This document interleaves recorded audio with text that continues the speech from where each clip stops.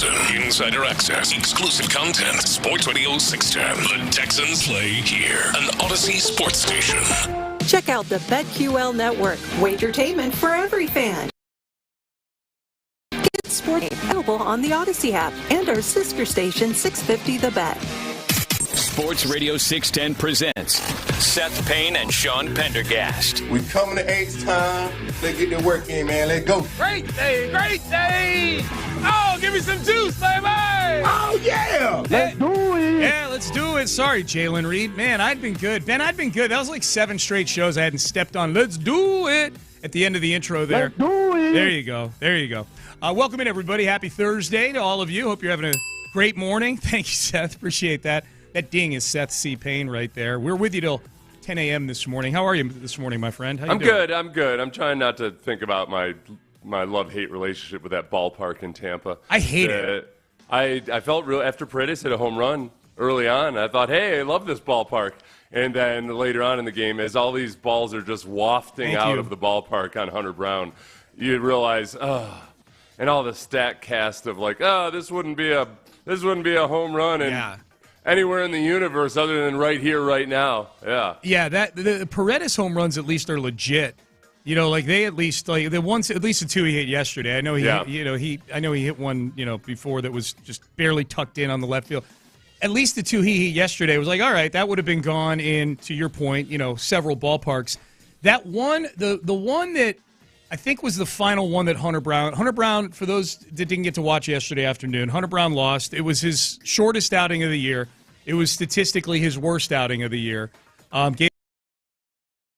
Gave up a couple innings, and in the 5th inning, gave up some home runs. And that home run by Brandon Lowe, the one that off the bat, it looked like a pop-up. Like on the regular feed from behind the pitcher, you're like, all right, well that's a little can of corn to right field right there. And even Todd Callis and Jeff Blum on the game, they're like, oh, here's a fly ball to right field, and wow, I forget if it was Jake or whoever going back to the fence. Like, wow, he's going back. He's continuing to go back, and oh, well, that just landed in the stands right there. And at that point, I was like, let's get the hell out of here. Let's go home. So on that home run, it not to get overly nerdy here, but it had a 47-degree launch angle. So just typically for a home run, ideally you're somewhere around 25 to 30 degrees. So it was a pop-up. It was the only home run in Major League Baseball this year that was a home with a 47-degree launch angle. It was a pop-up. Oh, was it really? It's the only one. Okay, I didn't realize it was that was it. That was that big an outlier. Okay, how about this for a stat on that home run? 320 feet, which that happens. Home runs land in the first row somewhat frequently. Did you see this? An expected batting average on that home run of 0-1-0. Yeah. Not 100. Hey, not 100. A batting average of 10. Yeah, Rays pitchers are dealing with the same dynamic. The Rays pitchers are just lucky enough to be going up against one of the worst home run hitting teams in America. That's fair. As a baseball writer would put it. Yeah. When the Astros there were 6 teams that had produced fewer home runs than them. What are you telling me? Okay, they're 7th in home runs total. Yeah, 7th worst. And they awoke with that yesterday. They awoke with that. Yeah. Okay. So I don't know that was still the dynamic while they were sleeping too, right? Like them waking up didn't. There's something about saying they awoke with it that makes sports writers feel like they're the young Hemingways somehow or something. Yeah, like, they're sprinkling extra sugar on this prose of yours. Yeah, awoke. Oh wow. It's baseball writers all over the place. I don't know what started this trend. It's all over the place. It's an epidemic of teams awoke with such and such stat. Yeah, that stat. And they never tell you exactly what the stat is. No. They tell you how many people were above or below you when you awoke. Then you allow the reader to do the math. They hand you a Sudoku to figure out what the stat is that they're saying there. So at any rate, the Astros lose yesterday. They are now, as of last night when I checked, 3.5 back of Seattle. So we still get our narrative that I wanted going into this series, Seth, against Seattle this weekend, where, hey, Astros could walk out in first place. Seth, they could awake on Monday morning in first place. Mathematically right now, they sweep the Mariners at home this weekend. You said it wrong. They awoke that morning with 4 teams below them in the standings. You can't just make it simple. Sorry, you have to say they awoke resting somewhere between 0 and 5, but 4 were ranked from 2 to 5. Yep. Yes. So Seattle comes to town this week. It's good to get out of Tampa for sure. And when watching these home runs just kind of drift out of the ballpark, let's get out of here. Game homestand coming up, which we'll talk about. They've got a real opportunity here, just not Seattle so much. Like, Seattle's a good baseball team. This should be a fun series. It's Star Wars weekend for those who are into Star Wars. I'm one of those people. So there's that. But after that, they play the A's for 2 games. They have Tampa coming back here for 4. They have a 10-game homestand coming up. And starting with that A's 2-game series, they play a 25-game stretch in the month of June, mostly the month of June, where there's not a lot of hard teams on there. Like, the best teams in that stretch are teams like Cleveland and Minnesota that are a game above them in the wild card standings right now. There's no killers on there. So maybe they can make some hay, but it's going to be awfully hard to do if they keep losing one pitcher each week to elbow problems. It's bad, man. It's bad. So Ronel Blanco with elbow discomfort, we know what that means. 17 weeks from now, we'll get news from the Astros that, Blanco had UCL surgery a month ago, actually. Sorry, I forgot to tell you. That I'm not optimistic about elbow discomfort. Wisniewski recently of elbow discomfort, and now Blanco. Well, it's funny because of the pitchers that have been, the ones on the radar here, the ones at the major league level or prominent prospects, whatever, for the Astros over the last few years, going back to 2022, that have had news of elbow discomfort that has ended in Tommy John surgery. If indeed it goes that way for Blanco, which I have no reason to believe it won't based on history, that's Luis Garcia and Jose Urquidy at about this time, Christian Javier midway through last season, and then this season, within a week of each other, Hayden Wisniewski and Ronel Blanco, your number 4 and 5 starters coming into the season. Wisniewski is now out for sure with Tommy John. Ronel Blanco, I'm not optimistic about this. Ironically, the only one of these elbow guys, because J.P. France is a shoulder that's keeping him out. Ironically, the only one of these elbow guys over the last 3 years or so that hasn't needed Tommy John, technically it's not needed Tommy John, is Lance McCullers, who had already had Tommy John, and whatever he had kept him out for 2.5 years. And so the question is, all right, do the Astros have a specific Tommy John injury, UCL, torn UCL. Is the organization doing something? There's fewer than 30 a year in Major League Baseball. So, I mean, that could be random chance that you just had really bad luck and you've had more than one a year here in the last few years. It could just be random bad luck. So I don't want to lean too hard into that, other than that, man, the Astros do a lot of things differently on the pitching front in terms of their training and how they evaluate things. So maybe there is something to it. Well, it could be, and with every one of these guys, it feels like, with every one of them, going back to 2023, and this is with every single one of these guys, I feel like you and I said at one point, whether it was you and I making the observation or reading somebody who made the observation, was that, hey, these guys are all creeping up to innings workloads that they've never had before. Yeah. And it may just be something as simple as that, like Christian Javier, as he had in a season before, and the arm's just not used to it, and it gives way. I have no idea. All I know for the 2025 season, this is bad. You nailed it. Like, that's the observation here. Like, your starting rotation coming into the season was Framber Valdez, Hunter Brown, Spencer Arrighetti, Ronel Blanco, and Hayden Wisniewski. One of those guys is out for the year with Tommy John surgery. One of them just got flown back to Houston with elbow surgery. One of them has a broken bone in his hand that seems to be taking a really long time to heal, and he's going to need a few rehab starts. Yeah. So now you're down to basically Hunter Brown and Framber Valdez and whatever version of Lance McCullers this is, and this express train going back and forth from Sugar Land to Houston for the next however many weeks. Like, I don't know. I mean, at this point, I'm feeling like if they're hanging around in this race, we're going to see another trade again at some point here. Yeah, I know. At some point, the Astros have done a great job bringing these young guys up. But at some point, Brandon Walter and like the other smattering of the guy. Oh, there's a guy down in Double-A right now. How do you pronounce his name? Ulioga or something? Okay.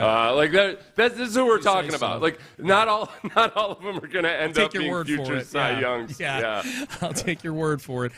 Text message, people weighing in early here. Maybe the MRI machine the Astros use has a fault in it where it looks like it shows damage to the elbow. In reality, it's just an error.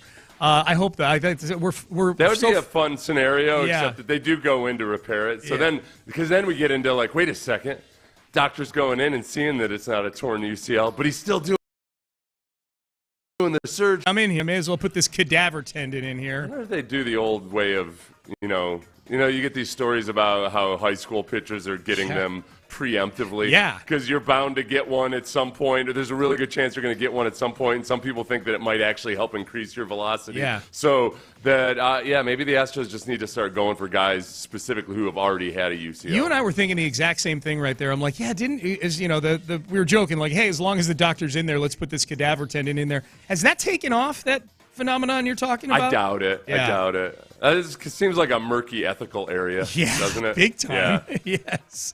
Not that there aren't doctors that are willing to push the envelope when it comes to sports medicine. But especially if the kid doesn't want to do it, but the parent is like, no. Yeah. You got a lot of talent. You're going to get this cadaver. We're going to fix you up good. Right. Daddy doesn't have a retirement plan. Oh, my God.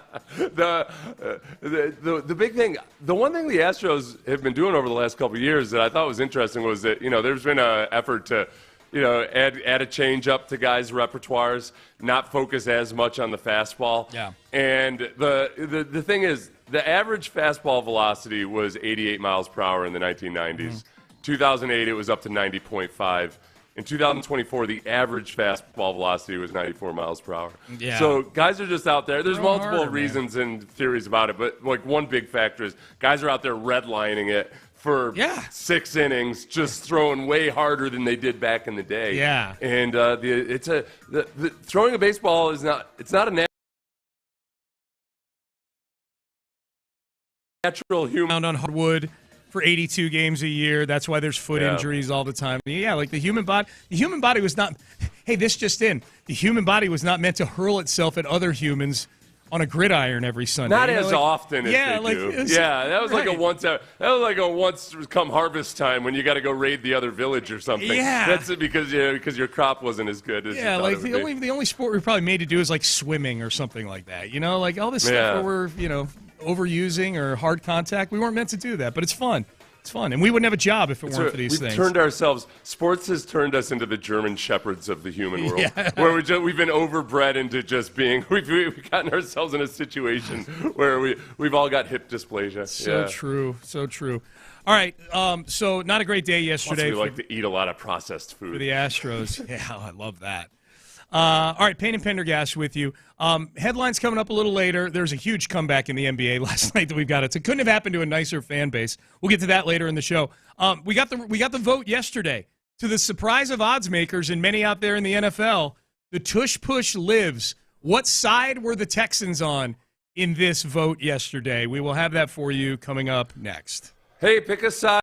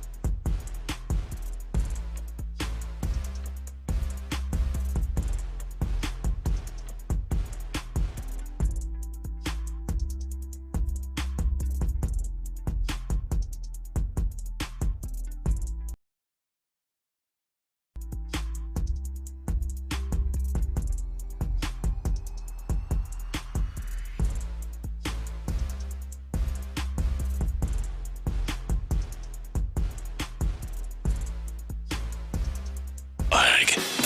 Live from the Mokaram Injury Lawyers Studios, Sports Radio 610 presents Payne and Pendergast. All right, the Tush Push lives. It survived. Remember yesterday we were going through the odds. The odds makers had said, nope, this thing is getting banned from the sport. In fact, we're so confident it's going to get banned, you need to put up $400 just to win $100. That's how confident we are.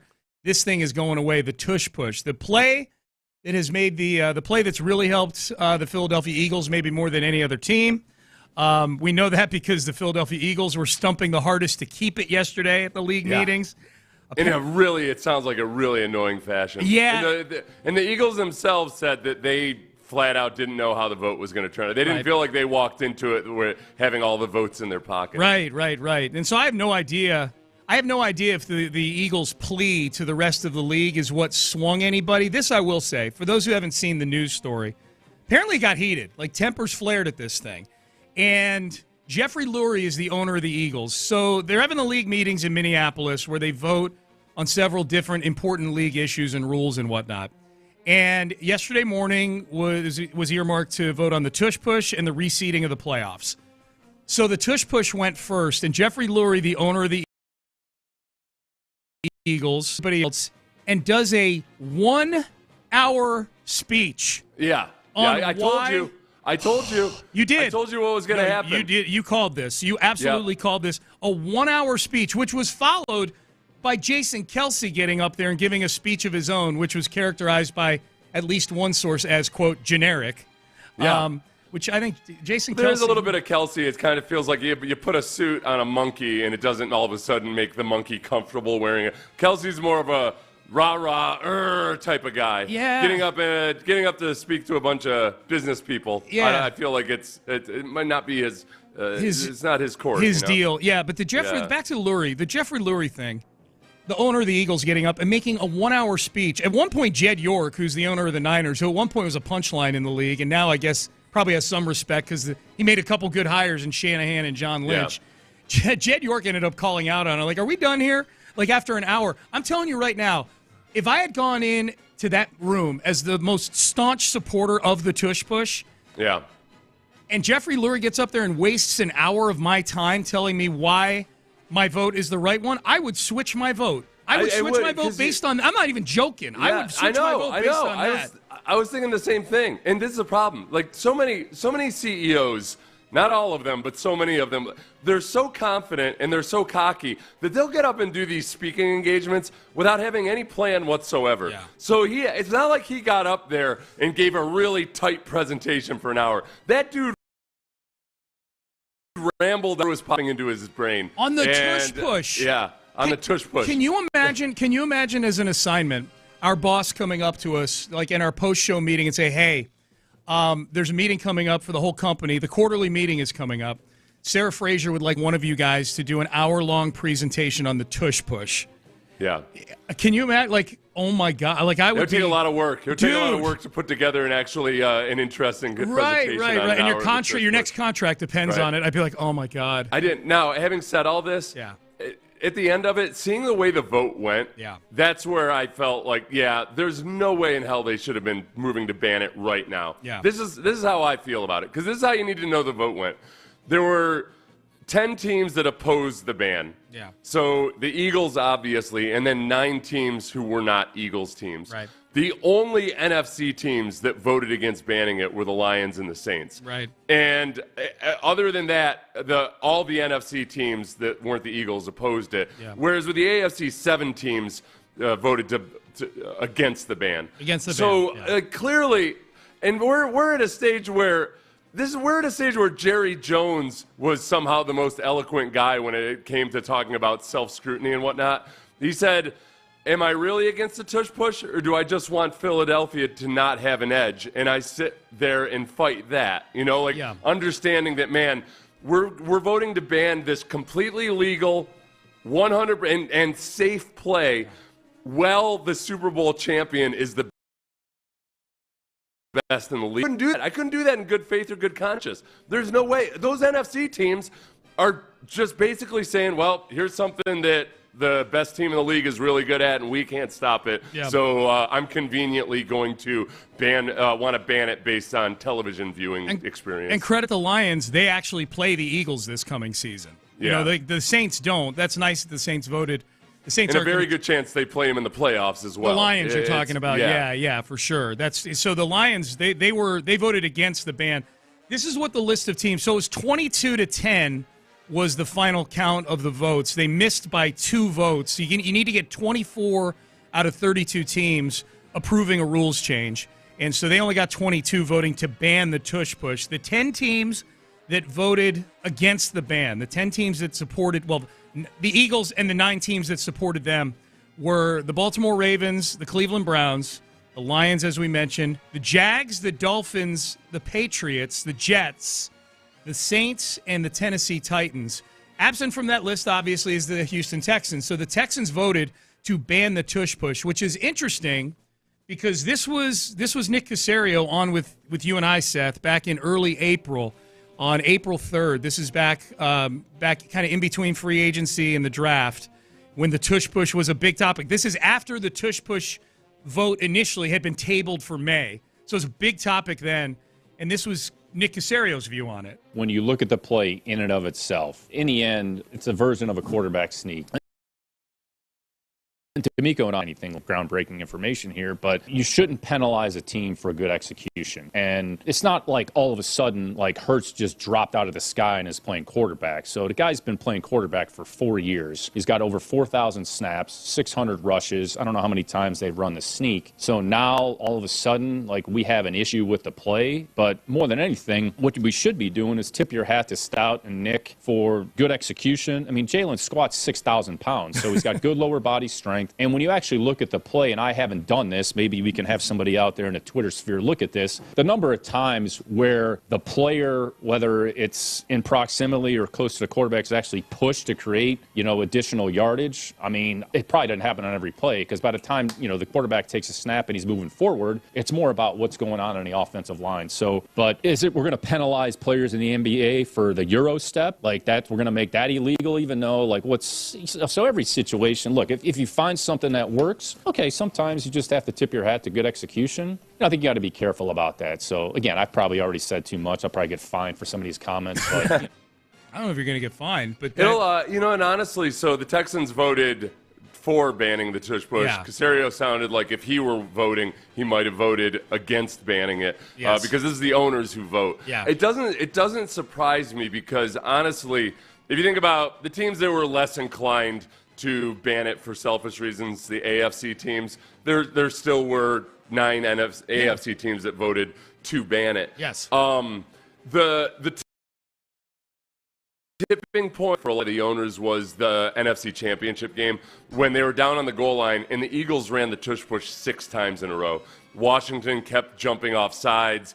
The officials got up and said that if there was another penalty by Washington, we will award Philadelphia a touchdown. I mean, it was a fiasco, and it was a really hard watch. It was annoying as hell. There wasn't the drama that you might expect in a moment like that. No. If I told you, hey, they're gonna attempt 6 times right down at the 1-inch line to get in, you'd think, oh, there's a lot of drama there. No, it felt like a legal proceeding. Yeah. It felt like watching recent seasons of Yellowstone. Yeah. You're just like, okay, all right, you're drowning me in all this.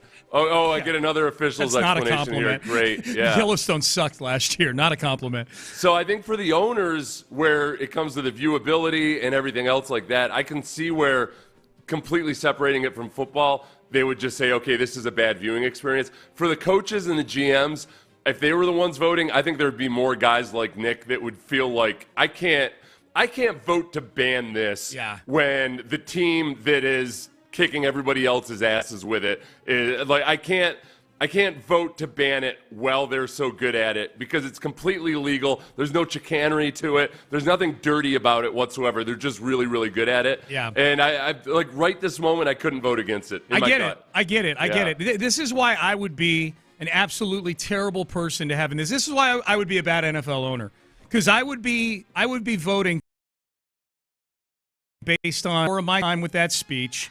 Yeah. Jason Kelce getting up there and clearly not entertaining me. He was generic. You know what else I would base it on, Seth? And I wonder if there's NFL teams that feel petty like this.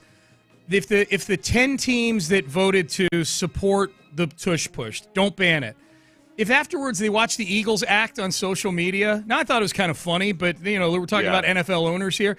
The Eagles social media team, it was really funny.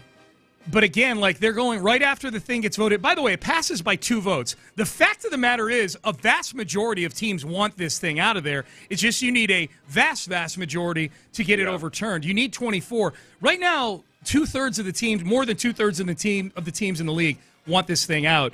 The Eagles went into full troll mode after they won a vote 10-22, I'll call it. They put up a 26-minute YouTube of tush pushes. Kind of funny. They put up a graphic of Jalen Hurts, under center, like this really dramatic, and it was against the Packers, I believe, which makes it even more ironic. The Packers are the ones who proposed this rules change, proposed the ban. At the urging of other owners, because the Packers don't have an actual owner, they were so the fall guy for the Packers to do it. Yeah, they were the fall guy in this. But the graphic was Jalen Hurts against the Packers, and the graphic says, push on. There were several more. There was another graphic with that meme of the dude standing in front of a gravestone with the thumbs up, and on the gravestone they put the ban of the tush push. So there'd be part of me, I could see where there'd be part of a few NFL owners too, and all it needs to be is 2 of them if they ever vote on this thing again. You don't need to taunt the rest of the league like you won this thing in a landslide. If 2 of us change our mind, then your memes look really, really stupid. So I would be a bad person in that room. My petty flag would be flying in that room. I'm telling you right now. I think the Eagles might have had a more emphatic vote, and again, this would have worked way better with the coaches and GMs. But I think it would have been effective for the owners as well. Is if they just would have gone old school, like, oh, what are you chicken? What are you, yellow? Yeah. Oh, you guys are afraid of a fight, are you? Now, some owners would chafe against that and vote to ban it specifically for it. But I think there'd be enough. Few there in the middle. They would be like, you know what? They're right. My daddy used to he taught me different than this. Yep. That's how most NFL I got to be a real man about this. I got to be a real man about this tush. But it would have been better than listening to Jeffrey Lurie pontificate for an hour. For an hour right now. Oh my God. Jason Kelce, though, I guess one of the big reasons they wanted him to speak was that there's this narrative out there or belief that one of the reasons Jason Kelce retired was because he was tired of the beating that he took in the tush push. Partly fueled by Jason Kelce himself talking about how much it sucks to be the center on that play. Yeah. So he got up there and he said something along the lines of, "Hey, if I could come back and run it 60 times a game, I would." Yeah. Like trying to show how little he's actually really cool with the play. Yeah. At the same time, I feel like that the way I read the quote initially, it sounds like, boy, this is exactly what the owners would want to ban for. Yeah.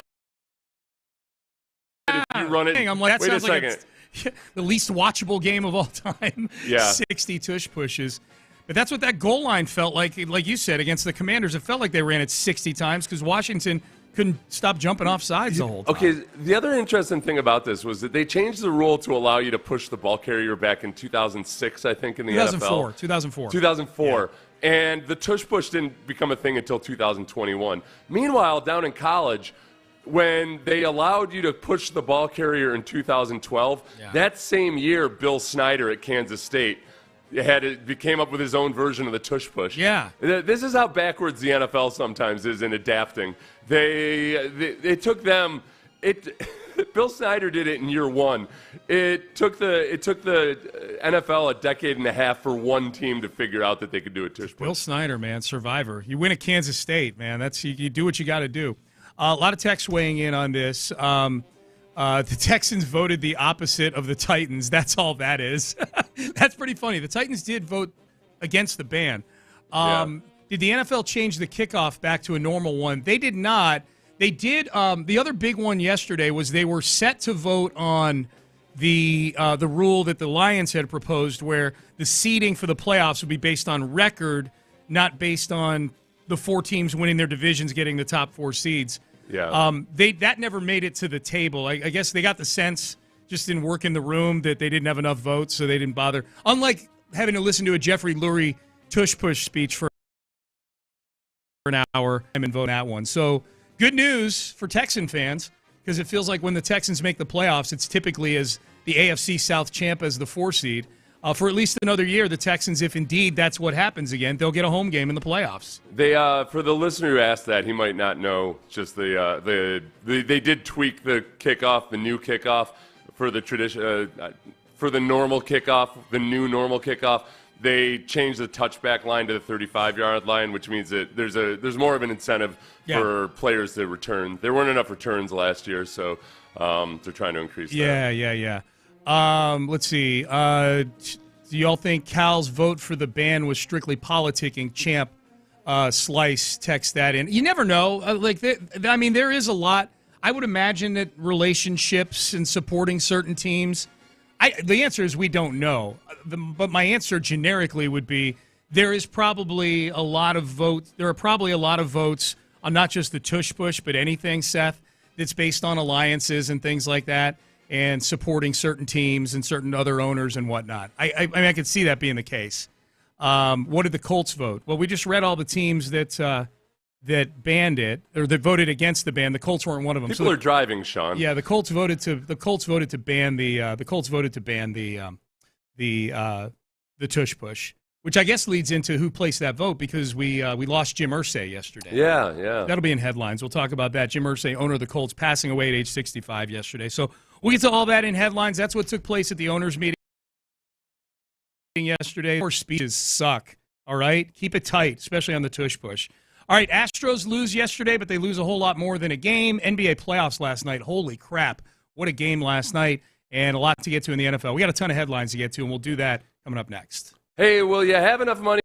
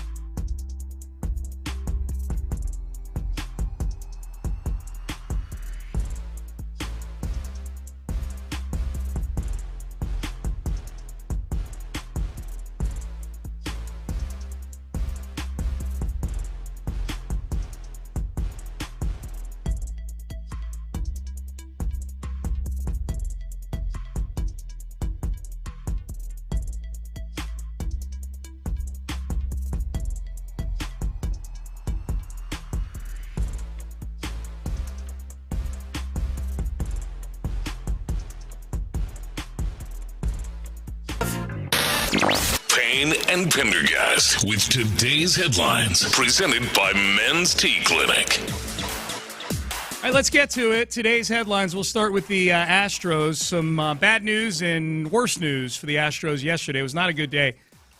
You count on the Hunter Brown starts being the ones where you can overcome the lack of offense, but yesterday was not the case. Hunter Brown, not great. Gave up 5 runs in 5 innings. The Astros lose 8-4 to the Tampa Bay Rays. So the Rays take 2 out of 3 from the Astros. The Astros still above 500. They're 25-24, but they got the Mariners coming to town this weekend, which is Mariners good team, first place in the division. There's a real opportunity here. The Astros 3.5 back to make up an opportunity for one of two things to happen: either make up some ground or daylight between them and the Astros here this weekend. Because Hunter Brown started yesterday, Seth. He will not start against the Seattle Mariners this weekend. Yeah. So you're going into this series without your best starting pitcher starting one of these 4 games, unfortunately. And if they had started Hunter Brown on Tuesday, which they could have, that would have been his normal rest on Tuesday, then he could have pitched on Sunday in this upcoming series. But it is what it is now. You're going into the Seattle series really paddling upstream because of the other bit of news. Ronel Blanco, turns out, was sent back to Houston earlier this week with elbow soreness. Elbow discomfort. Yes. I guess the one thing they could do to help out their pitching staff right now is if Yordan Alvarez comes back during this series. Yes. That would be nice. If Yordan Alvarez, A, comes back, and B, looks more like classic Yordan Alvarez. Yeah. That's this. Yes. We're doing a circle of trust today, and 7:20. This is one of the dark days of a circle of trust. Do you There's think gonna be some hard emotional decisions here? We're doing it at 7:20. Do we have anything planned for the other? At 7:20, that segment ends at 7:37. Do we have anything else planned for like the other 14 minutes of that segment? I mean, the circle of trust shouldn't take very long. There aren't many guys we trust right now. No, it's just going to be me. I can't even. Usually when I don't put Jose Altuve in the circle of trust, it's a drawn-out affair. It's really hard for me to do Okay, well, that. then that'll eat up the whole segment then. I said usually. So, yeah, we'll see. Let's put another topic there on the back end. Yeah, I'm going to tell you about the uncomfortable text I got from Reggie Attitula. Oh, okay. I am putting that in on the back end. Okay, good. Is Reggie Attitula in the 6th? I will not even read it on the air. I won't do that. Okay, you won't read it, but you're going to at least kind of tell us about it? But I'm going to explain the situation. Okay. Gotcha. Okay, gotcha. NBA playoffs last night. I love this. So prior to last night, there had been 970 teams that had trailed by 14 points or more with 2:50 to go in a playoff game in the last 27 years. So this goes back to the late 1900s, the late 1990s. 970 teams have been in that situation. None of them had ever won the game. 0-970 until last night when the Pacers came back from down 14 with 2:50 to go against the New York Knicks in Madison Square Garden to win in overtime, 138-135. Tyrese Halliburton hit what looked like a 3. The Pacers are down 2 with the last shot, and Tyrese Halliburton hit what looked like a game-winning 3. This thing hits the back rim and goes. I don't think I've ever seen a shot that ended up going in bounce higher off the rim in my life. This thing went 15 feet in the air and just went swish right back down through. Looked like a 3. Tyrese Halliburton gives the Reggie Miller choke sign to the New York crowd. Reggie Miller's there calling the game. Like, this is cinema, as they like to say. Like, this is amazing. Problem, foot on the line. We're going to overtime, which they ended up closing the deal. Thank God for Tyrese Halliburton. But, man, couldn't have happened to a nicer fan base, Seth. Yeah. The Knicks. Throwing garbage at Tyrese Halliburton. Yeah, so the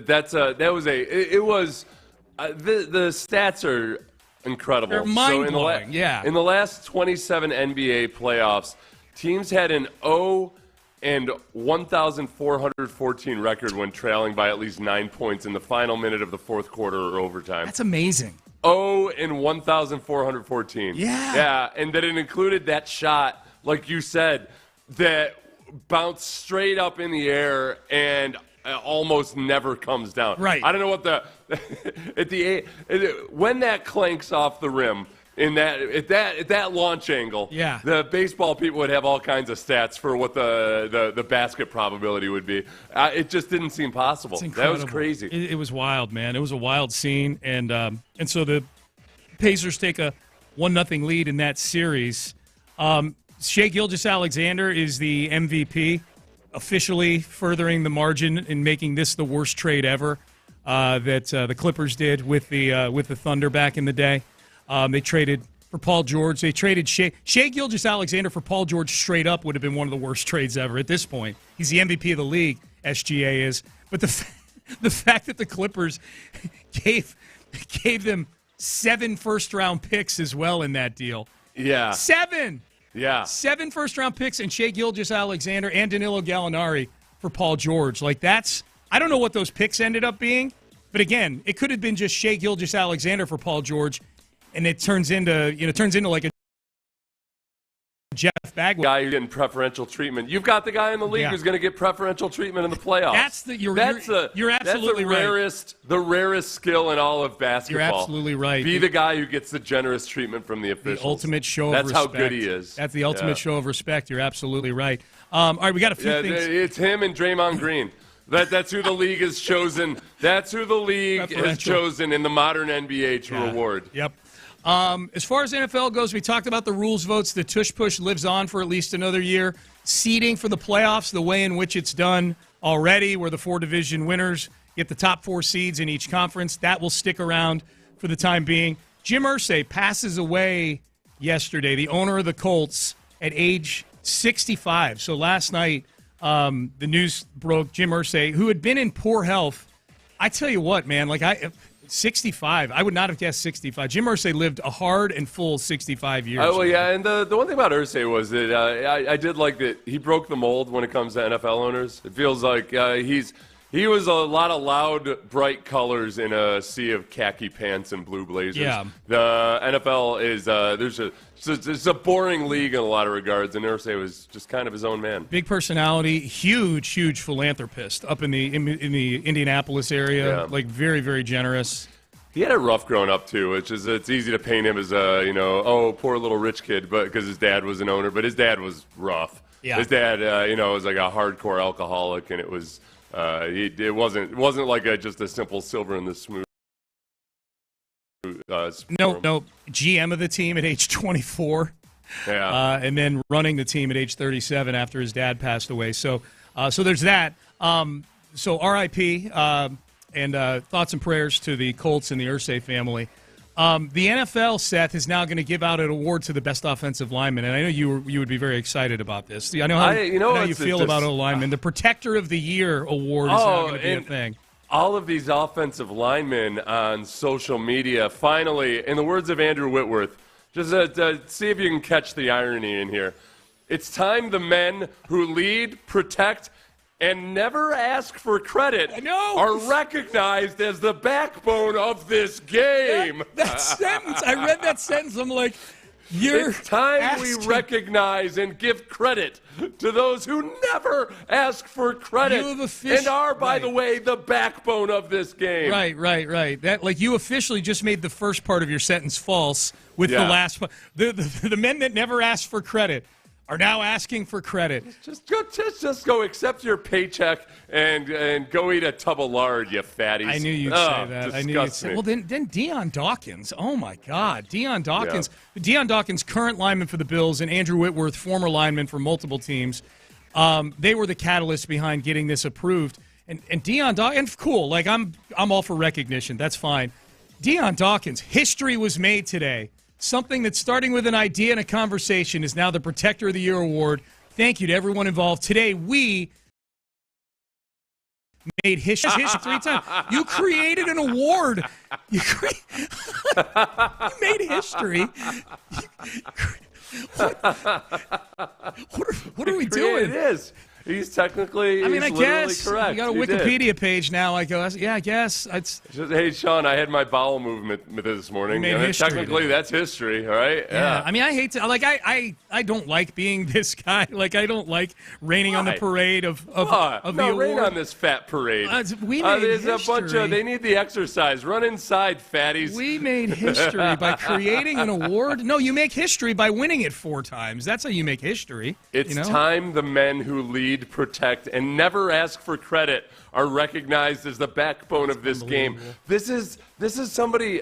Is he talking about firefighters? Is he talking about first responders of some variety? Right. Nurses? Oh. No. Multi-millionaire NFL offensive lineman. It's finally time.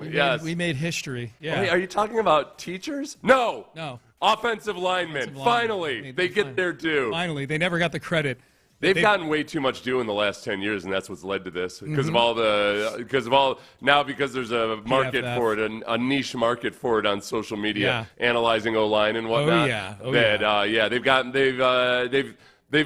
got their muffin topping out pretty proudly Love now. That muffin topping. Congrats to Kelvin Sampson. Gets a contract extension for the next several years, I believe through 2029 at the University of Houston. Well deserved, Kelvin Sampson. Coming up, right. Did they make history by giving him that? He never asked for credit. All right. The NFL. One of the things they did this year was, or this week, was approve NFL players playing flag football. Is this something that NFL players look at the same way basketball players do, where it is an honor they really do want to add to their resume? And what would the dream team look like for the Summer Olympic flag football team? Would there be a Texan on this dream team? In my opinion, there would be. We'll talk about that coming up next. Academy.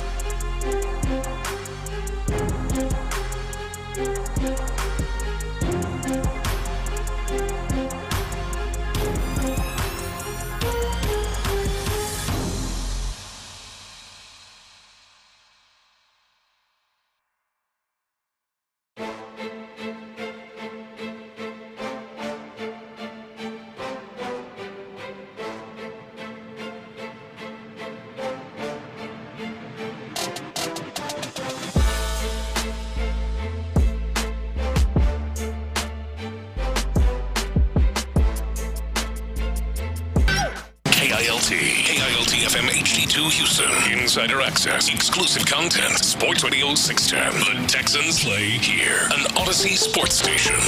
Sports Radio 610 presents Payne and Pendergast. It's crazy watching sequentially all the things that had to happen for the Pacers to win that game last night. It's on the TV in our studio right now. Man, what an NBA playoff game that was. Pacers beat overtime, and the Pacers were down by 14 or 17 with under 3 minutes to go. They came back and won the game. There hasn't been a comeback like that in the last 27 years of the NBA. Over 1,000 instances where you've been down by that much with a minute remaining in the fourth quarter. Yes. Nobody has come back like that in the NBA playoffs. And it happened on the road. Yeah. It happened in New York. You did it in front of Knicks fans. In front of the worst fan base in the NBA. They've taken that mantle from. I don't know who they've taken it from. I just know I've watched their act on social media the last 2-3 weeks, and I'm like, these are horrible people right here. All their fake celebrity fans that only go because they get good seats. Yeah. Knicks have an entire department devoted to giving tickets to celebrities. Yeah, that was fun. That was fun last night. All right, flag football in the Summer Olympics in 2028 is a thing. It's going to happen, and there's going to be NFL players in it. I'm guessing this team is going to have some NFL players on. As you pointed out, it is a very different sport than actual football, and we've got guys that have been representing the United States forever playing flag football. But for marketing purposes, if nothing else, I think marketing purposes and the fact that there's 3 years leading up to this, so some of the NFL players that might be really interested in it, I think it's a fun way to do your off-season training. Yeah. Is learn the ins and outs of flag football. Right. So the more I think about it, just the sheer physical talent of guys like Jamar Chase is got to supersede some of the other guys that they've been playing flag football forever. I would expect there to be if they can get enough good players, then I would expect it to be mostly NFL players. But that's a big if. The timing of it is not good. It's not good, and yet it's the only time you can really do it. Like it's the perfect. Like if you're having to pick a part of the calendar year to do it, when it's happening is the Olympics that year are going to be from July, I think 14th through the 30th.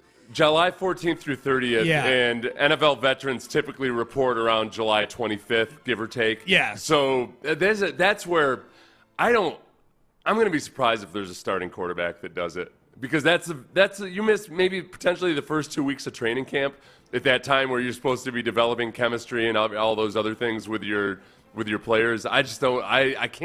I can't see a really good NFL quarterback saying, I'm going to go over and not just risk injury, but also just miss out on the first 2 weeks of camp. See, I think a majority of them think the way you do, but all it takes is one to not think the way you do. They're right there, and I don't think a team is going to stop them. The NFL is embracing this, obviously. The NFL, we need to take a step back, I guess. Like, the NFL is into flag football, period. They are partnered with flag football. Boy, the number of press releases that we get from the Texans about their support of flag football here locally. They've got the big girls flag football championship that was going on a week or so ago, and I think it's great.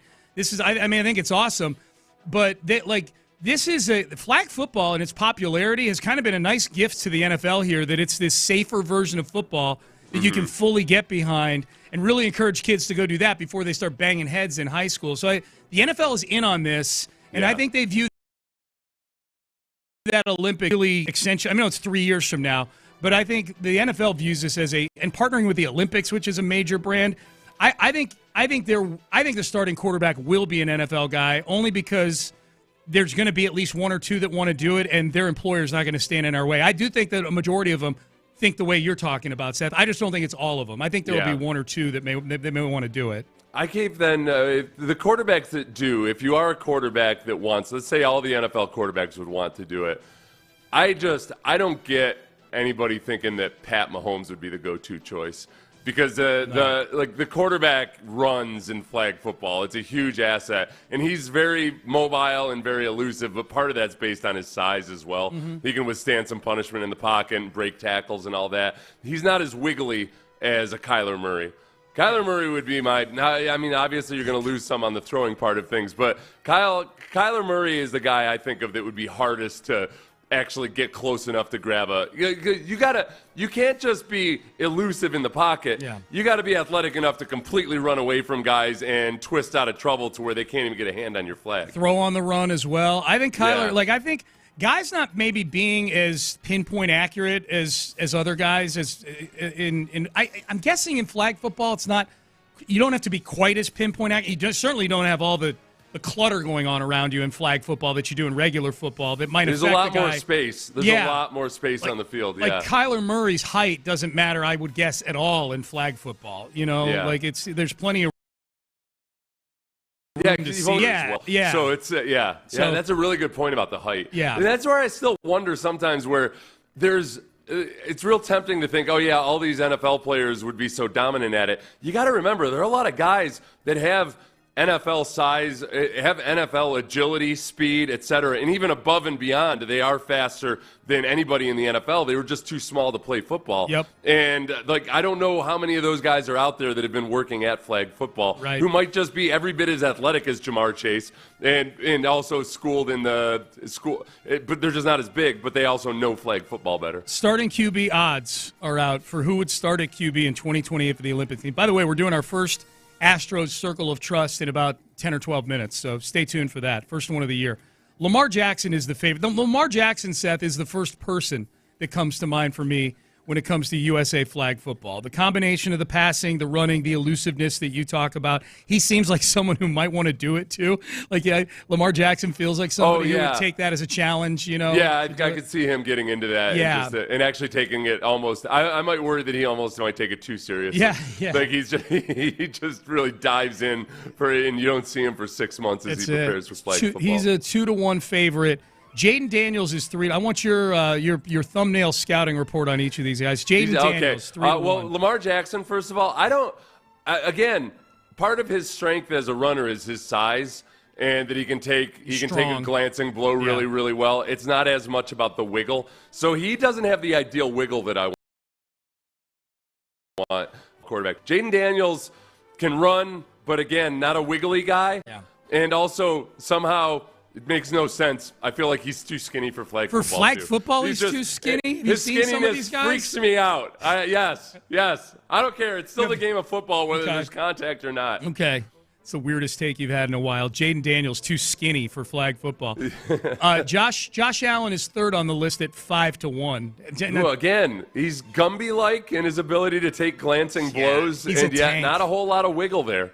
The wiggle factor has been low on a lot of the favorites. Yeah. Oh, no, now fourth on the list. Your Kyler Murray is 6-1, right? Kyler, you kind of made a nice case for. I'm kind of feeling Kyler as the quarterback of this thing, and Kyler does seem like a guy who would want to do flag football as well. Yeah, especially if there's a video game version of it. He'll be all into it. Oh, yeah, for sure. 6-1. Mahomes, you mentioned, he's 8-1. Mahomes is like 15th on my list right now. Yeah. So obviously no wiggle, can run, but just not in a flag football manner. I just don't need more Patrick Mahomes in my life. That's all. I don't root for Patrick Mahomes. When they put the dream team together, I'm like, oh man, I got to root for LeBron. All right, I guess we're doing this. Right, and it has Pat Mahomes. Like, is he who we want to present as the face of American football what to are you talking foreigners? about? I feel like, I don't. It's flag football time. It's flag football time in L.A. Kyler Murray can talk to some of these international sports reporters who at least cover baseball and know baseball. Yeah. They might have some conversation. That's true. Yeah. Jalen Hurts, 10-1. We're going to get to CJ's coming up in a minute here, for those wondering. Jalen Hurts, 10-1. I feel like, that's a running quarterback, but that's not a – He's lacking in the wiggle. He's a straight ahead. He's the John Riggins of athletic NFL. There's no tush pushes in flag football. There's a tush push that you just reach around and grab his flag. Yeah, and then comes C.J. Stroud, who is tied with Bo Nix and Joe Burrow at 12-1 on this list. So C.J. Stroud, not a chance in hell. Don't get your grubby hands off. Get your grubby. The fraught with fraud and bribery and everything else, Olympic Committee hands off of my C.J. Stroud. He doesn't need to be around. Sean, this is the problem with the Olympics. Constantly, always tainted with all of these accusations of people accepting bribes, doing things shady this way, that way. It's not pure enough for our C.J. Stroud. Yeah. Sean. Yeah. He's the driven snow, C.J. Stroud. Text page weighing in heavy on this one. Burrow wants to be Mr. International. Why don't you send him to the Olympics? That's true. He did say yesterday he's mad the Bengals didn't get a global game because he's been doing his best to promote the game globally for the last 18 months by playing football, I guess. I wonder if you go with Mahomes or CJ, if you talk about his ball placement and his accuracy and everything, I wonder if there are quarterbacks in flag football who aren't that athletic that do really well. And there is so much space on the field that that the accuracy supersedes the athleticism. Maybe I'm too hung up on the athleticism. Yeah, I mean he would be. I think CJ he'd be dealing out there, man, for sure. I think he's. I don't want him to play. I don't want any of the Texans to play in it, like especially the guys who've had injury histories, right? I mean, there's a short list of guys on the Texans where I'm like, nope. CJ's one of them, not because of injuries, just because he's the quarterback. But I think Derek Stingley Jr. might be one of the best fits in the entire NFL for this thing. When you consider the fact that it's 5-on-5, it's a 10-man roster, and so you need some guys on that roster that can probably play both ways, just in a pinch. Like I think Travis Hunter, if he wants to play, is a lock to make the Olympic team in 3 years, provided that he's just not a complete NFL bust. And he wants to play. He's going to be on that team. I think Derek Stingley Jr. would be a fantastic. I know he'll be 3 years older, but he's only 24 right now. He'll still be 27 years old. I think he'd be a tremendous fit playing both ways on a flag football team, Derek Stingley. But I don't, especially him. I don't want him anywhere near. Nico Collins, don't want him anywhere near. Now, this again, it's 3 years from now, but these are all guys I anticipate still being on the Texans in 3 years. I guess that would be the question. If Nico Collins and Derek Stingley spend the next 3 years, neither of them missing a game the entire time. Yeah. And do you still feel good about them then? That's where. And I definitely don't want them going. Do you still feel hesitant then? Yeah. Yes. I might even feel more hesitant then if they've played 3 straight seasons because I'm like, man, now we're tempting. The other dynamic here is that guys play both ways quite a bit. Wide receivers play defensive back and vice versa because there's only 10 guys on a roster. 5 guys on the field, 10 guys on the roster. You got a quarterback. So I wonder, I think that there might be more defensive backs than people expect. Oh, yeah. Like Derek Stingley and his ball skills, you could really easily see him being a threat as a wide receiver. Yep. Obviously his route running wouldn't be as good, but some of these wide receivers are going to be extreme liabilities as defensive backs. Yeah, that's a good point. So you gotta try to figure out, okay, we can only have so many guys that can only play receiver. Yeah. I'd rather have a guy be locked down as a defensive back, but then also a plausible receiver than vice versa. Have you seen some of the names at the bottom of this odds board are hilarious. Like you see Matthew Stafford playing flag football, running around. Matthew Stafford 100-1, Geno Smith 125-1, Russell Wilson 125-1, Tom Brady 250-1. I saw some hot Brady takes out there, like a gold medal in flag football would just be the capper on his career. I'm like, he's going to be like 52 years old at that, but you've got to be joking that Tom Brady playing against all these young jitterbugs out there. You know what I mean? These water bugs. Aaron Rodgers at 500-1. I'm telling you right now, if Aaron Rodgers is the quarterback for Team USA, I am rooting against Team USA. I'm going to be waving whatever flag's going. I'm rooting. That will be the one player that'll push me to rooting for some other country than the one that I live in right now. Yeah. Aaron Rodgers at quarterback. Nope. Sorry. And I know it's not going to happen. But this is what Steeler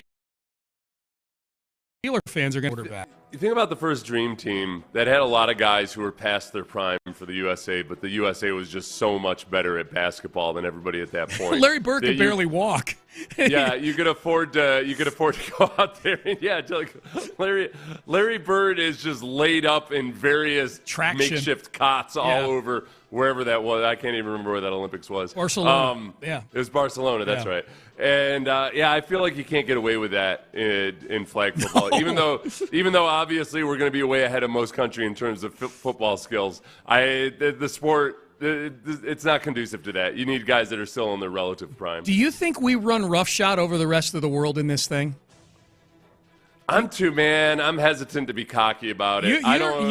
You're probably, of all the people I've talked about with this, you've probably given the most respect to the sport, like the people that have already been in it for a long time. Right. And then it doesn't, and that's not just the USA. There's other countries that have been playing flag football. It's just because it is a completely different sport. I feel like it would be like trying to, handicap which baseball players are going to be the best cricket players. Yeah. All right, there's a lot of similarities, but I know there's a lot of differences too. And I have zero clue exactly how the guys transfer the skills. And that I don't think even the guys who would be good cricket players aren't going to just step right in and be better than the world's best cricket players. Yeah, see, that's why I'm hesitant to just say that the current guys are going to get displaced so quickly. Minus 300 is great value, though. I don't know if you saw that, Seth. Well, the U.S. to win this thing is a paltry 300 to win $100 on the sport, a version of the sport that we invented here in the United States. Those do seem like pretty good odds. Well, the other thing, too, is in basketball, one of the reasons the international teams got more competitive was because they've got more guys actually playing in the NBA. Yes. So now it's NBA players playing against NBA players, where this isn't going to be nearly as much. I don't know how many skill position players are in the NFL who can go play for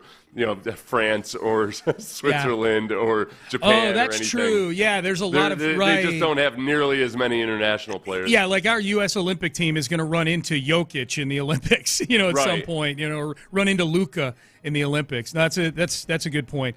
Minus 300 feels like stealing right now. Feels like stealing. Hey, speaking of Aaron Rodgers, we're going to get to the circle of trust here in just a second. Matt LaFleur was on Kay Adams' podcast, on her show.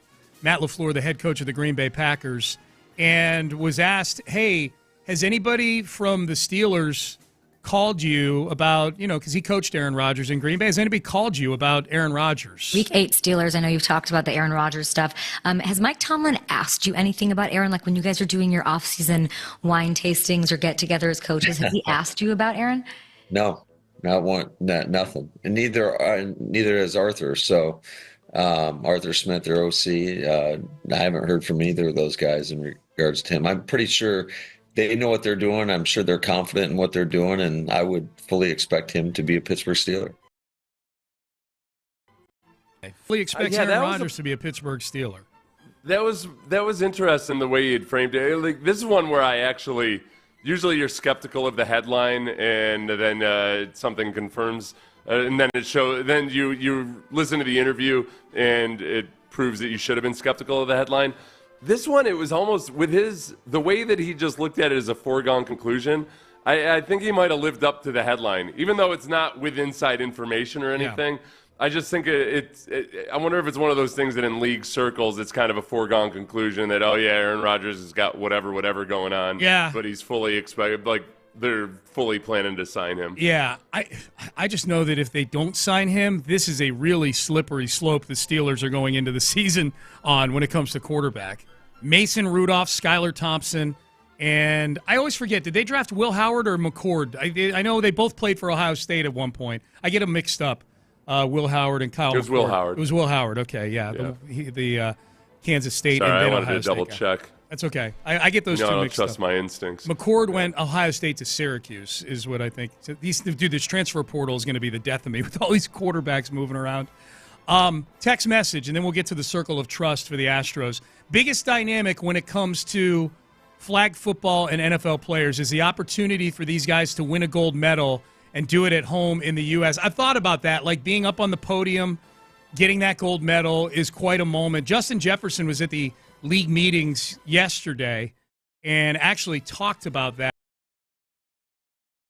play for USA. Think about the chances of playing in the Olympics and getting a gold medal is a dream. Just reverting back to being a kid and watching the track and field meets, watching basketball win the gold medal. So that's something that as a kid I always wanted to be a part of, but football wasn't globally. So now that we're expanding the game and we're going more globally, it's pretty cool. It's pretty cool. Yeah, that's the one thing, Seth, that I had not thought about with this. Like, that is something, you can talk about the Olympics getting, monetized. It's commercial. It doesn't really feel like amateur anymore. There's scandal. There's everything else. that moment of standing up on the podium still hits huge. Yeah, that would be pretty cool. The national anthem playing and whatnot. Yeah. That's I guess the fact that it's not an amateur and it hasn't been an amateur in a long time in the Olympics. I guess it doesn't feel the same for us as it used to feel. Right. Because now it's the exact opposite. It's that you got really, really rich people competing against some other people that are just kind of trying to scrape by playing whatever sport they're playing. Yeah. But I think the part about I was most skeptical of American football ever making it big internationally because it's such a hard sport to pick up. Yeah. Basketball back in the day, if you could put a hoop up in a village and give a few kids a basketball, they're going to learn how to play basketball. American football has a lot more organization to it to where it's hard to ever see it really catching on. Flag football is the opposite. It's actually cheaper to set up than basketball because all you need is a football and then figure out some ropes to add to somebody to wear, and kids can play it out, in their backyards or in the street. Well, in the sandlot part of it, like they don't even need flags. Just go play two-hand touch football, and it's almost, it's at least a reasonable facsimile of it. Yeah, and two-hand shove if you're a real man. You hear me? On the street, not on grass, on concrete. Yeah. Yep, that's what we used to do on the hard scrabble streets of Simsbury, Connecticut. So there you go. Keep texting in 713-572-46. And a lot of people with ideas on who would make good dream team players for the United States in this thing. We'll get to some of your texts, but we haven't done one of these yet. Astros Circle of Trust. Let's get the job done here. When it comes to our favorite players, it comes down to one question. Can we trust you? See, if I can't trust you, then I have no choice but to put you right back outside the circle. Who's in, who's out? It's the Payne and Pendergast Astros Circle of Trust. All right, here we go, Seth. Astros Circle of Trust. We've gotten several jokes from people about this over the last several days, but really in the last 24 hours when I posted yesterday that we would be doing this. People are like... Yeah, and frankly, I'm disgusted with all of you. Just saying this is going to be the smallest diameter circle of trust ever. You could put the circle of trust on the at-bat circle. Yeah. Shouldn't take too long because there's an at-bat circle. At-bat circle is oddly shaped like a box. This is the show you come to for your baseball. I love that. Hey, do you notice this pitcher pitches with his left hand? Have you noticed that where the pitcher pitches from is raised up? There's a mound out there. So let's do this here. Let's do this. Astros Circle of Trust. I think, Seth, the way I'm laying this out here as we stand in our respective at-bat circles, yes. I've got the list of guys that are either definitely in or there's a discussion about. If we don't bring their name up, it means they're out. I think that's the easiest way to do this one because there is way more outside the circle of trust right now than belong inside the circle of trust. I'm going to save the most uncomfortable one for a little bit later, as you alluded to. There's a certain one we just don't like to debate. We'll save that. Yeah. Let's get the easy ones out of the way. Hunter Brown. Even yesterday notwithstanding. Yesterday notwithstanding. I blame that on the meteorological conditions. And the ballpark. Meteorological conditions? We know what you're talking about. Yeah, like that's he could have given up 8 runs in 2 innings yesterday. He's in the circle of trust. Like it's you don't just He's enough in this he's pitched so well that yes, the odd bad performance you just wipe it away. Yeah. Like Blummer was you slam it in the trunk. That's it, what he man. said. That's it. Like at a bad day of golf, you just slam the trunk door shut, drive home, and take it out on others. Yes. Agreed. Framber Valdez. In the circle of trust. In the circle of trust. Yep, I agree with you on that. Those are the only 2 starting pitchers that are in the circle of trust right now. Mm-hmm. I can't name the rest of them. Well, there's that. But Blanco, I think even Blanco, if he were healthy and up for his next start, I don't know if he's circle of trust worthy yet. He's had a couple. He's not slam dunk in the circle of trust. He's still those real sketchy performances aren't enough in the rearview mirror. Mm-hmm. Yeah. So he's not in there. Jeremy Pena. Circle of trust. I agree with you. So definite hardcore in circle of trust. And he's not been this emphatically in the circle of trust maybe ever just because of the offensive side of the ball. And he had to dredge himself out of what would have been non-circle of trust territory from early in the season. Yes. He's just been that good since he's been the leadoff. Yep. Leadoff, Jeremy Pena is 100% in the circle of trust. Yep. Jeremy Pena. Oh, I just read that one. Isaac Paredes. You're getting messed up by the Yainer Diaz I know, stuff. dude. Yeah. How many guys named Low or Lau on that team, too? When Yainer, what was it? Yainer trying to throw out Yandy yesterday, or he did throw out Yandy at first base. I'm like, oh, poor Dave Raymond. His head's going to explode. Yeah, Dave Raymond had a rough time with that in the combined booth on Sunday. Calling him Yandy. So Isaac Paredes. So Hunter Brown in, Framber Valdez in, Jeremy Pena in, Isaac Paredes. Yes, as everybody remembers, I've been since day one. Don't go back and check archives or anything. Just trust me, bro. I like. Yes. I think I was fine with them getting Paredes in that deal. You know, like Paredes has been.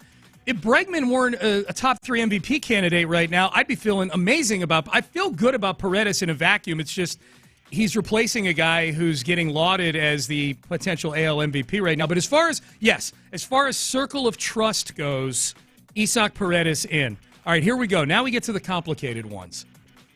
Jake Myers. Is Jake Myers in the circle of trust? You know what, Sean? Yeah. I know I've been burned on this before. I think we had him in there at the beginning of last season at one point.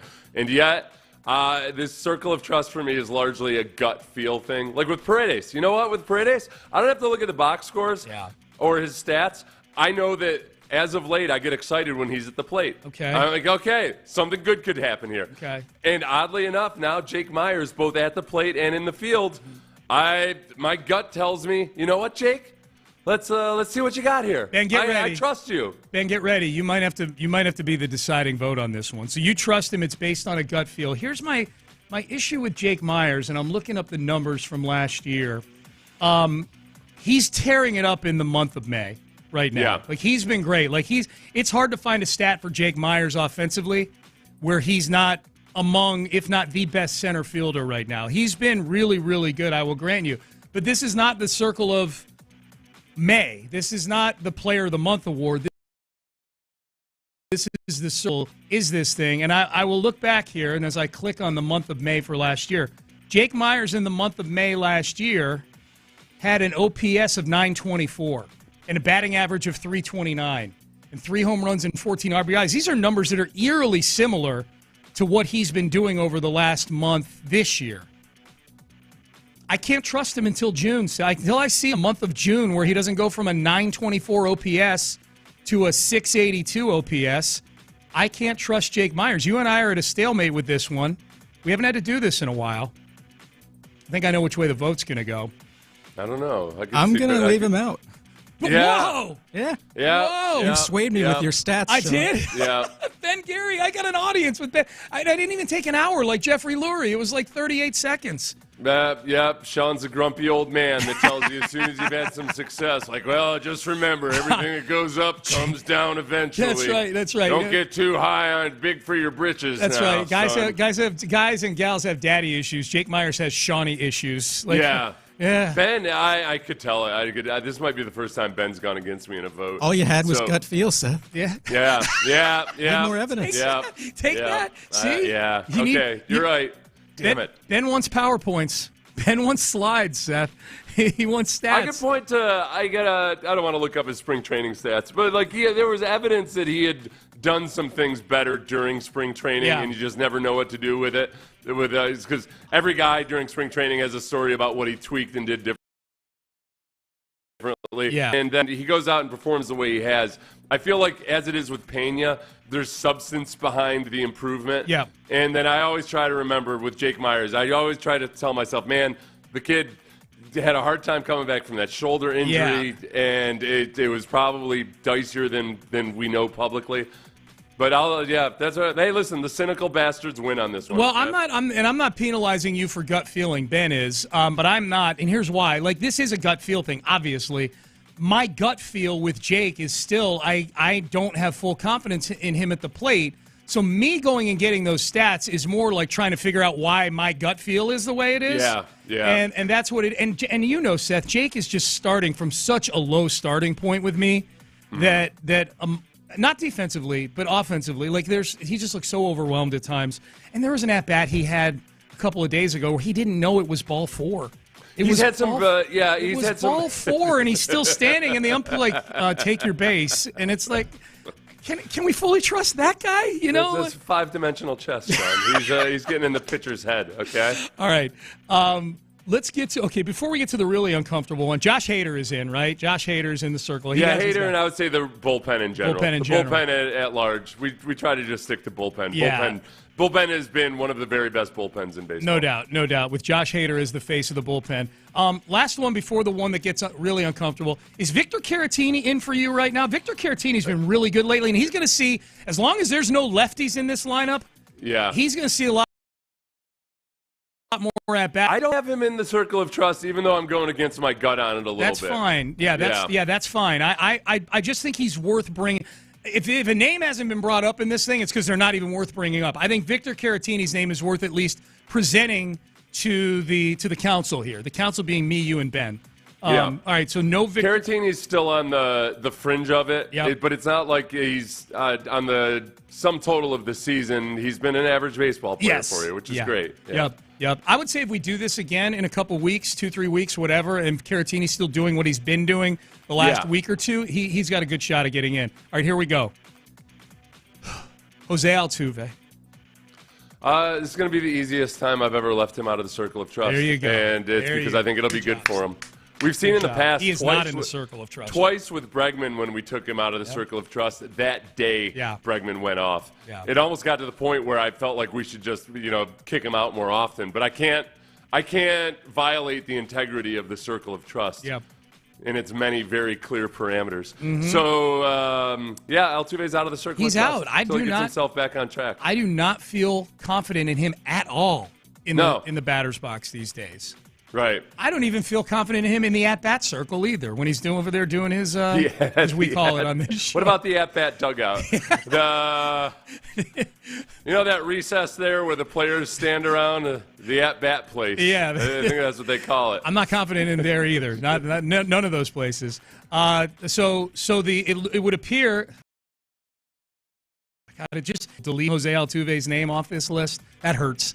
Hunter Brown, Framber Valdez, Jeremy Pena, Isaac Paredes, Josh Hader, and the Haderettes in the bullpen. That's rare. I saw when you went to go delete that on the show prep. For the first time, a pop-up actually popped up that said, "Are you sure?" That was, "Are you sure you want to delete this?" Like a little paper clip that used to pop up back in the day on a Windows computer. Yes. It said, "Are you sure?" Yeah. The change will not be permanent, but he is old. He is old. Yeah, he is.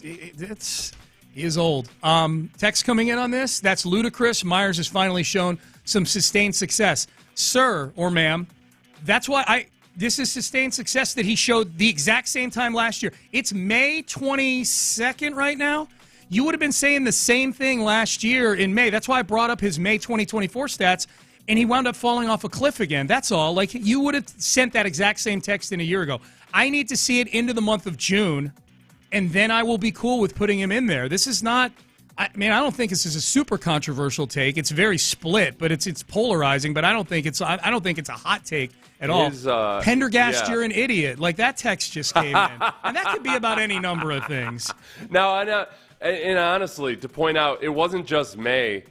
It was I did it reverse. Never mind. But like at this point last year, his stats for the sum total of the season were pretty good too, right? Yeah, I think so. I don't have. I just did the screen grab of 1 month. It looks like his OPS at the end of April was 7.8, and by the end of May, it was up to his 902 on May 22nd last year. Okay, so and probably went up from there. So he actually had better numbers. He had the elusive batting 300 with an OPS of 900 going through this point. A couple days ago, yeah. Oh, through through last year, yeah. But how did he end up? Like, he ended up with he ended up barely. You're like, I don't even know if I want to start this guy by the end of the year. His OPS by the end of the year was 646. Yeah. He had a 903 OPS in May, and he finished 646. So that's what I would tell you, Texter. Right, as far as sustained success, this time last year he was actually better. Yeah. His numbers were better than they are right Yeah, now. and it fell off a cliff. So when you say he finally has shown sustained success, this is your definition of it. He did it last year, too, and it didn't end well. I need to see it. I need to see more. That's all. I'm not anti-Jake Myers, and I'm happy for him that he's played the way he has. I hope he keeps doing this, and that you and I are having a conversation in July. Does he deserve to be on the All-Star team? I hope that that's the case. But the Circle of Trust is an elite group. An elite group from the best in the world. That's who puts this together. All right? We're not going to sacrifice quality here. If you've learned nothing from the college football playoffs, you should trust a couple of old dudes when they put together a list of what the best teams and or players are. Hell yeah.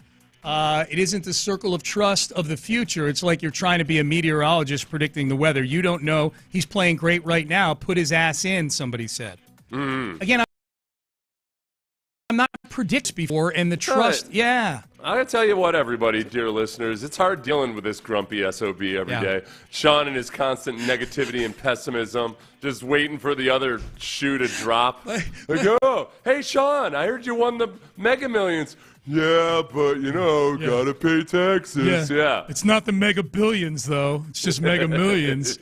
My favorite texts are the ones where they're like, hey, it isn't the circle of trust of da-da-da-da-da. It's blah, blah, blah. It's our thing. It's our thing. It's not your thing. It's our thing. It's a circle of trust. Trust does imply the future. Yeah. That's the problem. If you're trusting somebody, you're trusting that they'll do something in the future. I'm defending Sean, even though I disagree with him on whether or not Jake Myers should be in it. Yes. But there's no way to have a circle of trust without implying the future. Yeah. It's not like I trust that you did something in the past. Yep. All right? It's not like I'm putting my kid to bed and trusting that they brushed their teeth or something. Yep. All right. Payne and Pendergast. It's not like when Brandy asks, can I trust that you took care of the birth control? I'm like, sure. Yeah. You should trust me. Yes. Jake Myers, baby daddy. Yes. All right. Payne and Pendergast. So that is definitely the smallest circle of trust we've ever had. Without a doubt. I don't even need to go back and look. We didn't do it during the dark days of last year. I don't think we did our first circle of trust until maybe July last year. Maybe not. 5, though. five guys. Up next, is there a chance that Joe Mixon takes a step back in usage this season? Fantasy football owners are keeping an eye on this one. One in particular. We'll have that for you coming up next. But Prize Picks is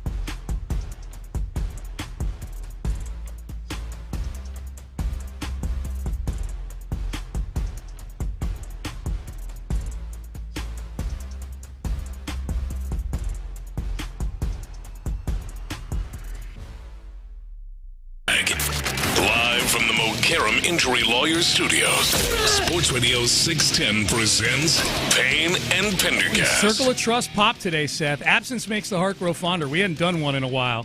So I think people were jonesing for a circle of trust. What got people the most heated? People were upset that you and Ben left Jake Myers out of the circle of trust. They're so heated.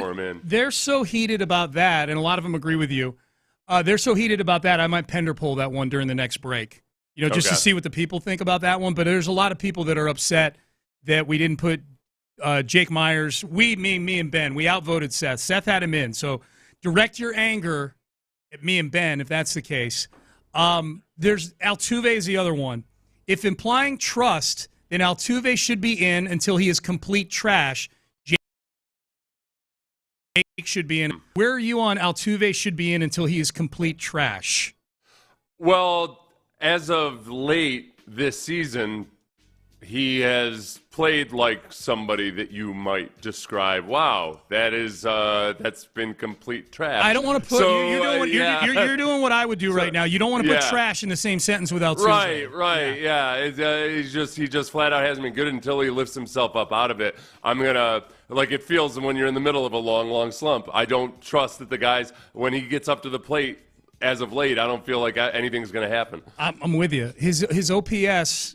Again, it's a gut feel, and the gut feel for me right now is I have zero trust in Altuve, and then I'll go to the numbers to see if my gut feel is accurate. His OPS in May is 464. Yeah. That is like pitcher level OPS. It ain't good. So it is what it is. It's not a long-term thing or anything, but it's just it's not like you can't get yourself back in the circle of trust. Sure. But right now, I just don't trust him until he gets out of whatever funk he's in. Yep. All right, so The Athletic had a piece by one of their fantasy football writers, Jake Cieli, and he's looking at the backfields of NFL teams post-draft, looking at all 32 of them through like a fantasy lens, and he's got them in categories of solidified, obvious change, and then in the middle are the ones where we could see a shuffle. So the solidified ones are ones like Bijan Robinson, Josh Jacobs, Jonathan Taylor, Derrick Henry, Saquon Barkley. There's 12 teams for one max. There's 10 teams that have definitely going to be changed because guys have left in free agency or they drafted a big-time running back, whatever. And then in the middle are the shuffles, and I had to look at this. I had to look at this 2 or 3 times to make sure I wasn't crazy. This particular writer does not have the Texans and Joe Mixon as one of the backfields that is solidified. Yeah. Despite the fact that he rushed for 1,000 yards last year, and they didn't want to give anybody else the ball by the time the second half of the season rolled around. And I guess for what the mix is at running back right now, the 2 main candidates to spot him are going to be Dameon Pierce and probably Woody Marks, the draft pick. And Woody Marks brings something as a receiver that nobody else does. So right now, as long as Woody Marks if he was a good draft pick and they can get something out of him, he's going to be used on third downs a lot, initially at least. Yeah. And but that's not the same as somehow displacing Joe Mixon. No. I would go, the ideal scenario would be for the Texans if they get something like they have in Detroit, which is you got David Montgomery, all-purpose back, and then you've got Jahmyr Gibbs, who's a multi-threat. Yeah. And it just has that ability as a receiver, et cetera, et cetera. Montgomery still got 225 snaps last year. Yeah, they are split there. Yeah. Like they really, which is only 20 or so fewer than Joe Mixon. Yep. So I think that no matter how much they use Woody Marks, I think Joe Mixon's still going to be getting the lion's share of the carries. Remember, Dameon Pierce was on this team last year. Yeah, that's what I think. If I were a fantasy owner of Joe Mixon, league, we get to keep guys year over year. I would keep Joe Mixon this year, thinking he's going to be the frontline guy. I think the thing that would make me nervous is, 2 things would make me nervous, Seth. Yeah, is Woody Marks a guy who shows out enough to where he does get some run that impedes on Joe Mixon's volume? Because the thing about Mixon, he's not a home run hitter. He is, as is pointed out in this article, he's very volume reliant. He needs his touches. He's a 4.1 yards per carry guy. If he's getting 13 carries, he's probably only getting 48 yards. I think the thing that would make me most nervous would be, what if Dameon Pierce takes to a Nick Caley offense better than he took to a Bobby Slowick offense? Yeah. And Joe Mixon is an older guy who did deal with some injuries last year and whatnot. and it makes sense for the Texans to go with more of a Detroit Lions approach. It wouldn't be skill set wise similar to Jahmyr Gibbs and David Montgomery, because neither of them are Jahmyr Gibbs. Like, Jahmyr Gibbs is a specimen, but in terms of the volume, in terms of how it's split up, that would be the thing that would make me nervous as a Mixon owner is, man, does this all of a sudden click again for Dameon Pierce? And now Mixon's getting 12 carries a game instead of 22 carries a game. A lot of those games, remember we asked Nick about this towards the end of the season last year about Joe Mixon getting so many carries and Dameon Pierce having so few. And his answer was something along the lines of, well, because Joe Mixon's really good and we want him out there as much as possible. Yeah. You can say that about defensive linemen, too. You know, the guys that – there's some teams that really want to rotate their defensive linemen, but the 4 starters are so much clearly better that you just don't rotate them as much. Yeah. Like with your running backs if you can. And if you feel really good about the backup, and then it's better to have him give the starter some spells. So that is a huge question. If it clicks for Dameon Pierce, and if Nick Caley's a better offensive coordinator than Bobby Slowick, then I think if you replayed last year, they would have given Dameon Pierce more carries. Yeah. They would have figured out a way to work him into games more. Yep, no doubt about that. Well, how are you like real quick, because we're up against it, but how are you feeling about that room right now with Mixon and Pierce and Woody Marks in it? I just, like I do about the offense in general, I'm very intrigued and I'm cautiously optimistic, but there's a lot of different moving parts that you got to actually see it out in the football field. So I'm cautiously optimistic. All right, I'm putting up that Jake Myers poll during the break because the Myers texts are flying in right now. This is a big react to the Circle of Trust. For those who missed it, we did our first Circle of Trust of the season for the Astros, and only 5 people in it: Paredes, Pena, Hunter Brown, Framber Valdez, Josh Hader with the bullpen as an overarching umbrella. So 5 get in. Jake Myers wasn't one of them. Seth wanted him in. I didn't. Ben broke the tie. So you can take it up with me and Ben if you disagree. All right. The Jordan Hudson story yesterday. There's a story every day with Jordan Hudson and Bill Belichick. Jordan Hudson, Bill Belichick's girlfriend. Okay, I want to run this through the Psycho Chick forensics test. What we got a report on yesterday, I saw it from People magazine, of something that Jordan Hudson did back in December that involves Bill Belichick's ex-girlfriend. That is coming up. Yeah, there you go.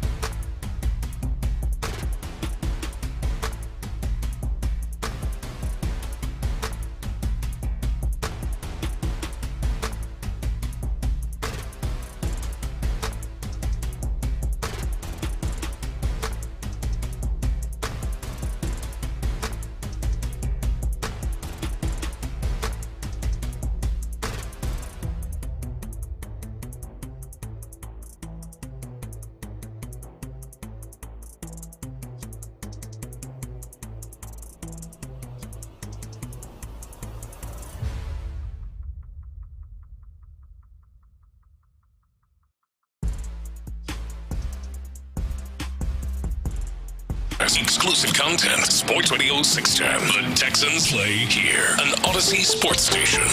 Sports Radio 610 presents Payne and Pendergast. All right, Payne and Pendergast with you. I'm putting that Pender poll up in just a minute. The Jake Myers. Should Jake Myers be in? A lot of people weighing in on that. We'll read the text in just a bit.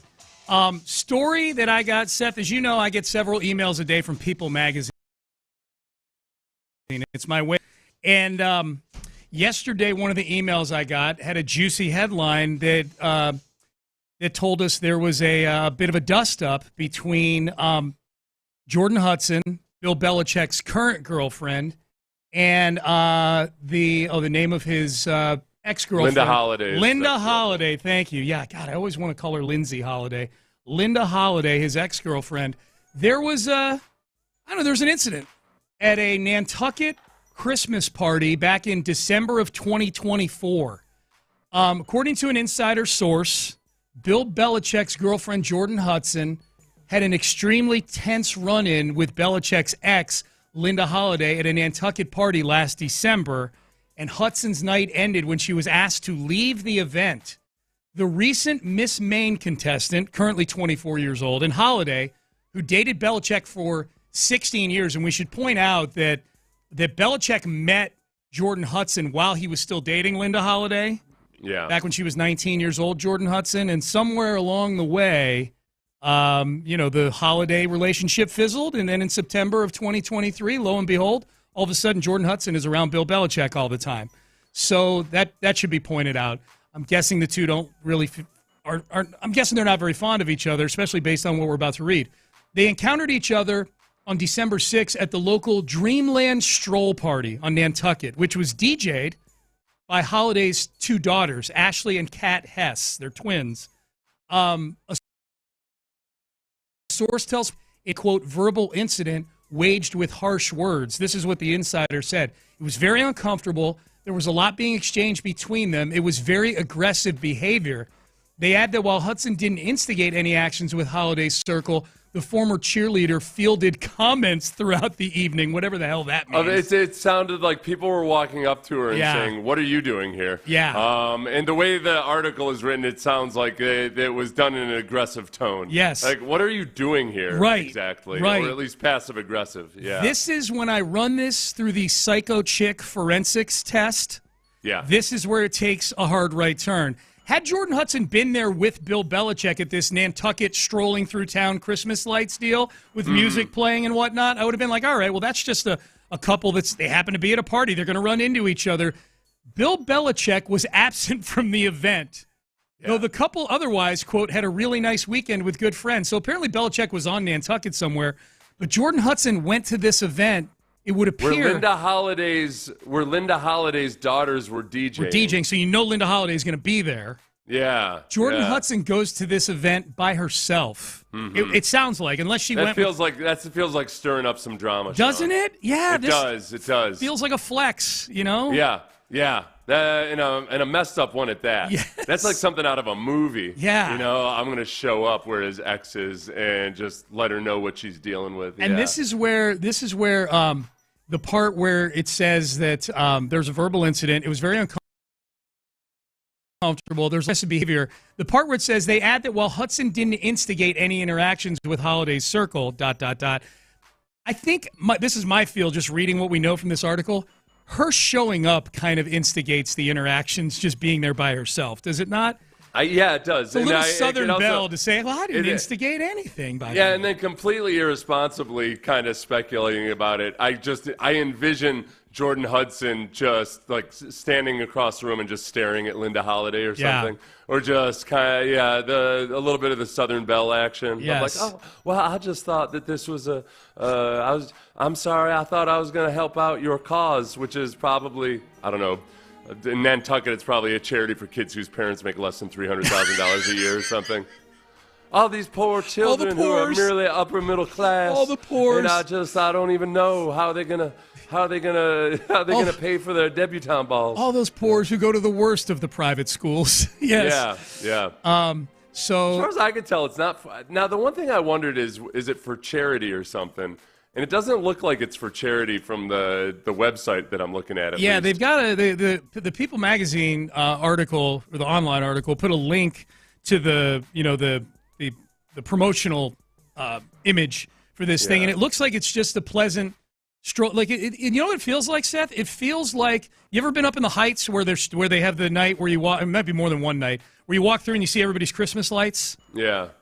It feels like that, but like in the center of the town where music is playing instead. Like a street party. Number 6, so all the lights are up. It's Nantucket, you know. It's $45 admission for the general public. Oh, wow. But, it's Jennifer Hudson showing up alone is the thing. Jordan Hudson, like that's showing up alone. It's one thing if you're with a few people or something. Well, we were planning on doing this. I didn't know that you were going to be here. Sorry, Linda. All right. That's the key. That is the key, because all it says is Belichick was absent. Yeah. That could mean she went with a couple of. If she went there with a couple of friends, it's a little less psychotic. Mm-hmm. It's still somewhat psychotic.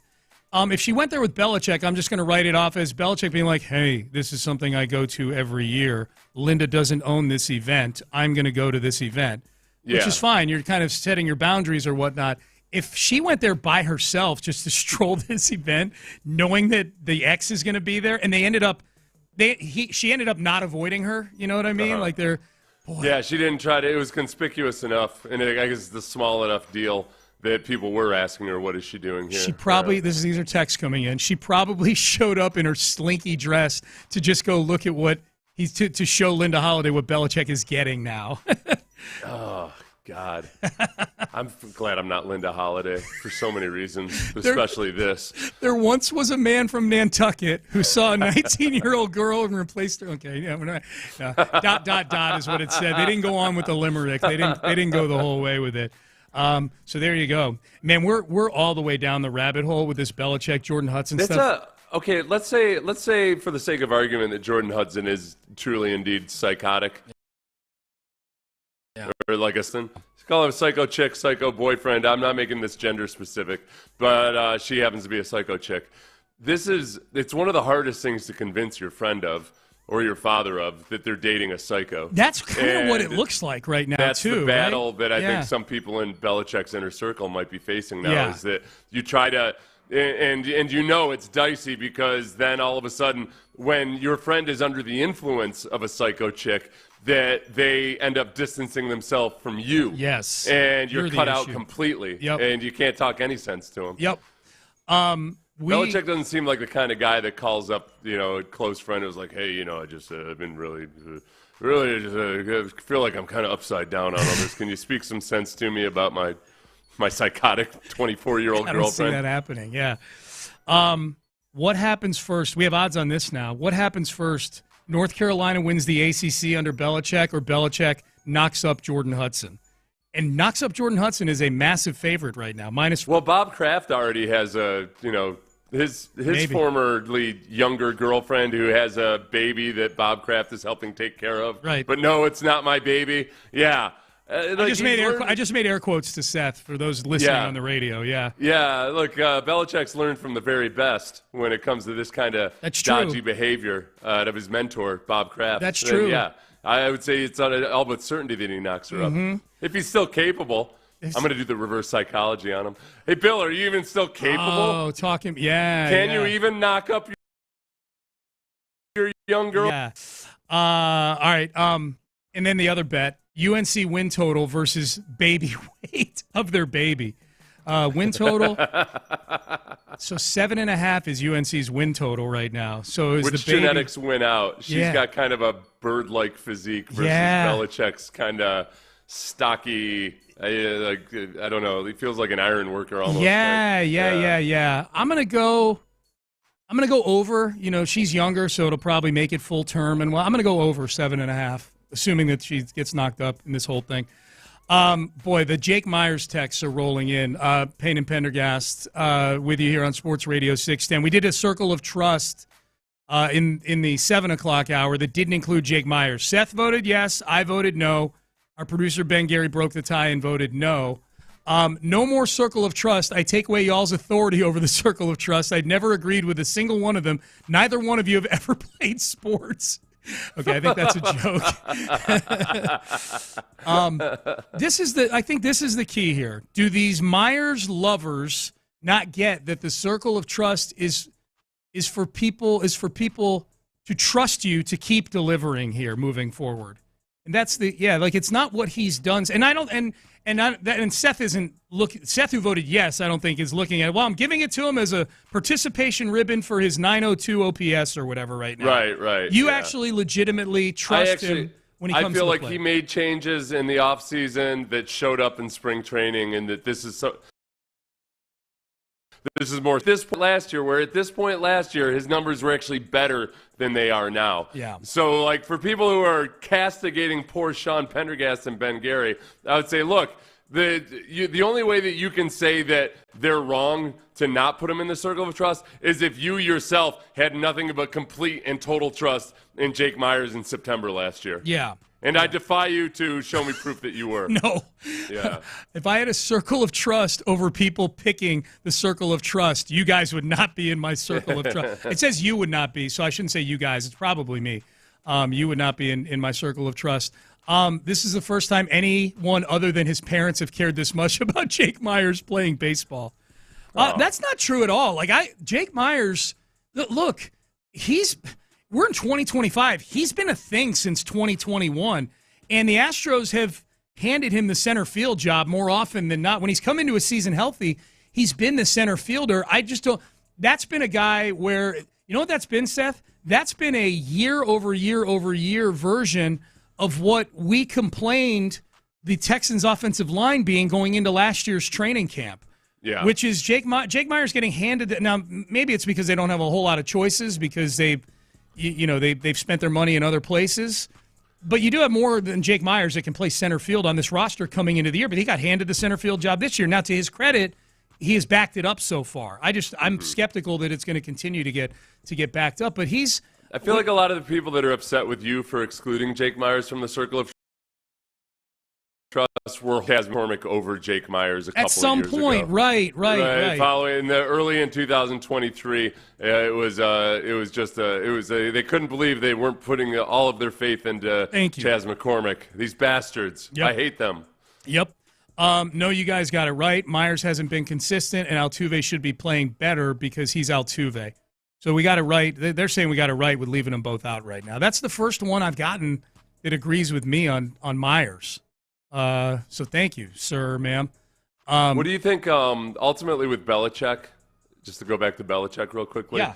Do you just ultimately, no over-under on this or anything, do you think that he'll end up, by the time he leaves UNC, that it will have been a successful hire? Whatever you define success as, do you think it will have been a good hire? No. Yeah. No. I think he's gonna. I think deep down he wants to go back to the NFL. I think this Hudson thing is still a weird thing that looms over the program. I think it's North Carolina. It's a good program. It's not a marquee program. Now Mac Brown went on a podcast yesterday, or the audio dropped yesterday, and I don't know. Maybe this changes my mind a little bit. Ben, let's do Mac Brown 2 here. Mac Brown points this out. Mac Brown, who, of course, Belichick just replaced at North Carolina. That was Mac Brown's second stint at North Carolina. He was there for, this time around, about 5 or 6 years. Good record, not great record. Put a lot of guys into the NFL. Here was Mac Brown yesterday on how he thinks Bill Belichick is going to do. Bill Belichick, now he's arguably the best coach ever. They've committed money to it. They've helped them with academics. They've lowered those standards some, so there's absolutely no reason that they shouldn't be successful. And anymore, they've changed the roster. I think they've signed maybe 60-something new transfers. So you've got a chance to succeed at the highest level, and I expect them to do that, and I'm proud for them. Okay, and Mac Brown had also said in that interview, he talked about Omarion Hampton, the running back who just got drafted by the Chargers, how Hampton was offered $1 million a year ago or 2 years ago to go to some SEC school. Big NIL package. He chose to stay at North Carolina for $300,000. Mac Brown talked also about how he had to find kids where money wasn't quite as important, maybe recruit families that had money because North Carolina wasn't investing the money to do all the NIL stuff. it sounds like Belichick is getting that sort of support from the administration, which would be frustrating to me if I were Mac Brown, but whatever. The big thing for me, Seth, the same thing that drove guys like Nick Saban and Roy Williams in college and Jay Wright in college to where they're just kind of throwing, and Mac Brown to a degree, where they're just kind of throwing their hands. I'm going, I just don't feel like dealing with kids with their hand out at 18 years old asking me for another $200,000 at the end of the year. Well, and it's a completely different environment with the transfer portal, with or without the money. Just the amount of turnover, everything is just so much different about coaching college football now than it was a few years ago. Saban's going to want to do it. That's the part I'm most skeptical about. He'll win games at North Carolina, but as far as the success, I think they're paying him $10 million a year. And they're investing in the program. Success is them getting into the playoff conversation. I would say but for them, being a consistently 10-plus win team is going to be a vast improvement. That'd be success. That will get them a conversation. That would be success. Yeah. So I think it is going to be successful because everything that you just said about the college coaches who don't want to coach in this environment anymore, this is exactly the environment that Belichick has always operated in pro football. Constant roster churn. Everybody's on a one-year deal, basically. Like this, it's not like Belichick is coming in and thinking, well, this is different than the way I've been doing it for coaching college football forever. It's a fresh, clean slate for him. That's fair, and you're right. He has operated in a much more similar ecosystem than Mac Brown or Saban or anybody who's been all in college for most of their careers, certainly recently. I think about the Nico Iamaleava thing and a kid just bailing at the end of spring practice. Like, there's no guardrails on this thing right now. Kids do. But every other coach is dealing with that too. No, I get it. I just wonder if he's like, he could be like, I could be in my beach house at Nantucket. I'm not talking about it as a competitive disadvantage. Yeah. I'm talking about is he disillusioned by the whole thing? Does he want to? Right. I think there's a better chance that it's not a success because he just bails on college football than North Carolina's bad at football. Like, I think he could be 2 years in and going, man, I want to get back to the NFL, I think for Belichick,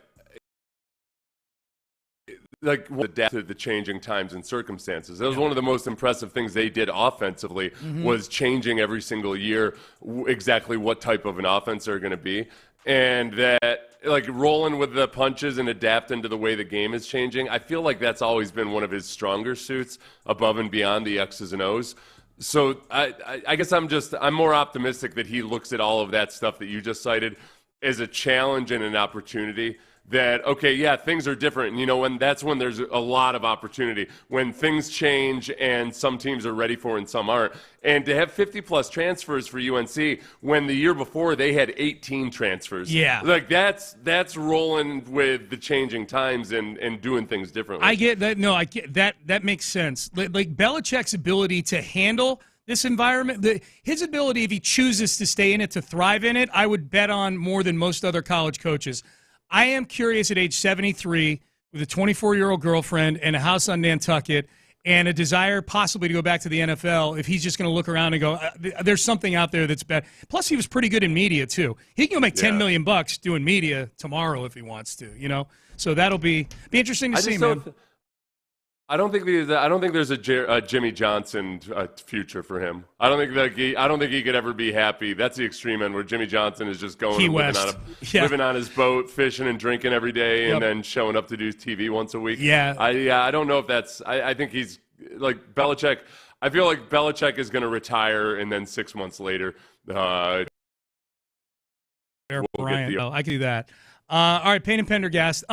The Astros are playing the Mariners this weekend, 4-game set. I think this is worthy of 5 Reasons I Hate You. 5 Reasons I Hate You, Seattle Mariners version, is coming up next. Oh, this will be exciting. Oh, boy. What's exciting? When you feel like, I don't know what to do.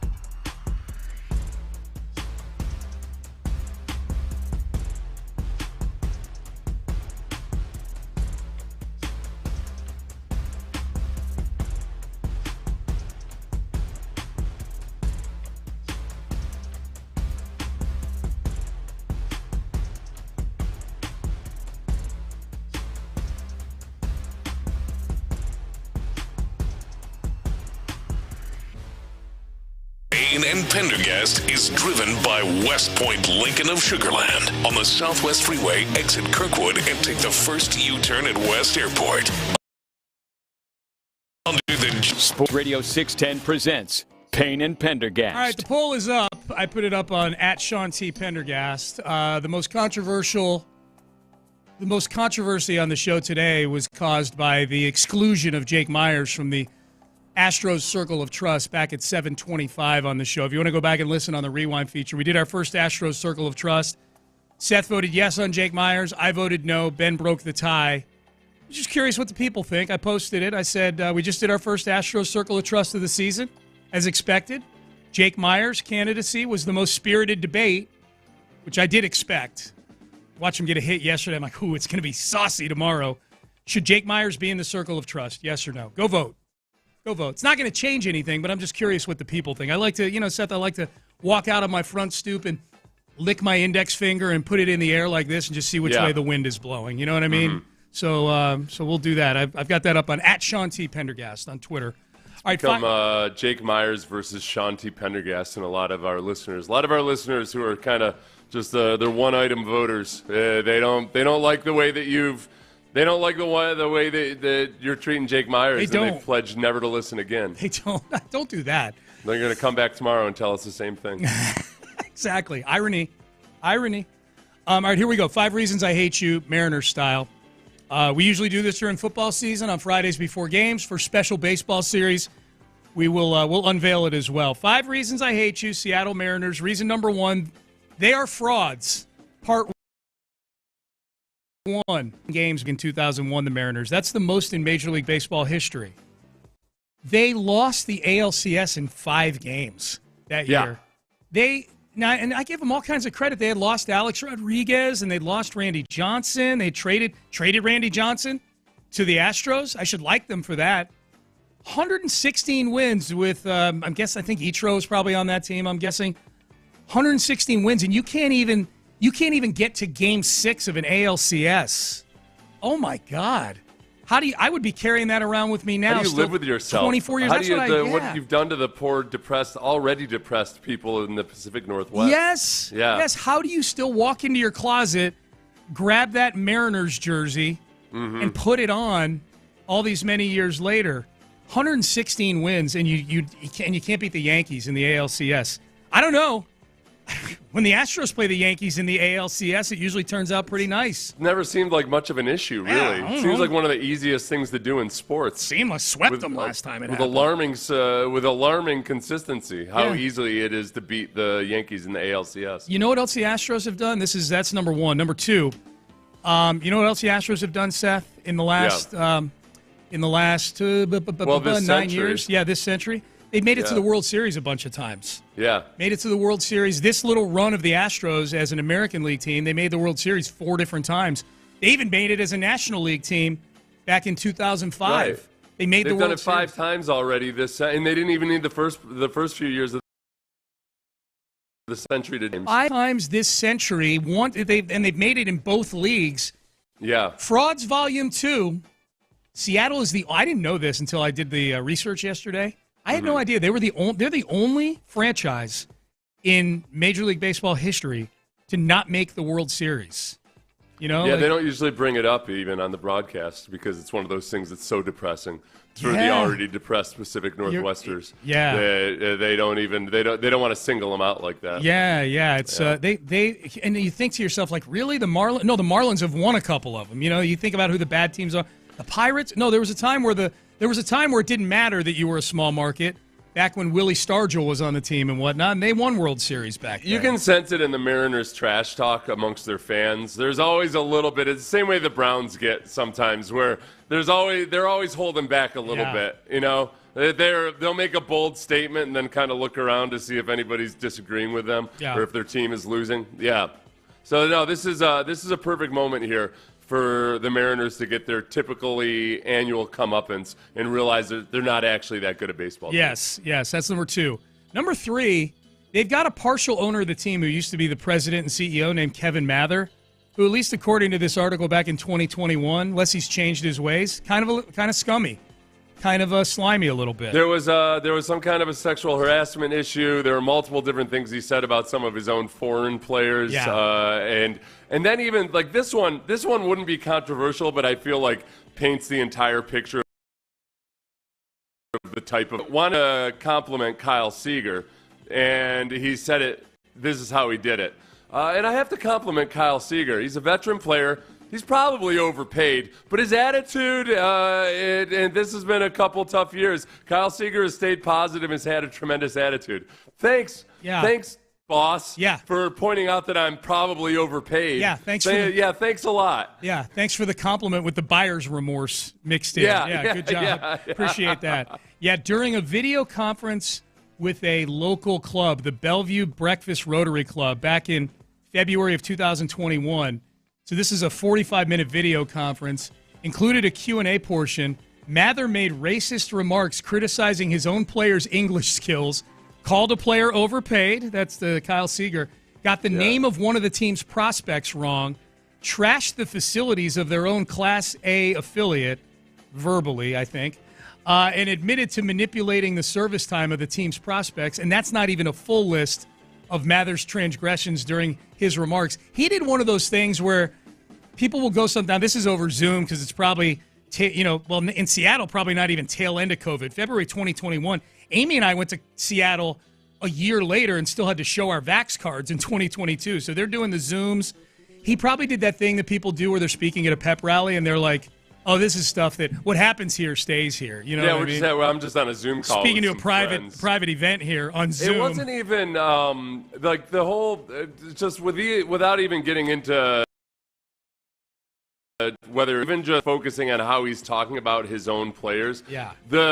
Some of the comments about the players were basically like criticizing the language skills of some of his foreign players, including a Japanese player and some Latin American players, in a way that, like, dude, this is modern baseball. Like, you're really out here publicly criticizing whether guys are speaking good English enough, like guys on your team specifically naming them by name, and that's your big obstacle. Yeah. Well, meanwhile, the Astros are out anywhere and everywhere in Latin America just trying to unearth somebody. The last thing they're worried about is how good their English is. They want good baseball players. Yes, yeah. We'll figure out ways around the language barrier if you can hit a baseball. We're happy to hire translators. It's not a problem. So that's number 3.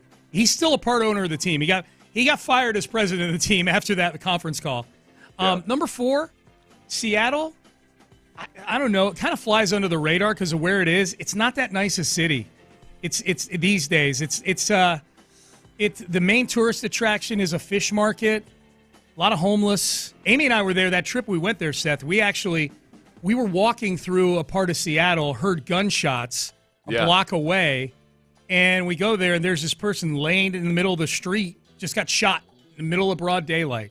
That's the CPR. That's the Seattle I know. No, they were. Oh, they already had professionals. Ambulances, they didn't need me doing anything there. They don't want me doing that. But I don't know. I guess whenever I've been there, Farragut will take me around. So I guess I see a different side of it. I've really enjoyed it whenever I've gone there. Farragut lives there. Yeah, I just I found it to be a little dangerous. You tell me Farragut's doing the old thing they do for visitors to North Korea, just showing me the absolute best stuff. Maybe. And taking hey, Jeff, this is only 2 miles away. Why are we driving this circuitous route? Yeah, that's true. He's actually just taking me around all the nonsense. Now, Farragut is friends with Dave Matthews, though. Like, he lives in a different upper crust of Seattle than the one that I saw, probably, I would imagine. No, not necessarily. Okay. No, because Farragut himself, he's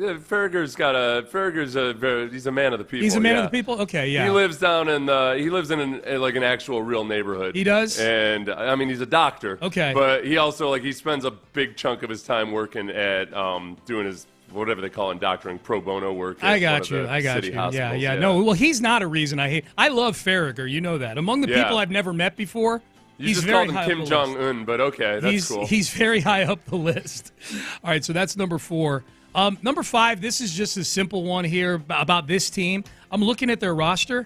Their outfield is basically a who's who in Astros hate.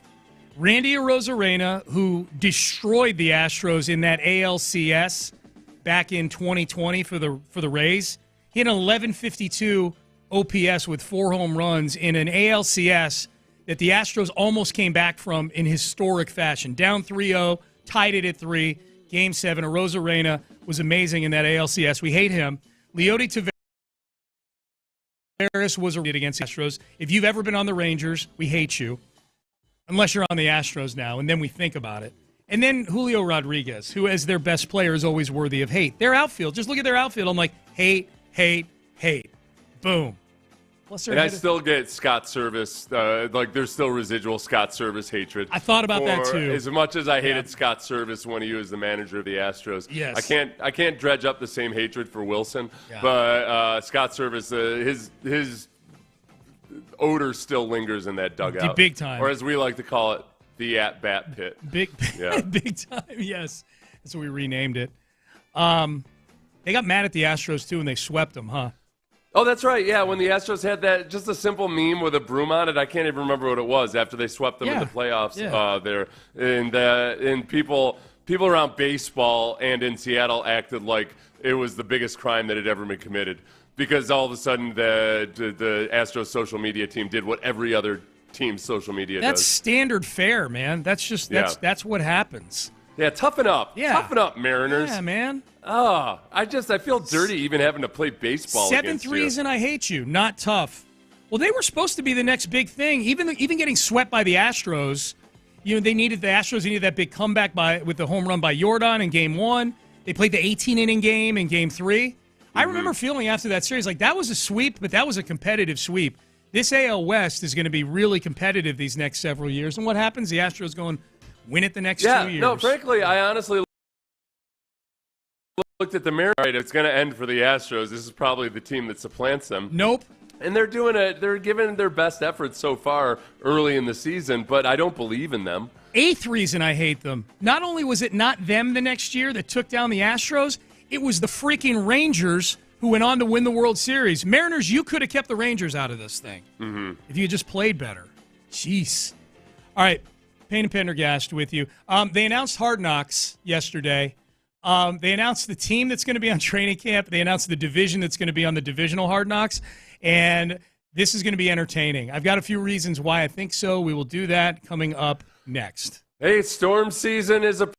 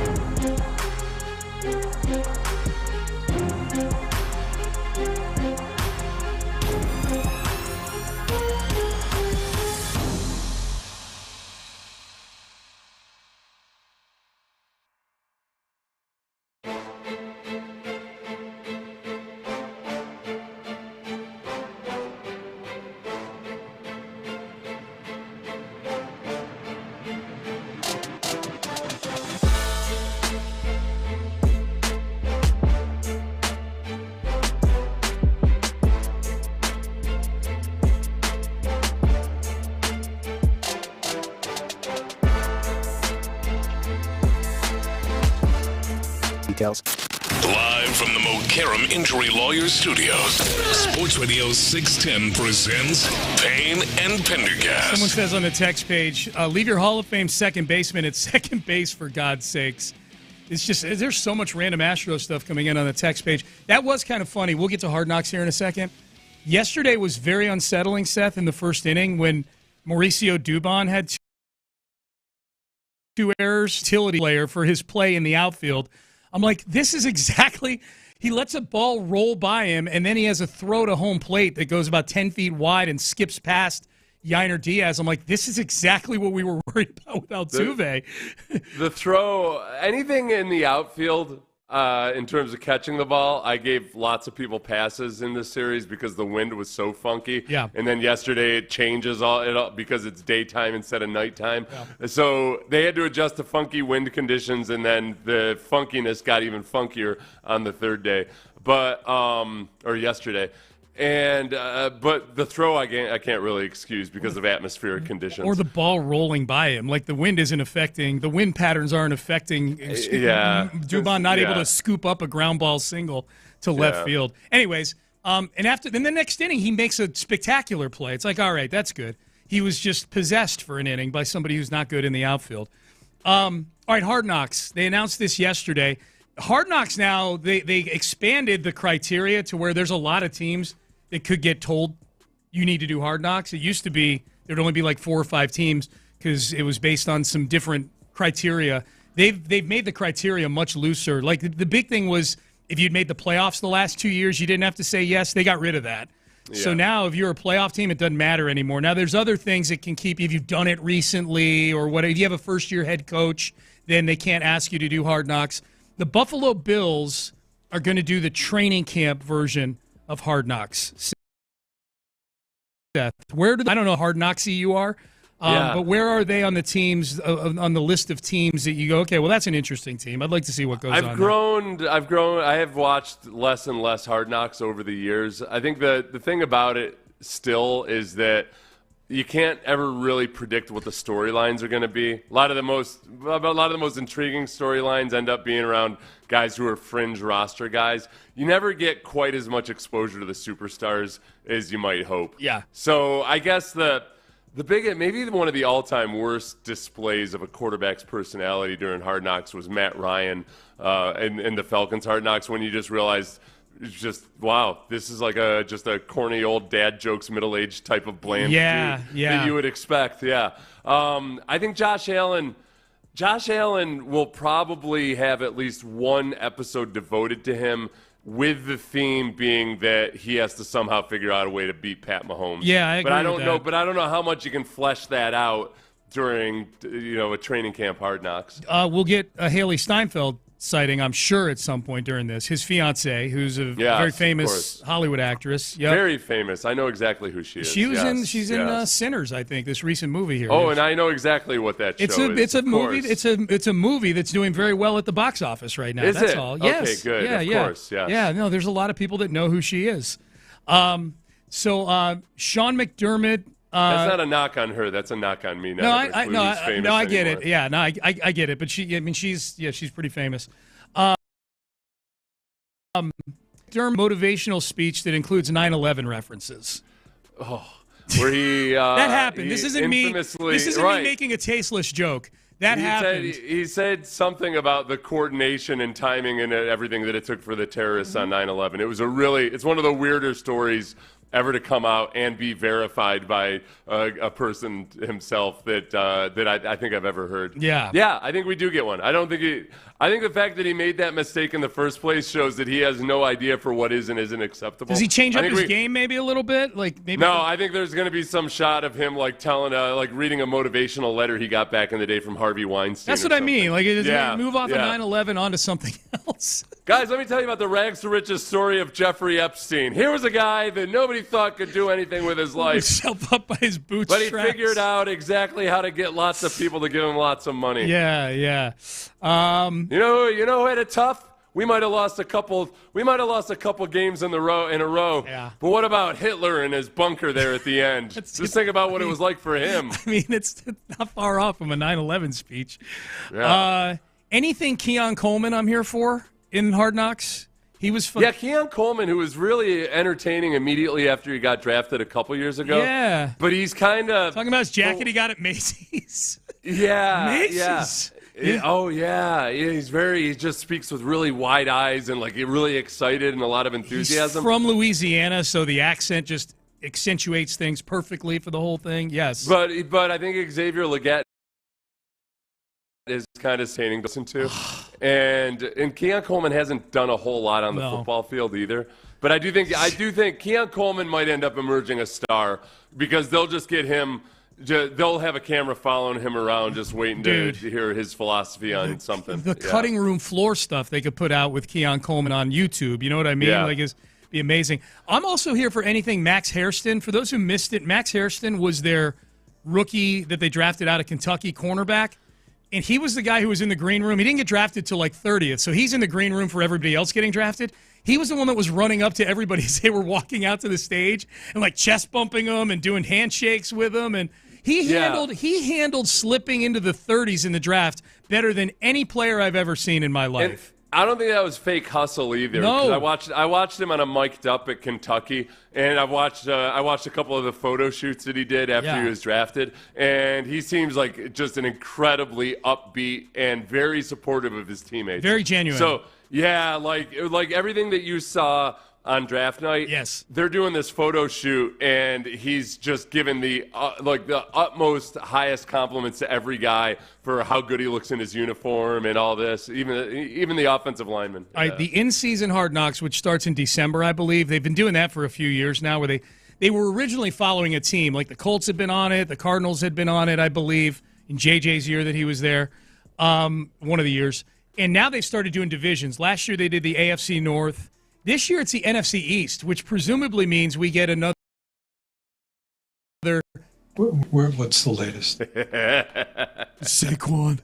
I want to see Joe Shane scrambling to somehow save his job again. Yeah. Against all the odds. And what goes into what is he telling the Dopey Mara family when like they've got 3 wins at the end of the season? Yeah, this is at the end of the year. This isn't training camp when there's they could do Giants training camp and there's all sorts of hope. Everybody's happy. This is in December when the Giants the odds are the Giants are going to be, when this thing starts up in early December, they're going to be like 2-9 or something like that.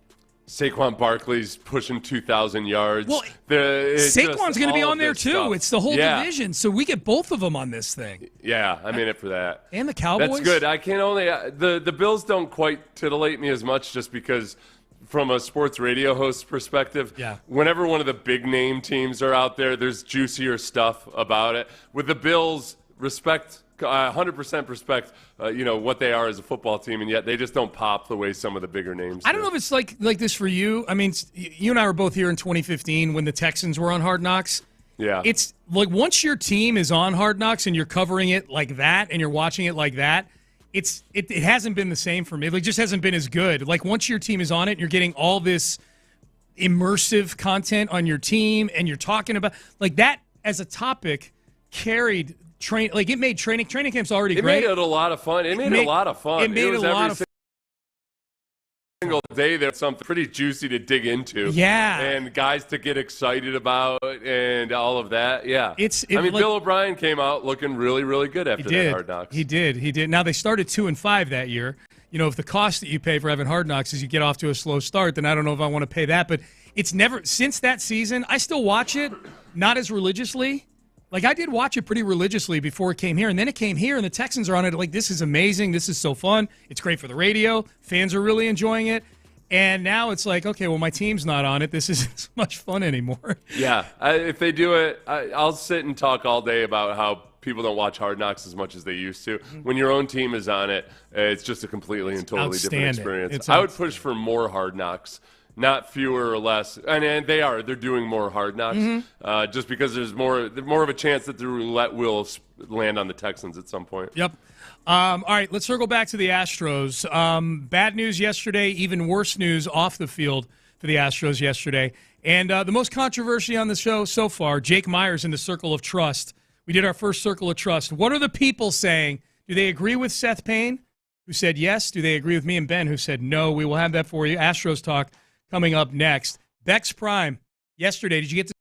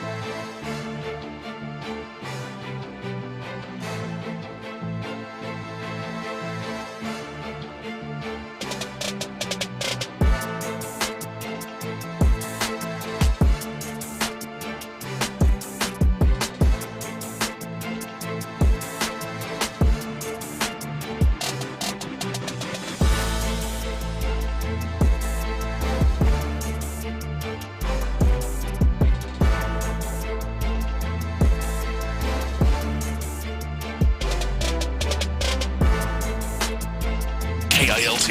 KILT FM HD2 Houston. Insider access. Exclusive content. Sports Radio 610. The Texans play here. An Odyssey sports station. Sports Radio 610 presents Payne and Pendergast. All right, into the 9 o'clock hour we go. Payne and Pendergast. Not a great day for the Astros yesterday. On the field, 8-4 loss to the Tampa Bay Rays. Hunter Brown, not great.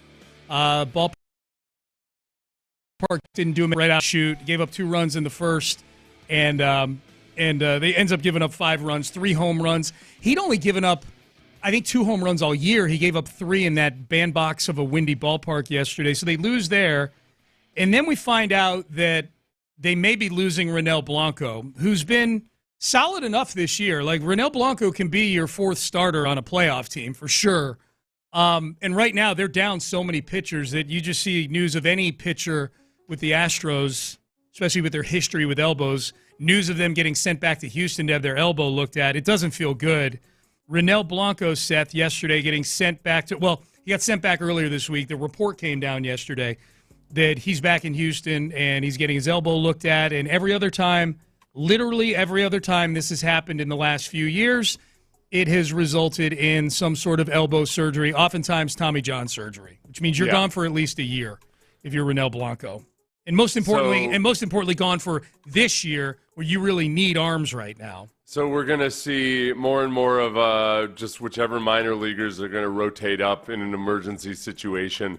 And like at this point, Spencer Arrighetti is near certainty that he's going to come back. Yeah. It's I thought that we might have started I thought we might have a little bit more progress by now, because initially, you know, some people thought several weeks. It was like 4 weeks to 6 weeks, whatever it might be. But he was still, earlier this week, he was still in a smaller cast, but a cast. But he's going to come back at some point. He is the one that at some point, you might see him this year, but given that they completely shut him down for a month. Yeah, they shut him down. And he's coming off Tommy John. I'm not optimistic about that. Christian Javier, if that happens, great, but I'm not banking on it necessarily.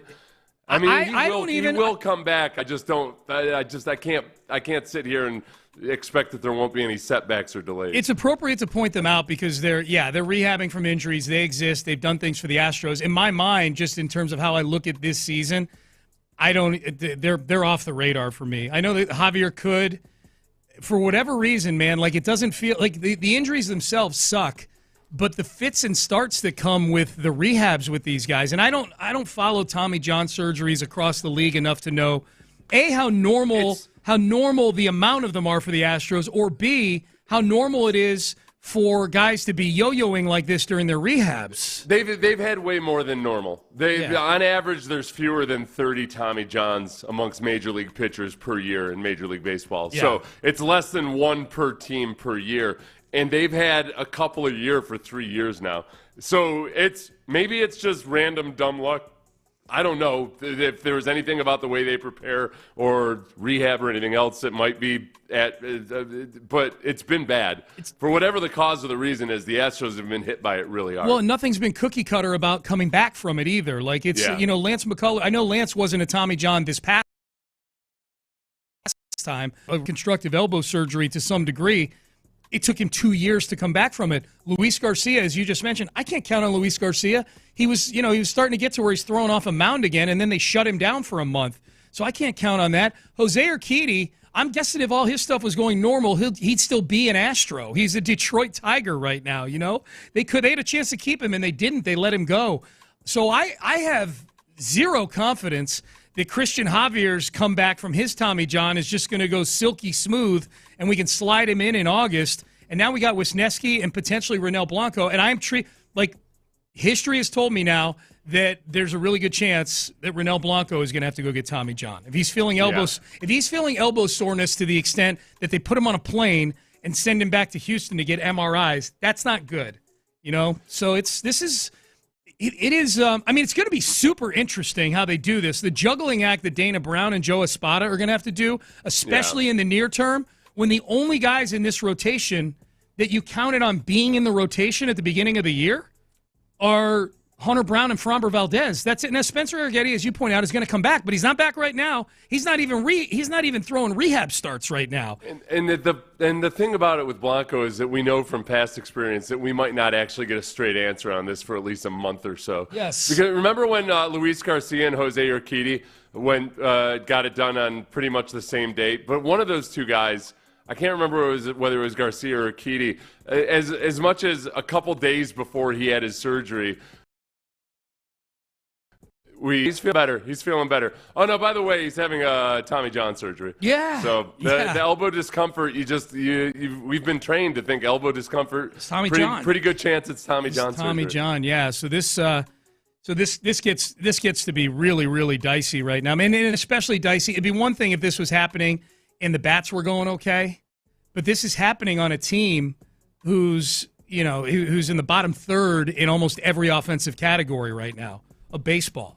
So you're asking the pitching staff, and thank God the bullpen has been solid. The bullpen who came into the season doing it with chicken wire and toothpaste and Josh Hader and Brian Abreu. You were counting on Taylor Scott maybe being that seventh inning guy. He's been DFA'd already. The bullpen is figuring out a way to get it done, as is the starters to a degree. But this is just. On a team, this team has to start hitting at some point at least an average level. Sean, it was one of my keys to victory at the beginning of the season. You'll remember it well, that I thought that they were just going to have to get as much as possible out of Brandon Walter and Colton Gordon. That's exactly my point. Listen, if you told me a few months ago that we were going to be relying on Colton Gordon, I would have said, hell yeah, bring it on. He's a winner, damn it. When I'm having to Google the guys that they're calling up to start Major League Baseball games. The Brandon Walter one was the one that's like, I vaguely know his story. Yeah. Okay, I guess I need to learn. Colton Gordon, I feel like I'm excited. If it weren't this situation, if you went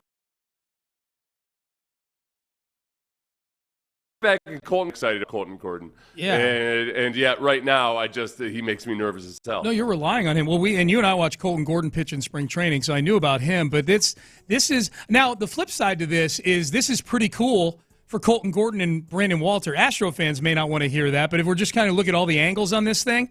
Like Brandon Walter is a 28-year-old guy who's been bouncing around the minor leagues. Didn't pitch. He was out of baseball last year in 2024, and now he's getting a call up with Ronel Blanco possibly going on the IL. Maybe. Well, and he's intriguing because he hasn't bounced around. I mean, he was with the Red Sox and then he was with the Astros. No, but he bounced around the minor league of the Red Sox organization. Right. Well, but they kind of felt really good about him at one point, and he was progressing through the system faster than people thought he would. And it's just when he got up to the majors, he didn't really do anything with it. So there was still, at some point, there was some upside about him. Didn't play well when he had his chance and then got injured. Yeah. So I could see you can talk yourself into there's a high ceiling in there somewhere. Yeah, there's a story, so his starts get interesting, but not the same way that a Hunter Brown start is interesting. Hunter Brown starts are interesting because aside from yesterday, you go, okay, I'm going to watch dominance today. We love watching dominance.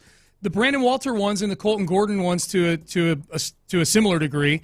Look, these guys have an opportunity now. And Colton Gordon looked a little overwhelmed in his first start, but kept him in the game. He looked better in his second start, got victimized by a crappy Tampa Bay minor. He probably gives you 5 or 6 innings of 1-run ball in that game. Mm-hmm. And Brandon Walter was really good in his start. So I'm trying to talk myself into this because this is worse than last year. This is worse than last year right now because you're losing. You're losing. Last year you lost Javier for the year, and you had some injuries at the beginning of the year. But like by the end of the year, Ronel Blanco, Framber Valdez, Hunter Brown turned into an ace. You traded for Yusei Kikuchi. You went into the postseason last year with 4 bona fide starters. Going into the postseason, you're at 2 right now. You're at 2 for the foreseeable future, and I don't know what the stomach for this team is to make a Kikuchi trade again, where they're giving up 3 prospects to go get a guy. Give out yet more prospects. Ugh. This is worse.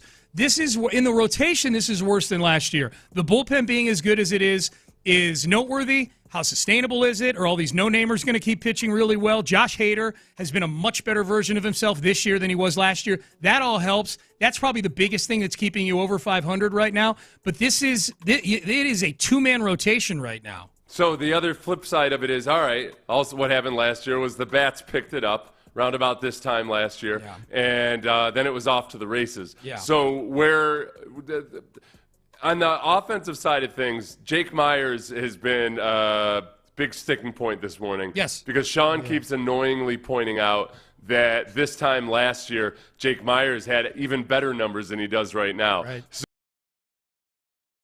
So don't sustain it. That's what Sean has been saying all show long, that Jake Myers sucks. And you guys have just forgotten about it. I've been sticking up for him, saying I think that last year's run was a little bit of an illusion, whereas this year it's built on substance. Here's what happened.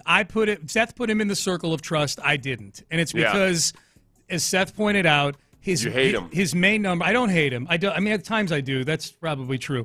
But right now I don't. I just don't trust that this looks exactly like 2024 for Jake. Like he was on fire in May of last year. And then it was like there was an expiration date. Sorry, this version of Jake expires on May 31st. He's back to a 680 OPS. Let's say he does turn into a pumpkin again. Then Jordan and Jose Altuve cannot continue to be pumpkins. No, that's been the biggest. Last year when it was a pandemic of awful baseball early in the season, you almost couldn't even focus on any one individual. This year it feels more like, well, all right, Christian Walker I had no feeling about beforehand. Brendan Rodgers, what the hell is going on there? Whatever. But Jose Altuve and Yordan Alvarez cannot be playing like this. Yeah. And Yordan's never played this bad for this extended a period of time. Right. Okay, so you brought up the Jake Myers thing. You voted him into the circle. By the way, if you missed the circle of trust, it is the smallest circle of trust in terms of head count in the history of the gimmick. That Seth and I have been doing this since 2019. We've never had as few people that admit Hunter Brown, Framber Valdez, Jeremy Pena, Isaac Paredes, and then Josh Hader representing the bullpen. Yeah, we don't want to do it. So the bullpen made it in the circle of trust. The bullpen made it with Hader as their captain. Jake Myers did not. So I put out a poll, Seth. I know you've not looked at this yet. We just did our first Astros Circle of Trust of the season. As expected, Jake Myers' candidacy was the most spirited debate. Should Jake Myers be in the Circle of Trust? What percentage of early voters do you think agree with you and say, yes, Jake Myers, that goofy look on his face, belong in the Circle of Trust? I think it's pretty healthy because a lot of people just don't want to remember that he had this kind of start last year. Mm-hmm. I think 78% said yes, he should be in the Circle of Trust. Okay, you're right on yes, but you're a little off on the percentage. 63%. So Okay. 2/3. You said what? 78%. Yeah. So the spirit of what you're saying is correct, which is why I wanted. It's a healthy majority. You know what? I base too much of that on how many people on the text line are calling you an idiot. I thought that that's more of a silent minority or a loud minority than it is the. No, you're right. Twitter is a much more positive, balanced space than the text page. You're absolutely right. Yeah. And there's people still weighing in on Jake, thinking that I'm an idiot for not putting him in there. You know what? We have a loyal listener, Rick Tyndall, who listens to the show, and I'm a little bit disappointed in Rick, who's a loyal listener, who says he's batting .306.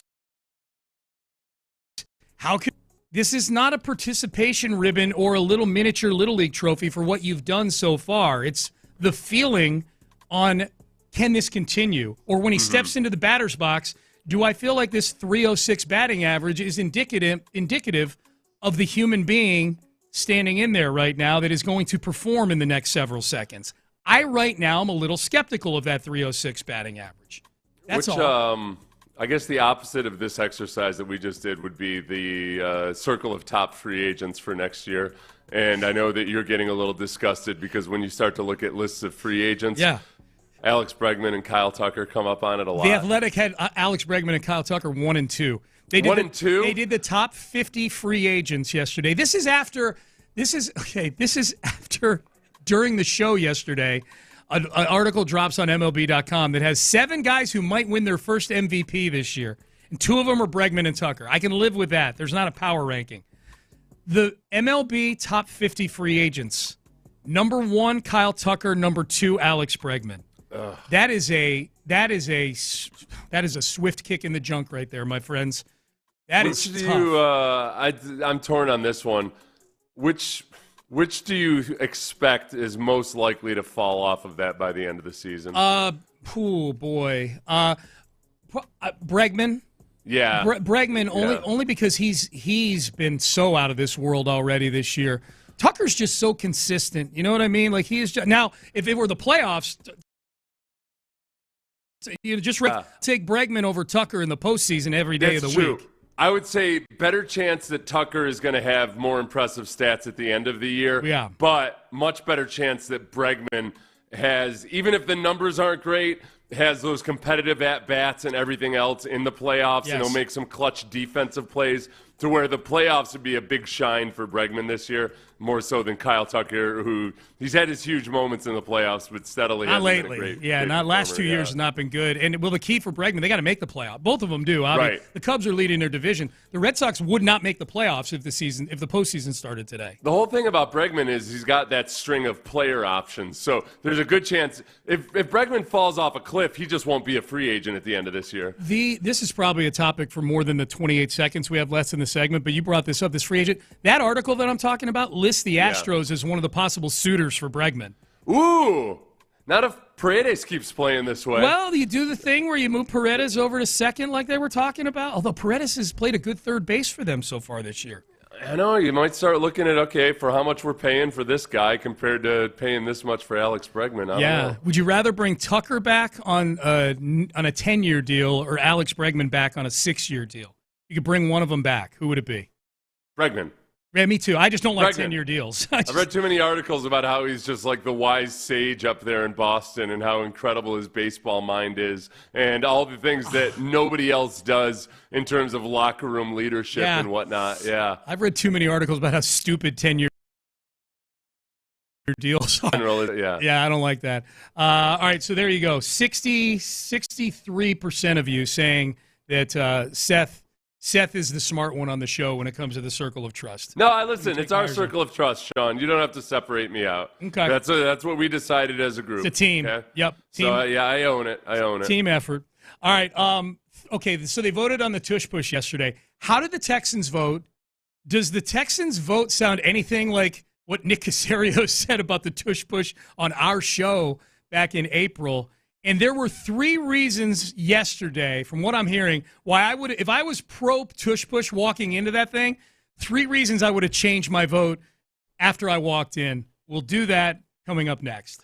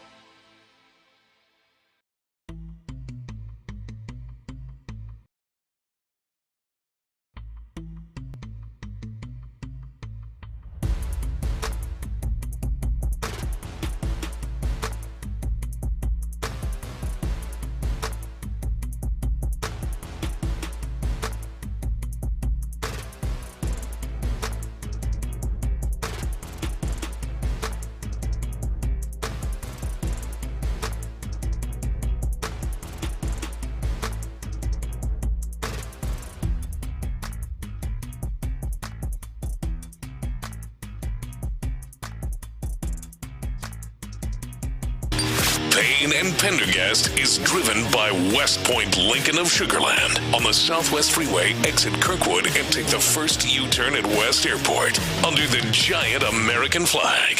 Sports Radio 610 presents Payne and Pendergast. All right, so things got heated yesterday at the NFL league meetings. I wish they would televise these. You know, maybe someday. I wish the NFL had televised, well, maybe not. The Jeffrey Lurie 1-hour speech I could have done without. But just to watch, reportedly, Seth, during the discussion on the Tush push yesterday, prior to the vote getting taken, for those who missed it, the Tush push, the play that the Eagles have made famous with Jalen Hurts, where two guys shove him on short yardage situations, it will remain, at least for the time being. The banning of the Tush push got voted down 22-10. They needed 24 votes to ban it. They only got 22, so they fell 2 votes short. So this apparently, the debate before the vote got pretty heated yesterday. I would have liked to have just seen it just to catch the headlines of tempers flared. Remember I texted you yesterday. I'm like, ooh, tempers at the meeting, My favorite part, though, too, is that, you know, they at one point they had just the owners meeting, the owners and their families meeting. They not even the GMs or anybody else was allowed in. And still, guys like Schefter were getting leaks from inside the meeting. Yeah. So I do love that dynamic. Yeah. There are at least a few billionaires in there just still dishing while they're yeah. Well, when Jeffrey Lurie gets up and gives a 1-hour speech, 1 hour. Honestly, what did you expect, Jeffrey Lurie? Seth's not exaggerating. Let me just point that out. Reportedly, Jeffrey Lurie, the owner of the Eagles, they were the ones defending the crypt of the Tush push. You know, like they were the one. They're the ones that benefit the most from this play. Jeffrey Lurie, the owner of the Eagles, got up and made a 1-hour speech. That had to be. What am I saying? I want to watch this on TV. That had to be the most boring hour in the history of meetings. A 1-hour speech on the freaking Tush push. Are you kidding me? He's one of these guys that has never been – he's got so many people telling him how brilliant he is all the time that he's lost all sense of exactly how long he should go when speaking. And he just got up there and rambled for an hour. I can guarantee you that it was not a well-put-together, finely crafted argument or presentation. It was him up there rambling. I'd have rather watch Nick Sirianni do it. And not just because he'll give us gems, you know. Less thinking equals talent. Right. Like that would be entertaining, like Nick Sirianni. But Jeffrey Lurie, if you're going to make an hour, imagine most of it needs to be about the safety, the training that goes into it, the practice that goes into it. The fact that it does take skill. It's not just a matter of getting up there and having more big guys. Of all the layers of a football organization that are equipped to have that sort of conversation, I feel like owner is the one that's most detached from that, right? Yeah. I mean, he's because, as you said, the main thing the league wanted, because the league wants this out, the league reportedly put the Packers up to proposing this so that they could take the bullets on this. Packers don't have a singular owner. They're owned by the town. You know, they've got shareholders. So, Packers, you propose this, and then let's hope it gets voted out. But the main reason was it's just an unaesthetic, horrible-looking play. It's not exciting. It's bad. If Lurie's up there trying to explain for an hour why this is not an aesthetically unpleasing play, he's doing the exact opposite of what. Like, this is exactly what we don't want. The defining moment that a lot of people point to is the time in the NFC Championship game when the Eagles ran it 6 times in a row on the goal line. And it was just a big quagmire of false starts and coming up short, and it was boring. Yeah. And it was ugly. And most of the owners, I think that's the true reason they don't want it. Where the owners that wanted to ban it fell apart was where, like, just how transparently, how transparent and obvious it was that they weren't making any of their actual arguments. They were trying to make it a safety issue. Yeah. Or they were trying to just come right out with it. Yeah. At the very least, be honest and say you don't like it because it's not good for the viewing experience. Stupid-looking play. That's why I don't like it. So if I were to have walked into that room, as an NFL owner and my mindset was, you know what, I'm going to back Jeffrey on this. I don't think it's right that they ban it. We should learn how to stop this play, as 9 other teams did. The Texans were not one of them. But enough voted against the ban to keep it in place. If I had walked in there as one of those teams, a 1-hour speech from the owner of the team who uses it the most might have been enough to flip me just out of being pissed off that this guy's up here talking about it for an hour. I would want to punish him for talking for an hour. That would have been number one. Then when Jason Kelce gets up there and gives what was categorized as a generic speech on this thing, that would have been number two. I'd have been like, you're Jason Kelce. At least be entertaining when you're doing this thing. Yeah, these men are not your bosses anymore. Yeah, man. Like, what are you, scared? Come on. Put on a mummer's outfit like you did at that Super Bowl parade and entertain me. Dance around, Jason Kelce. The third thing, and this actually happened after the vote was taken, but if a vote were to get taken again, say a year from now, maybe the play does turn a lot of people off. The Eagles flexing on social media as an organization, while the quality of the humor was very, very good, I felt like the appropriateness of it in terms of the fact, like, you won this thing by 2 votes. Y'all are bebopping and scotting through town like you just won this thing, 31-1. No, man, you were 2 votes away from that thing getting banned. They're putting memes up there of Jalen Hurts with the words "Go Push" on it. They put out 26 push plays that they've ever run yesterday. Honestly, if I were going to get ahead of this and start worrying about next year's election, if I were the Eagles, what I would really do is start pushing hardcore into the fact that of the non-Eagles teams, 7 AFC teams voted against banning it. Yeah. Only 2 NFC teams voted against banning it. Right. Which feels a whole lot like, man, the teams that have to face the Eagles as often as possible, it wasn't just about the aesthetics of the play, that they also want to take this really strong and powerful tool that the Eagles have and strip them of it. And that's where the part, I think that would have to be a dividing line for me. If I were in the NFC, I would feel like, man, I can't trust that I'm not doing this just because I want to hurt the Eagles specifically. Yep. The Eagles, I want to hurt the Eagles for doing something that's 100% completely legal, that is not a safety risk in comparison to other football plays. At the end of the day, I'm just being a punk. Yeah. I just don't want the Eagles to beat me with this. I love that. And I can't do that in good conscience. Just being a punk. If the Browns were the best in the league at the tush push this year, I might say, all right, you know what? Yeah, all right, it's not a great play. Let's get rid of it. Right. But I can't do it while the Eagles are the reigning Super Bowl champion. Text message, people are not going to turn the NFL off because of a few tush push plays in every game. They're not going to turn the NFL off for any one single reason like that in a game ever. It's about wanting the product to be the best it can be overall. You fit it, and the league and Goodell and 22 of the owners at least clearly don't like that play for whatever reason. Yeah. This was Nick Caserio on our show back on April 3rd. This is why I was a little surprised the Texans were not one of the 10 teams that opposed the ban based on this answer from Nick Caserio when we asked him about the tush push back in early April. When you look at the play in and of itself, in the end, it's a version of a quarterback sneak. And D'Amico and I have both commented publicly, so this isn't anything like groundbreaking information here, but you shouldn't penalize a team for a good execution. And it's not like all of a sudden, like Hurts just dropped out of the sky and is playing quarterback. So the guy's been playing quarterback for 4 years. He's got over 4,000 snaps, 600 rushes. I don't know how many times they've run the sneak. So now, all of a sudden, like, we have an issue with the play. But more than anything, what we should be doing is tip your hat to Stout and Nick for good execution. I mean, Jalen squats 6,000 pounds, so he's got good lower body strength. And when you actually look at the play, and I haven't done this, maybe we can have somebody out there in the Twitter sphere look at this, the number of times where the player, whether it's in proximity or close to the quarterback, is actually pushed to create, additional yardage. I mean, it probably doesn't happen on every play, because by the time, the quarterback takes a snap and he's moving forward, it's more about what's going on the offensive line. So, but we're going to penalize players in the NBA for the Euro step like that? We're going to make that illegal, even though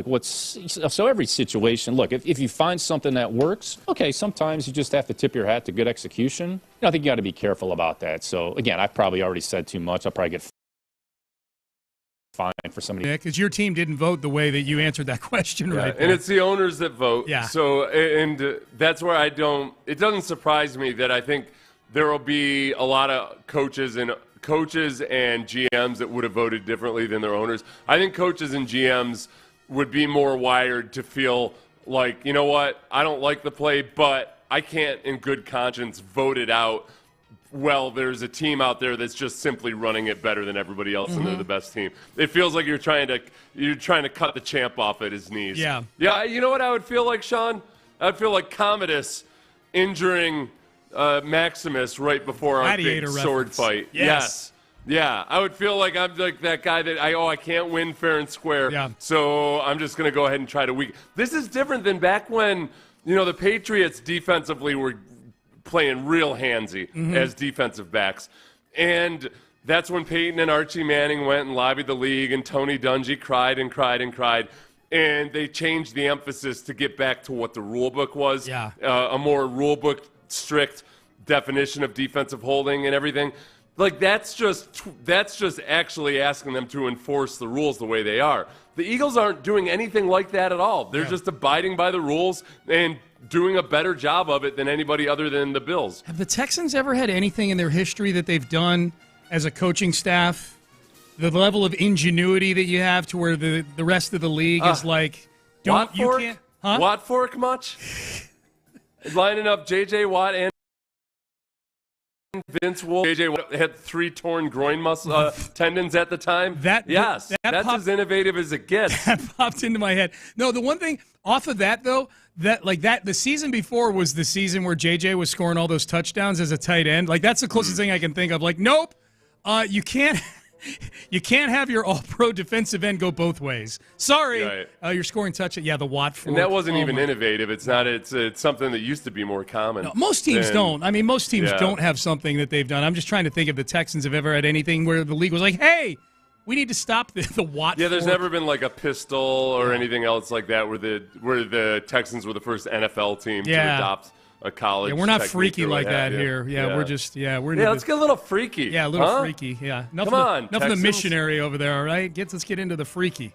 All right. Speaking of that was another thing. Jeffrey Lurie made kind of a lewd comment during his speech. Apparently, basically about he said they were winners no matter what, because even if they banned the Tush push, there's kind of a cool factor to having been banned. Yeah. He said that it's like a teenager's a certain type of dream.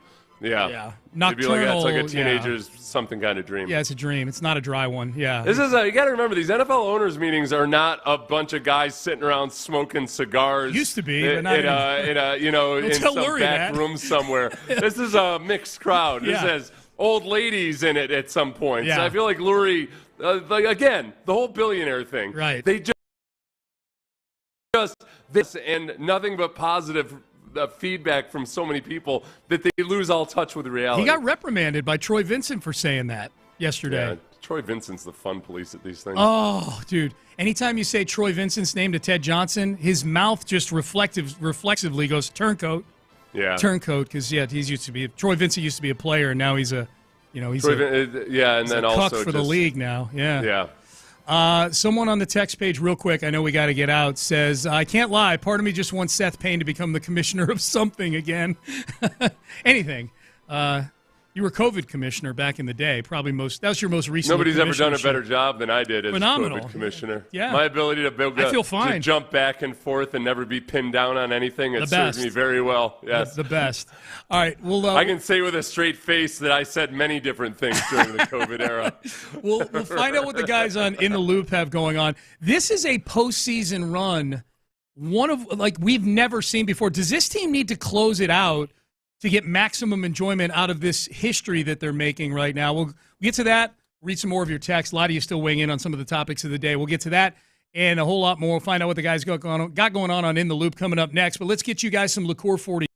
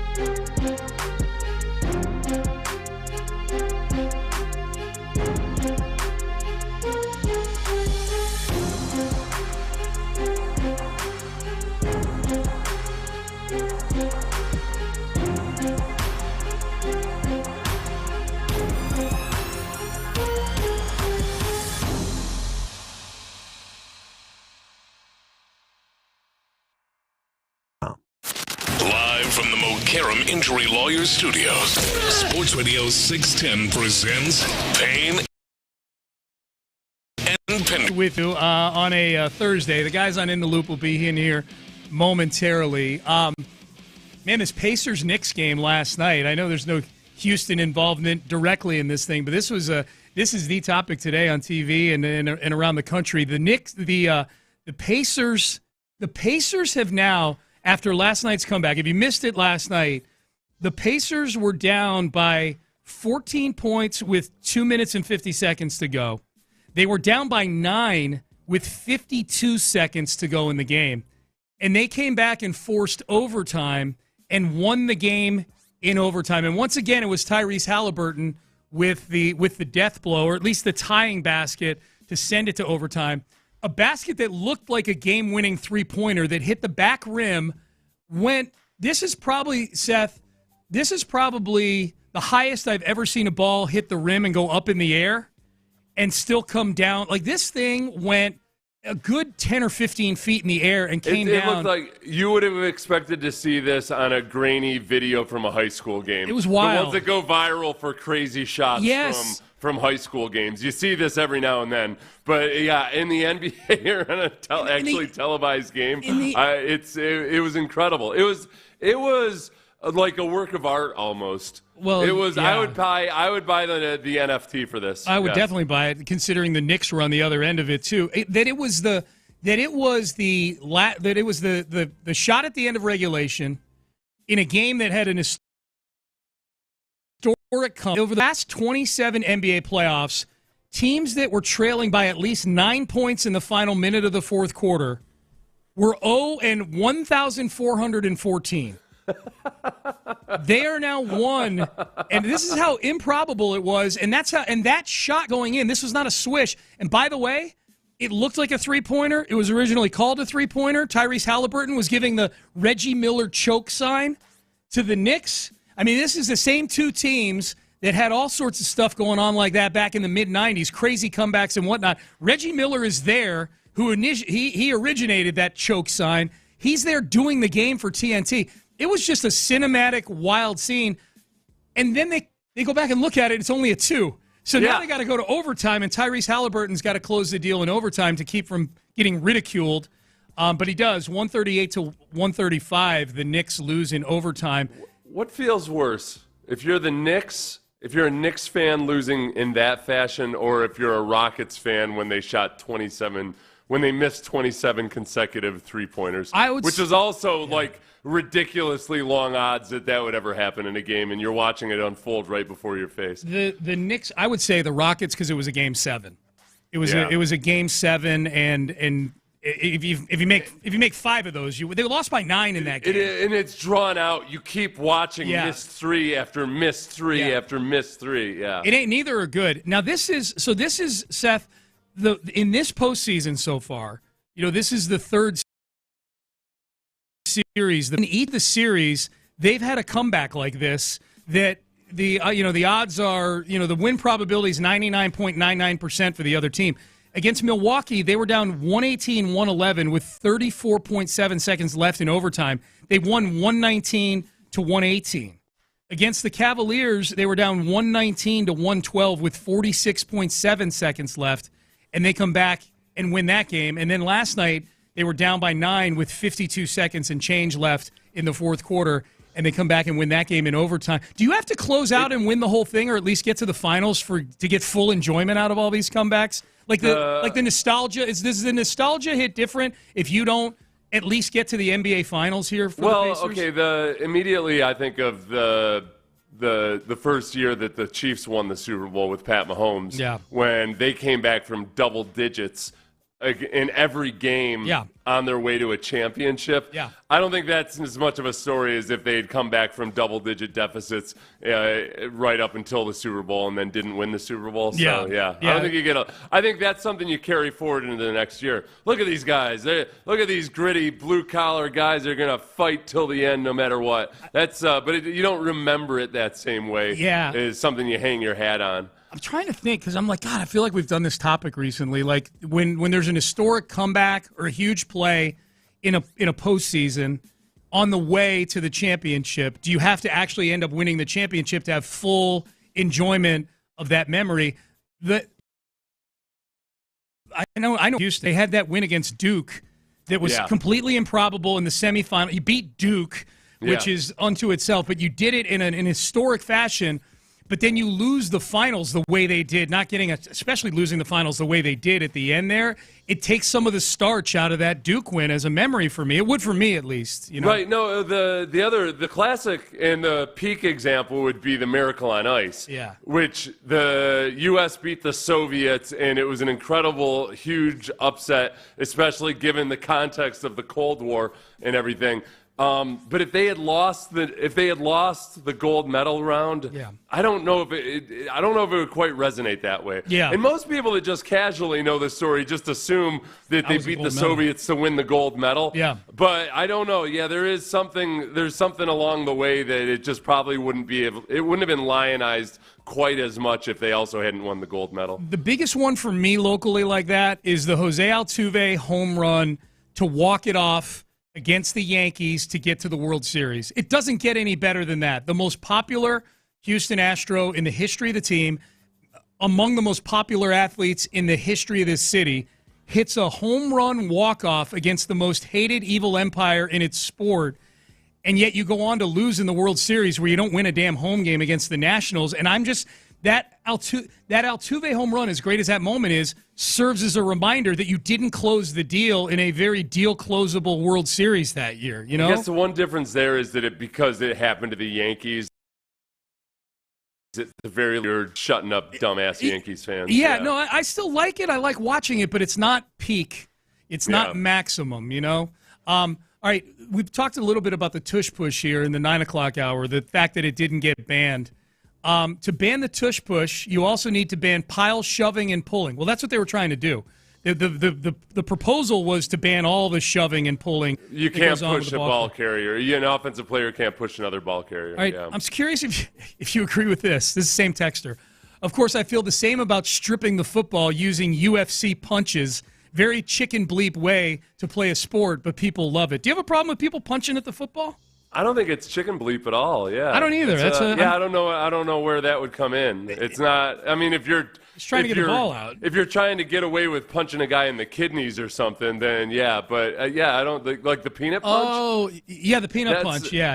I don't think that's chicken bleep. Yeah. Unless we need you to expound. Oh well, now unless he's also saying that you're not, instead of going for the tackle, you're just the guys that are turning down contact to punch at it. That could be. I could see that. We need more, Texter. We need to know more about why exactly the peanut punch. What about the one where the guy secures the tackle with one arm, but then does a kung fu chop viciously? Like, is that? If he thinks that's chicken bleep, then I don't have any. I can't get where he's coming from. I don't have a problem with any of them. Punching at it without even trying to make the tackle, I don't like that. I don't think. That you're right. It is a risky way to play football. Like the one time that you do that and you knock the ball. The one time you do it, it does work out. But it just feels sometimes like there's guys that are just like trying to go for personal glory in that moment when first and foremost, could you get the guy on the damn ground? Get him on the ground, no doubt. If it's in the last 2 minutes of the game and you're down or whatever, that's a whole different story. Now, I will say this, the peanut punch, way more watchable than the Tush push.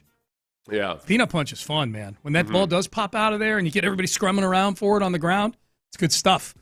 All right, Payne and Pendergast with you. Hey, Crosstalk sponsored by D&M Auto Leasing. I say that because we're about to crosstalk with John Lopez and Reggie Atatula. Yeah, crosstalk. What's going on, fellas? Nothing, man. Excited. How wild was that last night? Oh, the whole thing of it being the Knicks and the Pacers, two teams with history. The comeback, which is, Seth and I were just going through the stats. I mean, you guys have seen them, I'm sure. The teams down by 9 in the final minute in the playoffs since the late 90s, 1,414. Now, that's a literal stat. That's not an exaggeration. I'm reading that, Elias Sports Bureau, and now it's 1 in 1,414. And the fact that the shot to send it to overtime, first of all, was called a shot that wouldn't have said it was called a winning three-pointer. Yeah. But that the fact that the ball bounced so high up in the air and went in, I just love that the Knicks fan base got a dagger through their heart in such an excruciating fashion. And if you know what, to add on to it, we haven't even talked about this. If you were going to say, okay, of the teams that would allow, of the more than 1,000 teams that have never allowed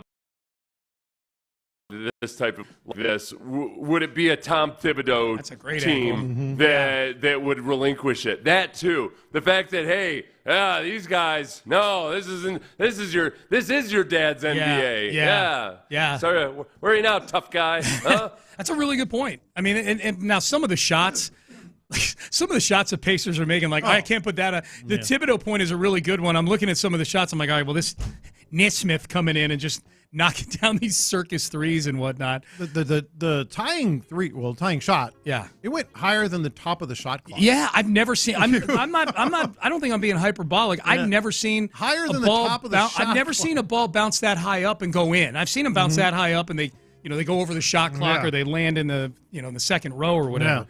But that was some crazy stuff, man. Yeah, absolutely. Right. I was watching that with Figgy, T-Mill. We were over at bar together, and I jumped. We were having mid-conversation. Yeah. I jumped up out of my seat because of that particular moment. Just absolutely insane. And Seth, you made a good point because I did go and look at it, and I do think the fatigue absolutely allowed the Pacers back into that because the Knicks have been a very good defensive team. And they started kind of sagging off, not getting up to the level on pick and rolls that allowed Nesmith and some of these guys to knock down some of those crazy three-pointers. Like the mental level started dropping, and so I went and I checked, and of the teams that remain, the top 5 guys in minutes per game, all those New York Knicks starters. They're the top. Hold up. They're the top 5 of all the players remaining in the postseason. That's those correct. Knicks guys. Wow. Yeah.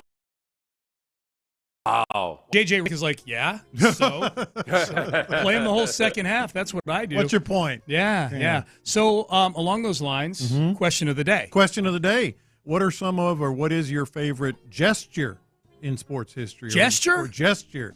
I was like, it's going to be the degeneration next year, brother. Yeah, the crotch chop, of course. You'd be surprised. I started thinking about this. How many you can have an entire conversation with just gestures and know what everybody's referring to. Yeah. It's like its own sign language. It really is. Yeah. I went with the Usain Bolt. Two arms pointed this way. Okay, that's a real good one. And of course, my era.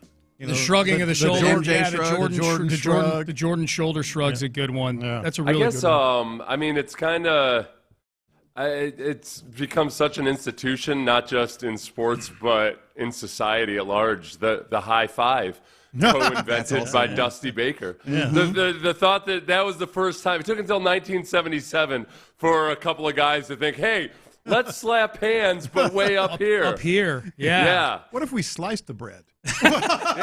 Yeah. People are going to eat this up, this sliced bread. I like that. It's funny. Anytime you guys bring in these questions, I don't know why, my brain always goes to, you're like, what are the best gestures? And my brain always goes to, what are the ones I hate the most? Yeah. Do it. What are the ones that you do hate? Non-sports. The ones I hate, I'm not a big fan of the guys spooning food into their mouth. Yeah. The DJ Swearinger. Yeah. I'm not a huge, then maybe that's why, because it was DJ Swearinger doing it. The guys get up signing incomplete after a guy had a ball bounce off his face mask or something. Like, you didn't do anything. He was supposed to catch the ball. You're getting up giving the incomplete sign, or a tackle 15 yards downfield and they're getting up and they're swearing. Like, no, man, they just got 15 yards on you. Yeah, I don't like the slime. I don't either. I don't either.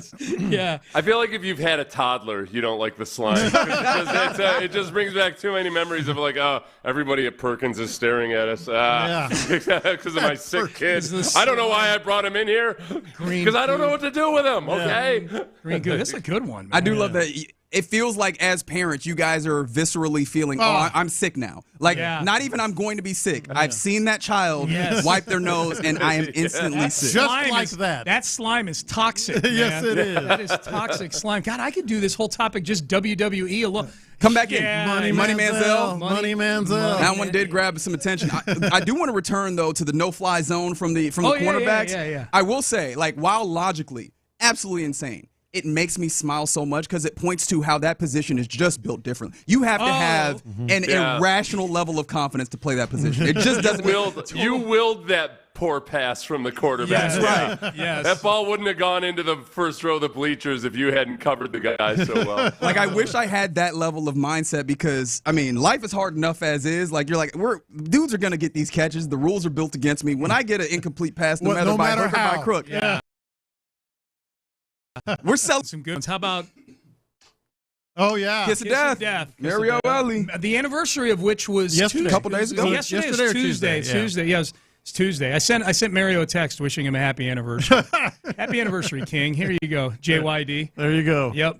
All right, Crosstalk, sponsored by D&M Auto Leasing. Yes, sir. I love this topic. This is good stuff. I can't wait to get on my walk and listen to In the Loop. That's going to be a lot of fun. All right, 10 to 2, you got the fellas. Seth, antibodies to you, my friend. Antibodies, and I'm going to give you the old Italian flip up. Yeah, there's gestures in driving. There are gestures in driving. Oh, this You said gestures plural? This is going to be really, really good. Gestures plural in driving? Oh, yeah. Really? There's a lot of good ones. Yeah. A lot of good ones. All right, well, Seth, I'll see you tomorrow for a Friday show. Fellas, you're listening to KLT AM, KLT FM HD2, Houston, an Odyssey sports station. Reggie Atatula, John Lopez, Figgy Fig, they're in the loop, and they start now. Yeah, happy Thursday to you. You are indeed in the loop right here on Sports Radio 610. You heard the man, John Lopez, Reginald Atatula, Figgy Fig, hanging out with you. But it's also you involved when you get involved on the text line, 713-572-4610. There's also the Mo Karam Injury Lawyer live stream. We keep it 100. Both on the YouTube page, Sports Radio 610, and on Twitch, 610 Houston. How you feeling, man? Like I'm quite feeling a day, great. Huh? What a night, what a day, and just for the record, that Reggie Miller chokes that might be my favorite one, just because it's just on a personal level. It's just awesome. It's great memories of being out there watching that one, and then of course watching it on TV last night. Yeah, talk about this because it feels like I'm good, man. Was watching that game live. Obviously, the fellas were just mentioning this, and it's just, I mean, I've had so much fun watching these playoffs, but not just these ones. I don't know how many people were in the same situation I was watching this at a sports bar. The Stars also facing off in the NHL playoffs. Yeah, they were done, weren't they? Some people might have thought. Some people might have thought that they were done. And in the NHL playoffs there, the Oilers in the Western Conference Finals there were up 3-1 going into the third period, and the Stars end up with a 6-3 victory. They had their own kind of comeback kids thing going, and they've been doing this in the same way that the Pacers have, in a similar way like the Knicks have, and that kind of got me to this question of who've been the real comeback kids of this playoff season? I got stats for you, but then the secondary portion of this, when I get you these stats, is have you thought about the fact that both of these teams, both of these places, like you look at the Dallas Stars, you look at the Indiana Pacers, and they are both from metropolises that Houston hates for one reason or another.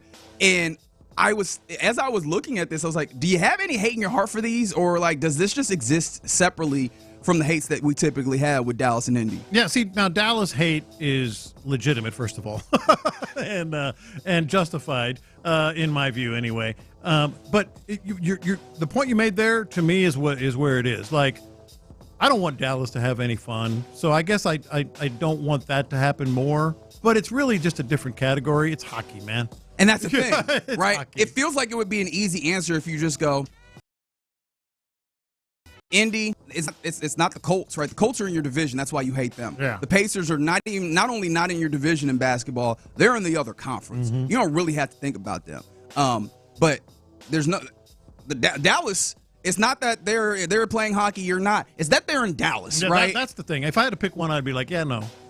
No, not Dallas. We don't want you to have nice things. but they have been phenomenal. I was just telling you, right? That is a team that they came into that game and they end up down 3-1 going into the final period, and they do something that is largely unusual, being the first team in Stanley Cup playoff history to earn multiple wins, mind you, in regulation after being down 2+ goals in the third period in a single playoff year, including this one where they score 5 goals in a single period to end the game. They were down 2 and they were like, that's not enough. It's not just I'm coming back. I'm actually going to bury you by the time that this thing ends here. Yeah. And I found that to be wildly interesting. And it's not the first time. I think it's probably the third time in my mind, or maybe the second time that they've had these type of comebacks. compared to the Pacers, who, I mean, they've done this quite a bit as well through the playoffs. And then also the Knicks have, I mean, they had a couple of 20-point comebacks against the Celtics in their run that's been kind of crazy. Who for you, taking those things in, and I give you more, like talking about the Pacers, they're now 1-970 because NBA teams before were 0-970 when down 14 or more points in the last 250 of regulation over the last 27 seasons. Obviously, the Pacers break that. Since the 90s that have trailed by 7+ points in the final 50 seconds of the fourth quarter or overtime are 4-172.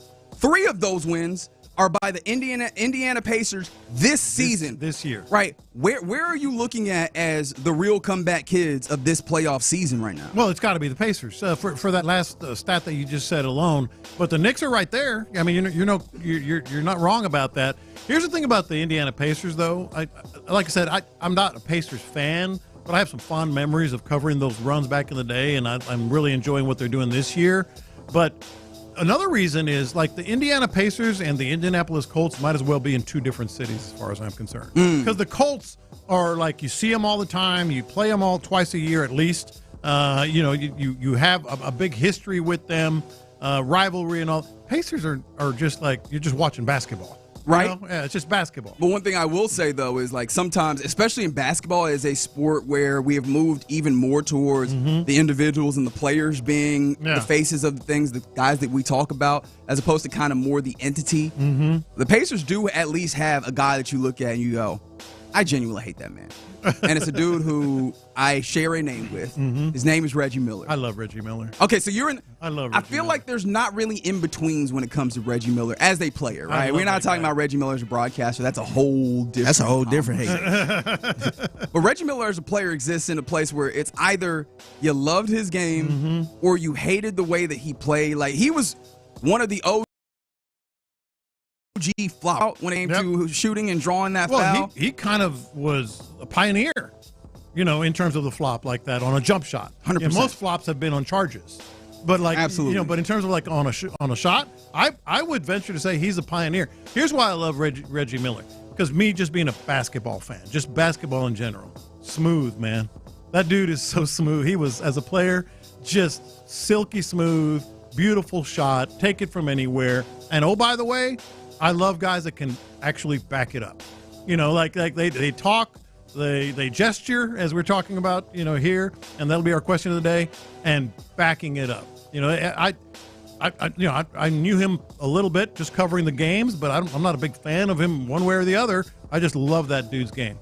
Yeah, and so I think this question comes up on the text line. I think this is one that's worth asking in this moment where with the Knicks is the NBA back, right? Like the theatrics of this particular postseason, last night was definitely a big thing, but I don't think that it was the only thing by any means. And it's something that I've kind of been throwing out there, and it feels more and more the case, especially with the juxtaposition that we had last night between that Stars comeback and the Pacers comeback. It worked, and I saw the juxtaposition because literally it was on TVs right next to each other.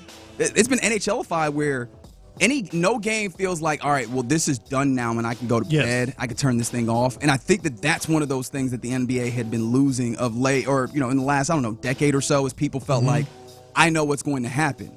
I'm still not certain how much, I believe that is something that actually turns everybody off.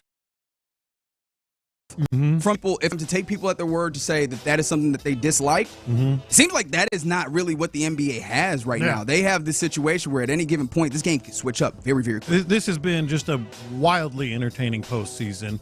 And is the NBA back? Let's see. Let's wait and see. Yeah, I think that's the right answer. It's wildly entertaining, as I said. There's a little more star power, that familiarity, not just LeBron and, I hate this or I hate that or the game is this or that. It's getting there. Maybe that's a better answer. It's getting there. I don't know if it's there yet, because you still have regular season. That's been a problem for viewership and fans. So let's see how that goes. All right. So we talk about the clutch of it. I also want to give credit to Tyrese Halliburton, who is now 11 of 12 on shots to tie or take the lead in the last 2 minutes of a game this season. That's ridiculous. That is just... he's becoming this guy. Yes. Is he still overrated to these players?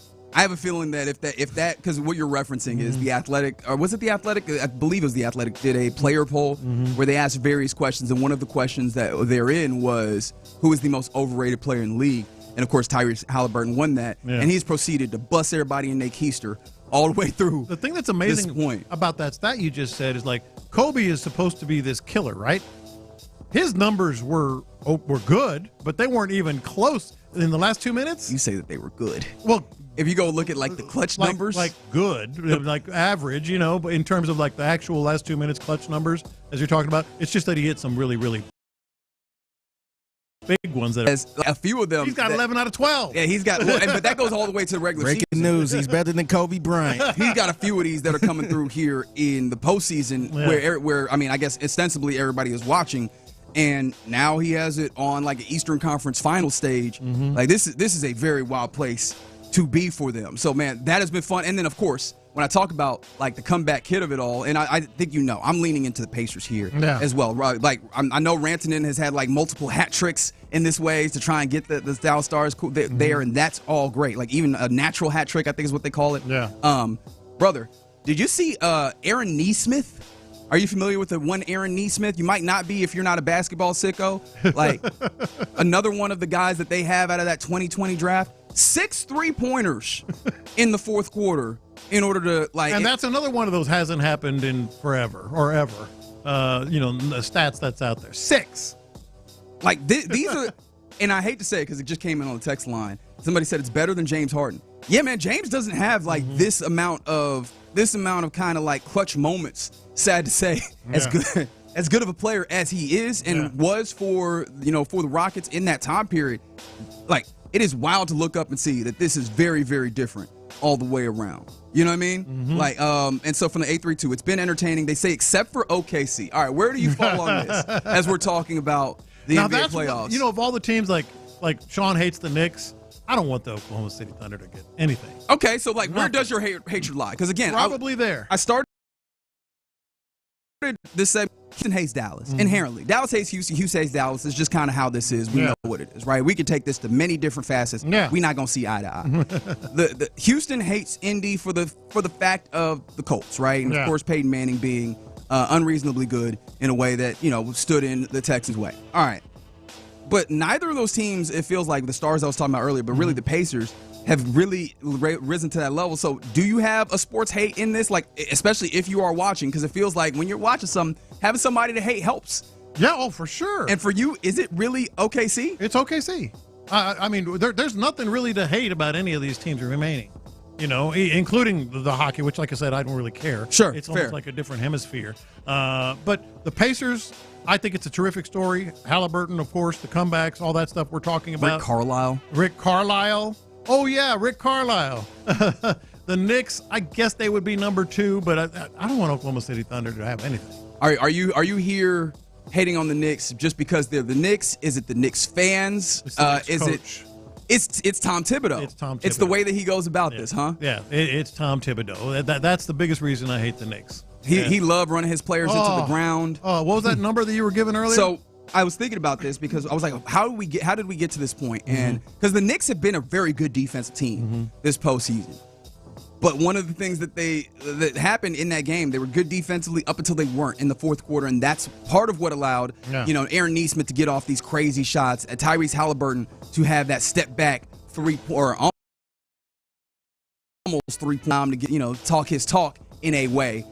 They were, you started seeing mental lapses from a team defensively that had been very good. You started seeing them not rise to the level on pick and rolls. You started seeing them miss kind of some assignments, allow things to happen in transition, things of that nature. And that to me points to fatigue, a fatigue that I will raise my hand and say I didn't think that they were going to have to deal with to the same extent this year because I thought that they were better in depth. But depth don't matter if your coach won't use it. Yeah. And looking at for the playoffs of the teams that remain, right? Minutes per game, the top 5 guys, again, of the teams that remain in the playoffs in minutes per game, all of them are New York Knicks. All 5. All 5. And so I do wonder how do you believe more in that as being some level of precursors to what might happen in the rest of the series because this is just game 1, or do you then go to Tyrese Halliburton did the choke, right? That in reminiscence of Reggie Miller, who was in the building, which was kind of cool. Pointing at him. right? Pointing at him. Do you then go back to that series? Remember that Reggie Miller and the Pacers lost that one. They lost the series. Yes. And it was back. No, they lost the series. But here's the difference with the Knicks in this case. Losing at home the way they did. Now, if you're going to get back in the series, you're talking 5, 6 games, 7 games. And they were already, you pointed this out, they were fatigued in the fourth quarter in game 1 after this big playoff run. And that's why I don't like the Knicks, because of Thibodeau and what he's doing. All right, so the 832, hate the Knicks because of Oakley and Anthony Mason. Oh, you go all the way back there. Yeah. 713, it's not that I hate OKC. They're just so be your face, Lopez. Because I think he's just talking about the city. I don't think he's just talking about the Spurs. I think he means the city as a whole. I don't care for the city like that. I actually like the team a little bit, OKC. Oh, yeah? Just off the strength of they draft so well. Mm-hmm. And I feel like that's probably... Who are the people that go, I love this team because of their draft acumen? No, I'm just saying... Be for real right now. They didn't go out to try to get LeBron, Paul George, and James Harden on one team. No, that's fair. They build from the ground up. They stay low and build. No, that's so I kind of like seeing that, man, because I hate the. But big we're talking about like guttural instincts, like just your feeling. No, I get it. I kind of like how they got so far like this without trying to trade $1 million first-round picks for Giannis or whatever. Mm-hmm. Somebody said SGA is a free throw merchant, which is ironic because I supported Harden. Plus, they're just corny. I hear you. Funny when they're on the other side. I hear you on some level of corny. There's actually stats to indicate that he is not even close to being like the free throw merchant that we claim him to be. He's just really good at flopping. Like, he's good at it. The body, and that's one of the things that's tough is because it puts me at odds with the people who are like really frustrated with him when it comes to that. Because yes, I don't think anybody loves the idea of like, hey, getting out here, working the system. Yeah, but he's good at it. The fact that he has the level of body control that he does is wild to me. Like there was a play last night where he hit the guy and got the call. Like he hit. Oh no, and I believe it was Nikhil Alexander Walker, who is his cousin. So like this is not only just like a level of crime against the game. This is family crime. They're gonna talk about this at Thanksgiving. I bet he called his auntie like. But yes, a very very fun, like playoff season because all sorts of comebacks both in the NBA and NHL. Tap in, man. It's been very fun.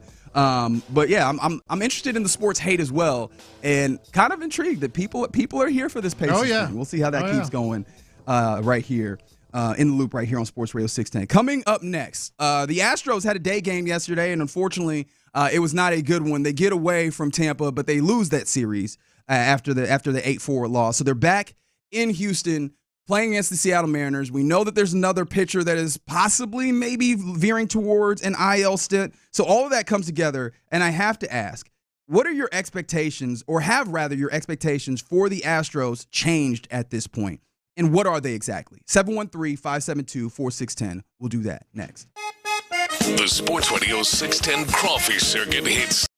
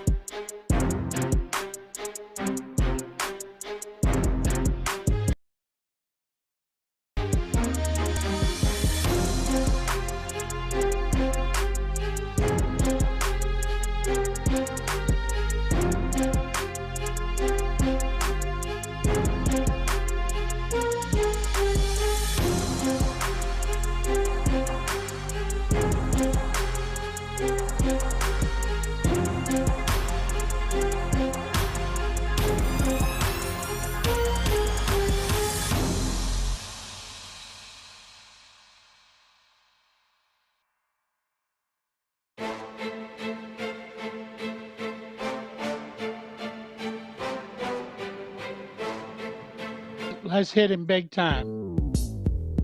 Houston, let's get in the loop. You better get ready because we're going to show up and show out. With John Lopez. It is what it is means nothing. And Reggie Atatula. And that, my friends, is a scoregami. Always live, always local. 713, what's the damn number? 572-4610. You're in the loop on Houston Sports Leader, Sports Radio. Happy Thursday to you. You're in the loop here on Sports Radio 610. Have your expectations of what to expect. Have your expectations of the Astros changed this year, and what are they exactly? 713-572-4610. Got to answer. You have an answer? I said you got to answer. You have to answer. Got you. Okay. 713-572-4610. You got to answer. Have your expectations change? You know, you're going to even coming into this year, we were talking about it. You know, you're going to win the division. Didn't we all pick them to win the division, right? I mean, yeah. Get into the postseason, and then who knows? You're the Astros. Try and make a little bit of and then yeah, you're the Astros. Have they changed? Like, what you think this team is going to do? That's a really good question, and I think that, you know, especially with the Astros, I have tried to play this on hope mode more than anything, because I mean, there's been some tough paths or tough like ways to see the path forward, or at least a very relatively narrow path to see forward, and it's gotten a little bit narrower as you've namely dealt with injuries, but also you've had kind of some slow starts from guys. But it's tough to then look at the kind of adversity that this team has gone through, and then still see that they are playing above 500 baseball to this point. And say that I am in a place now where I'm like throwing it all away, like the expectations that I have. Yeah. So, I mean, making the postseason still remains the expectation in some ways because it has to be. Yeah. Like, I don't think you're in a place where you go and, well, now this is all cooked. And, I mean, a couple months into the season and you go, all right, well, then throw this away. Especially also because if we're talking about the pitching being some level of mitigating factor, which, I mean, it might be, right? Ronald Blanco, you know, he is here in Houston. We haven't heard exactly the fallout of this, and I imagine that we probably start to get that ahead of tonight's opener for the 4-game set versus the Mariners. But, like, if he goes on the IL or you don't have a lot of pitchers that I think you feel great about. However, this is the talking about the injuries. We know that there's also dudes that maybe could make their way back. And yes, I know this is going to feel a lot like last year where we're like, all right, when will this person come back and be able to help you reinforcement-wise? But there's a lot of them. Right? There's a lot of those dudes that you're looking at there that you go, hey, is Christian Javier going to make his way back? Is J.P. France going to make his way back? Like, are these Luis Garcia, is he going to make his way back?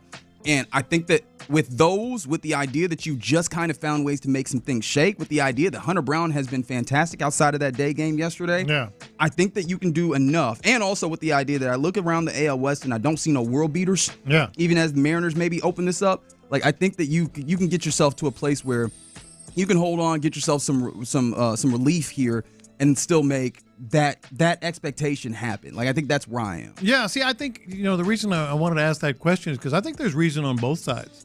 You mentioned something, you know, kind of the hope that you might have.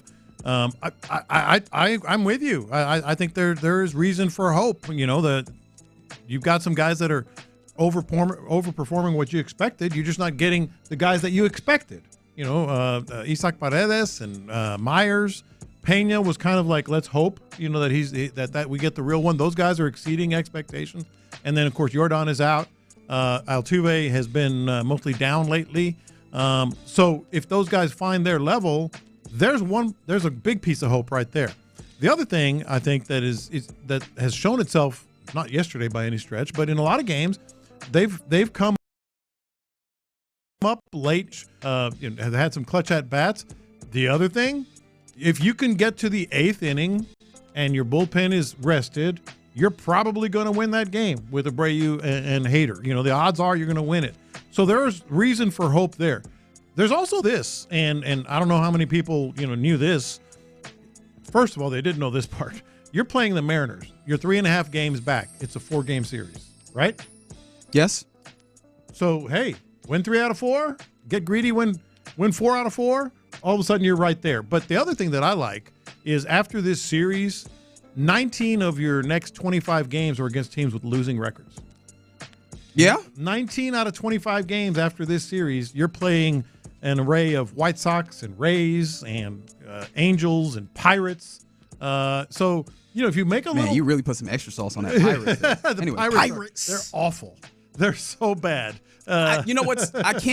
I hear you. They're not good. Yeah. But I can't say anybody is awful in that same tone and not when I'm mention looking the at the Rockies. Rockies. I'm sorry. Yeah. I'm looking at the Rockies, and they're about to be historically bad. They're historic. I feel like it's almost they've been so bad that they are I have to direct more energy towards them away from some of these other teams that are But make a little move here, even splitting. And then 19 out of 25 games against teams with losing records, including the fact that starting tonight you have a 8 and 10 days or 10 game homestand here as well. Maybe that gives you an opportunity to jumpstart this a little bit. But yeah man, I think I also exist with the level of hope because like you mentioned, there's some, Jordan, as this IL stint continues to extend, there is a little bit of tugging at my collar, but when he does make it back, because he will make it back, right? And I'm just gonna put that into the ether. Don't hit me with the but don't do that. I don't want it. There's no way that he continues to be the Jordan of the first part of the season, all the way. If he's healthy, yeah, there's no way, right? Right, and so I'm still in that place where I think I'm a little bit aligned with the 361 here, who goes 88 wins, wild card spot maybe, and they go out in the second round, and that's probably fair. But I think the idea is if you get yourself into the dance, as with anything in American sports, get yourself into the dance, give yourself an opportunity, especially, again, pointing to the idea that if you're going 1-2 punches, pitching-wise, you do feel good about that, starting-wise. Yeah. You know what I mean? And so there is reason for hope. I just laid it out. You just laid it out. Now let's talk about maybe those expectations are too lofty.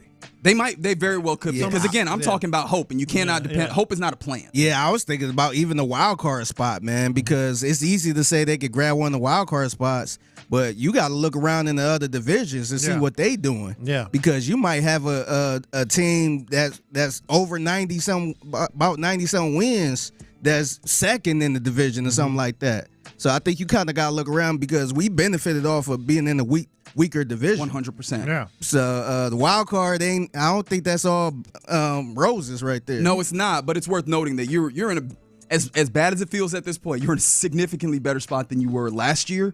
But then also on top of that but it's kind of the division too. Went through this, there wasn't no wild cards there. Yeah. Just looking at it right now, and of course we're very far away from this being the heart of it. Astros are a game and a half out of wild card right now, this moment, and that's considering that the Guardians are that last spot in, and their run differential, not that it's the end all be all by any means, is a negative 17 compared to the Astros plus 16, an Astros team that isn't a great offensive team, right? If you're looking at that as some level of will this regress to the mean, that in some ways would give you some idea that they might hop over the Royals themselves as well, who are a game or actually 2 games ahead of you at this moment. Again, what does this mean in the long run? Not a ton, but just to give you an idea of the landscape, their run differential is a +4, which again, the Astros end up being better. Just to put the idea that at this juncture, with the way that the Astros have played, and I imagine a lot of us would look at that as not to the point where I think even the expectation of,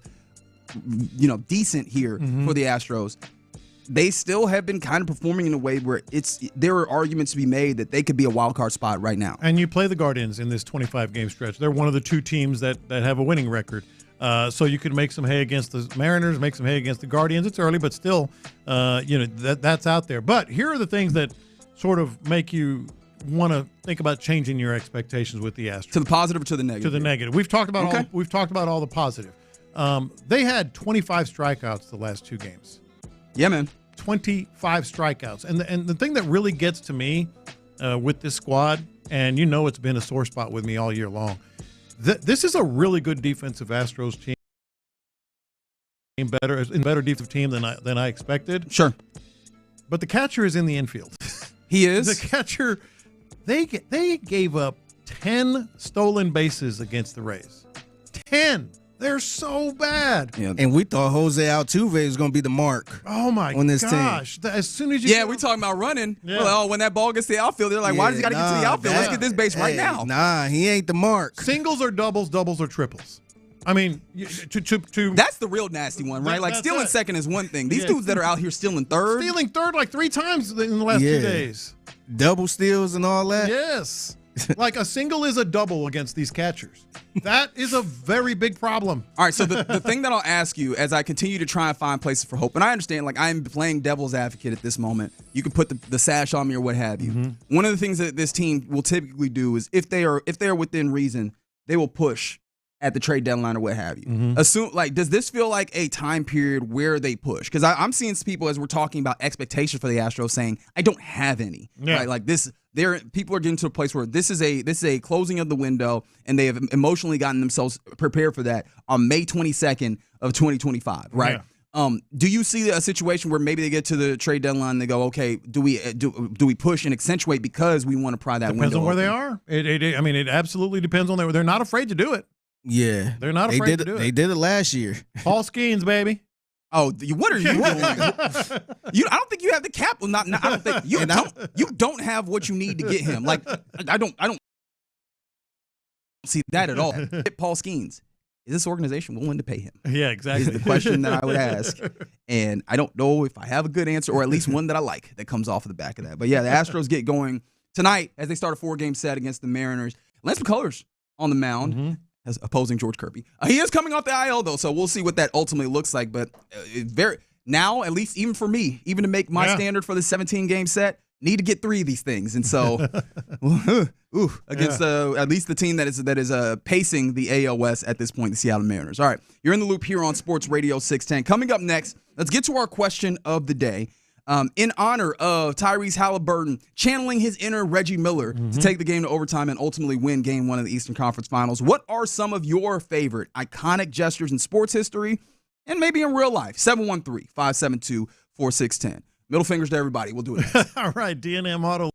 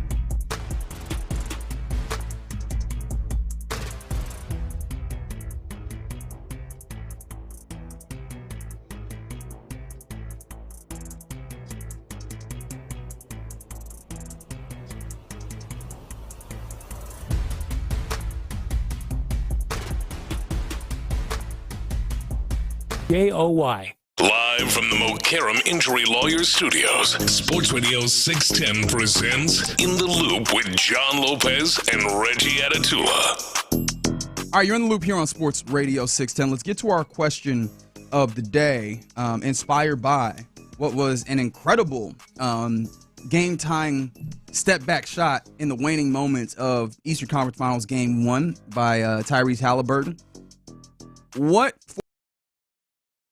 for you were some of the most iconic gestures in sports history, and maybe some ones in real life? 713-572-4610. And I gotta say, and this is not confessions, but I do have a confession.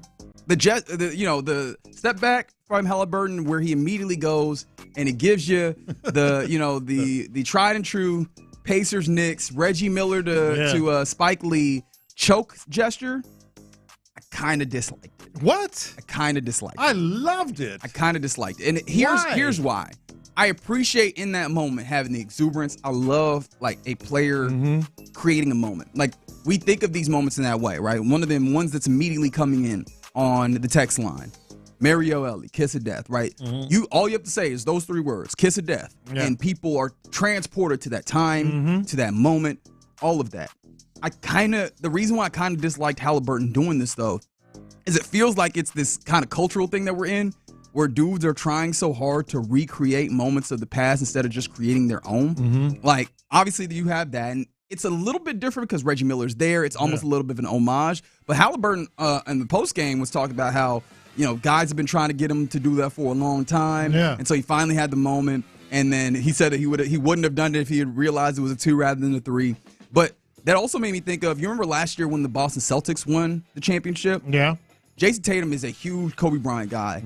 He's, when he gets his moment with the Larry O'Brien trophy, he's sitting there and he's trying to recreate that picture of Kobe Bryant hugging the trophy. And I'm like, dog, have your moment picture now. I was thinking about the other moment he tried to do. He tried to create the Kevin Garnett moment. He did try and recreate that. He tried to, we did it. we did it. Like, nah, that's not it, bro. Now those are contrived. I think the Halliburton one was completely different. It was. I don't know. It wasn't homage. I don't know, but dog. to me, the homage to Reggie is a good thing. Like that's cool. Like he's tipping his cap to a legend. In that building, just in that moment, that kind of thing. That's different than you have time to think about it. I'm going to hug the trophy, Yeah. To me, it was awesome. To me, I liked it a lot because it just seemed like it was part of the script. Yes. Because the Pacers are playing the Knicks. Reggie Miller is the commentator on the side. And what did Reggie Miller do against the Knicks? Yep, that. Yep. And what did Tyrese do against the Knicks in front of Spike Lee? That. Yeah, and then he did it in real time too. It wasn't like after the game or something. Yeah, it was. That's what I liked about it. He did it in the moment. Can I hate a little bit more real quick? Yeah. Go ahead. I feel like the facial expression also kind of. The whole idea of the choking gesture is cool, calm, collected assassin Reggie Miller looking at you and going, that part, I just did that. That part I didn't like. Yeah, Tyrese was out here like he looked like, he's like, oh, he looked like he was getting choked for real, like somebody was choking him to death. I loved it. I thought that was a. He looked like he was choking on a chicken bone. I thought that was a lot different than the other two you mentioned because that was a hat tip, man. That was like, look what I did. Same place. And we were already talking about. And then that happened. Thing. So anyway, I bet Adam Silver enjoyed it because it did harken back to the '90s, and if it restored the feeling at all, there's a lot of basketball fans that are like, okay, I'm in. Yeah, I'm in. I just wish it was for game, though, man. Yeah. I wish it was just a 3. I wish his foot went on the line. It should have been for game. That would have been so much better. Although here's the thing: seeing as they ultimately won it, we just gonna remember it like it was for game. Yeah, like, it worked out good. We're gonna memory hole it. That's cool. It would have really sucked if they lost. It's like the USA hockey. People think that was for the gold medal. It wasn't. It's all good. That ain't no problem. In my mind, it was. They think the Pacers won that series against the Knicks. They didn't. They sure as hell did.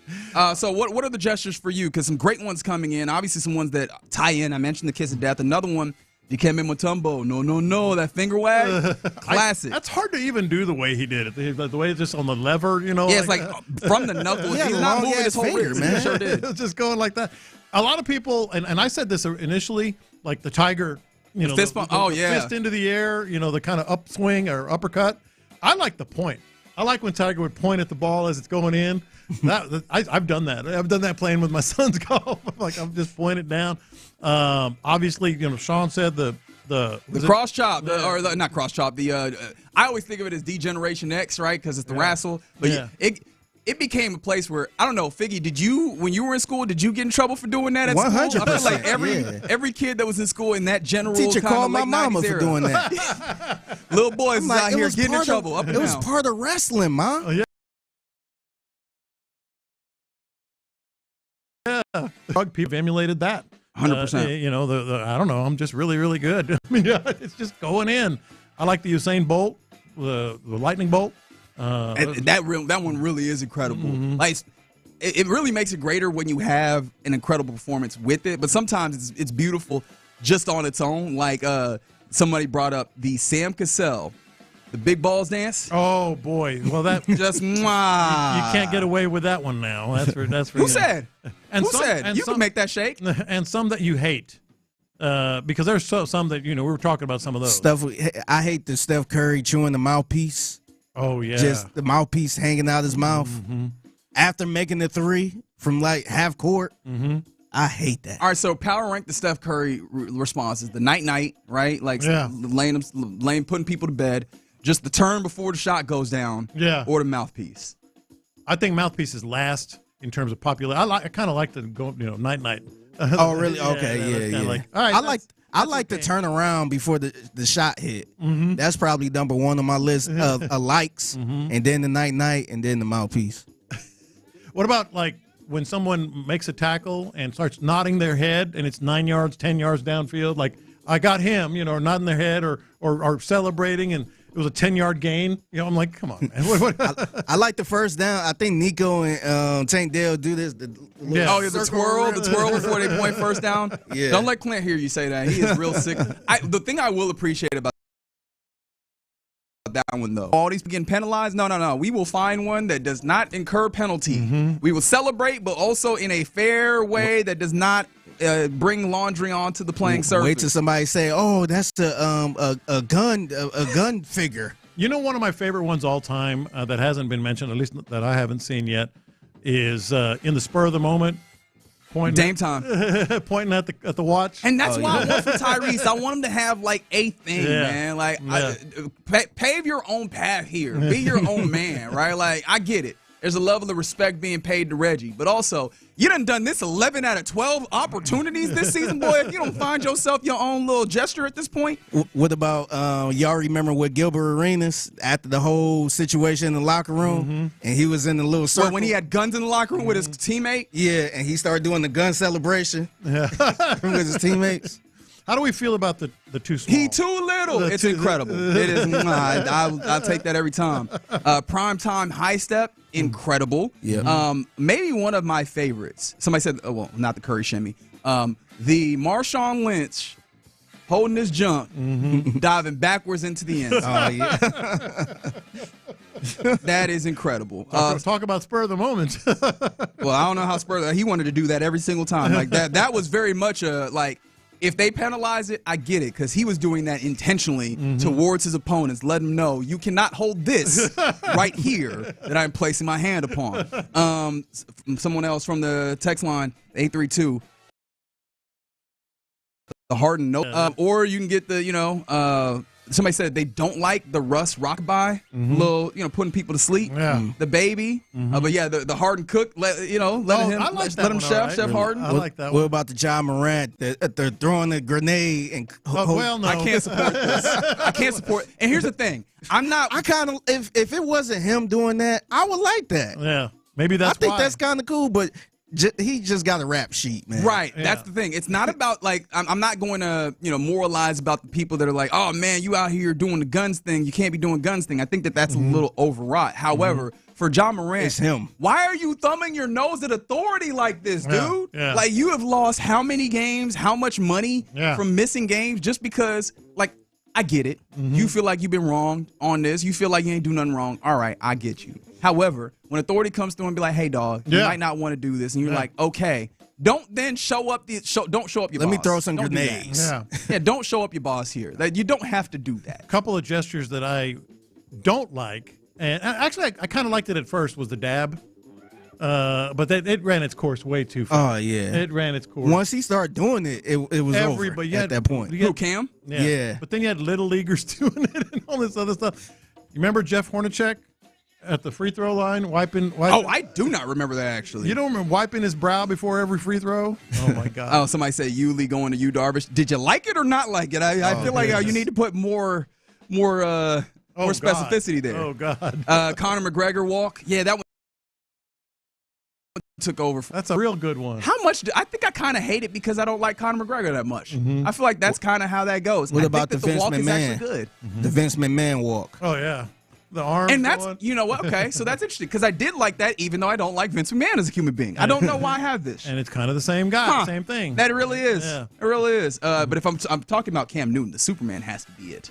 Oh, that's better. Yeah. Like I didn't mind that. I like that one. But I didn't like the dab. Opening up the shirt was tough. Yeah. Yeah, let us know. What are your other ones? Somebody said Dion had a whole bunch of them.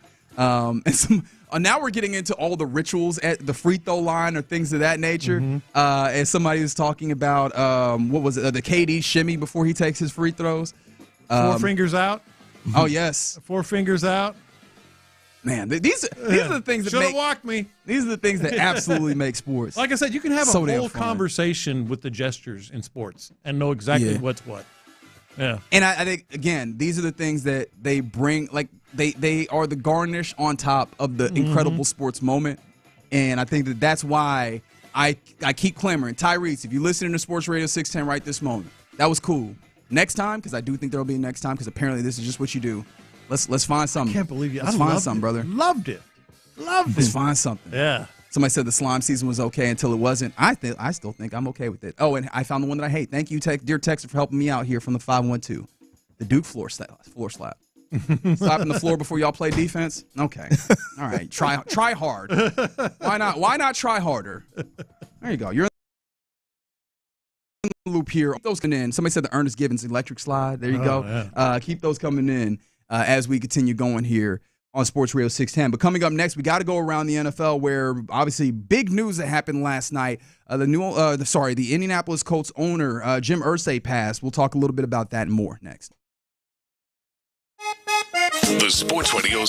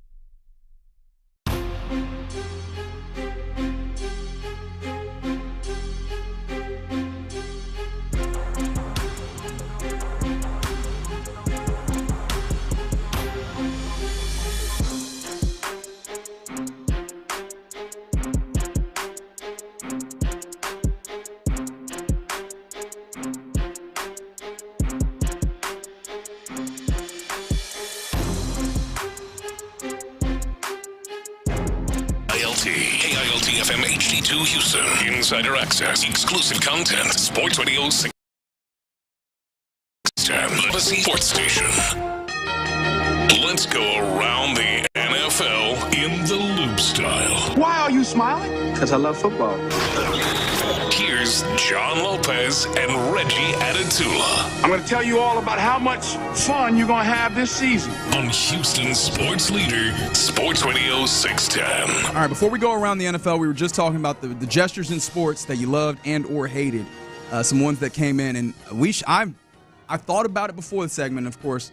In doing the segment, I got distracted and I didn't bring up Texans ones specifically, where I power ranked these for me. Okay? You got the J.J. Watt salute, classic. Right. You've got the Arian Foster namaste, right? And you've got Brian Cushing doing a lasso. Am I forgetting one? Is that one that's coming through? Oh, yes. In terms of gestures? Yeah, you also have the saber. Oh, yeah. I love that one. Antonio Smith? Yes. Yeah. What about this one? This one might rub people the wrong way. I'm not talking about Deshaun Watson. I'm talking about wow. Brandon Cooks. That is with a the wild arrow. shot. Oh, yes. And there you get the touchdown. You do the bow and arrow. What about the Rock Boys? Oh, God. Don't bring that up. We was having fun and you went and ruined it. Who was in the Rock Boys again? Oh, God, I don't want to remember. Hey, don't. Merciless. No one is forcing you to Whitney do this. Merciless. Yeah. It was, who was that guy? Jacob Martin. Yeah. Was it Covington? How did you remember that? Yes, I think it was. Yeah. It was another guy. I forgot. God, I hated the Rock Boys thing so much. God almighty. They did the guitar? Yeah. What are we? God. Oh, power rank? I'm going to go Namaste. That was iconic and unique and a badass player. I'll put that against the J.J. Watt. The salute? Yeah. It is iconic. Yeah. Dare I say, at the risk of being booed off the stage, which is fine. That was in the era where I was very much with everybody else that was like, oh, here come Golden Boy again, doing his salute. Oh, yeah. Right? Because J.J. Watt, he gave a little bit of that energy, but of course, he produced, and I wouldn't say it to his face, because that would be a bad thing to do. But of course, J.J. Watt, incredible human, incredible player, all of those things. Let's go around the NFL, and of course, the wild, I guess it's not all that wild, man. People pass every day. However, it was really unexpected. It felt like it was out of nowhere. Right around, like 6 o'clock yesterday, we get the reporting that Indianapolis Colts owner, Jim Irsay, longtime owner of the Colts, mind you, and kind of boisterous in some ways, complex is that what people say? Renaissance man. When somebody passes and they got some good and they got some bad in here and we don't know what to say about all of it. He passed away at the age of 65. And can I be completely honest? Is this indeed a safe space? Yeah, man. I'm not going to lie. Like, I saw the Adam Schefter reporting, and of course, I don't say this to be insensitive, but just where I was in that moment. And we did not have any real information on what it actually was that caused him to pass. And I can't lie. My immediate thought was one of those complexities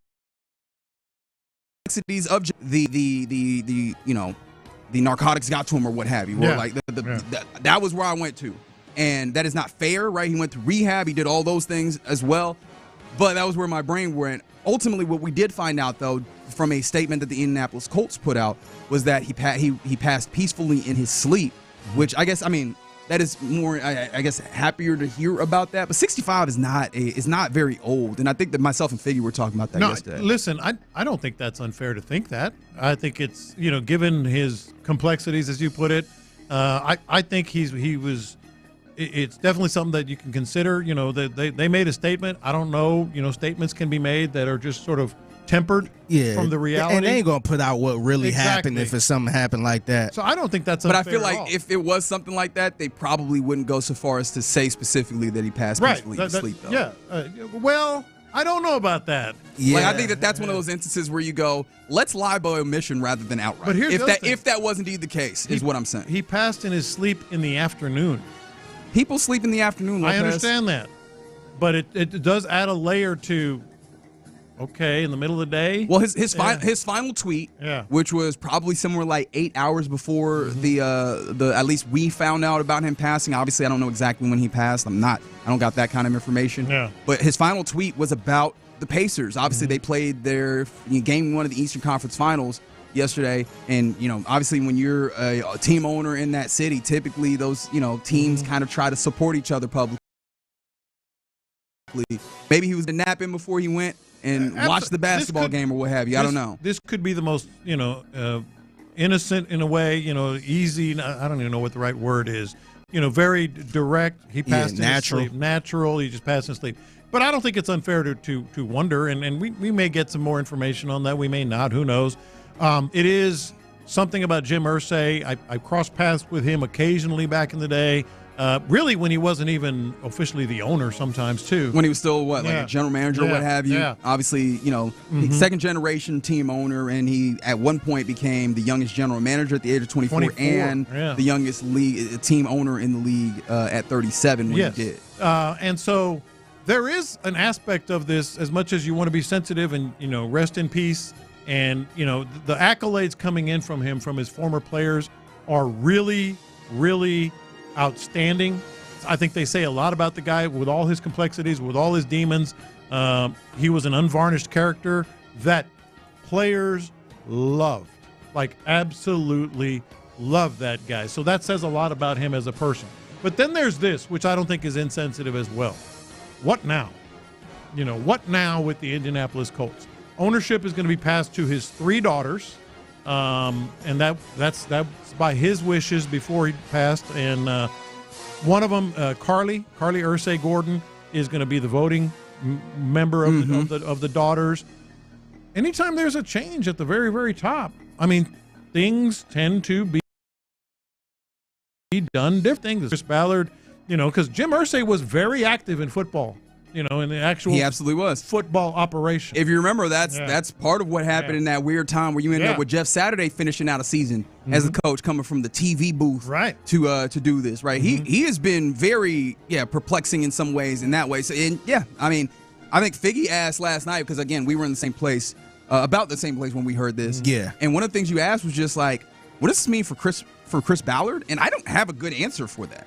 I don't. Go ahead. See, that's the first thing I thought about, because I kind of brought it to here when Bob McNair passed away. I know 100%. He wasn't really running the team per se during his last moments, but that kind of kept Bill O'Brien around a little longer, right? It sure did. It absolutely did. And I think it could go in either direction for Chris Ballard.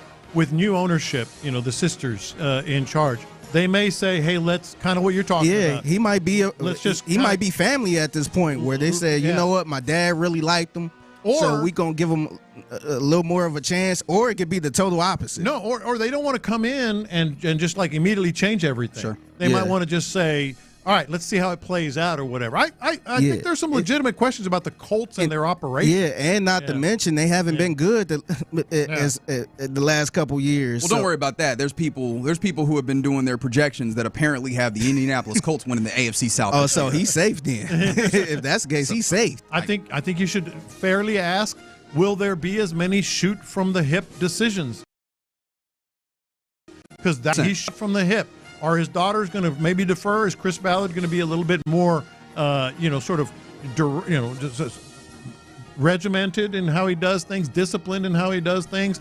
It's going to change the operation, and I think that's something that the entire AFC South, is going to feel. Yeah, the one more thing that I probably thought of with Jim Irsay, actually one of the first things I thought about was just how boisterous he is as a personality. Like, he said some things that have gotten him in hot water, and rightfully so. Tweeted some things. Oh boy, he was on Twitter. I'm not gonna lie, right? Obviously, like, God bless the dead and all that, but there was people that got on social media digging up them old tweets, and I'm not gonna lie, I was reading them. But one of the things that I think that he also, like, I'm interested how the other team owners will miss him. Because I think he served a very interesting role within the team, like team ownership, right? Like, that is a club in a way. Some people call it a boys club or what have you. Like, that is a club in a way. They're very selective of who they let in, and I think that everybody kind of finds various roles. And for Jim Irsay, I think one of the things that he would do is say the thing that didn't nobody else feel like saying. Right. Like, he was like, "Well, I'll say it. I'll be the person who says it," because he had that kind of mentality. I do wonder,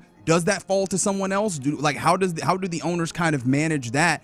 Because I do think that he operated in that space, and they kind of needed that, especially to maintain a level of stasis in the way that, like, the league team owners represent themselves to the public. I think it's going to affect everything from what we just talked about in just terms of shoot from the hip decisions, et cetera, to the draft. I think it's going to affect the draft. I think it's going to affect, how they will some of the decision making, just day-to-day operations be different. It's hard to say. Yeah. I mean, he was, I think I saw a story about, him standing strong on the decision to draft Peyton Manning in 1998 when there was a little bit of wiggle and waver in that room. He was like, nah, this is the guy, which, of course, I imagine there's a look here in Houston where you might have thought about drafting somebody else there, buddy. But obviously, rest in peace to Jim Irsay, passed away at the age of 65, which also, not being a little bit open here, 65 ain't that old, and that made me start thinking about my mom and. Oh, sure. Yeah, I was telling Reggie yesterday, I'm like, man, my dad is 68. Yeah. I'm like, he was younger than my dad. Yeah, remember when we had that discussion, I think it brought up the question, because there was a 74-year-old guy that I knew, and somebody posted, gone too soon, and I thought, is gone too soon at 74? I think we landed on 65. 65 is the limit. Line of demarcation. Yeah, 65 is the limit. All right. You're gone too soon up until 65. From the 713, Jack Easterby going to slide in. Let him. Let him. Yeah. I think, you know what? View this as a letter of recommendation, Colts. I think Jack Easterby would be great for your program. I feel like he'd help things out. Go ahead and do that. That's exactly what you need. You just need a prayerful man to guide Anthony Richardson through this tumultuous early times, and I'm sure that it'll pan out. Just do that. Some other things around the NFL. Hard Knocks, the HBO documentary series that is a staple of getting ready for the season as well. It will go for the first time to Buffalo for the training camp. So we'll get the Buffalo Bills featured in training camp, which... Are you excited for this? Because I feel like there's one person in particular who I can't wait to see, even though we don't typically do this. Is like the higher level players. I think what you're thinking of. Being focal points. It's usually kind of those guys on the perimeter that possibly are fighting for any roster spot. Yeah. He is a young guy. He plays wide receiver. Oh. His name is Keon Coleman. Yeah. Like I feel like I want to get at least one episode where the Keon Coleman gets out here and gets to show off his eccentricities, as they call them.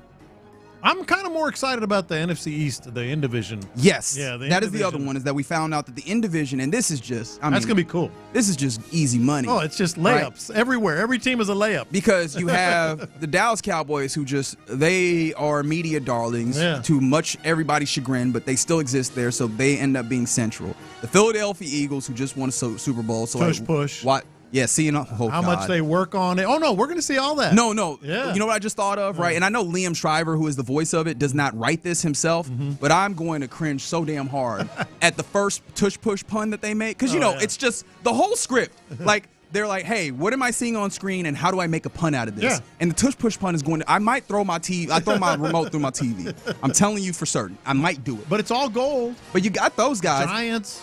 Commanders. I was like, Giants. Jameis Winston. But yeah. Well, I guess, the quarterbacks there might make that interesting, seeing what that level of gold, man. Also, a very interesting one. What happens for year 2 of that experiment where they brought in Laramie Tunsil? Oh, yeah. Or will he be there?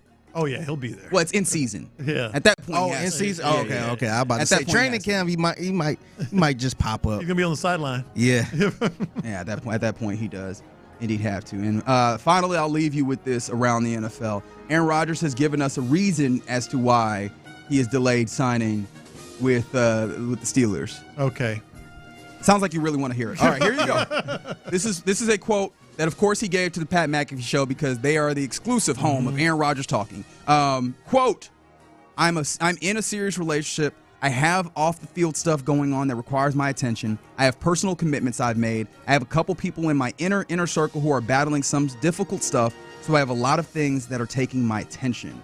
Because the conversations have been had, there's no more contemplation. I'm taking care of my people right now, and I'm taking care of my personal life responsibilities, and I'm keeping the conversation open as well. That's called life. And there are how many players in the NFL? A lot of them have very similar things going on in their lives.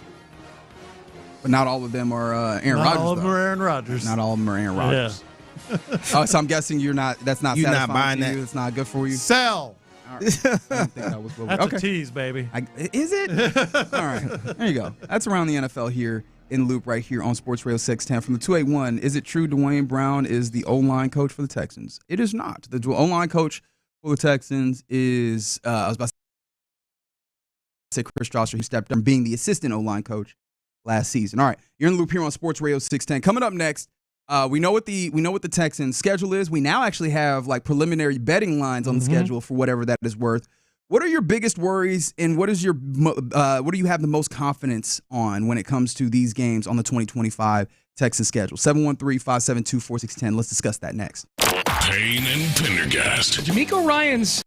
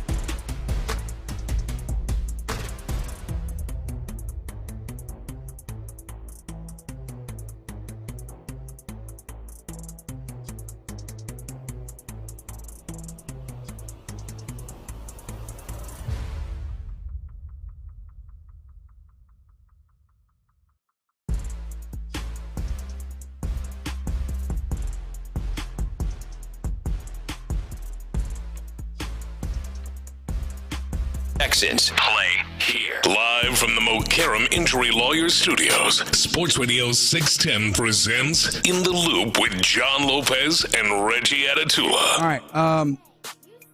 Now we've gotten the chance to sit with, digest the Texans 2025 schedule, all the NFL schedule. To be honest, it's been a week.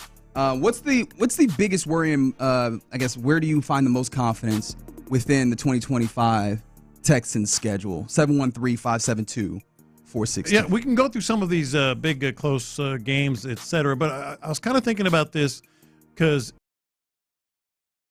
ESPN for every team for every game. Mm-hmm. So let me ask you this.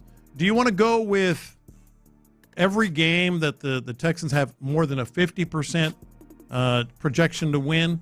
Because some of them are like 51, 53, et cetera, or more than 60 to talk about where they think the Texans will land. Well, I'm interested in how many games they even have the Texans as the team that is a favorite in a way, right? I know that I was looking at the betting odds on a lot of these games, and the Texans, I think they're favored in 9 games as of this point. Yeah. I don't know how much I lean into that in this moment because there's still a lot to be seen about what these teams actually are by the time that we start playing football in September. But I mean, just the idea that they're only favored in 9 at this point, how do you feel about that? Because that kind of, I mean, well, it makes sense to some degree because they have questions themselves that I've been very vocal about. We'll talk more about that in this program as well. How do you feel about the idea that they were favored in 9 of these? Well, it ties in with what I was looking at with ESPN. Let's go for it. 9 is not exactly, it's not exactly encouraging in terms of you've gone 10-7 and won the division and played at home on a Saturday afternoon.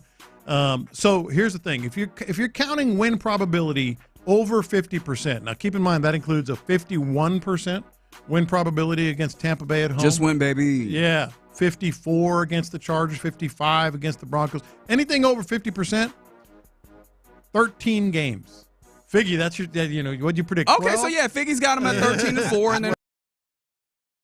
There we go. Move my bad. A little bit of wiggle room. You got to be reasonable with these things. So if you're just going by over 50%, they have more than a 50% today win probability in 13 games. Now, I kind of was looking at 60% because that means, okay, they really feel like they really feel like you're going to win. Okay, and where are you at that point? 8. Ooh, okay. 8. At the L.A. Rams, and it kind of got me thinking about what we're talking about. At LA Rams, 48%. Okay, I thought you were going to say that was one of those 60s because I would not view that at all. That's one of the games that once we started getting leaks or releases on the schedule last week, I was like, ugh, didn't want to see that. I was hoping to get a game like that against the Rams, a good team, a team that has some real talent when you talk about quarterback, play caller synergy. You talk about real weapons. Obviously, defensively, I'm not as worried, but then also a pass rush that's going to really test the weak spot of your team that you're just putting together and hoping that continuity and a level of cohesion will help. Well, week 1, how much cohesion do you have, especially with the shortened preseason rather? That's one of those ones that I would probably have the most. It's one of my biggest worries, in fact, early on. Of the 8 games that have more than a 60% chance of win probability, 5 are in the division. That's what I'm like, oh, Lord. That's what the division is, though. Like, I think we were all in that place. Here we go again. But that does bring up here from the 3-4-6, their biggest worry is that the Jags figure it out. Yeah, well, sure. Because, I mean, that is an offense with Liam Cohen, or at least offensive play caller. He did some really good things. Canales left there for the job in Carolina.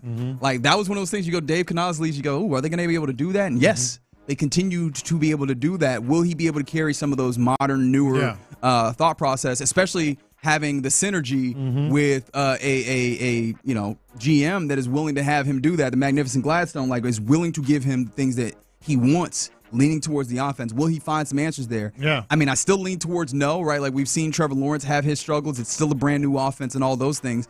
But I'm not in a place where I'm turning a blind eye to the possibility that the Jaguars could find some level of additional life that they weren't able to find with the somewhat dysfunction that was coming in with Doug Peterson. So highest win probability and lowest win probability. I know you're thinking that. You want to start with the highest or the lowest? Give me the giving. Give me the gimme. What's the highest win possibility for the Texans at this point? The top 3 are Las Vegas Raiders, 73%. In Week 16, huh? In Week 16. Okay. Jacksonville at home, 71%.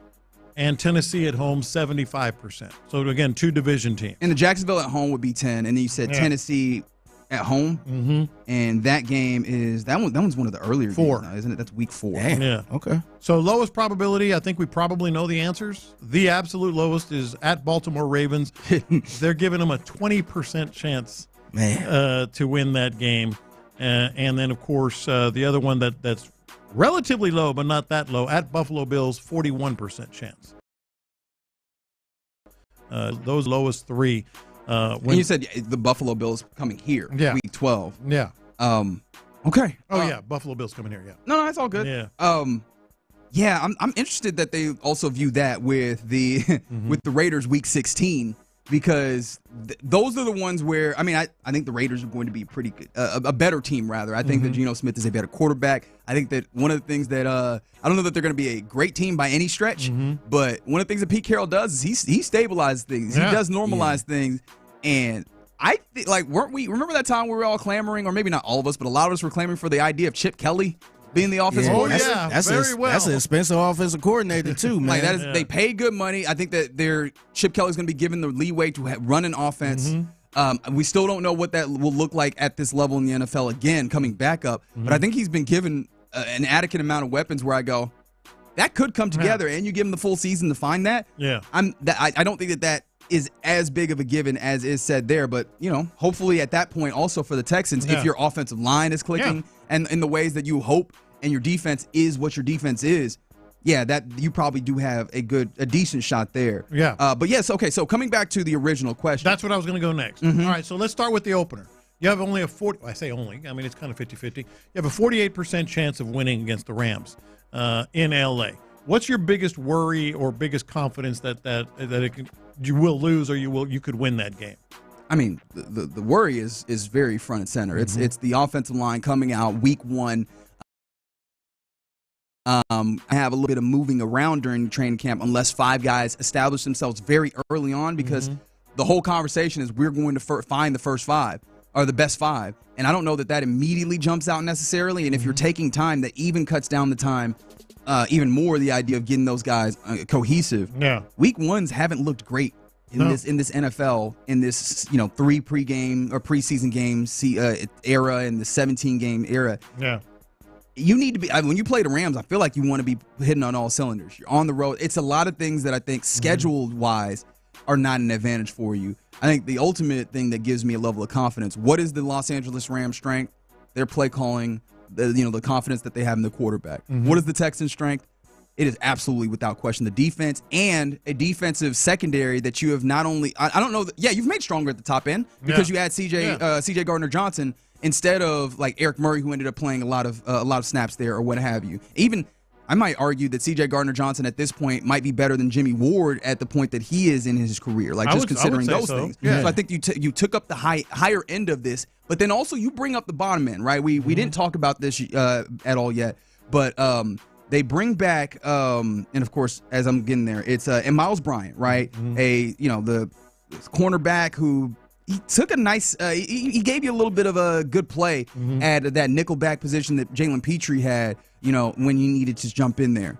Like that gives you a little bit of confidence there. You bring in Ronald Darby, you bring back D'Angelo Ross. You have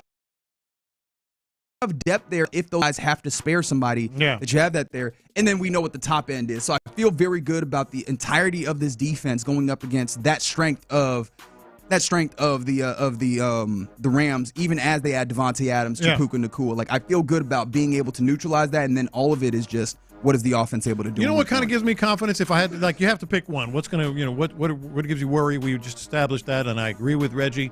But you know what kind of gives me confidence is, yes, Nick Caley is going to be important in this game, but he's going to be important for the Texans defense too. He's been in every meeting with McVay, every game plan, everything That's offensively, that he knows what Nick Caley likes to attack. He knows what Nick Caley likes. Sean McVay likes to attack. What Sean McVay likes, to do offensively. How he prepares for an opener and all that other stuff, and it happens all the time. hey, I'm going to walk over to the defensive room for a little bit and see what if we can help them a little bit, What about a couple of other games here before we get out of here? We might need to circle back around to this a little bit later as well, because I feel like there's more games in here that I want to kind of examine at a deeper level. Well, the big coin flip games, and I'm not even going to count the Ravens. They got a 20% chance to win. I don't think anybody. We could just skip. So you don't have any confidence in there? Okay, let's do it. What would give you confidence for them to go into? I didn't ask you. I wasn't asking you to do that. I would love to tell you that I have the answer here for you. In thinking about it, I really don't. Yeah. Like, I'm not looking at this really tough game. Like, I just don't. That's a really tough game. I have a lot of respect for what they do both offensively and defensively. Yeah, I don't really have a great answer for you. Yeah, my confidence would probably be hopefully the defense can hold them to something, man. Yeah. Make the game a little nasty. I was thinking the Bills game. That could be a kind of a later in the year. They only give you a 41% chance of winning. What would give you confidence to win that game? Last year? Yeah. Yeah. And I guess the thing that you then also lean into, right, of the teams, of those kind of high AFC teams that you're playing this season, that's the one you're playing at home, and you wonder if year over year you're going to get that same home field advantage type feel that you got against opposing quarterbacks at NRG, which is they just looked, not on their game. They killed them. The Bills were one of those teams, right? Like Josh Allen just looked a little bit off in that game. And so I think that's one of the things that you can hope for in this circumstance is that Josh Allen coming off an MVP season, in that MVP season, looked a little frazzled. As you make this defense better, as this defense has another year, as you also remember, you played them early. That was week 5, wasn't it? That is 5 weeks in for Kamari Lassiter. That's 5 weeks in for Kalen Bullock. Those guys have a whole nother season and a half at that point by the time you face them of football under their belt.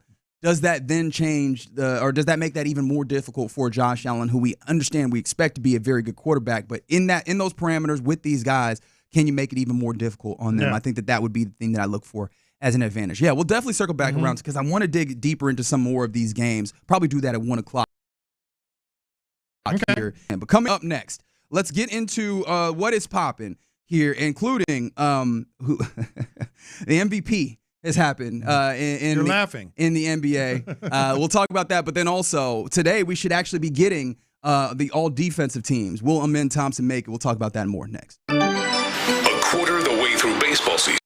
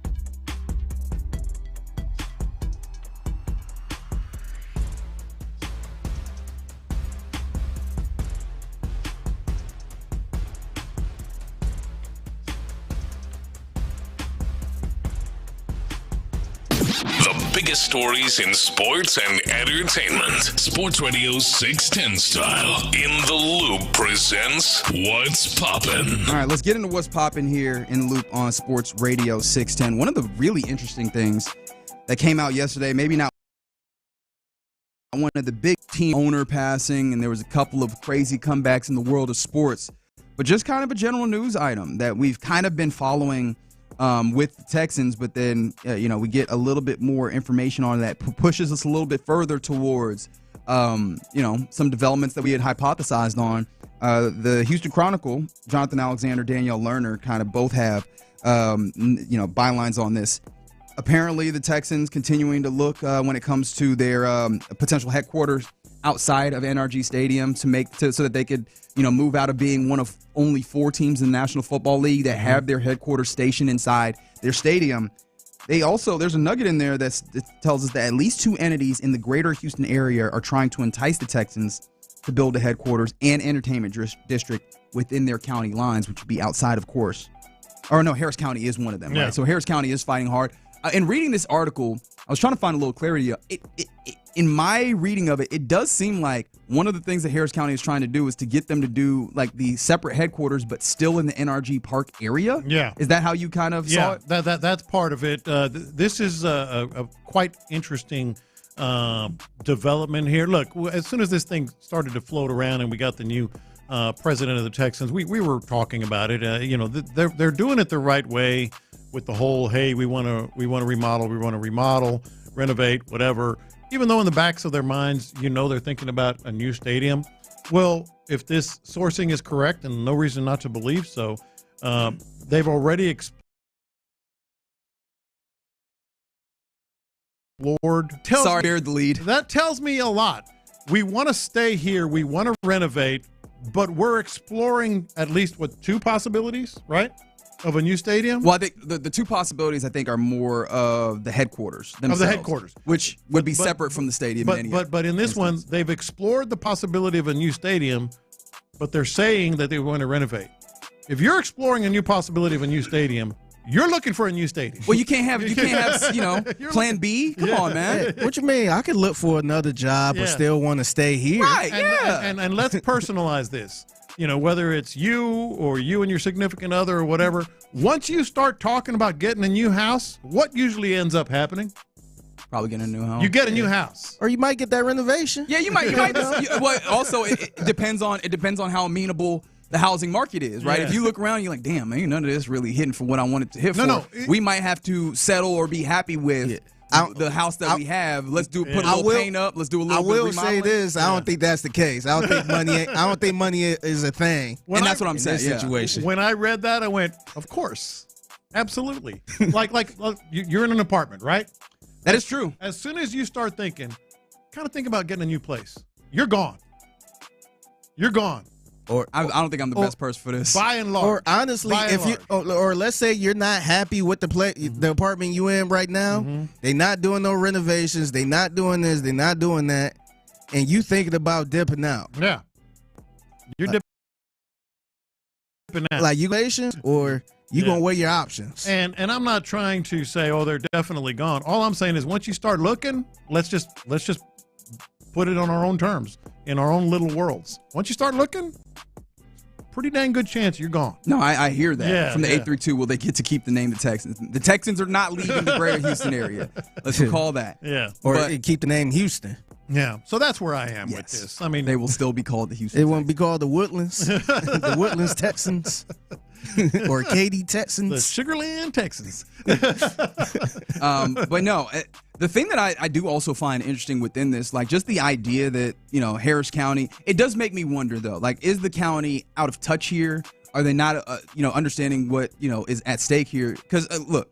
Maybe they're finding some other level of stake. I can't imagine them moving out of NRG Stadium and then placing the headquarters in NRG Park.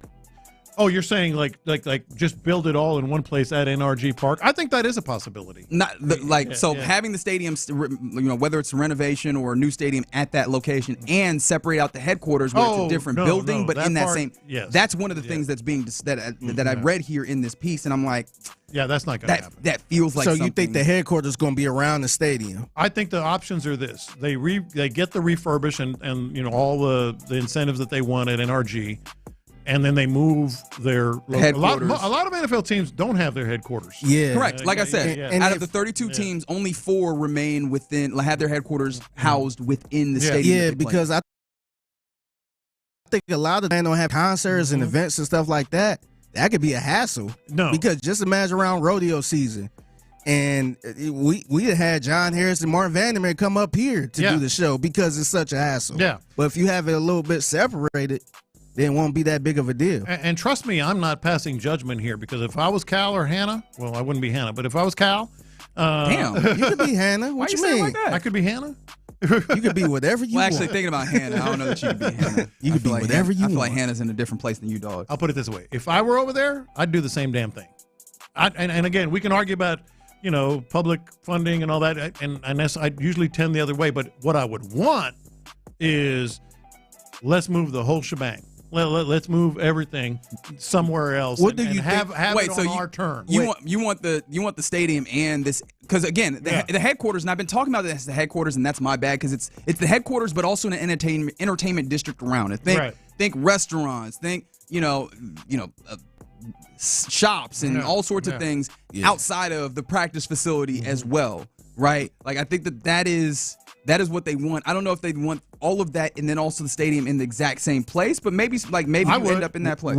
In the perfect world, what do you think they want, though? If it was perfect, like without all these county rules and stuff, what do you think they would like to do? In a perfect world, I think what they want is what I would want if I were in their situation, which is a better way to put it. I would want the stadium and the entertainment district and the facility somewhere else that I could have more control of. There's 10, 11 dates that you would have 60 to 80,000 people at your facility spending money, creating, revenue for all that entertainment district, which I'm guessing you would have somewhat of a stake in, that you wouldn't have if it stays here. No, I feel you. You know what I mean? It's one thing to put the entertainment district and the facility somewhere else. How much are you really benefiting from that when the games are somewhere else? Well, there is something to be said, though, also from the idea of the negotiation for the extension of the lease. I think the lease goes up to 2032, if memory serves. Yes, it does. Right? Is part of the negotiation is also maybe some level of control of those things. I think that's key. We're now, because as of right now, NRG is not being maximized when it comes to dates of events that come there. And I'm sure the Texans were like, if you allow us to take that and have that within us, we can make more money at that. So I think that you talk about the control. There is a path to control where they are currently, but again, that falls in with all of the bureaucracy that has existed and within the relationship with the county as of right now. But when you were talking about like putting the stadium, putting the headquarters, and entertainment district all in one place, that's one. Imagine if you have two, which is the stadium over here where we have whatever stadium that we have, when we have some level of control and we have our dates of events and those types of things there, and over here with the entertainment district, and we have also an ability to make, generate revenue there. I think that's why I'm like two different places, two parts of the general Houston area, and places where you can have commerce in both of them. I think that probably is what I go optimistic. But if you have two different places, you still have no control negotiation.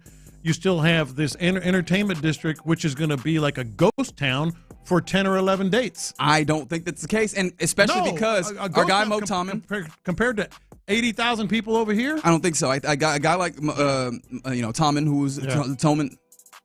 There we go. Yeah. Who came in from Dallas. What they do in Dallas, where the Star in Frisco is what their headquarters and entertainment district is. Ain't no ghost town over there. Like that is popping. What I'm saying on game day, on those 10 or 11 dates. Sure, and that's 80,000 people that you could have if there was a stadium there too. Like, so in this district, would you have like a place where you could hold a concert and all that stuff? I think all that would be. Do you feel like it would be better, especially during the season, where you could have an actual game?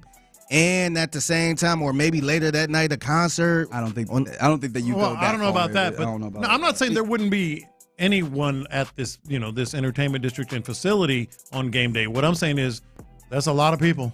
That's a lot of people. I think in the perfect world, they would like to build all of that stuff where the stadium currently is and tear the Astrodome down. Sure. And then, but I don't know if that's going to happen though. So I think that's why they really looking elsewhere too. Yeah. And not to add more difficulties to what this is, but I mean, these are some of the things that I imagine have made it difficult to this point. You still haven't talked about, traffic and being able to get people to that space. So all these things are things that are being discussed. We continue to follow this, but an interesting piece that came in the Houston Chronicle about where this is looking like. A couple talk about NBA awards. Obviously, there's really good basketball happening. The Eastern Conference Finals Game 1 happened yesterday. Western Conference Finals Game 2 going on tonight, and it will feature the newest NBA MVP. Shai Gilgeous-Alexander is ultimately voted as the MVP. You see what he did for his teammates as soon as he found out he was MVP? What's that? Got them all Rolexes. Good for him. He did get them all Rolexes. So shout out to him. But that's been done, and so they'll play tonight at 7. Before that, though, we will get NBA all-defensive teams, and this is where I ask you, Lopez. I think this we haven't been tapped in as much into some of these awards because, I mean, look, let's face it, there haven't been Rockets that we've been looking out for. This one, there should be a Rocket that shows up here. 100%. 100%. And it should be first team with Amen Thompson. No, I don't think there's any. Well, there might be a question. I was going to say there's no question. There might be a question. And that's what I was going to ask you is are you in a place where if you had to put a percentage chance on it, Amen Thompson, first team all defense by the time we get to the evening, the percentage chance of that is? 70. I'm confident. Okay. Yeah, I'm confident. All right. Well, looking forward to that. Hopefully, I mean, that's one of those things where I just can't wait for him to start garnering those awards, those accolades, because he deserves it, man. He was incredible this season. Obviously, you can talk about like anecdotally, but just the way that the players talk about Amen Thompson and his brother as well, but him in particular, guys talk about him like he should be a first-team All-Defender, and so excited to see if they actually actually will put him on there. Let's see some other things that are popping. I did want to mention this real quick. I don't know if you wanted, especially we were talking about Dallas, kind of the hatred there. If you want to have an opportunity to laugh at the Dallas Mavericks, especially as they have gotten a lot of good fortune, or some people might have said a little bit of a thumb on the scale of things to get Cooper Flagg. Remember that when we talk about NBA awards, the NBA Trainers Association or Athletic Trainers Association awarded the New York Knicks training staff as the winner of a major award, of their major award, because they keep those guys playing. Well, I guess so. The leaders of that particular training staff is a duo who Mavs general manager Nico Harrison fired this past year. Now, that's not going to make enormous headlines, obviously. No, and that's why I just stashed it in here. So if you wanted to laugh a little bit, you could. But in Dallas, they're going, okay, now look, that's your boy. That's when they start nitpicking a little bit. Nitpicking every little thing that he did and does. Yeah, so it's Casey Smith, Heather Mao, if you want to know the names. They win this award. Casey Smith, mind you, had spent 2 decades in Dallas before they sent him on his way last offseason. The man they hired to replace him apparently has already been fired in Dallas as well. So if you all them damn injuries. If you just wanted to laugh a little bit, right? Because apparently Nico Harrison fired Casey Smith because he just felt like him and Luka and Dirk had gotten too close, too buddy is what the rumor was in some ways. That dude, he can't make it. Like he just can't. But Cooper Flagg to the rescue. God, that's sick. Do you not think he bought time? I mean, no. Because you could be 10, 15, here's the 20 thing. games into next year. With the fan base, he ain't bought nothing. No. With the ownership, I think he is taking enough bullets for them where he had time before that. He definitely had time for that. I just thought that was funny. And again, I know where I am, Houston. If you want to laugh at Dallas, that's just a small thing if you would like to. Exactly. If you'd like to. All right, you're in the loop here on Sports Radio 610. Coming up next, let's try and envision what this Nick Caley offense might look like, because yesterday I was doing that and I was trying to build a little bit of a pro and con list. So what are you thinking about what it might look like? And let's go through that exercise next. But before we get there, I did want to talk to you about my friends at Super.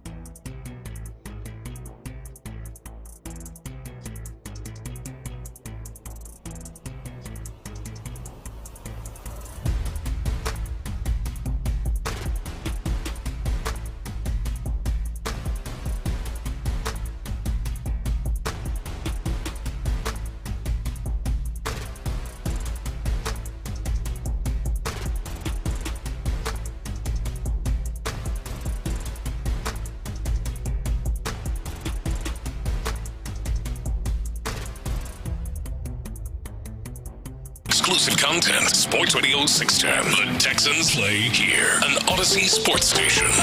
Sports Radio 610 presents In the Loop with John Lopez and Reggie Atatula. All right, you're in the loop here on Sports Radio 610. Hope your Thursday is going beautifully. John Lopez, Reginald Atatula, and Figgy Fig hanging out with you. It is going beautifully. Glad to hear that. Yeah. Very glad to hear that. It's about Figgy, how about you? It's going great, man. Beautifully. I'm not going to lie. And I will apologize now because I feel like it might have happened once or twice. If you hear me coughing, one of them days, ladies and gentlemen, one of them days, as I pop a Power Mint in my mouth. It's funny. One of these promos, are you coughing in one of the promos we had? Am I? Yeah. That would be awesome. It's a Jake Myers promo. It sounded like you was coughing in the background. So that was a couple of days ago. I might have been coughing. I might have been coughing. I might have to investigate and see. Yeah. Okay, yes, do the investigation. But I plead no, not guilty. Yeah. But how about this? Speaking of something I am guilty of, is every time we start talking about the offense, what do I make sure to use as a disclaimer here, Lopez? What is your disclaimer? My disclaimer is, but I don't know what this offense actually is going to look like, right? I think that there's No one does. We can guess. Right. We can speculate. And so let's do a little bit of speculation because I was trying to think and dig a little deeper on this because, at some point I do need to, suss out and feel out what it could be. And of course, we can just wait and see what it looks like, but we can try and give ourselves a little bit of a feel of what that offense could be. All right, so Nick Haley coming in. Obviously, we've talked about his couple of influences, right?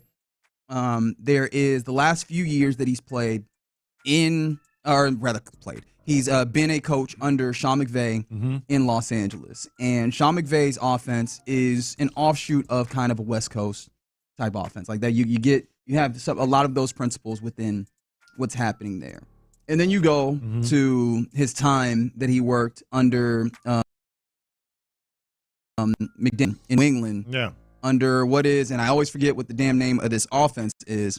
And so, of course, as I get ready to say, I think it's Earnhardt Perkins offense, but I mean, we can just, for our purposes, call it, really more of just the New England offense. Yeah, right? I was about to say, I never even heard that one. I just call it the Patriots way. Yeah, right. And of course, with Josh McDaniel, like they found, various ways of playing this differently, right? And so with those offenses, to my understanding, and I probably should have gotten John Harris on the phone, like just for his baseball mind, but there's a lot of 5'9", pocket rockets. There you go. Like that is the football experience that you get from John Harris. But the West Coast offense is going to be a lot more kind of shorter passing situations, get the ball out quickly, and those types of things compared to what the New England Patriots have done, at least passing wise. I haven't even talked about the rushing game, but passing wise is what I've been thinking on.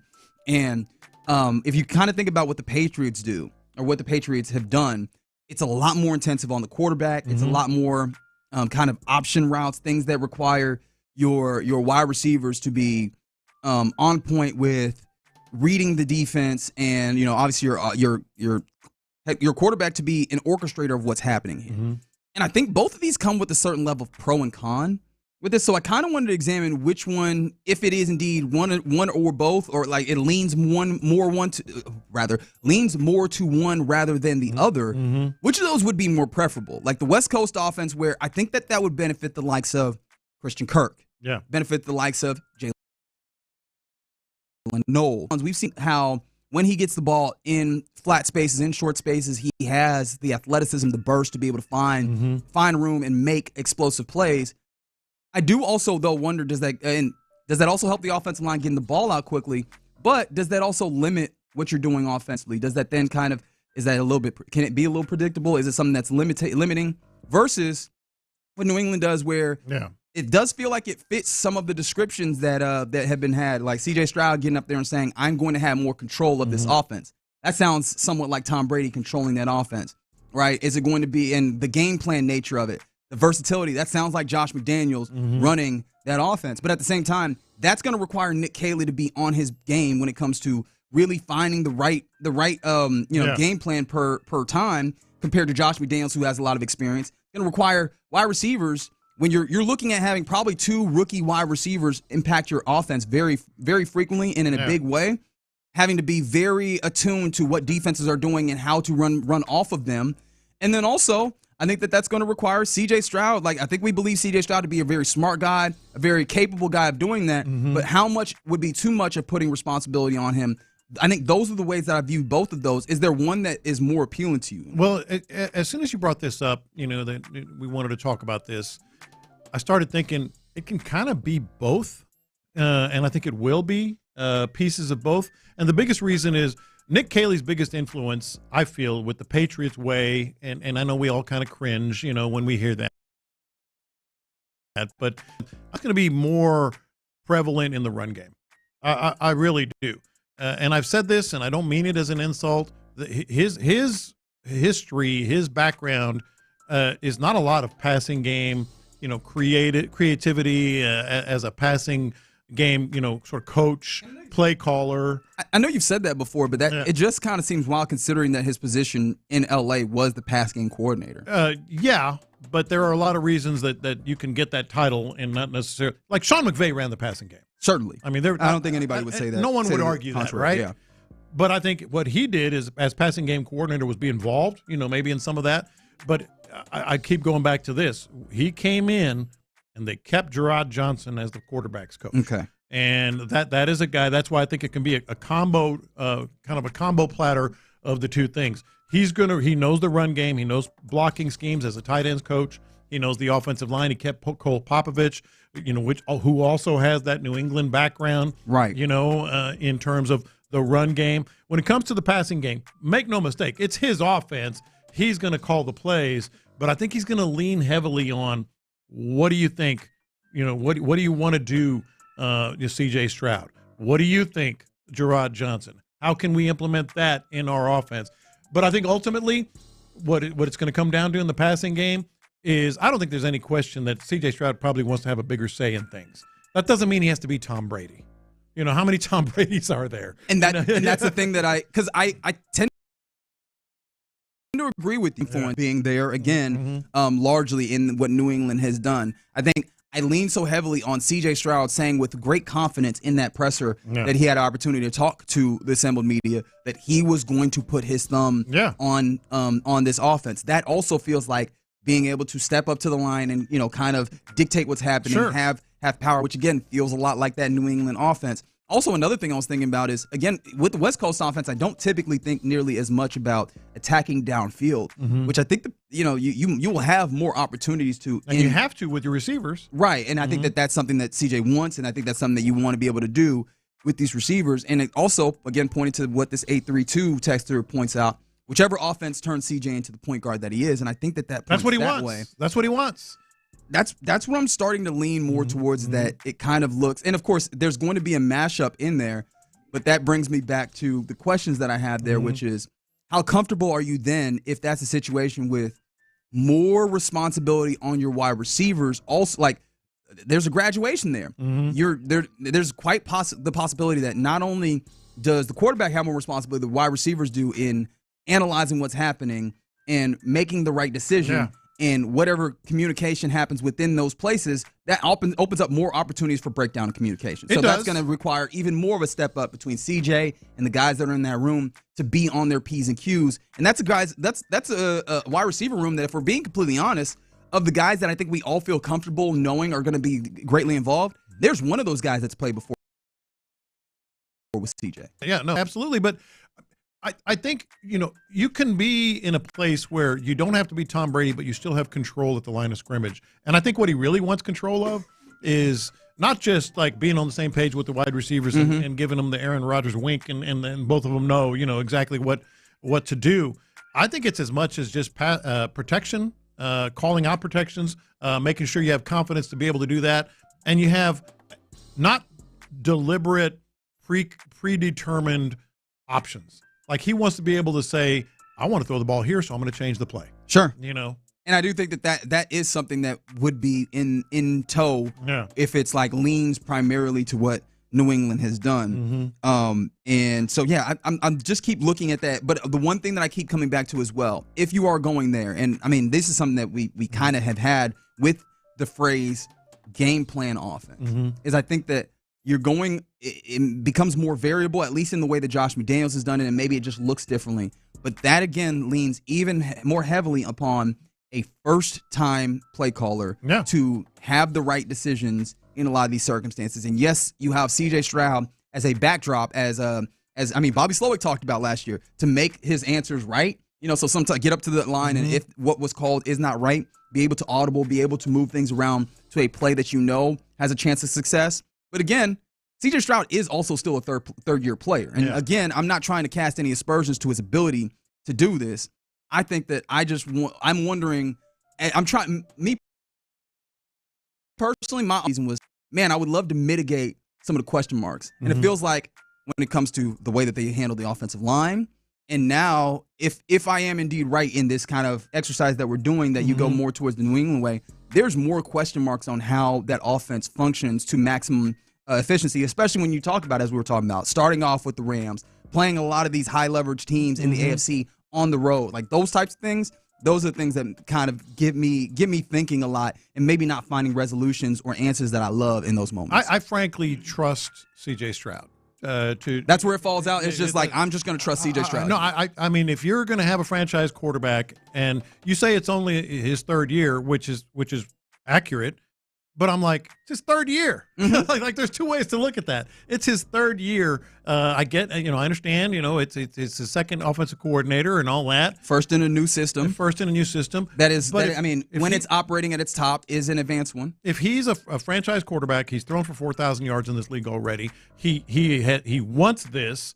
You have to believe in C.J. Stroud making the right calls here. You have to do it. I mean, that's the whole idea of drafting him. Yeah, I think that's fair. And 832, great point, also being brought in, talking about, Christian Kirk running option routes and being utilized as a weapon. And that's the place where, I feel great about Nico Collins making those decisions. I feel pretty damn good about Christian Kirk making those decisions. I stop and I go, I don't think I feel bad about the rookies coming in, but it's also maybe unfair to ask them to immediately be great at that. So all of these in my head, look, any new offense is going to come with its challenges. I'm not here operating in a place where I'm asking them to come in with something that's going to work perfectly right from jump. That's an unfair expectation. Yeah. I'm just thinking on what is most likely and what are the challenges that might be there in those instances. And on top of the idea that New England loves using them tight ends, don't they? That and as well. We've talked about how that's going to be an issue probably no matter what offensive system you get, that you don't have a very well-rounded tight end to factor in the way that goes. And that's another place where Nick Caley is going to have to be innovative and creative on top of the every week game planning or whatever what you're doing, is also how are you going to be creative in using these tight ends in a way that's not going to mirror the ways that tight ends were used up there in New England. No, that's absolutely true. But, it doesn't have to be the extreme one direction or the other. And I think maybe that's where a lot of people might have worry in terms of C.J. Stroud. Oh, my gosh, as you mentioned, third-year player, that's a lot to put on him. That's fair. But he's not going to be Peyton Manning out there, calling the entire game.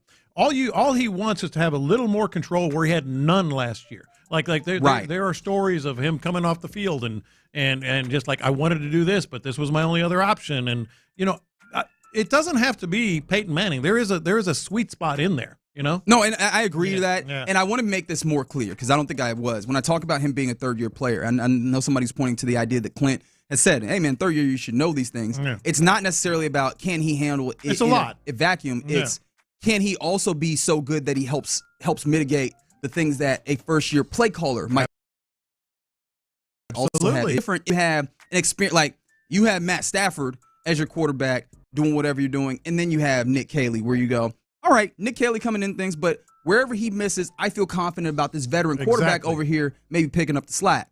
I don't know that I can say that, especially as C.J. Stroud is also picking up whatever offense this is. And those are the things that I'm talking about are little, points of potential failure, sure. I guess is the way that I'm thinking about it. No, these are all questions that we're going to be watching and wondering about and worrying about in some cases. What I believe is ultimately the case is if they're going to have a good if Nick Caley is going to be a good offensive coordinator, he's going to manage the run game to a much better degree than it was in the past, not just Joe Mixon creating his own things.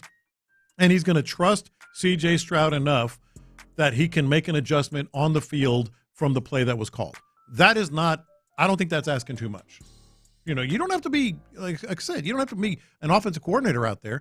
Just we trust you to make the right decision and change the play if you need to. Yeah, and so I think you're right also. I was talking with John Harris a little bit about it to pick his football mind, and he kind of goes, lean towards that New England, but also still have some of these West Coast principles that would I think it'd benefit. be a combo. And I mean, of course, I don't think there are any like pure. This is a pure West Coast system in the year 2025. I think that we have had so much intermingling of all these things that you can talk about the very basis, and then you find principles that go all the way around. Just trying to ponder on what that could look like and what some of those other portions of it, the unintended consequences of some sorts that could come along with whatever decision is made with Nick Caley coming. He's been around, so he's been in different offenses, so he could take some of everything and just put it into and make it what they say the Texans offense.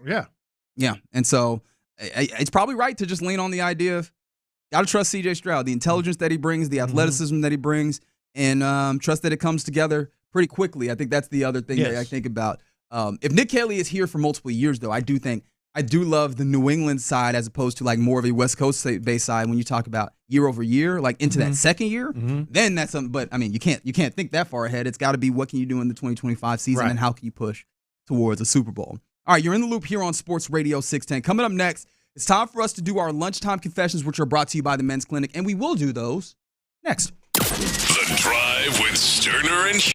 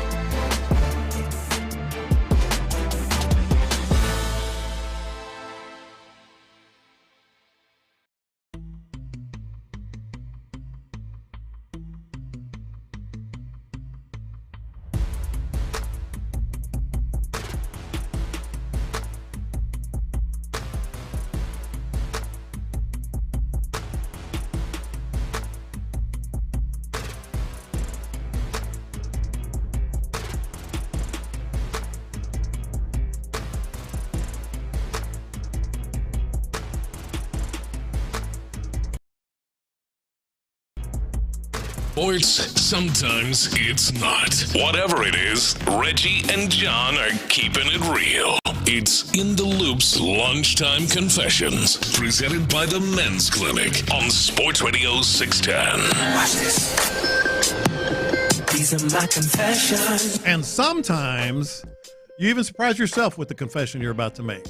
And this is one of those in my case. So yesterday, I kind of surprised myself by, sort of defending someone that I'm not really a big fan of in what's his name? Your man, RG3. RG3. Your boy. Yeah. Your boy. I forgot that happened. I'm not a big fan, but I defended him because I thought he was being unfairly portrayed, But anyway, we're not talking about that. Today, I'm doing it again. I'm going to defend someone that I'm really not a big fan of. Smokey Oh. I thought you were going to say Smokey Robinson. Gang banging. You see the Kim Kardashian stuff that's making the rounds? What do you mean, the Kim Kardashian? Why is the internet like this? Like, you could say something like this, and now I'm like... It's like, it could be any number of things. I got to go find out what the hell that means. Is okay. The Kim Kardashian stuff. All right, here we go. Let me pull up Kim Kardashian. The first thing that's probably going to... Oh, no, the first word is leak. Oh, no. Oh, no, not that one. Okay, all right. Wait, so there was a leak, too? What's happening? She announced that she graduated from law school. Hey, congratulations to her. After 6 years, she announced that she graduated from law school. And then, look at this. In her backyard, she had the people come over. She bought the little mortarboard and the robe. Oh, that's nice. From for graduating law school. One problem, and this is the part I'm not defending. She didn't graduate from law school. Yeah, I'm looking at this community note right now. Oh, God. Saying the same thing. Yeah. She didn't graduate from law school. But here's where I'm going to defend her. Wait, can you press pause real quick? Yeah. If she didn't graduate from law school, what did she graduate from? Okay, glad you asked. In California, and I looked it up, 4 other states, you can go and intern for several years and do the legwork at law offices. So it's like an apprenticeship more. It's more of an apprenticeship. Got you. It's not law school, no teachers, no classes, no professors. So she had this graduation in her back with the hat and the robe and all that. But I'm going to defend her because if you're Kim Kardashian, you think there's going to be a few distractions if you actually go to law school. Now, in this apprenticeship program, once you complete it, and I guess you have to work on different cases and all this other stuff and all this, you can take the bar. Okay. So she can become a lawyer. She's done what it takes with this apprenticeship to become a lawyer. She just didn't graduate law school. I don't think she should have gone to law school. She should have gone this way from the beginning because she would have been the ultimate. There would have been paparazzi. There would have been like any law school in California. So like as much as you can't defend, I graduated from law school because she didn't. I'm going to defend her. She still did everything it took to maybe take probably the easiest way for her crazy life to pursue this. Yes, rather than 100%. Rather than being in the dorm or just going to school like a normal person and going to classes. I mean, there would have been people outside taking selfies and all this other stuff. They got them over themselves eventually. Well, they would. But what I'm saying is, she did do the 6 years of studying under several attorneys. Just don't put on the graduation outfit and give yourself a graduation. Now, here's the thing. I think more importantly, and in this day and age, I don't know how you do that. Maybe just don't let us see it. Like that's for y'all at the house. Yeah. You know what I mean? And I don't know if that was just, I don't know if that was a show. Do they still got the show going? Is that somebody who just took a video at the house when you told everybody to don't take no videos? It might be part of the show. Just don't let us. Oh, yeah. Well, she's taking a big interest in like social justice or whatever. No, it seems like she's really serious about this too. So that's where that's why I'm defending her. That's her where I would give her credit too, because she could have easily just jumped off this bandwagon a long time ago. The comments are great on it though. You didn't graduate from bleep. Well, and to be clear, just like RG3, I'm not the biggest fan, but I got to defend her on this. These are my confessions. All right, I am somehow not beating, but also beating the allegation. Okay, I am beating the allegations here to some degree. What's the allegation? You will hear this in a moment, right? So I was up early this morning, in part just because woke up and was like, finding it hard to get sleep, and I was looking at various points. At a certain point, reading a kind of academic paper. Oh, Lord. By Rachel Kaplan, who is a newly hired Dolphins analytics assistant. Oh, Lord. I knew it was coming. About the effects of tight end motion on the run game. Okay. What did I tell you? What we got? Stuff plus? No, it's BSLMNOP. Is that the stat? It is there. That's not. It's still not a thing. It's still not a thing. But yes, I was early this morning. I'm talking about before 6 a.m. at the very least. Reading about some analytics and stuff. Tight end what? The effects of tight end motion on the run game. So like using the tight end in motion, does it actually get you benefits in the run game? Man, it's look. Nick Caserio is probably like, "Woo, this is too much." Yeah, I'm not beating the allegations there. Nick Caserio, I'm not beating the allegations there. I know. No, there's a lot of people that are like, if they see that headline, they're like, "No, thank you." Actually, I say headline. Yeah. I saw a tweet about it, and then I went and found the paper because that wasn't published in no Athletic or nothing like that. However, it's definitely nerdy. However, this is how I am beating the allegation. All right. Bro, I was lost as hell. I did not know what I was reading, brother. I was reading it, and I read it again, and I rubbed the crust out of my eye. I read it a third time, and I did appreciate, though, that they did summarize it for anybody that is curious. I like the summaries. For anybody that is curious. Explain to me like I'm 5. There we go. Here we go. That creation through tight end motion is not a strong predictor of play success. So just because, like, tight ends, if you just move in the tight end, that you're going to get better and running the Now you know, because I'm a sicko that was deciding to read a little bit about. So next time I see motion in the tight end in motion, I'm like, that doesn't mean nothing.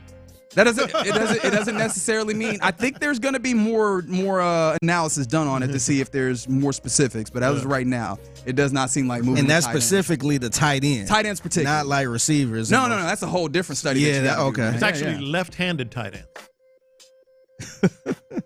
I don't like you.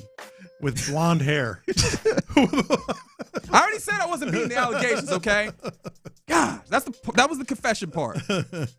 These are my confessions. Man, so whenever I'm usually the guy, if somebody asks, "Hey, do you need anything?" I'm usually like, "Nah, I'm good. I'm cool."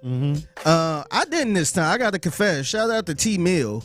So T Mill shot me and all three of us a text message pretty much saying Luke is in for the drive. So Luke could be in. I got Luke. And he said, I'm also picking up Trill Burger on the way in. Y'all want anything, boys? Hey now. I said, I hit him with the Clay Davis. You're damn right I do. From the Wire. Don't say it. Don't say it. Yeah. I said, yeah. I said, damn right I want some Trill Burger, man. Bring me what'd you order? The triple OG. Of course. Triple OG meal, yeah. Which is funny because I sent the exact same text at the same time, and I didn't realize that we had sent the same. Like, this isn't like one of us read the other. OG too? We said the exact same thing. We said, like, look at our text. It's the exact same time. As soon as I hit sent, Reggie text came in, and then mine went through. So we pretty much text the same thing. But I'm usually not the guy that's like, oh, yeah, get me this, give me. I'm like, hell yeah. Bring it. Yeah, I kind of want some. I was already almost done with my BLT, so I said I'm good. Nah, man, you miss out on the OG. Hey, homemade BLT. Don't sleep on that. Compared to the triple OG, I don't know about that one. If I'm being completely honest, I probably would have taken it had I not started my sandwich. These are my confessions. I love me a good conspiracy theory. You guys know that by now. I heard a juicy one yesterday. Okay. All right. And it has to do with the NFL. So I have a friend who, let's just say, follows or knows about the Green Bay Packers. Uh-oh. Get this. Plausible, and I'm leaning toward I totally believe this. This person said that the reason the Green Bay Packers put in the proposal on the rules change for the Tush push was as a favor to the league. Yeah. For the NFL draft. Oh. For giving them the NFL draft. And because the league didn't want a singular owner as the face of the rule. I think I hypothesized this recently. You guessed that. I can see that. But they said, hey, we'll give you the draft. Okay, so that's the conspiracy part, that there's like a quid pro quo about the we'll give the you the draft transaction. But do this next year.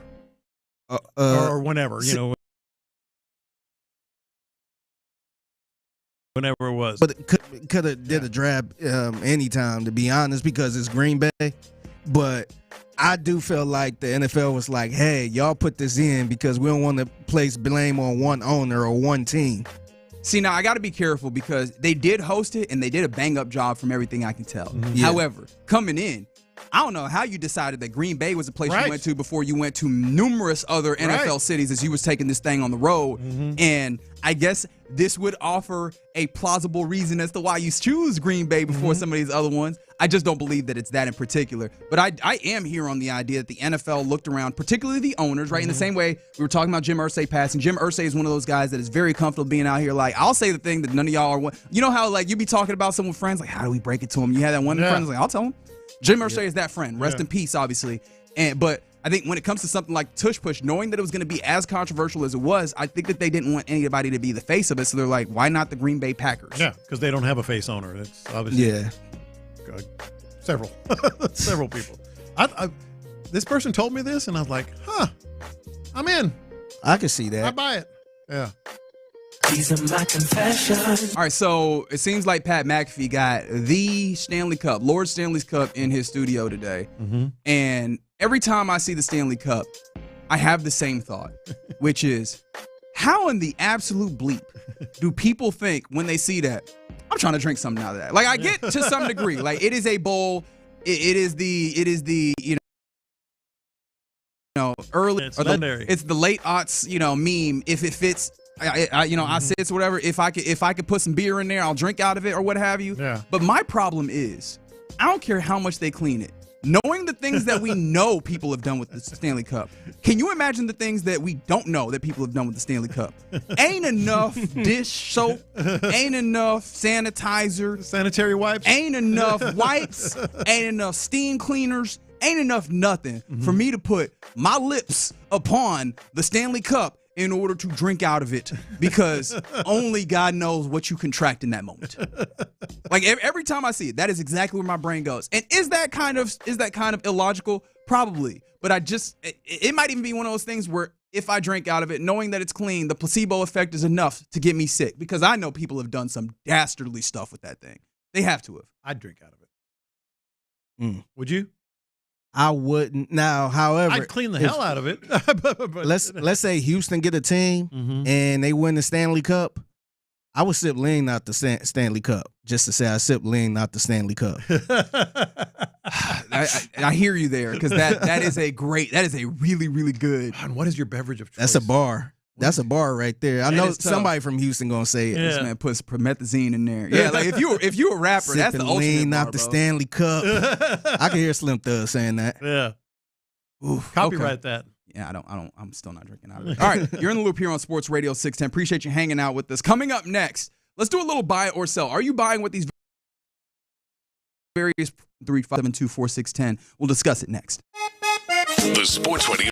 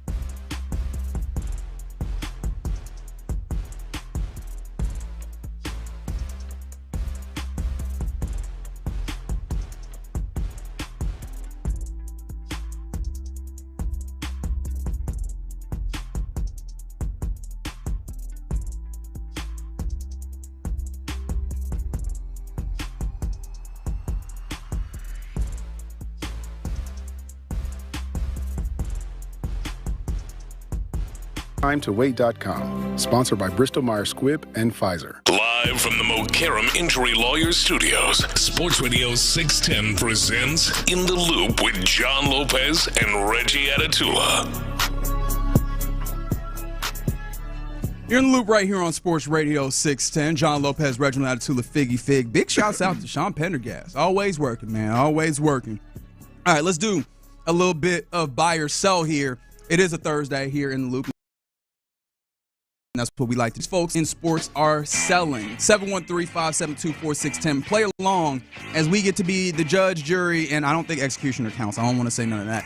But of what these things that were said in sports are. I don't want to. I am not Seth This ain't Payne and No Pendergast. bullets. No go die. We're not doing that here. All right, let's start with a little local flavor here. Joe Espada is going to make back-to-back appearances on Buy or Sell. The first one, Ronel Blanco has, quote, elbow soreness.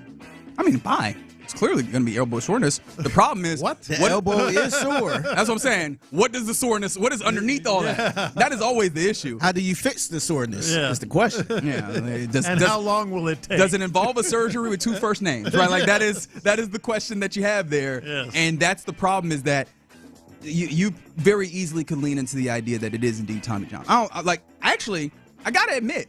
I kind of want to give the Astros a little credit here because does it feel like this particular Ronel Blanco injury had any of the mess that we kind of blame them for at times? Like, yes, it's a problem that it's just an injury in itself, but as soon as they found out, very clear about what it is as far as they know. That's true. They moved quickly on it. Yeah, that's true. Right, and so which actually tells me to lean more that it's really bad. Yeah, no, I respect them doing this because usually they be like, oh, he just getting some rest. Like don't string the Wesneski thing. Yeah, don't string it along, man. Yeah. All right, Joe Espada again on Buy or Sell. Jordan close. That I'm selling. Yeah, I'm selling that too. As much as I try and operate from a place of hopium when it comes to the Astros, which I mean, you can laugh at me if you think that that's stupid. That is actually probably fair and fine.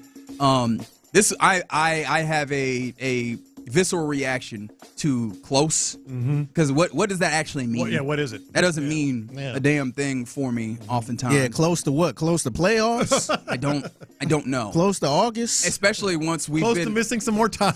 What are we 9 days beyond what was what was the day where the end of his IL stint could have been and he's hitting off a tee and we're still trying to figure. Yeah, don't tell me he's close. That's kind of like when my wife say, "Hey, where are you?" and I'm running behind. Oh, I'm close. Yeah. And to be fair, also, right? I don't think that he's getting out here like, "Hey guys, and here is your quote about Jordan." I mean, he's being asked, and so it's not an enviable position to get into that place and be like, "I ain't got nothing for you." So I understand that. Hey, my best thing is. This is what I got for you. But, yeah, no, I'm selling it. Man, they just take it to another level. And you know what's frustrating with Jordan in particular? He's in the dugout. Like, he's in the dugout wearing that little training shirt or whatever. I'm like, well, maybe he is close. I'm like, what am I saying? He's not close.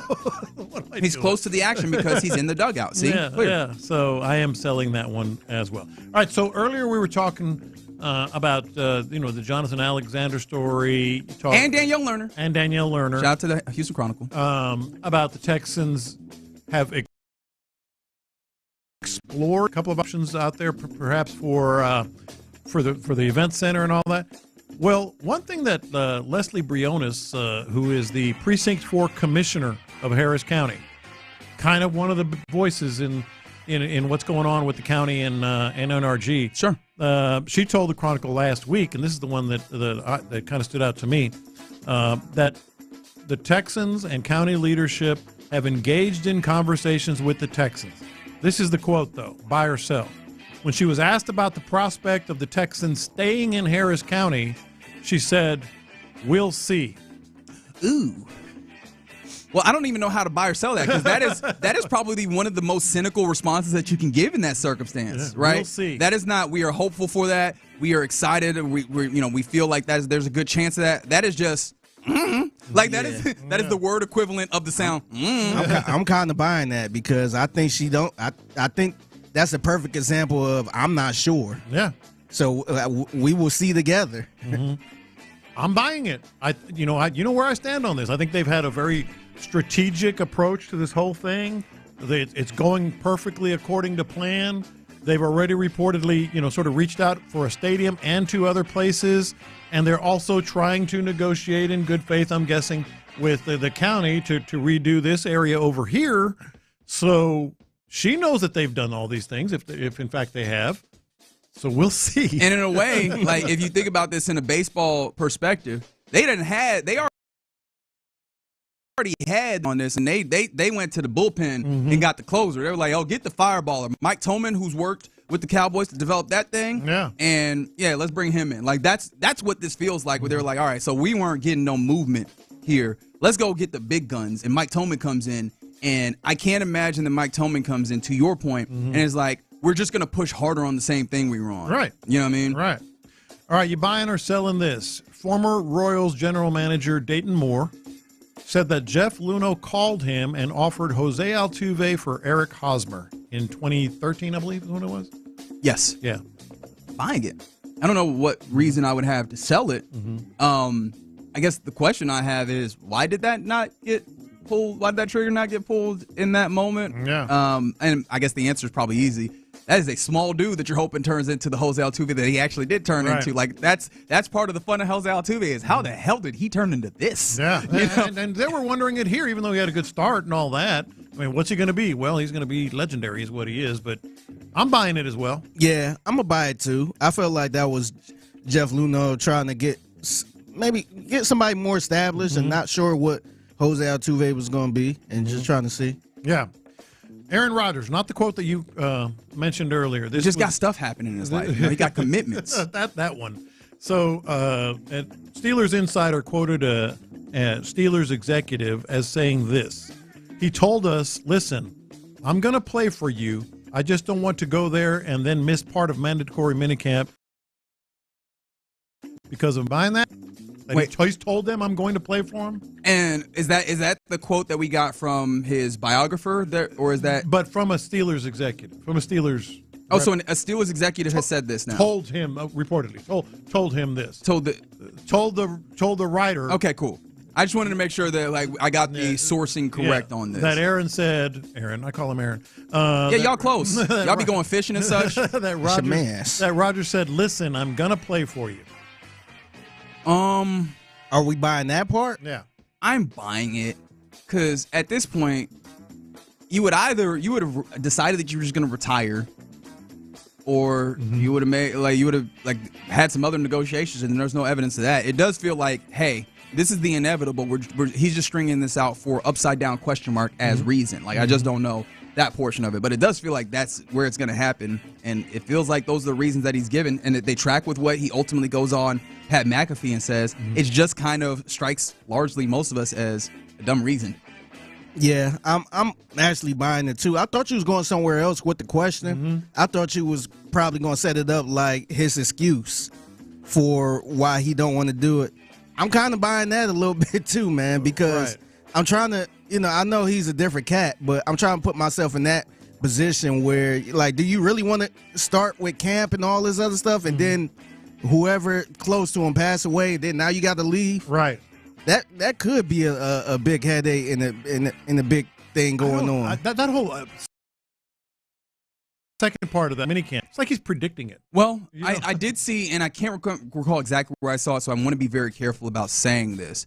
But if memory serves, I saw somebody kind of quote it as he had someone in his life with cancer. Again, I can't recall exactly where I saw that, so I've got to be careful about what I've said. Yeah, I actually saw that. You saw that too. as well. Okay. Yeah. And so if it's like someone with the terminal illness, I could see how the kind of forecasting in that way maybe would show up. The only thing that's tough about that, and this is where it's kind of insensitive, and I acknowledge it, the football season is kind of on this hard schedule, right?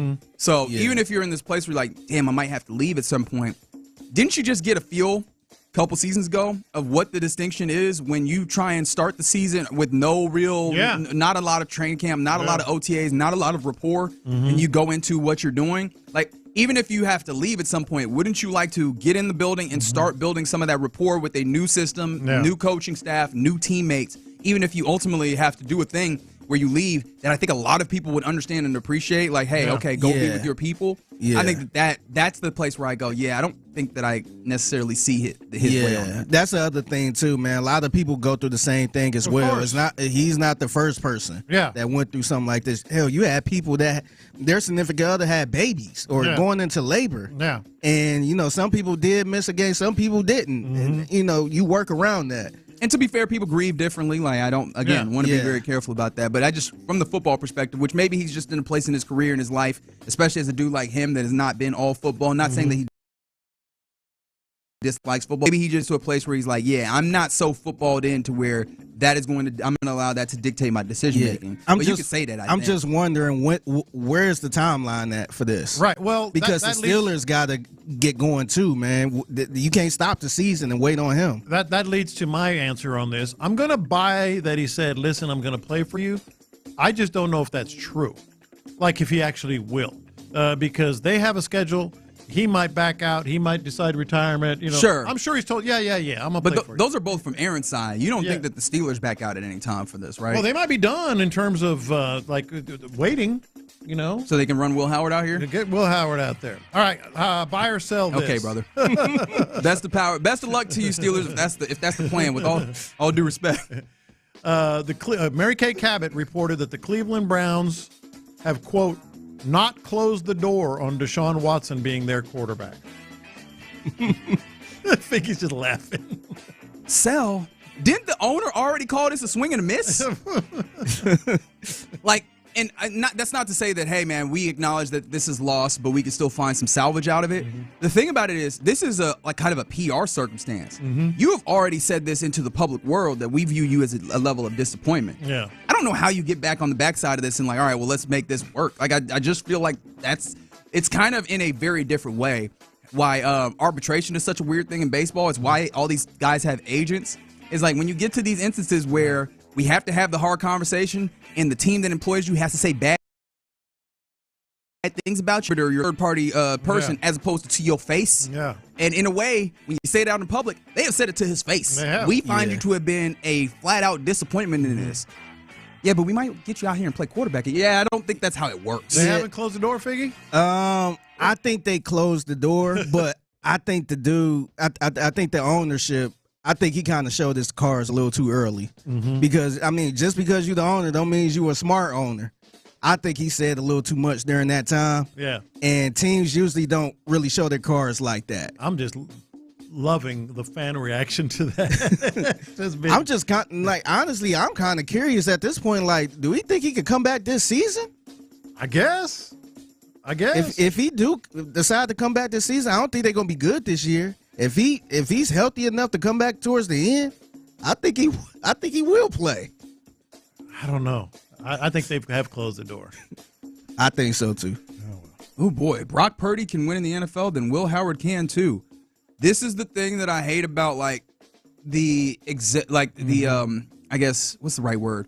The exceptional story is that we stopped treating it as the exception, and now that is the thing that we chase. That was the thing that I pointed to with the Josh Allen thing. I'm willing to acknowledge that this was a miracle where he went from a dude that was deeply inaccurate to a dude who actually is accurate with all the tools and everything. Mm-hmm. The problem is now you got teams like the Colts out here chasing who was it that ended up getting Milroe or what have you?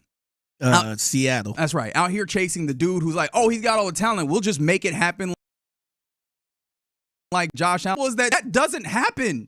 Mm-hmm. Yeah. You are now taking the anomaly and trying to make it the same. And I think we can fairly say that Brock Purdy's kind of the anomaly. Mm-hmm. Yeah, and see, the thing is with Will Howard, I think I think it's a chance he might be okay. I don't think he's gonna be as talented as anybody else, but being in Pittsburgh, I think all he got to do is just not turn the ball over, maybe make simple stuff and not give the game up, and I think he'd be all right. And here come 9 wins. Because that's what the Steelers do. Hey, look at that head coach. Here come 9 wins. Yeah. He is just keep the ship floating. Head coach 9 wins right now. All right, there you go. That's a little buy or sell here in the loop on Sports Radio 610. Appreciate you playing along on the text line. Coming up next, let's talk more about this Texas schedule because we started talking about our biggest worries and confidence for these games, these major matchups for the Texans this year. And I still want to dig into it, including, obviously, some of the big matchups like facing off against Kansas City. Let's dig into that next. Payne and Pendergast.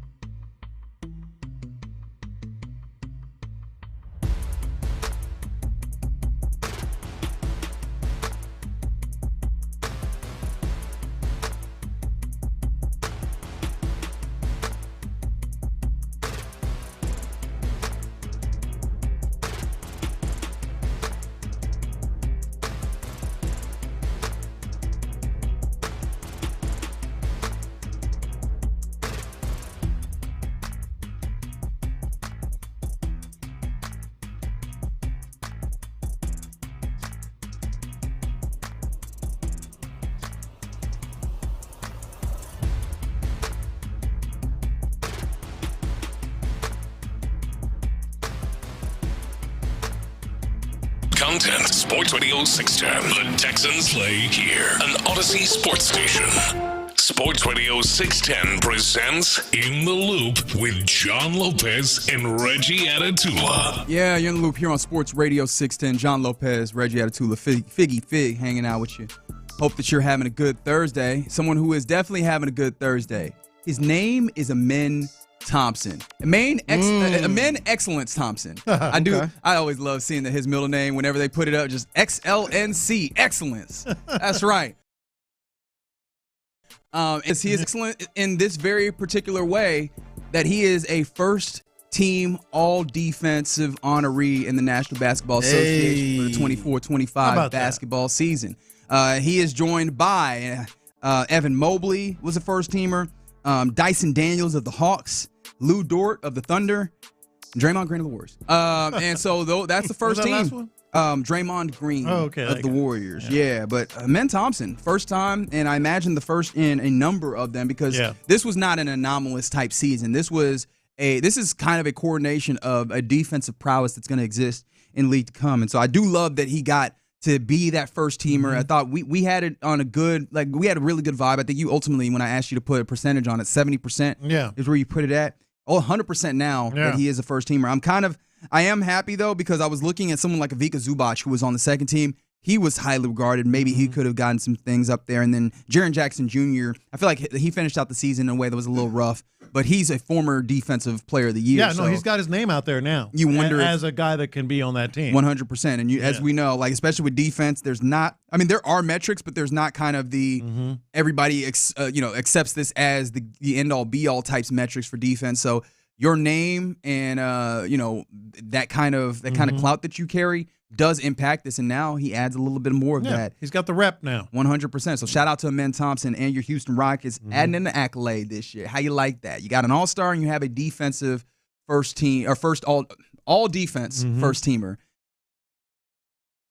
Round to this for your Texans. We were talking about how the schedule plays out. We're a week out from seeing the schedule. We've digested a little bit. Even yesterday, if memory serves, it wasn't yesterday, the day before, we got the lines on the betting lines on what these games look like. We're really far out. There's still things that would affect where those lines ultimately stand when you get to playing football, but gives you a little idea of what the confidence is there. And we were kind of talking about our biggest worry and biggest point of confidence for many of these games, the big ones that I think are going to be the touch points over the 2025 football season. Yeah, what would make you confident that they can sort of buck the win percentage predictions here by ESPN, or I guess more than a prediction, it's what they believe the win percentages are on these games, and why, and how can they buck it, and what would give you pause on all these games. We talked about the Rams game, 48% chance win percentage for the Texans. And it's just early. That's my thing. It's just early, but I thought there were some advantages maybe to Nick Caley, knowing what Sean McVay likes to do, having been in those rooms. But let's get into some of these other ones. Remember we talked about the first third of the season. That really jumped out to me. Like, it's a lot tougher than it may look at when you look at the brands here and those 6 games or those 5 games before you hit the bye week at week 6. Right. Well, there's basically 2 coin flips, and you ain't going to win at game in their first 5. The coin flips were the Rams. I just mentioned that. Tampa Bay is 51% win percentage, 64 at Jacksonville, 75 at home against the Titans and Ravens. We covered that, but the one that is really interesting to me is when you get to week 7 and 8 after the bye week. You have 7 and 8, huh? Yeah, 7 and 8, and here's why. Obviously you go to Seattle, and that's like a coin flip game, 55%. Which is actually, it really? According to them, it's a coin flip game at Seattle, which was a little bit of a surprise to me. It is. That is a team where they did a little bit of tearing down this past season. I know they add in Cooper Kupp to help, but the quarterback there, as of right now, is Sam Darnold, which I think we all looked at last season like, hey, this is really cool that he's able to sustain this for, what was that, 15 out of the 17 games, right? It kind of turned a little bit into a pumpkin at the very end of it. Yeah. But the idea that he was able to sustain that for that long in the way that I don't know that any of us had envisioned for him was cool. Doing that a second year, I don't know how great I feel about that. Yeah. And, I mean, he has some weapons, don't get me wrong. They add to the offensive line, but that was an offensive line that wasn't all that good last year, so you're going to need that to step up and be better. I don't know how much I look at that team and I'm scared of them per se. I know that also I like Mike McDaniel, who is their or not Mike McDaniel. What's the damn name of the Michael McDonald, I believe, is the name of the head coach. There's too many Mike Micks in this league. It gets on me every time. But I like what he's done, especially as a defensive guy. I just don't look at that team and I go, yeah, man, this is kind of a coin flip. I would give the Texans a lot better of a chance, although I guess it all still comes down to if that offense looks good. But that's why that one jumped out to me. I mean, that's one that you feel like you got to win that. Yeah, you have to win, especially coming off of a bye. Then the next one is interesting to me as well. It's the Niners, and you actually have a 65% chance of winning that winning percentage prediction there. So San Francisco, very expensive quarterback, as we now know. Great tight end. Well, fairly expensive quarterback. Well, it's very expensive in my book. Okay. All right. 100, what was it? How many? 130? 160 something guaranteed. Yeah. It was like 53. It's more money than what he was making. That is 100% the case. 53 million dollars in average annual pay. They don't seem to buy the Niners as much as they might worry some teams. Yeah, and I'm actually not quite sure what I perceive in there, like in that particular situation there, how they feel about that.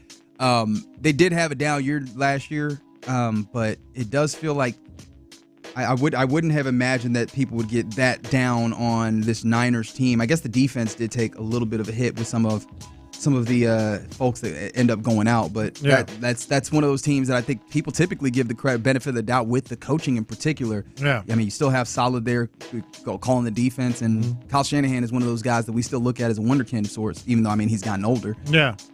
All right, so now we go to the back half of the season where you would think. This is one where I want to ask the question, like we did with a couple of other games. What would make you feel confident that you can win this, and what would worry you at Kansas City Chiefs, and it only gives the Texans a 42% chance to win that game? Week 14, late in the year. It's also tough. I mean, you're playing on the road, so that's one of those ones that looks like it could be a little chillier because it is in December, right? First week of December. And it's a night game. It is a night game, so not even chillier. It will be cold, right? It's NBC, Sunday Night Football. So you have those questions. You had a week 6 bye, so you might be starting to hit the fatigue on the late portions of a season. I guess maybe the confidence that you have is maybe finally the Kansas City Chiefs start taking hits. Like maybe they start feeling a little bit less like a dominant force in a way that you kind of felt like they were last year, even though they kept racking up these wins. It felt like they were just kind of sliding by in some ways, and maybe they have a similar season or even don't get over the hump in some ways.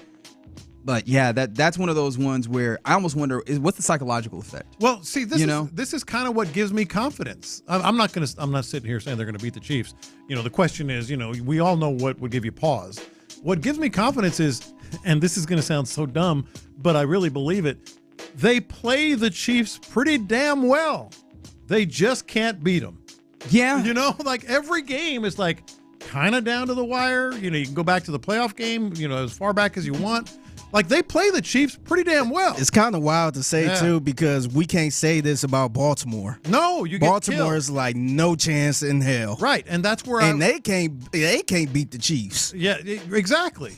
So I mean, I guess to your point about the confidence, like the Texans are not going to feel like, oh no, here we go again. No, that's right. That kind of thing. But they get three quarters of really good football last year, and I guess what you then come back down to is you had an offense that I think we would all readily throw into the garbage, and they kind of did. Yeah. You made some big changes, and if you have an offense that is at all clicking, which you would hope by week 14 you have figured enough out to find what your identity is and exist in that identity a decent amount, that gives you an opportunity to get out here with the defense that you know is going to show up, even if it has an opportunity to be banged up and bruised by that time of year. You've added enough depth where I think that you still feel confident about the defensive side. If your offense can provide you more than 19 points like they did in that, what was that, week 14 game last year? Or was it 14? 16 game, rather, against the Kansas City Chiefs, where you lost 27-19. If you're able to actually put some points on the board, you can rival them. So, yeah, I guess there's your confidence, is that you've played them pretty well. This is not the Chiefs of, how many years ago where it was just going to be a murder is not still there per se.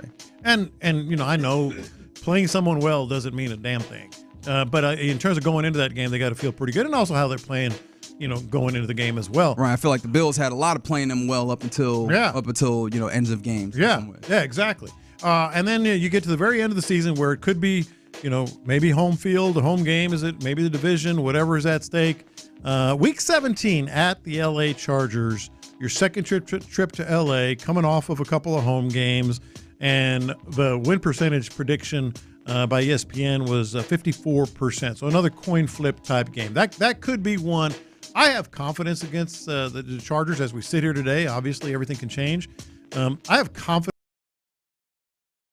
against that just simply because what the Texans can do defensively, and who knows what Herbert or anybody's going to be able to do against them at this point. But that would be another kind of pivot point for the season. I still don't know how talented that defense is. That too. And the Chargers, that is. And I think with the Chargers, Jesse Minter has that. Like last year, at the very least, that was a defense that they weren't crazy talented, but they just did what they were supposed to do. Mm-hmm. And again, late in the season, hopefully you found your identity as an offense to the point where, with C.J. Stroud, with what we believe him to be and what he's capable of, if he is having this thing humming and he's executing this at a high level, a team that just does what they're supposed to do but then is outmatched when it comes to talent, especially when we talk about the pass catchers and runners that this Texas team has, you should be able to make them pay. Yeah. And so I think that's where I find a level of confidence in that particular matchup. Yeah, and then the other thing, if you weren't listening earlier, this really stood out to me, and I think it's sort of an example of kind of where the Texans are until they prove otherwise.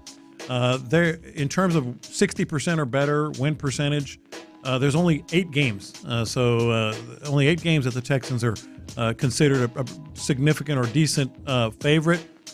5 of them are against your division opponent. I mean, look, don't look a gift horse in the mouth. You play who's on your schedule, right? Like, I'm not going to be out. You're not going to get me over here copping pleas about the fact that the AFC South is not all that good, right? Mm-hmm. As of right now, you win your division, you get yourself a home game, all that, brother. These are the rules on the book, and you operate with that in the mind. I will go back to one of the things I talked about last year that I imagine will hold true.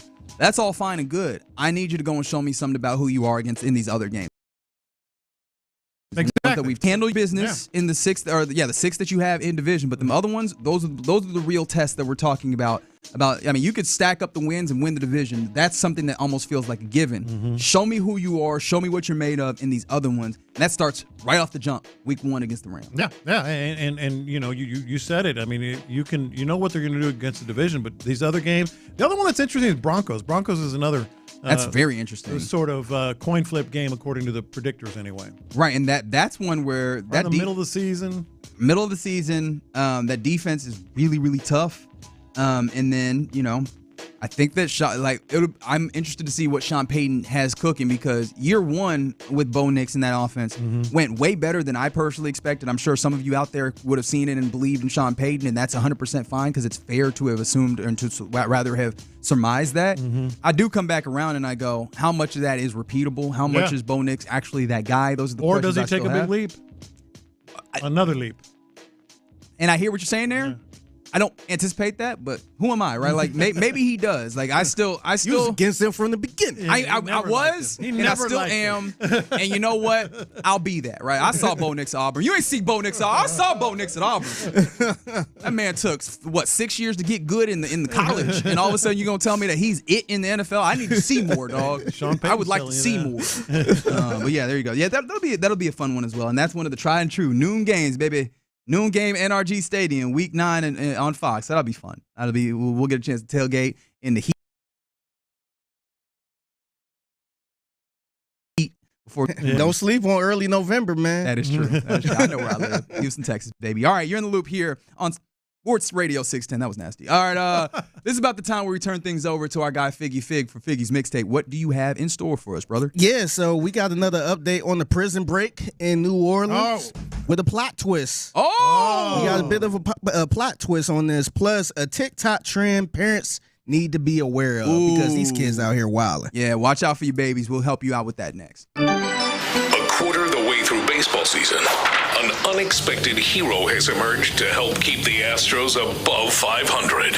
Hey, Jake Meyer's doing his best Jake Marisnik right now, ain't he? He is. I mean, he is by...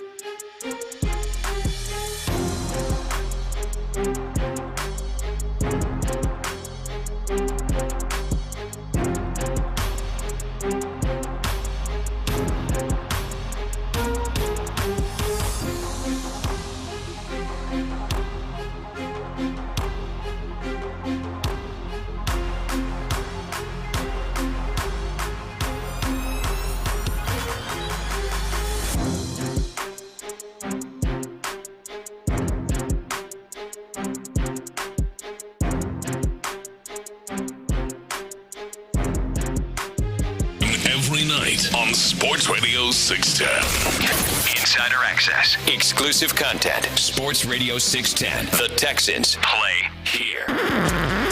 Pass the aux cord and crank up the volume.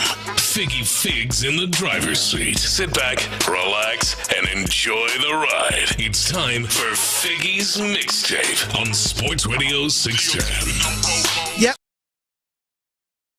It's the mix and man, Figgy Fig holding it down on a Thursday. Happy Thursday to everyone out there, man. We got another update. I can't wait for this. So apparently we are down to 5. Are we really? Are you sure? Yeah, they got another one. I had to double check, because I thought it was 4, but apparently they do have 5, and 5 more is on the loose. All right. Wait, really? So they caught a 5th. Because I saw someone seemingly talking about there was like 7 or 8 of these boys caught up. How's my guy Linton Van Buren? Is he still? I'll get to that in a minute. Oh, sound like your boy got caught up, dog. That was your man's. I'm with you, Linton. So here, dog, y'all gonna be looking at this plot twist kind of wild. But here's CBS News with the update. Inmates have now been captured after escaping from a New Orleans jail last Friday. 5 others are still on the run. A lawyer for a maintenance worker accused of helping the inmates says they intentionally clogged a toilet so he would turn off the water, which then allowed them to remove the toilet and escape through a hole in the wall. That was a hell of a plan, wasn't it? I got it. Okay, man, they had that was some prison break type plan. So not bad. They dug the hole while the toilet was still connected, then just ripped it out and ran through, or no? So I think they clawed the toilet. Oh, because if they would have ripped the toilet out, it would have been water everywhere. Okay, so have you seen the visual of what the toilet is? Like, it's not just the porcelain bowl that you think of at your house. No, it's like a full metal apparatus that is also like a big wall thing that also I saw then the picture where they did the graffiti. And it also ties into isn't it like a sink as well? What would you kind of eyeball the apparatus? The apparatus. What is it? Probably like 4 feet wide, maybe another 3 feet tall, or 3-4 feet tall. I guess once the water's off, they pull that whole thing off. It's and probably a big ass hole there where they could just go through it. So here's the wild plot twist. So they released some surveillance footage. That captured 3 guys, 3 of the 5 remaining, all walking together through the city of New Orleans. And you want to guess who they are? Don't say Linton Van Buren. Yes, it is. It's Linton Van Buren. They caught him? No, it's just a surveillance. Oh, so he's good. But they've seen him though. He's still living his best life. So it's Linton, it's Derrick Grooves, the other guy, me and Reggie, our guys, right there, and then Antoine Massey.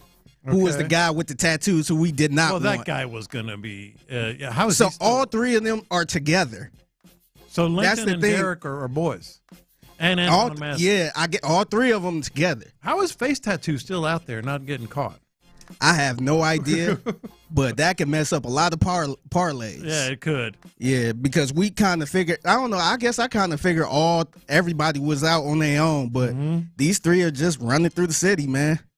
Criminals tend to be dumb. Wait, what are you doing here, Payne, with the broad brush? Criminals tend to be dumb. They were smart enough to get the hell out of there. But beyond dumb is 3 dudes hanging together after they escape. They got to go your separate ways. Hey, you got to get away from us. No, don't follow me. You know how you play hide go seek, and your little cousin always try to follow you. You go that way. Stop following me, man. I'm in a good hiding spot. Yeah. Don't follow me. You gonna get me up. Yeah, he's got 3 face tattoos. You go the other direction. We're going this way. Yeah, so if they got eyes on them, they probably close to getting caught. Yeah, I'm guessing all 3 of those guys would get caught at the same damn time. Which would still leave 2? Yep, it would lead 2. Wow. Yeah, so I think a lot of people got the Derrick Groves guy. Yeah. As the guy that would be the last man standing. I'm looking at it now. The latest one caught is Corey Boyd. Yeah, that was the last one that was caught. Yeah. So I keep y'all updated on this, man. We getting down to the boogie. I love the 832 making the point. Hey, remember, John, it's New Orleans. A lot of people got face tattoos. Fair, but it's still, I think, in the minority. We got 1 down each cheek and 1 down the middle of his nose and forehead. Yeah. Keep you updated on that. All right, so I think this week might be. I think it might be we coming up on summer break for the children, and it's a new TikTok trend that been kind of going around for a few weeks now, with kids setting laptops on fire. What? Have y'all heard this? No. All right, so I got KPRC2 with the story about a school district up in Connecticut with this wild ass TikTok trend. This turning trend among students. It's more than just a trend, it causes a lot of disruption. Last Thursday, a student at Newington High School did just that. It became clear that the damage was done intentionally, that it wasn't a malfunctioning Chromebook, but rather a student had intentionally done things to it that caused it to smoke and eventually melt. The school was evacuated as smoke filled the classroom. And the same thing happened in both Derby and Cromwell high schools on Monday. The hallways filling with smoke. We went in and ended up finding a laptop in a classroom that was pretty much out but on fire at one point. The back cover where the battery cover was melted away and the battery was smoking. Investigations are underway across the districts. So these silly ass kids are just sticking stuff inside the laptop, inside of the Chromebook, to see if it light on fire, see if it can catch on fire. And you said silly. This is literally just like, hey man, you want to see something cool? And some stupid high schooler, it's just like doing it. Then the next one does it. Then the next one does it. Oh boy.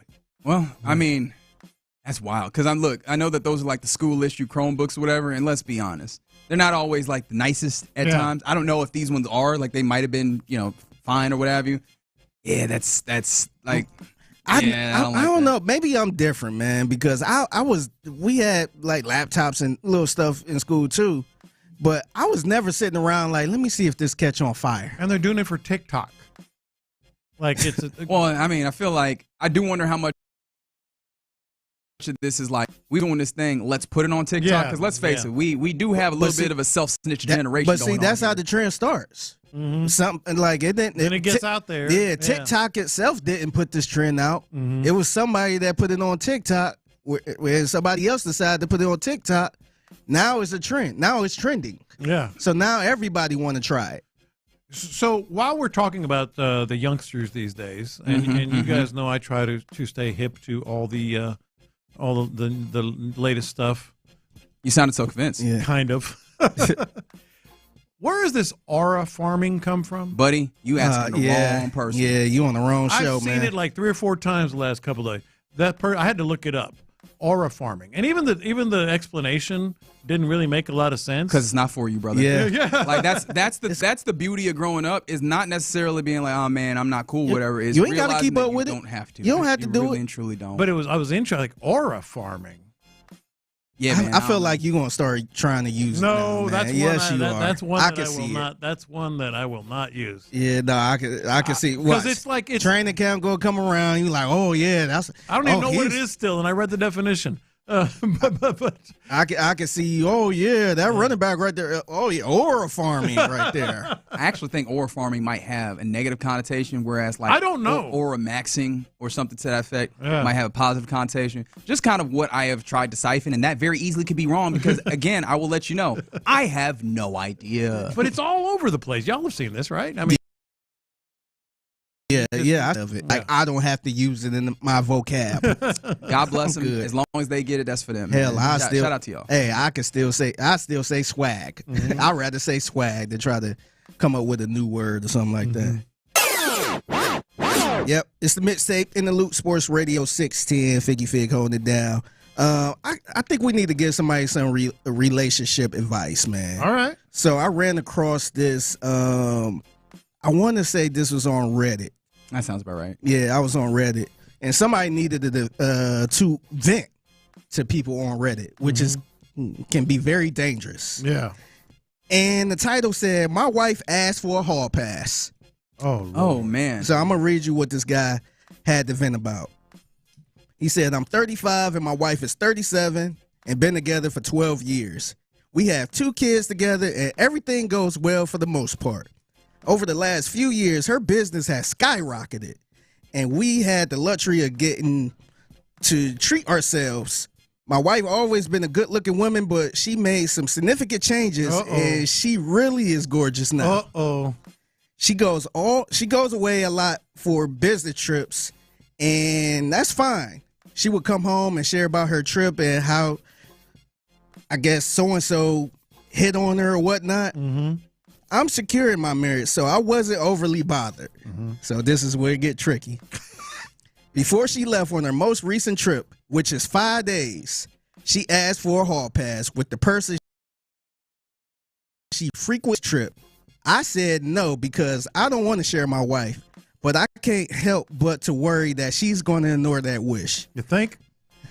I'm just stressing out about it. Thank you for letting me vent. So I want us to be dead serious about this. No jokes allowed. I want you to be dead serious. I will try to be this person's friend, who I will admit that is whoever that person's friend. What would you tell this person? Should have been who they talked to. First and foremost, why you put this on the internet? Yeah. Not all these people on the internet. In fact, I would argue very few of these people on the internet actually have your best, wishes at heart. Don't share this with everybody. Secondly, that's tough. Like, I would start with, that's tough, brother. And then beyond that, I'm like, look.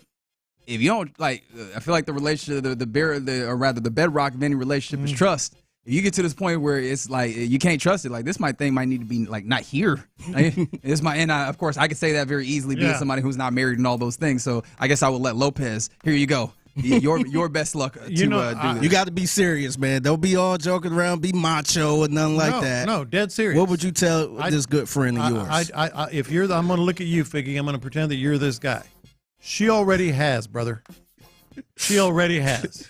This is, with the significant changes in her looks, which, could be any number of things, but little mommy makeover, maybe. Yeah, my head went to two places, so to speak. Wow, that made me uncomfortable. So, no, I would tell him she already has.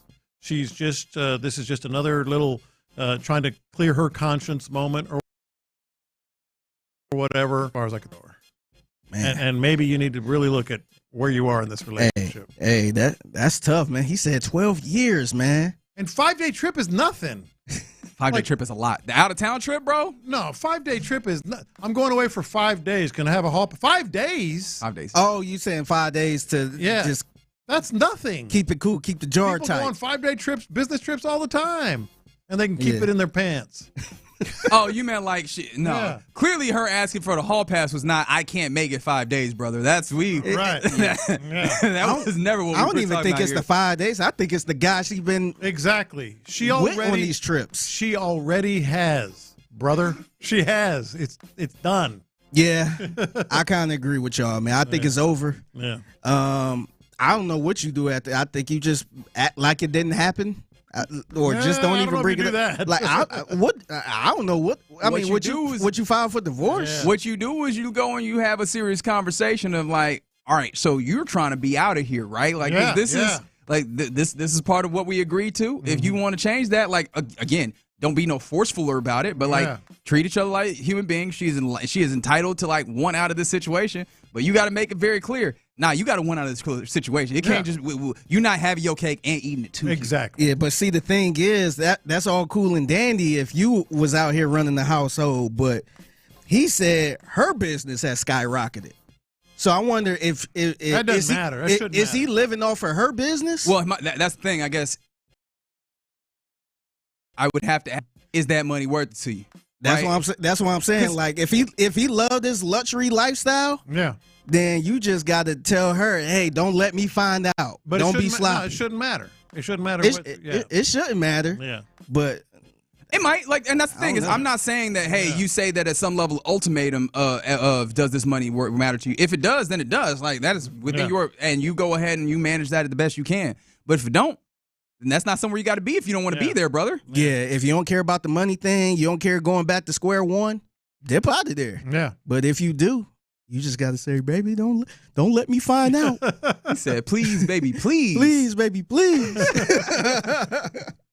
All right, you're in the loop right here on Sports Radio 610. Somebody just said it's about to get rough. About to get rough. Oh, wow. Over. I don't know why I didn't expect this coming in, but from the text line, they said cheat back. Apparently, they're like, find you a side. Okay, all right. That's what. It's not gonna make you feel better though. It's not gonna be better at all. Mm-hmm. But if I would have been, me personally, I would have been like, oh, we playing that game. Let me get a hall pass too then. You want a hall pass? I get a hall pass.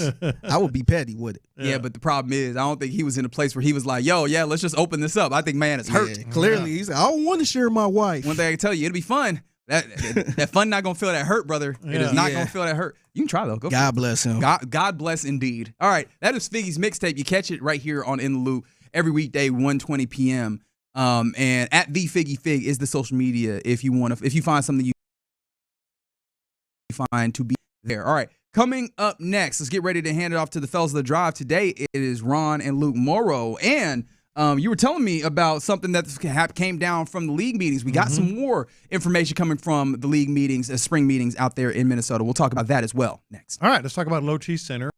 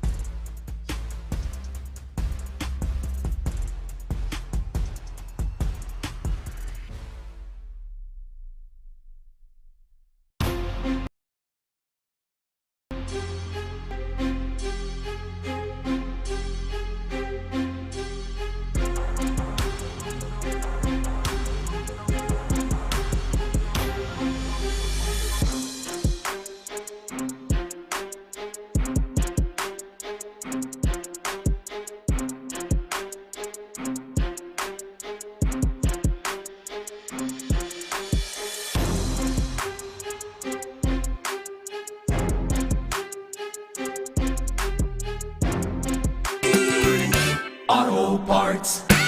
Thank you, Figgy. Live from the Mokaram Injury Lawyers Studios, Sports Radio 610 presents In the Loop with John Lopez and Reggie Atatula. I hope Thursday's been going pretty good. You're in the loop here on Sports Radio 610. John Lopez, I'm Reginald Atatula, and that is Figgy Fig. I gotta enunciate, you know? I gotta talk better. You do a good job, man. Thanks, Don't worry man. about I appreciate it. You're throwing a big word in there once in a while. That's right. You know, just a little bit of seasoning, you know what I mean? Yeah. Just gotta sprinkle something on there.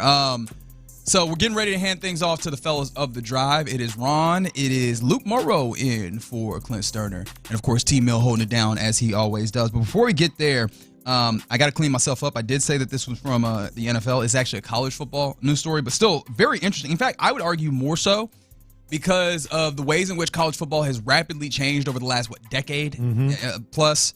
And this kind of, it seems like a small thing, but I think it continues to push towards something that I find to be a even bigger, which is college football has agreed now to go with straight seeding when it comes to the college football playoff. Obviously, as of right now, 12 teams, and this is per Heather Dinich of ESPN. 12 teams make the college football playoff, and as of last year, the first year of the full 12-team playoff, the top 4 seeds were reserved for the conference champions that made the top 12, right? Yeah. Or the 4 highest ranked conference champions is the way that I should put it. And so you ended up with like Boise State up here, even though they were not one of the top 4 teams in the college football playoff. They ended up having one of the top 4 spots in there. And so yeah, that is something that there was kind of some complaining about, because when you get to seeding, people wanted a true seeding. Well, this is a place where now they are moving to a true seeding. However, that kind of stipulation was put in place because people wanted these, one of these conferences to mean a whole bunch. And so they're going to go closer to straight seeding. I think, do we ultimately get to the place where they're going to reward conference champions with the reward money, the prize money that comes out of this? Because I know that was one of the stipulations that was being discussed before we ultimately see this passed. But there you go. How do you view this? Because for me, and of course I'm kind of making this into like this is going to be a big thing, but I think this continues to progress towards a place where the college football playoff possibly expands, where you see more and more emphasis placed towards particular conferences, meaning the SEC and the Big Ten, and I think that further gets us towards a smaller that kind of works almost like NFL Junior. 100%, and I think that's what they want. I think I could get down with that. I think I kind of want it too, just because when you had, Boise and Arizona State and all that, with those seeds, it just, better. And I think I mentioned this last week when this is where you are. We know that this was the whole point of getting out here and doing the playoff, is allowing more participation. But it's the participation is there. It's just like these monster conferences. They have to be rewarded too. Like that's the funny thing to me. It's like, hold on, they're not rewarded right now? No, hold on. Like they're saying, well, you got to reward the conference champion here and there. Well, what about a conference like the Big Ten or the SEC that has 7 ranked teams, and you finish 3rd or 2nd or whatever? There needs to be a reward for playing that kind of schedule in that kind of league week to week and having to respond every week. I know it's different, but it's also tougher. That's a lot tougher to be able to do that. And plus, if you're looking at what the seeding would have looked like last year, I think the matchups are going to be just that much better. I really do. Like last year, it would have been Oregon, the 1 seed, then Georgia, then Texas, then Penn State with the byes. Ohio State would have played Arizona State. Notre Dame would have played Clemson. Tennessee would have played SMU. Indiana would have played Boise State. That seems fair to me if you just look at it from last year's perspective. Well, yeah, but I think also what that does is we're talking about the byes, right? Those top 4 aren't just top 4, the semifinal, or no, the quarterfinal level of that playoff. Yeah. And this also, in some ways, benefits Notre Dame. Lowly Notre Dame that doesn't get any love, right? They clearly are underdog of the sport. They now are eligible to earn a first-round bye, as previously, of course, it was only those Power 4 conferences that were eligible. Now, clearly, if they just end up as a top 4, they would be eligible to get a bye in a way that they weren't prior. The thing that I was discussing here, I've actually been able to see it. So the group that is obviously deciding upon this, the group of the FBS commissioners that were deciding here, they are expected to agree on a financial component where it comes to additional, like a $4 million payout for each program, comes with advancing to the quarterfinal, in addition to a $4 million for reaching the playoff, which is a total of $8 million earned by a team's respective conference. So that would kind of... That would take care of that. In some ways, I think that would be the idea of doing that. And 832 makes a point, and I think the answer is yes. Lopez agrees that the NFL should change its seating as well based on this analysis, correct? Yeah, absolutely. And I think it was one of those things. Clearly, they took it off the shelf because it didn't have enough support. But I also think it's coming. I think it's coming, especially with an 18-game schedule. Yeah, I think it's going to happen. But this is going to be an interesting perspective to start seeing this. And college football is so particular because rivalry in a lot of places, maybe not all places, we're seeing like USC is looking like they might be willing to forego a rivalry with Notre Dame outside of their conference or what have you. But as you maybe start to slightly weaken the value of winning your conference in that moment, like the same question that I've had in the NFL, because how rabid college football is in its particular culture, do you start moving further and further away from the things that make college football great, in that this is a geographical game, or this is a regional game. These rivalries that are particular with these teams that you have seen, you've grown up near for decades upon decades and centuries long, do they become watered down? Do they become weakened to the point where you're losing, maybe not all of them, I think some of the most essential will remain, but some of the ones that are maybe on the periphery start to fade? Look, you and I are never going to agree on this, and I think it's just the way I feel. Let's go take it to the NFL level. I'm going to hate the Tennessee Titans no matter what it means, no matter how it affects. They could be in different divisions. That's going to be a Texans rival, no matter what. So I don't think anything is lessened by taking away the division game. I mean, the division bye or whatever, home playoff game, et cetera. Same thing in college football. Like these rivalries, pick one, K-State, Kansas, or whatever it may be. Yeah. That they could be in different conferences. It's going to happen. And then the best example is Iowa State. That doesn't matter. They're in different conferences. And to me, that's never going to change. And at the NFL level, I mean, I get your point. I'm not saying it's a bad point, but I think it's a lot stronger. The rivalry is going to stay. I think it's a lot stronger at the NFL level. A lot stronger rather in the college football level. That was just a thought that I had because of that connection that was made. The thing that is worth mentioning, though, is the ways in which, with the college football playoff, there's all when it comes to the voting apparatus. The whole idea was that when it comes to conference champions, you give them a level of insulation as well from that voting. By you win your conference, you have that. You're starting to lean a little bit further to this place where, the conferences that people view as being stronger, even in instances where that view is not necessarily supported by evidence at times, are going to continue to get the benefit of the doubt because of the human element of selection, whereas the likes of some of these other conferences are going to start to fade a little bit, and maybe that's a longer-term period thing that I'm thinking out on, but I do think that we're taking some more of those small steps, to be fair, but steps towards we're getting a little bit further to that place where the center of college football isolates around the big programs and maybe begins to leave some of the other ones. And as I mentioned when we started this, I think that's what college football wants. They want 2 or 4 mega conferences. Who in college football, though? That's the thing when we're careful. When we say college football, who are the actors that we're talking about? And probably the people that are trying to make money at the top? The reality is the TV executives who aren't really directly involved with college. Shout out to ESPN, huh? They aren't really in the college game other than they broadcast it. Yep. So there you go. Appreciation of D&M Auto Leasing for what you might ask, for bringing us the opportunity to talk to our fine fellas of the drive today. We're on the show, Hughley and my guy Luke Morrow, wearing a Jiffy Park shirt. Can you explain this to me? Because I saw you walk in and I was like, I just want to know what that means. Seinfeld reference. Is it? Yeah. Okay. Oh man, I don't remember that. All right, so now I'm gonna go watch Seinfeld. Now that's what's gonna happen. Oh, are you? That's what you're gonna watch? I'm a Seinfeld guy. Seinfeld's I great. never get into Seinfeld it. guy. So good. Where's it from? What like? I'm trying to. Which episode? You can help. Roughly. It's when George. When they're at the mall. No, George. No, because I don't think that one's. That's a great episode though. Finding the car at the mall. When George has his car parked there, and then they were having women run tricks out of the cars. Oh yeah. Yeah, and then Kramer gets the pink Cadillac. Okay. I remember the pink Cadillac. I don't need to go back. And then there's another episode, the dump, where the Muffin Tops episode. I think it's the penultimate season, and they're trying to dump the Muffin Tops, and it's also that. I can't get into it. I have tried to start it multiple times. Mm-hmm. Then I've had people tell me, well, don't watch the first season. Yeah, the first season's bad. And I'm like, what? Don't watch the first season of the show? Yeah, like just skip it. They're I fine feel like with I got to know. You could get away But with it. it's a sitcom, Yeah, man. you You get don't away really with need any particular. Yeah, I think a lot of shows are like that. I don't know, man. You got to start living single right from the top, man. You can jump in on Living Single and get what's happening That here. right at the top. And also, there's only 3 seasons of Living Single, so yeah, I mean. And it's yeah, a little from the different. text line, it is not a Two Americas thing. It is just like I love Curb. Mm-hmm. Even That's though one it's thing that weird, I've always which is seen. weird because it's Larry David. Our and- people and love us Larry. some Curb But in I a way that love- we don't always And love. it's not just Seinfeld. because of the black family. I like Curb even outside of him.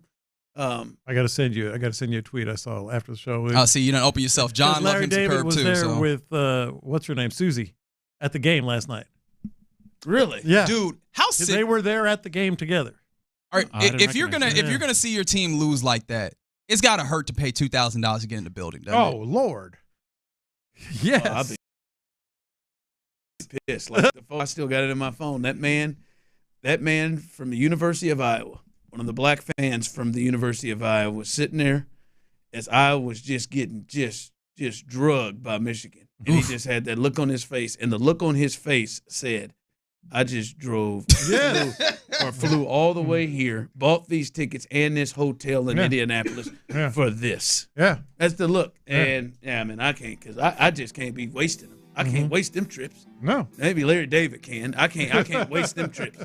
Oh yeah, I wasn't worried about the courtsiders. I'm worried about the people that's sitting up there at the top, sitting with Walt's number. You know what I mean? That are up there, but they still get into the garden. That's tough. Yeah, you sitting up there. Say Walt's number. Yeah, he's sitting up in the number, sitting up there where the TNT crew was. Oh, they was pissed. I bet they gonna be moved. They complained so much about where they were.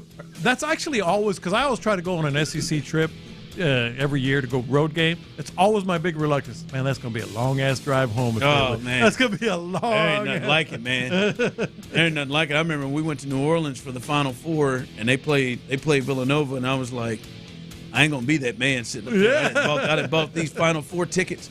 And I got to drive back. I knew it was a quick one. Thank God I didn't have to be looking at that man. That one dude just sitting there like this. Just sick. Just sitting there because I didn't pay too much money for these tickets for me to leave early. Yeah. So I'm going to sit here and just be pissed watching this. Have you ever had one of those, Luke? No, I don't think so. I mean, I would much money to go to a game in that's general. right. I had one recently. Yeah. Not this basketball season, but the year before. I got them tickets. Took my mom, both my boys. And we went over to U of H to watch Kansas. Oh play, boy, that was an ass. And we chose that was senior an night. ass whooping. It was one dude. His first of his 2 senior nights. But it was a senior night. And Jamal Shedden just. Was that Jawan? The first Jawan seniors? I mean, they whooped. It was bad. Yeah, I remember. It was bad because punk ass Jim Nance was getting a banner put up on the wall there. Is that his honorific punk You ass? had to watch that, And I had to watch that at the Got the red carpet. We want to get into a controversy. I stood up and turned my back, and all I heard was that damn song they play all the time. What's that? Something with the Cougars? Oh yeah. Cougs fans know what it is. Yeah. And it was all. That's brutal. the entire- I mean, our 2 best players got injured by the middle of the second half, the first half. Kevin McCullough went down. He was out. And you're sitting there. Hunter's children. Pissed. Hot. At least you ain't have Tyrese Halliburton not just doing a choke celebration, doing one that harkens back to another time when you were sick in that building. So you didn't have all that. I will not get up and turn my back. I'm getting ready to hear what you guys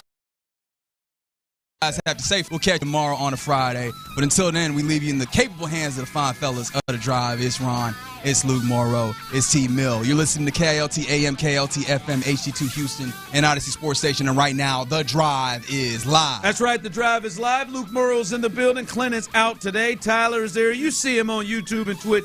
You know what? I don't really like rules. I follow them, but I don't really like rules. And in this business in radio, Luke, you've been around. You've probably been in it longer than I have. But you've been around. And, hey, you're supposed to start with this, and you're supposed to do this. Well, when there's nothing really pressing, we'll get to the Texans. We'll get to the Astros. The showman. But what y'all are talking about, the number one story in sports right now is what I'm watching right now and just seeing. I wonder where that guy is who had the garbage thrown at him. And the Pacers fan, I bet he walked his ass right up in there with 7 of his friends. Walked in there with his. No, I want you to sit down. I want you to sit down, Reggie, because I want to get your thoughts on this. Scary assholes. I honestly do. And 713-572-4610. Those of you on YouTube and Twitch, I want to get your thoughts on this because I believe maybe I overstrided my take from watching this last night. Maybe it got away from me. But I'm watching that game, and I'm looking at it right now, and I think that we and Adam Silver, the human best nickname you've ever given. He looks like a circumcised penis, straight up. But not very girthy. No, just long. But I believe they have fallen into the next Steph Curry. And Tyrese? I think Tyrese Halliburton, and I don't want to say, I'm not saying their games are the same, fellas. What I'm saying is no one saw Steph Curry coming, right? Like we all thought it was going to be LeBron and Durant, right? You thought it was going to be those two. Certainly. Nobody saw him coming. Nobody looked at him. There was no thought when he was drafted 160 pounds that he would be this. But then it just happened. And that team just came on the scene out of absolutely nowhere. And they're like, where the hell is this Draymond? Where the hell is this? Like, you're not supposed to, that's not what that's supposed to work. Can you win like that? Where's Klay? Can Klay Thompson be the second best player on the championship team? Well, yes, 4 of them. But they don't play the same. His game to me feels like maybe a modern day Steve Nash. So their games aren't the same. But this feels like the out of nowhere, unable to predict player like Steph Curry who just popped and became a star. And I think yesterday, doing that at MSG with, I think everybody, this is the series because of the Knicks that everybody's interested in. He's got the personality. See, Ant over there says he don't want to be the star. And all the other guys, Wemby, we'll see. Like these other guys. But Tyrese Halliburton is the guy who got into a WWE ring and tried to square off with Jalen Brunson because he was into it. He's a guy that wants this. He's a guy that's got a crazy-ass dad that's into stuff that wants to walk up and challenge Giannis and did the choke sign in New York. Like I bet he regretted doing that because he was in that Buffalo Wild Wings acting up. Oh, he was. He was in there. He was doing it in there. I think we didn't see Steph coming. I think Tyrese Halliburton, who arrived as a star, and by the way, he's been doing this. It's not just he did it to Giannis in round 1 where he hit a game winner, had that crazy comeback against Cleveland like this. I think this might be the superstar we didn't see coming because we were looking at everybody else like Steph. And what a twist after being rated as the most overrated player in the league. And that part too, right?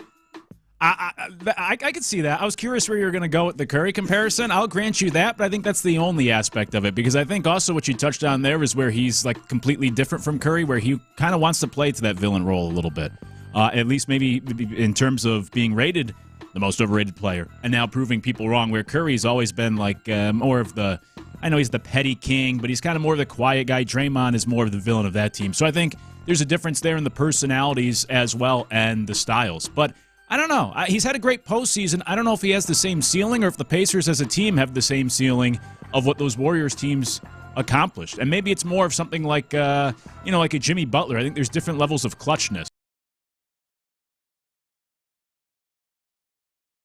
We're postseason, but I'm curious of how far that carries him or how high that ceiling is compared to just being a big moment type of guy versus being like the face of the league. Yeah, that was one of the things I was thinking of because I do think the Steph Curry, like that coming onto the scene out of nowhere is apt. The question then I asked is a question that was asked of Steph that he absolutely answered, which is, how much of this can we build around what you are? Like, how much of this can we build on top of the foundation of you as basketball player? And I think even if they are able to win this championship, I don't know if that's answered. Like, that's going to be time. But I think you're right. We've got to the place where you have to give him his due as bona fide star and, like, superstar adjacent at the very least, as I'm rather kind of stringent on who I call superstar in this league. But you have to get him to that place where we're starting to talk about him as such. Yeah, I don't know. I'm not saying he's a superstar yet. I'm not saying. Now, stuff like this goes. You brought it up, Luke. Moments make superstars. Reggie Miller was made a superstar when he did. And look, when we say he's got the personality, that's the other part. Like, see, I think he's a villain to certain people, like New York, but that's okay with the rest of the league. Because when you look at him, he's that smile. Nice guy. He looks like smarter than folks like you, actually. But I'm just saying, he's light-skinned. You know, I know, Reggie, you feel. He's light-skinned. He's got that smile. He's got that palatable feel to him. He wants it. Are you saying he got that good hair? He's got good hair. He does. That's out. But he's got that. But then he does, like Steph, have a tinge of, I'm a Richard Head. I'm a bit of an a-hole. Like, he thought of, let me hit this. Like, that didn't just hit him in his mind to do the choke thing to mimic Reggie Miller and Spike Lee. He had been holding that one in and ready for that. That's the kind of stuff that create the moment. The moment is one, but then we're going to remember, hell, we don't even remember Naismith. We don't even remember the overtime. What we're going to remember is him, that ball going up, and the choke right there that's being shown. Here it is. Everybody been talking about who's going to be the next face. He might be not alone. He might be the Steph thing. People saying he's not that type of player. I'm not talking about, like, LeBron and Jordan aren't the same type of basketball player, but he took the mantle as like the MJ's a go. LeBron's also up there, but not quite. Listen, man, everybody can have opinions. I don't agree with them, but everybody can have opinions. I think what helps is that he is American-born. I think that's something we've talked about before. But I think something that goes against him, if you want to talk face of the league, is I think you just have to be that dominant scorer where, at least in the regular season, he's almost like too much of a distributor to me, where he scores like 18 points a game and he'll get 12 assists. And it's really good, and he plays great in the big moments. But if you go back and look at the faces of the league, they've all been like towards the top scorers in the league. And I don't know if he will get to that point, or if that's really his game, where he's more of that guy. Magic wasn't. No, it's true. Going back, you know. Yeah, we've seen it. Like Magic, like he wasn't the top. He was an all-around game. Yeah, you're right. We've not really seen a lot of point guards be the face of the league. It's been well, like you compared him to Nash, and that was the whole.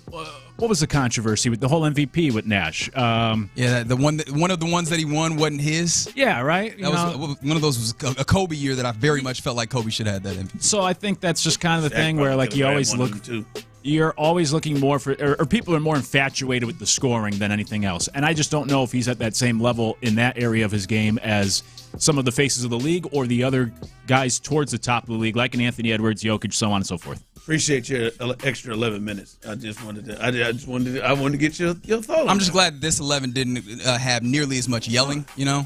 Yeah. Hey, by the way, when I'm looking at this and I'm seeing like teams like the Pacers, Luke, I know you follow the Rockets. It makes me wonder, are the Rockets sitting there thinking, well, maybe we don't need to go in.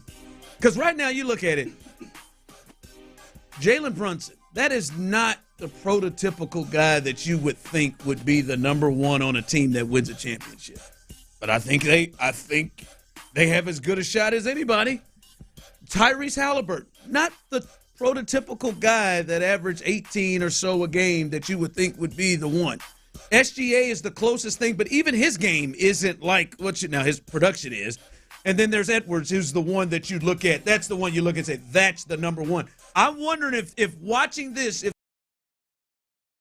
the Rockets, maybe we just need to wait it out to have a guy that could be just a little bit better. You don't need LeBron or Kobe or Jordan or KD. Maybe you just need somebody just a little bit better. And can Amin Thompson grow to be that or something? So I'm wondering if they're thinking maybe we don't need to make some kind of a move here to go bring some sort of star in. I hope they're not thinking that, but maybe they are thinking that. I wouldn't be surprised. I brought this up to Lopez last week when I was filling in for Reggie and asked him, and he, he wasn't buying that idea. But I think if you're the Rockets, if you're looking for a reason or looking for something to talk yourself into it, I think so. But the difference to me is when I look at these teams, and look, we'll see how the playoffs play out. The Thunder are still the heavy favorites to win the championships, and they do have the MVP on their team. So I think you still need that go-to guy. Brunson's turned into a star. We'll see if the Pacers, without their star, or maybe it is a Halliburton, if they could get past the Knicks. But if you go back and you look the last 25 years, every champion has had a top 10 scorer outside of the Pistons. Everyone always points to the 2004 Pistons to help make their case, but that's the one outlier in the last 2.5 decades. Also, with that Pistons team, I think it's just a little unfair, right? Like, they had no stars. Like, are you a star if you make it to the Hall of Fame?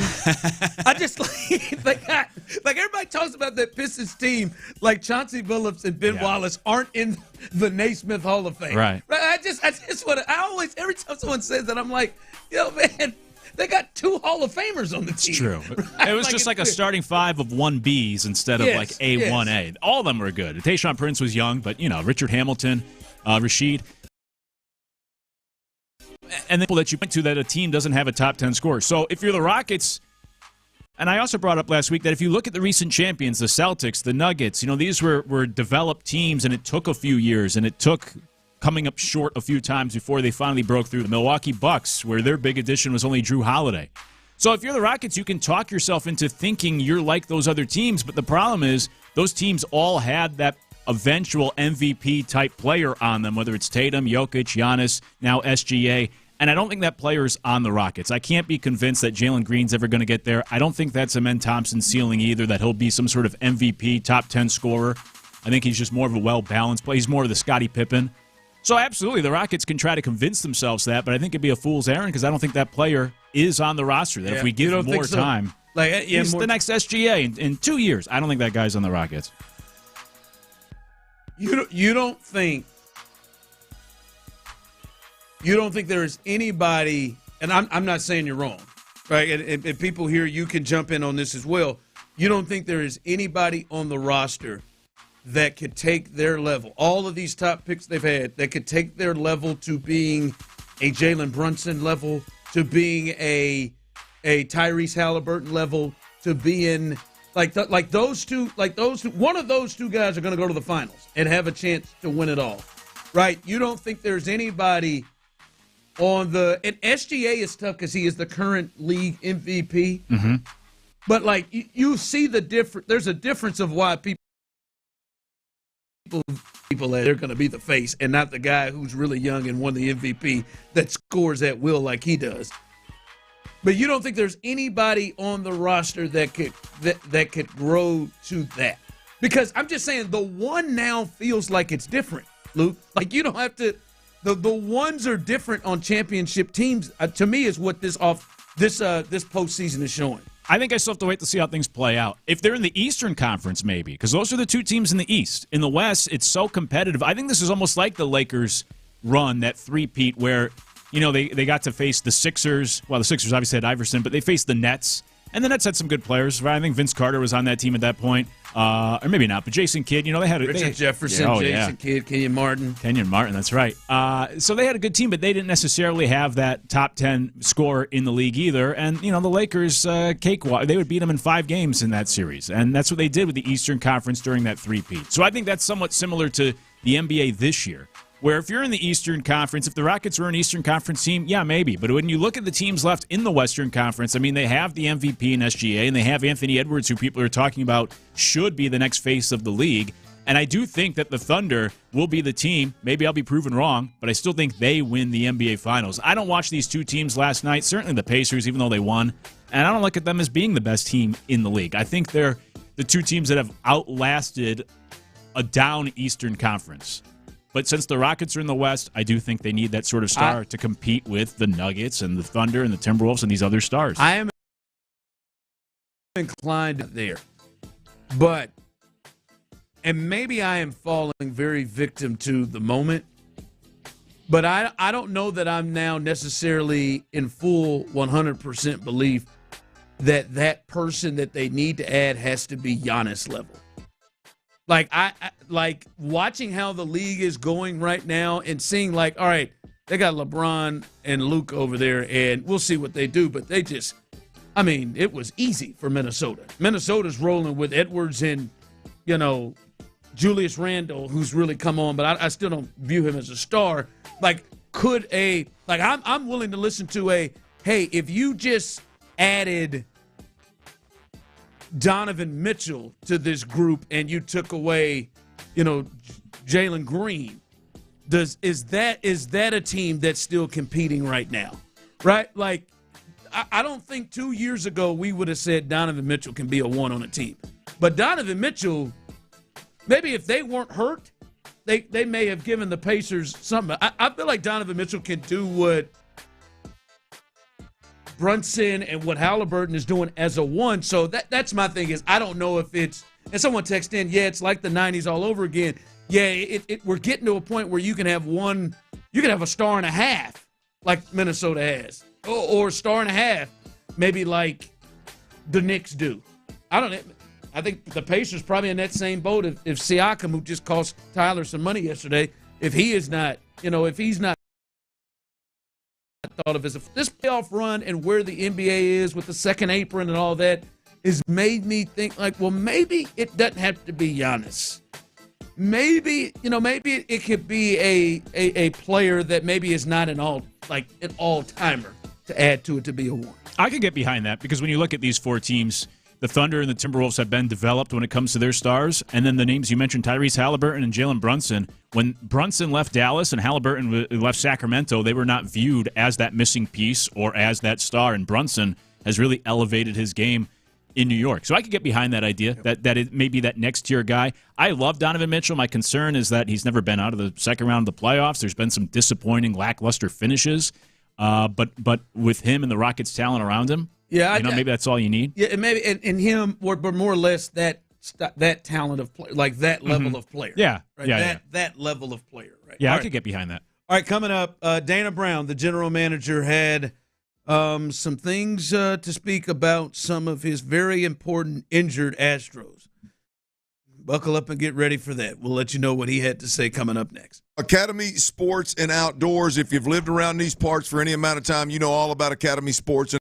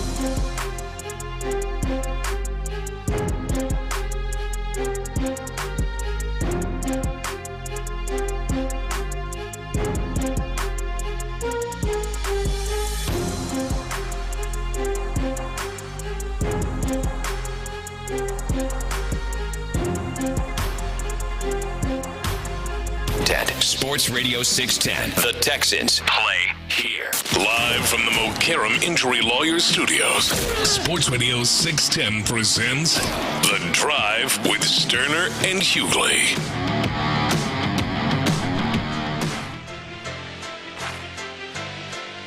All right, welcome back into The Drive. Luke Morrow is in the building. Clint is out. By the way, come on out with us tomorrow and hang out as The Drive damn sure will be live. Our eighth stop here on our 610 Crawfish Circuit. It will be live coming up tomorrow. And we will be, there has been a schedule change. If you're following it on SportsRadio610.com, there is a program change. We'll be at Big City Wings Copperfield location, 8400 Highway 6 North. That's where we will be tomorrow. Great beer, great drinks, great food, crawfish all over the place. Our guy Sam over there who runs Big City Wings, all their locations are always amazing. We've been there as well, so we know you'll be in good hands. Bud Light Girls will be out there as well and hook you up with some items also. And you'll have a chance to win our grand prize, and that is $5,000 gift card to or $5,000. Whoa. I'll be there. Whoa, champ. Oh, hold on now. Pump them brakes. Hold on now. Let's get it on, baby. Tanya almost lost it there for a second. $500 gift card to Academy Sports and Outdoors. What does a 5,000 one look like? $500 gift card. That'd be getting me a nice crawfish boiling setup. Shoot, man, more than that. I'll just give you one of the stores. There you go. Yeah, let me hold one of them stores. I remember I had a $500 one. I said, how do you get that? I don't know, man. $500 gift card to Academy Sports and Outdoors and beer for a year. Bud Light, Budweiser, beer for a year. There'll be QR codes there for you to sign up and have a chance to win that. Stop 8 tomorrow, Big City Wings, Copperfield location. Come and hang out with us. All right, Dana Brown spoke on the flagship earlier today and talked about some heroes who have some important guys injured. And I'll just be honest with you guys. I just have to deliver it, and maybe we'll discuss what this means. But none of this is good. Spencer Arrighetti, let's start there. As I've said, I feel like I need a every 2 to 3 day update on Spencer Arrighetti since we are looking at a month. Here's the update from Dana Brown, fellas. Still not throwing, all right? Here's my favorite part of it. We'll need to go through a spring training-like buildup. Guys, it is May 22nd. When will Spencer Arrighetti get himself back into the rotation? Still not throwing. We'll need to go through a spring training-like buildup. All-Star break. Second half of the season. The second half of the season, that really depends on whenever he starts throwing. Yeah, that's true. Because obviously it's one. The one part is you got to wait till the injury heals because obviously it's on his throwing hand and you can't throw. And then it's a buildup, because that's what they did to Lance, right? Lance did a spring training like buildup before he got here, so it took Lance about a month. Yeah, plus. that's what I was gonna say. So probably a month. Plus. Yeah.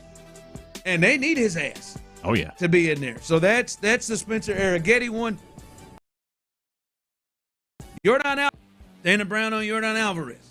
Still trying to work his way back and working off the tee. Don't think he'll need a rehab assignment. So this one I don't love because obviously he still has pain and they still haven't allowed him to face, actual pitching or anything off of a tee and soft toss. But if they're saying I don't think he'll need a rehab assignment, and by the way, this is the Astros, so you take that how you want to take it, right? Last time they said they didn't think he would need to have imaging, and here we are again 3 weeks away, 3 weeks past since the last time he's played, and he's still very much. And Tyler, you hit the nail on the head. You said this this has got some real weird Kyle Tucker feels to it of, yeah, man, no, guys, injury's not that bad. Just ain't running yet. I got deja vu, man. Just ain't running yet. So, but to me, if they're saying it doesn't feel like he'll need a rehab assignment, the hope is, Luke, that maybe it is he immediately jumps in whenever the pain goes away and he, gets some bullpen or whatever, sessions or whatever, and somebody throws to him. Is a simulated game, and he gets back. So hopefully that is where that lands. Yeah, so hopefully it's a much quicker return. Seems it's been already 3 weeks. I would think you'd want to go see some real live pitching in a game. I know you can simulate that, like you said, in the bullpens or on the field pregame. But when you miss what's going to be at least like a month, you would think you'd want to go get some real, ads. Yeah. But anyway. Go to Corpus or Sugar Land. Why not? Yeah, go right down the street for a weekend. Concern. I mean, he said, he still feels the pain when he swings the bat. Just hitting off a tee and soft toss. Yeah, it was supposed to be short term. Now it's going to be at least a month. I'm with you guys with the whole Kyle Tucker thing. The way this is lingering when we were sold on, it's not a big deal. I originally almost thought it was kind of like a phantom IL when the news first came out. I thought it was almost like a phantom IL just to help him, figure some things out of the plate. Yeah. One of those, maybe one of those Christian Walker needs to go on. Yeah, exactly. Linger. Yeah. But now here we are. It's going to be over a month. It's this whole thing's been concerning. Someone on the text line said, "What about Blanco?" Well, Dana spoke on Ronel Blanco as well, and this one is, oh boy, no update on him yet. Always a concern when you hear about an elbow. Oh God! But hoping for the best. He said an update could come later today. That this one does not feel good. No. This one feels like we're going to Hayden Wisniewski territory here. This one, I am hoping not. But we know Dana. And Dana, hey, shoot, man, it's all good. I kept it real as a true professional myself. It ain't that bad, baby. Oh, we all good. Rub some dirt on it. My man said, no update on him yet. Always a concern when you hear about an elbow. Hoping for the best. Update later today. Like, how you know you got an update?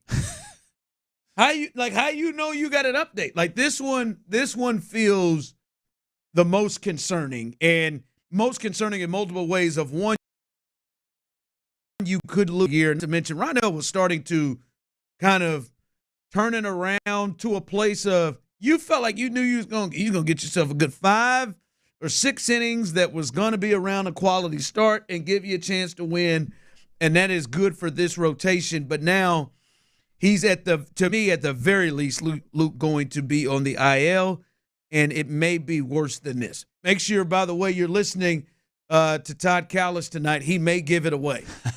If the update has not come yet, Todd might slip up. This is not good. And as he declared, Wisniewski was out for the season about 3 days before it was mentioned. But this one. Ain't loyal. Because, what's this rotation without Blanco? What are we doing here right now? Well, we got the 2 big dogs in Hunter and Framber. And then AAA. Is that where we are right now? Yeah, pretty much. I mean, who else do you got? Because then it's Colton Lance. You called him AAA. You're putting Lance AAA. Yes. You got Lance. You got 87-4 innings. Lance. You got Colton Gordon. Yeah. Who was the guy that made the start the other night? Tyler, what was his name? Walter. Brandon Walter. Oh, yeah. Big Walt. Oh, Walt. Eisenberg, baby. Yeah, Gusto. Oh, yeah, Ryan Gusto. Yeah. Okay. Yeah, this is we're getting into having that conversation soon. That's where we're getting to. It's not good. At least with the Arrighetti, you feel like you know what it is. Now, this is still dragging on longer than, or will eventually drag on longer than I think we expected. But at least you know what that injury is. And I think that's part of the concern, too, where you don't really know exactly what's going on with Jordan, and you certainly don't know yet what's going on with Blanco. But as you said, anytime you get that news about a pitcher and their elbow, their arm, that's always troubling. But it's still those question marks, like what exactly is the problem? And then, the more vague they are, the more you wonder. And that was part of the whole thing with Kyle Tucker last year, too. At least Arrighetti, we have clarity that we know what the exact injury is, and you could try to formulate your own timeline. These other two, it's just like, Arrighetti, you feel like at some point he's going to be back. Yeah. and Jordan Blanco. Whew. Now it's but with Arrighetti, it's not soon, right? No, it's not right going now. To be, if we gotta wait till he starts throwing again, and he's going to have a spring training like buildup, then it's potentially going to be a minute. All right, coming up, I want to play this game. Last time I talked to Luke, he pretty much told you don't mess with that Cam Robinson. Don't mess with that Cam Robinson. You can play along with it. What does the starting offensive line, who are the 5 week 1 for the Texans? We'll discuss that coming up next. But before we do that, Clayton Homes is having their sign and save sales event that's going on right now, folks. You can save up to $5,000 instantly on your home purchase at Clayton Homes, and you can sign up for their sign and save up $2,500 on a single section home or $5,000 on a multi-section home. And if you're already owning a manufactured or mobile home, you can call or visit to learn more about their trade-in process. Upgrading your home, baby. It might be easier than you think.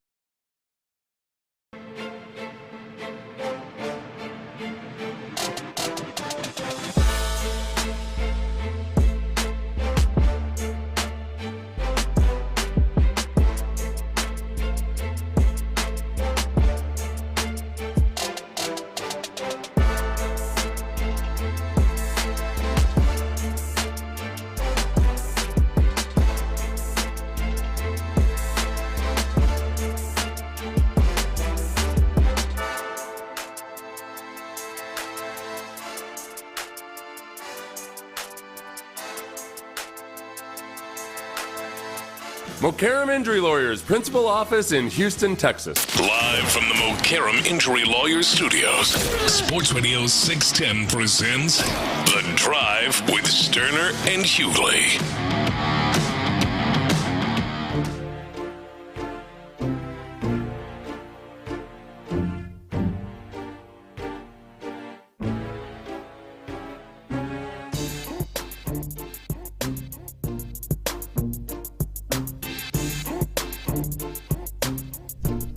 All right, let's play this game. 713-572-4610. You can participate. Those of you on YouTube and Twitch, I see you out there. You can jump in on this because I want to read some of these off. All right. I love this when I saw that Luke was going to be in today as Clint is out. Hopefully he's with us tomorrow as we are at Big City Wings Copperfield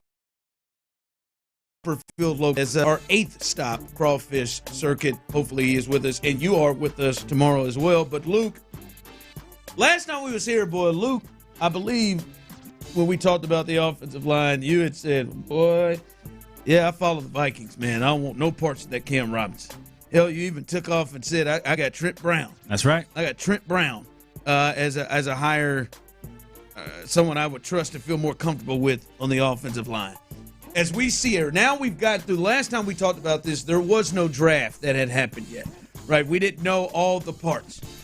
We'll say I maybe expected them to have added a few more in the draft, but they did not. They did add Ariante Ursary, the tackle, who appears that they're going to play at tackle from Minnesota. But here are the options. I want to give everybody the options, so listen up, and maybe if you already have yours in, you can send yours in.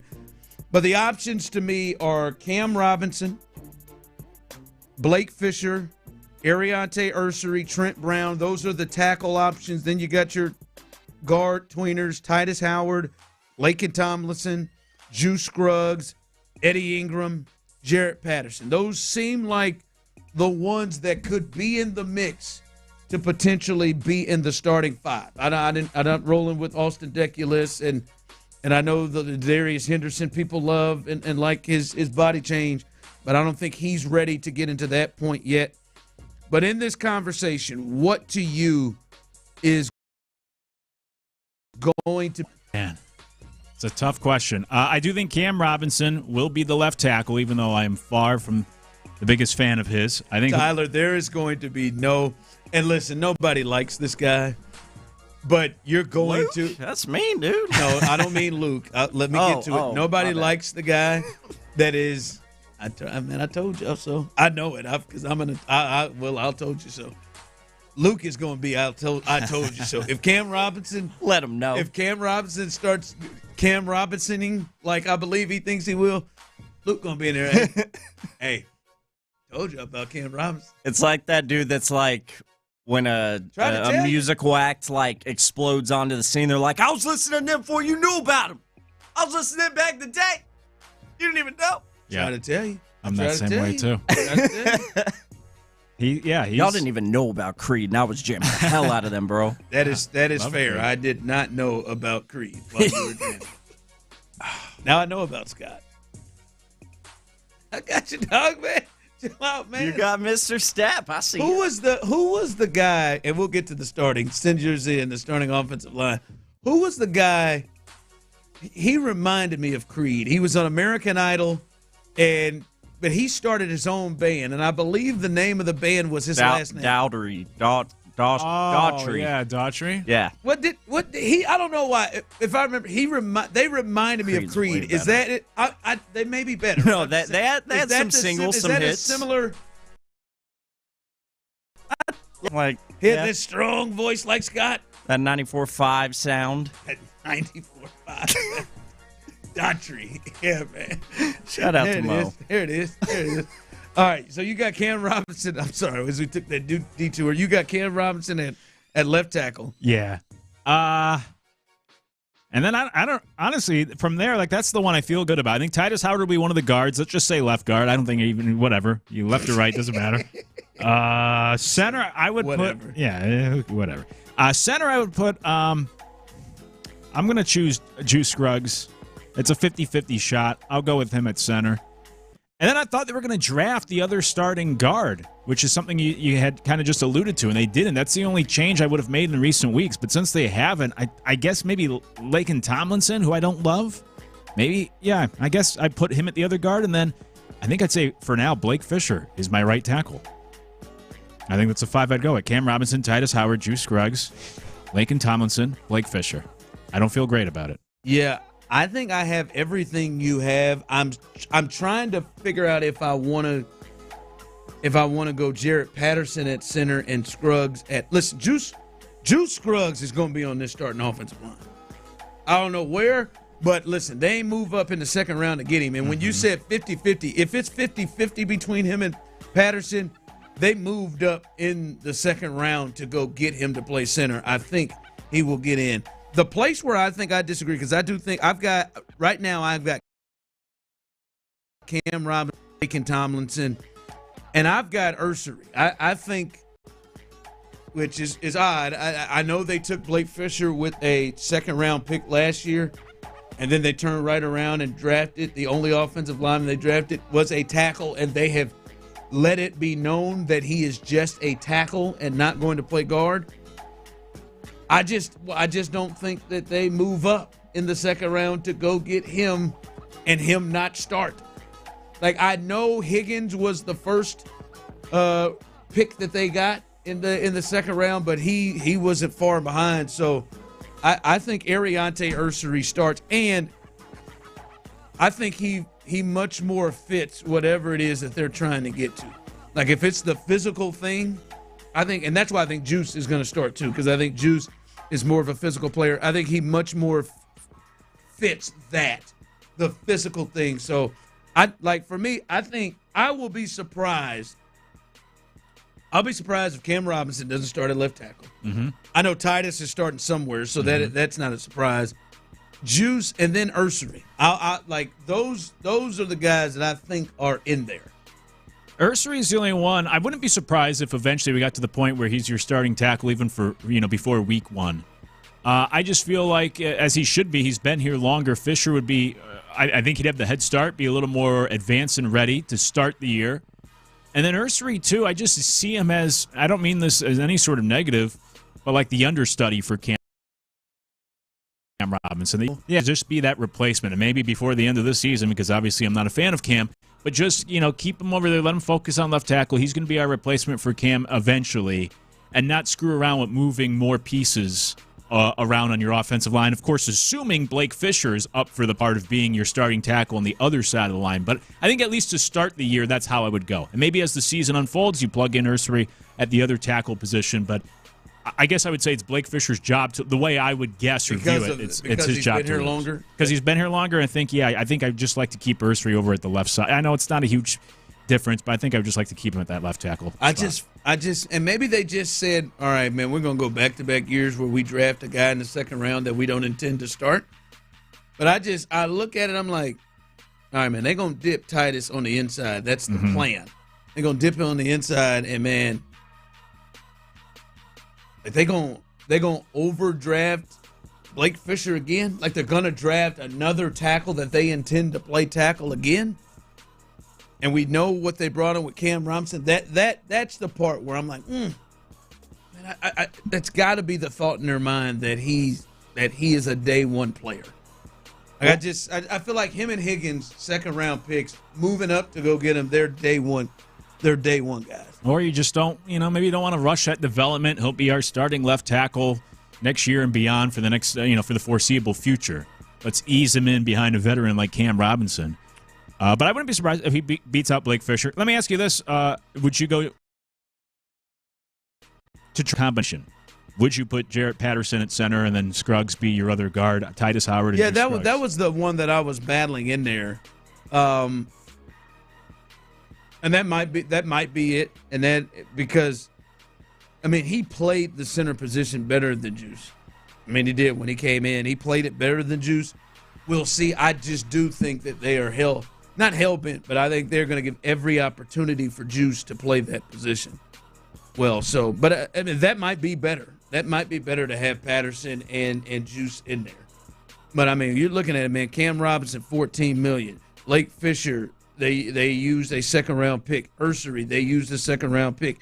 Titus Howard, a first-round pick, their highest-paid offensive lineman. Juice Scruggs, they moved up in the second round, and Jared Patterson's a sixth-round pick. Like, they've got some guys in there where it's like, man, we've committed a good either an asset when it comes to draft, or we've committed a lot of money or a good amount of money for them to get every opportunity. So this offensive line is going to be interesting to see how this thing turns out, because they have a lot of options and scenarios of who could be the starting five there. Coming up, this to me, and we'll get into this big series. This is a huge series coming up for the Astros, a 4-game set against the AL West leading Seattle Mariners coming to Daikin Park. This to me could be a turning point series for Dana Brown and Jim Crane.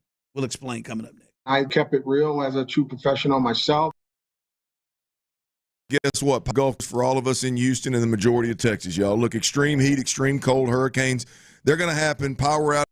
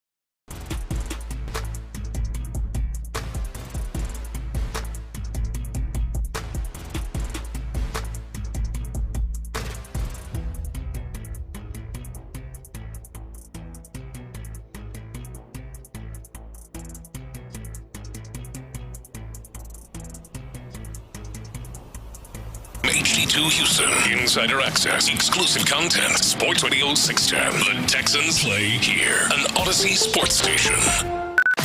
Sports Radio 610 presents The Drive with Stoerner and Hughley.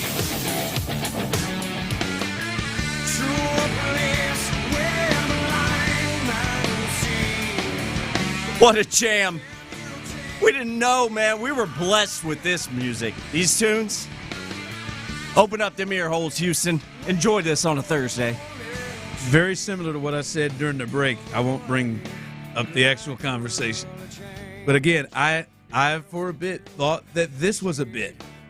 That like the Creed and also is not NSYNC and your love affair with NSYNC and I love NSYNC. Backstreet Boys and 98 Degrees. Backstreet's number 2 though. And Don't get that O-Town. twisted. I thought this was a bit, but you're serious. I saw these fellas Creed out at the Woodlands Pavilion last year. I'm not surprised. About third row, I was hammered. It's awesome. Not surprised. Yeah, I thought it was a bit, but you are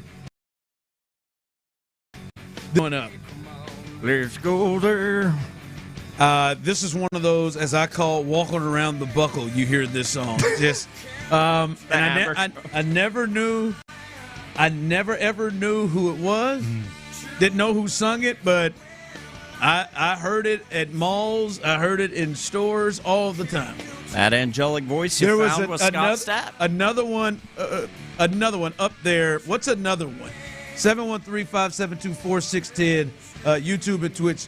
There was a Goo Goo Dolls song that I did not know that was Iris has got to be. It's got to be Iris. It was one that it was just one of those ones, just walking around. It's my that's a jam.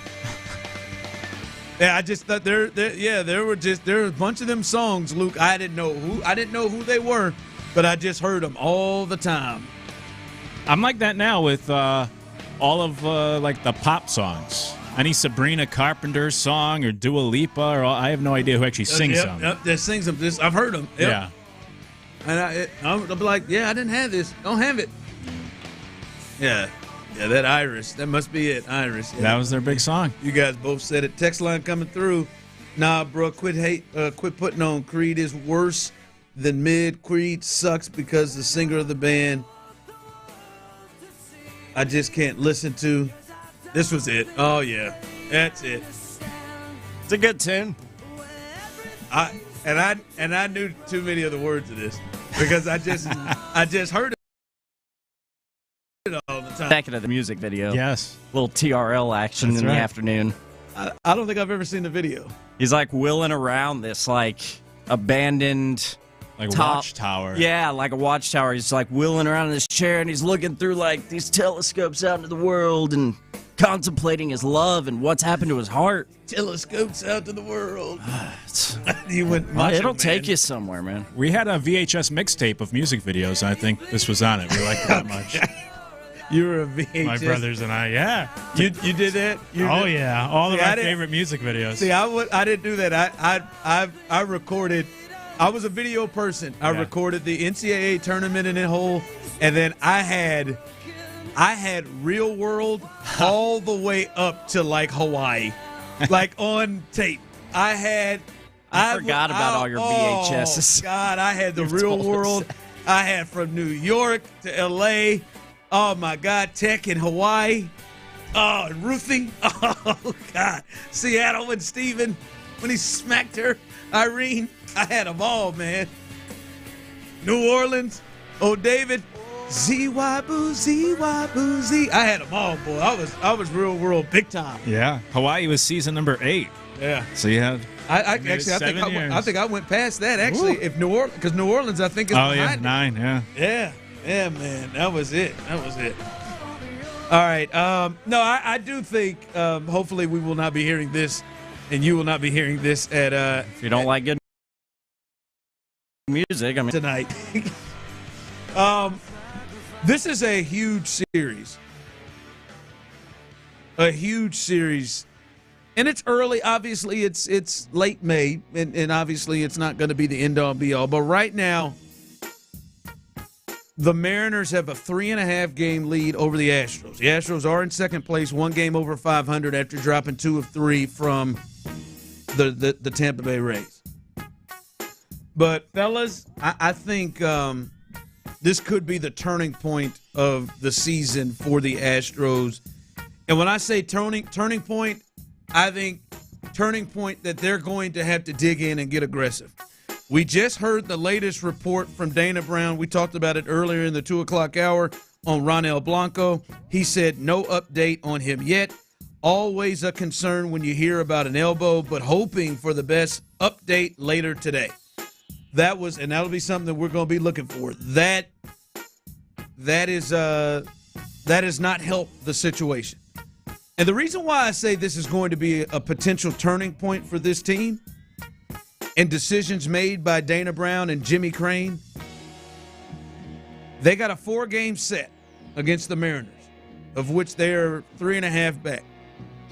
George Kirby, by the way, one of the best pitchers for them, is making his season debut, so hopefully he doesn't go long for the Astros. But you're 3.5 back against the Mariners in a 4-game series. Is going in one of the games. Here are the starters for the other 3. Lance McCullers, who is coming into his 4th start and has unable to get out of, 4 innings? That's the longest he has gone. And it's not a pitch count thing. He's throwing 80-plus pitches. You got Ryan Gusto going, and then you're going to have Colton Gordon going. So in a 4-game set,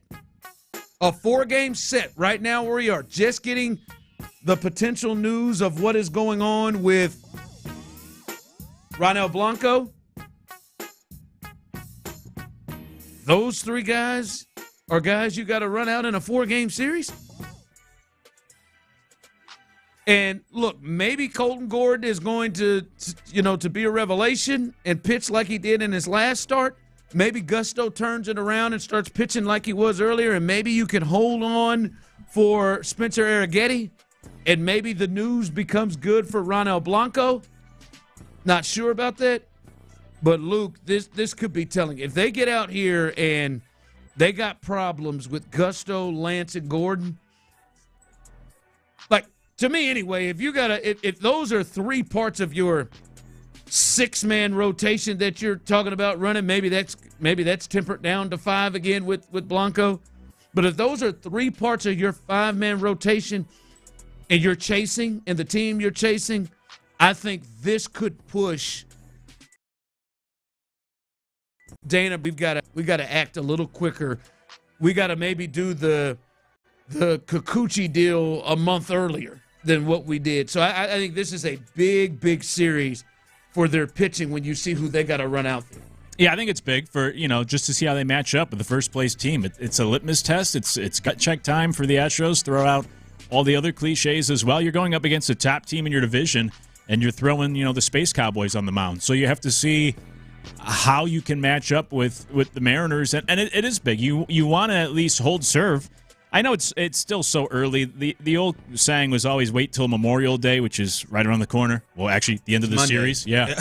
Yeah. To look at the standings. So I guess that's perfect. That's fitting, because I was going to say it's still too early. But if you do, hypothetically speaking, say you drop 3 out of 4, and now suddenly, you're almost 6 games out of first place already behind these Mariners who are surging. So, and with a rotation that has Hunter Brown and Framber Valdez, and then, as you said, AAA guys. Yeah.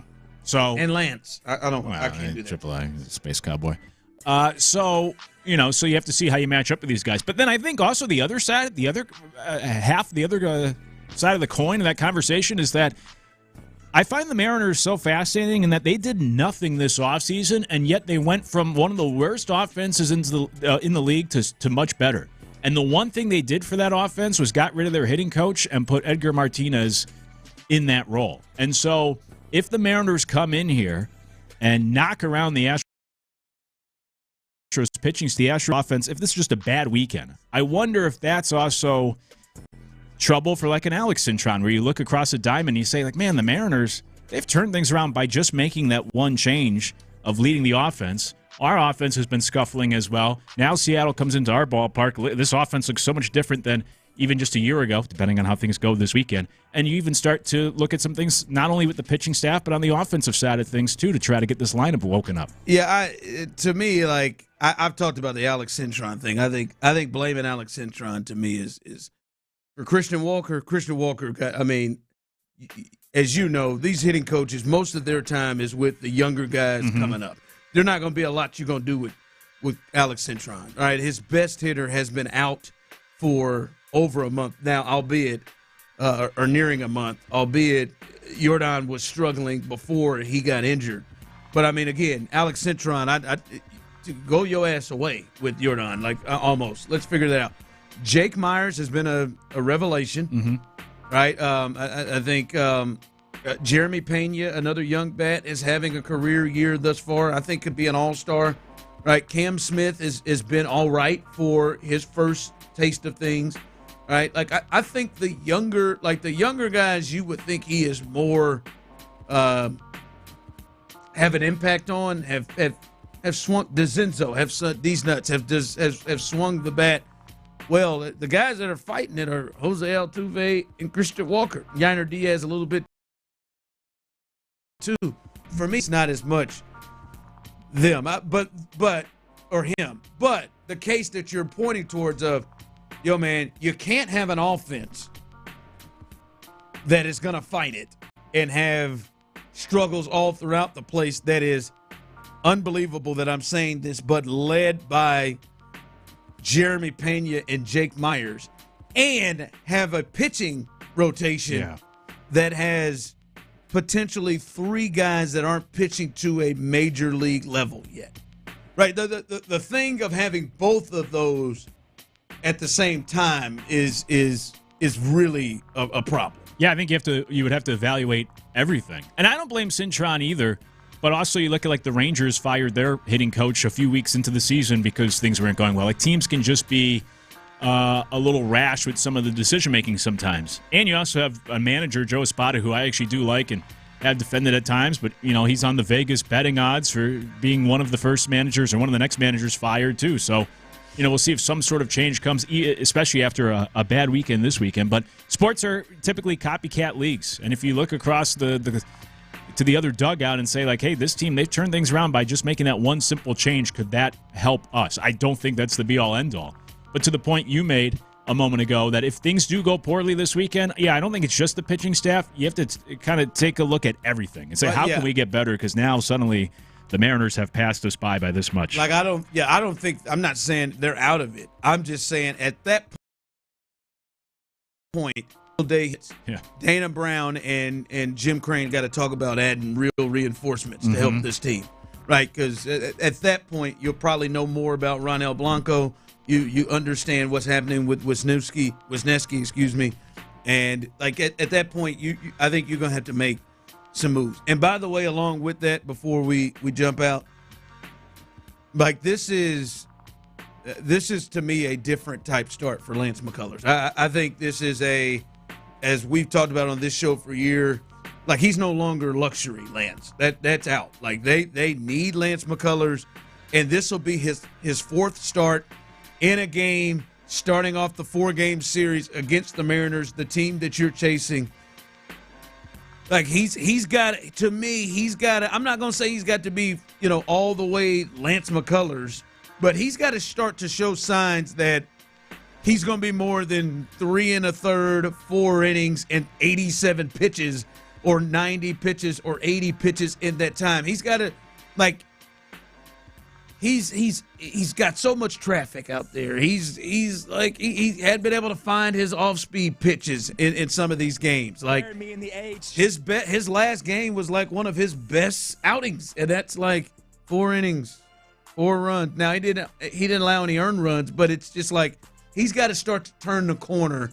Now, I say that but what if he doesn't turn the corner? Well, I don't know what the hell they're going to do. I don't know if he comes out of the rotation. But for this team, some signs of, all right, Lance is now starting to get beyond just getting his feet wet after not pitching for nearly 1,000 days to seeing some, all right, this guy is going to be somebody that can be dependable in the rotation. Yeah, because that's what they need. They don't have the luxury of just kind of dragging this guy along and figure things out on the side while they have these other pitchers going. And the more pitchers that you lose in this starting rotation, the more you have to rely on the Space Cowboys arsenal. You know, the less patience you can have with Lance McCullers. It's becoming go time now. And it was part of the reason why I was complaining last week. I didn't like the whole 6-man rotation. You're creating spots for guys. I hate it. Yeah, you're creating spots for guys that you don't need to do it. And I put McCullers in that camp. Like, you have to start proving that you are worthy of the spot. Why do we need to reserve a spot every 4 or 5 games for you to go out there and throw 4 innings of mediocre baseball? I mean, you can find somebody else to do that or to do even better. So it is getting to that point of really showing us something. And each start has gotten bigger and bigger, not in terms of just as we further go along in his progression, but also just in terms of the opponents. You know, the Rangers was the biggest start at the time, and now the Mariners tonight, this weekend, first-place team. Yeah, tonight, yeah. A first-place team in your building. So you got to see something. You like to see at least 5 innings. Also help out the bullpen, too, when you're throwing out all these other rookies and you don't know what to expect from these other pitchers. Yeah. It's hard to have half of your rotation, you know, not sure if you could get them through 5 innings and to rely on your bullpen. Yeah, three of them, right? Like, I mean, Colton Gordon will hopefully he can keep doing what he's doing, but the wheels came off, you know, when they came off, but at least he gave you and got himself into the 6th. But, yeah, they need Lance's piggyback start. Right. Lance. And the bullpen, you know, it wasn't as sharp the last 2 days there against Tampa. A bullpen that statistically has been the best in baseball, but they wear down over the course of a long season. So you don't want to tax them too much here before Memorial Day because your starters, you know, can't make it through 5. All right, coming up as we continue right here live on The Drive, I want to send a shout-out to, well, maybe not a shout-out, explain a story of a lady who really meant well with me today. But it really didn't land well. We'll fill you in on that coming up next. All right, no man should be drinking anything other than Coors Light on his damn birthday. You hear me? So when me and B. Scott, we're on the show, Hughley, Tyler Milner, when we get out, probably be down at Twin Peaks, but when we get out, we're going to make sure that we're drinking them cold Coors Light. I need you out there, if you're drinking cold Coors Light, you know all about them. You know it's the world's most refreshing. You know it's made to chill. You know it's got a ton of respect for all of us beer drinkers here in the Lone Star State. You know the song and dance, y'all. Just make sure that you are holding your friends accountable. And if they're beer drinkers, they need to be drinking, again, the world's most refreshing beer. There's little mountains inside of every can, bottle, or aluminum pint.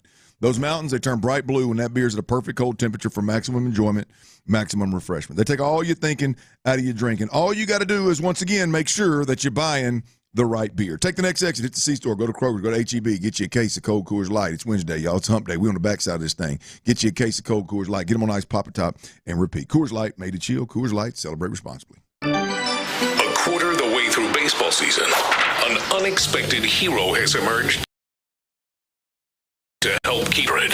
Hey, Jake Meyer's doing his best Jake Marisnik right now, ain't he? He is. I mean, he is, by whether you're looking at the data and the statistics or you're using the eyeball test, he's one of the best center fielders in baseball right now. Houston's sports leader, Sports Radio 610. West Point Lincoln of Sugar Land is the place to go to get your next luxury vehicle. Hey, it's Sean Pendergast and Ruben Mendoza, the general manager at West Point Lincoln of Sugar Land, and his staff are ready for you. They've got over 1,000 new and certified pre-owned Lincolns on the lot, and they want you to drive off in one of those. They make it effortless. WestPointSales.com is the website. Of course, Lincoln is part of Ford Motor Company. They assemble more U.S. vehicles and employ more U.S. hourly auto workers than any other automaker. Get on out to West Point Lincoln of Sugar Land, Southwest Freeway, Kirkwood intersection. Tell them Sean Pendergast sent you by. Tossing and turning? At Exclusive Furniture, we're here to help you sleep better. Now, during our Memorial Day mattress sale, it's the best time to save on a new mattress. Choose from top brands, then upgrade to a free adjustable base. Shop mattress hot buys starting at just $2.99. Plus, enjoy free delivery. Let our sleep experts help you find the mattress of your dreams during the Memorial Day mattress sale going on now. Exclusive Furniture, where low prices live and better sleep begins every day. See store for details. Clint Stoerner here for QC Kinetics. For over 8 years now, QC Kinetics is the nation's leader in non-surgical relief for joint pain. With over 50,000 satisfied patients across the country, I'm telling you, this is a game changer. People with knee and back pain now living pain-free. Shoulder and hip pain, gone. Clint Stoerner here, y'all, and I'm telling you, QC Kinetics is the real deal. What they're doing is nothing short of remarkable. man. They're the tissue in those achy joints. They're using biologic growth factors with robust healing properties, carefully and strategically placed in those aching joints. It's powerful and it's potent, y'all. It's a way to give those joints new life, repairing old tissue. Best part, with QC Kinetics, there's no drugs, no surgery, and no downtime. The patient satisfaction reports, they're through the roof, y'all. Imagine doing all the things that you enjoy this summer without being slowed down by that awful joint pain in your knees or in your back. Call QC Kinetics right now. Right now is the best time to get started. 713-913-5285. That's 713-913-5285. They're in Sugar Land, the Woodlands, the Heights, and in Cypress. That's QC Kinetics. At Mill Creek Custom Homes of Texas, over 15 years of building experience in Central Texas means we know we need to talk about whole house generators before the build. From now till June 30th, any new contract signed will include a free whole home generator to get you ready for hurricane season. Your budget, your dream, no surprises. From start to finish, we handle it all, including your dream pool. Call for a free consultation, 866-5CUSTOM, or look for inspiration at millcreekhomestexas.com. Mention promo code PREPARED. This summer, choose your adventure at the YMCA. Love sports? Join a team, stay active, and build connections. Love the water? Make a splash with swim lessons or water aerobics. Looking to get stronger? Find your fit in our wellness programs. Kids need summer fun? Our camps are packed with excitement. Looking to make an impact? Join our team and be part of something bigger. No matter your age, ability, or interest, you can achieve your goals at the Y. Find your adventure. Find your community. Visit ymcahouston.org to start your journey today. YMCA, where you belong. McCall Chevrolet. Yeah, there's a new energy, fresh faces, and a stronger commitment to putting you first. That's right. At Sterling McCall Chevrolet, we're entering a fresh chapter of customer service excellence. Experience the difference today with refreshed inventory, reimagined customer service, and renewed dedication to finding your perfect Chevrolet. They even streamlined the paperwork process. Visit us today at Sterling McCall Chevrolet. Same trusted location, fresh new approach. When something happens to your car, you might say,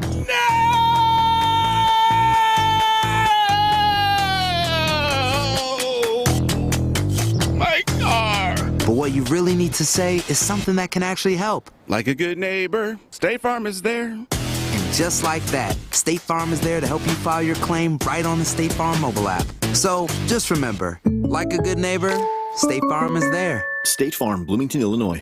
The coolest summer starts at Target with up to 50% off select Sun Squad pool and outdoor toys and 20% off select favorite day treats with Target Circle. Discover inflatable pools and outdoor toys that'll surely make a big splash this season, while you keep it cool and sweet with the most shareable cookies and frozen snacks under the sun. Hurry! Now through Memorial Day, save up to 50% on select Sun Squad toys and 20% on select favorite day treats with Target Circle, only at Target. Restrictions apply. The Starbucks Summer Berry Refresher is officially back. Bold notes of raspberry, blueberry, and blackberry shaken with ice and poured over raspberry-flavored pearls. Try it with lip for a limited time. Your Summer Berry Refresher is ready at Starbucks. Out here in the middle of these acres, it can feel like you're the only person on Earth. That's how it feels when you're struggling with your mental health. But you don't have to feel alone. Find more information at loveyourmindtoday.org. Brought to you by the Huntsman Mental Health Institute and the Ad Council. You know how you always want to know about everyone else's money? On the podcast What We Spend, guests will, for 1 week, tell us everything they spend their money on. My son slammed $6 worth of blueberries in 5 minutes. And everything that makes them feel. I want to own a house. I want to have a child. But this morning, I really wanted a coffee. Because at the end of the day, money is always about more than your balance. Listen to and follow What We Spend, an Odyssey original podcast. Available now wherever you get your podcasts. The Drive with Stoerner and Hughley is presented by Verlo Mattress. Verlo Mattress, handcrafted for your comfort and guaranteed for life. Texans All Access. The countdown to training camp is officially on. And Mark Vandermeer and John Harris have you covered. Exclusive interviews, inside info, and the best football conversation in town. 6 to 7 every night on Sports Radio 610. Insider access. Exclusive content. Sports Radio 610. The Texans play here. Sports Radio 610 presents The Drive with Stoerner and Hughley.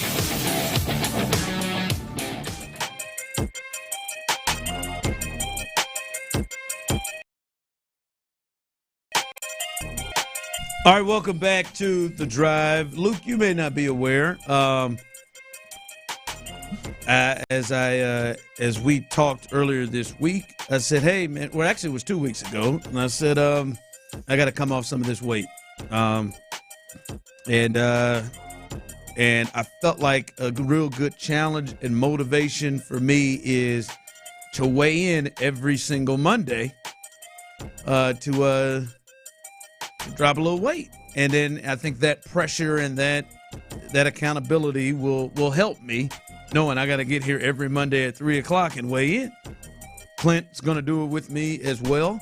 Some others have texted in and said they're doing it as well.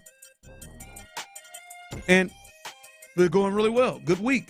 Tomorrow we'll see. Tomorrow, those are one of those challenges out there at Big City Wings, who have an amazing menu. And we'll figure out what we'll do there. But, so, I've been out there, not only eating right, but getting out there and kind of working out. Running. Let me check that. Walk running, right? Walk a little here, run a little here, just getting that cardio in. Got a good 3 miles in today. Nice. Doing my thing. It was a little hot, too, but it was good sweat. Had to peel that shirt off me. This lady that I encountered on the street, I truly believe meant well. It didn't really go over with me that well. And I didn't see it as the positive that she thought it was. So this is something that happened out in them streets? Happening in the streets, out there, the streets of Siena. It was not anyone famous. But so I'm running across the street. Just get my jog across the street. There's about 3 cars at a stop sign. As I come across the street past the first car or whatever, I got my headphones on. I'm listening to a podcast. Sorry, I wasn't listening to music. And lady had her window down. She goes, "Hey, you're doing a great job, baby. You're doing a great job. Keep it up. Keep it up, baby. Don't give up. You're doing great." Oh, no.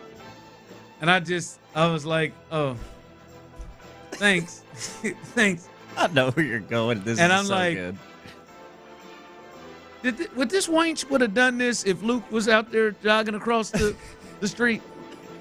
Like, was she yelled out and told you, "Hey, great job, Luke. Doing great, buddy. Great job, buddy. Killing it. Don't give up." I thought, look, why don't you just get out the car and tell everybody, "Hey, guys, look, his fat ass is out here running. Look at him. He came out there. He's working.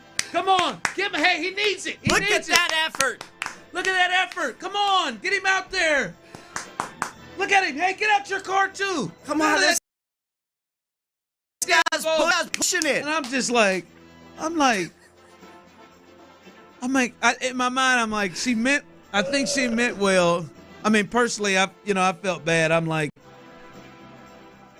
looking at, man, all I see right now is, shoulders up, but your ass look like you could maybe come out here and maybe get a walk out here with me, to be honest with you, before you cheer me on. And maybe it was from experience. Maybe she feels like that was just like embarrassing as hell for me personally, with them other 3 cars sitting there. And I'm just like, what if I told you? Like, so in the future, man, think twice about that. If you're out there, you running somebody. Yeah, for real, though. Like, I mean, she rolled it down, man. I thought she needed something. I took my earphones out. You're doing a great job. You're doing a great job. Don't give up. Don't give up. You're It's the doing worst great. part. Yeah, I want to give up now to avoid your ass. The don't give up's the worst of it. And I just keep your head up. I think keep striving. I think it slowed me up for about the next 5-10 minutes. Like, hey, man, does it look that bad? Maybe, like, I don't know, man. And then I try to talk myself, well, maybe she's a listener. No, she's not. She'd have said, "Hey, show, great job." Yeah, that pissed me off. Text line coming in, Ryan. You don't have to say it, but she wasn't. What made her think, yeah, that's what he wants to hear right here. Now, unless she does this to everybody, unless she does in the rolling through. But I mean, God, dog, boy. Just trying to give you some encouragement. Yeah, I get it. It's like that's like the dare shirt of life, where encouraging for the simplest thing, if you will, giving kids a bunch of dare shirts for not doing drugs by 13. D won't do drugs.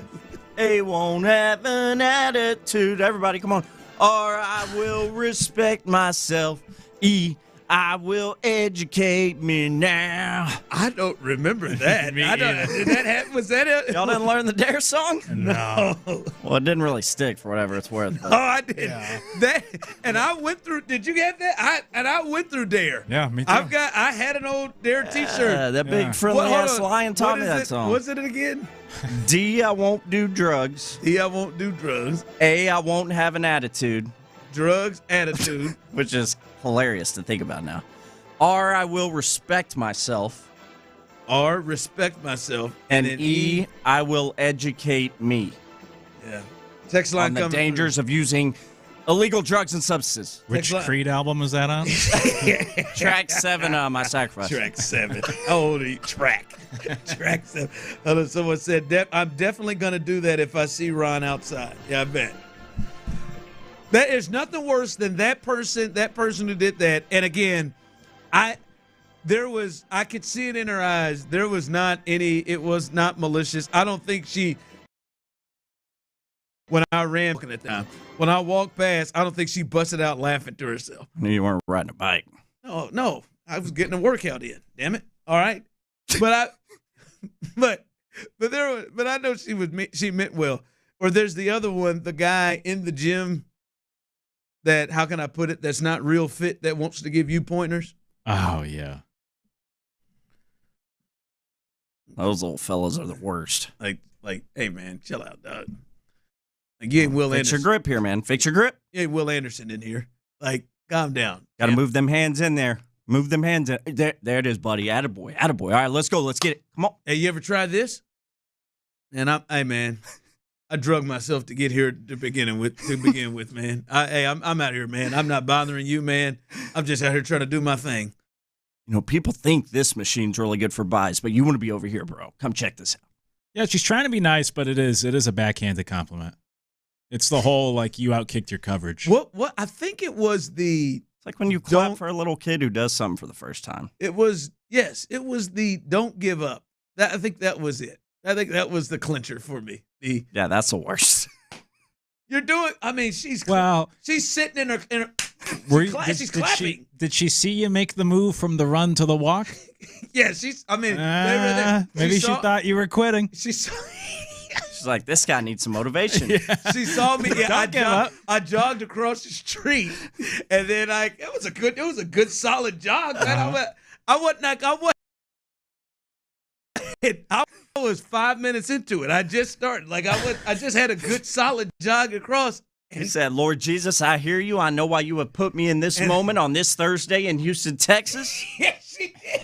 This is what I'm here for. I hear you, Lord. And that heifer, you got this, bro. And then I got across the street, and that heifer said, "No, you got this. You're doing great. Doing great." Just saw you leave your house. Don't slow down yet. Hey, man. No, hey. Do I got a sign? Is this a marathon? Looks like you're letting up. Don't do that. She act like she was at a marathon. Like I'm running a marathon. Like I got a sign here. Like she got fruit and water. It'd be a lot cooler if she was handing you a water. If she was handing me I took that water, but now you in your car, air conditioned, raised it down. You got it. Don't give up. Thanks, damn, Jerica. is that what you looked at me? That's it. Look at that boy. Look at that big joker. He gonna give up. This is what he needs to carry him. I got this motivation in my heart. Here we go. That boy Tyler said, the good Lord set me here, right here, at 9:15, at 9:17, to be right here. I understand the assignment, Lord. I can't believe that. Yeah, that got me. That's good. Hey, I pulled my phone out and put that in the rundown as soon as that happened. I said, I can't believe this Wayne did this. All right, coming up, my man Luke has a great Jeremy Pena take. A great Jeremy Pena take. And I'll be honest with you, I'm a little upset. I didn't think. WNBA last night with my little girl, man, and obviously watched it a couple of nights before that with Reese and Caitlin Clark going out.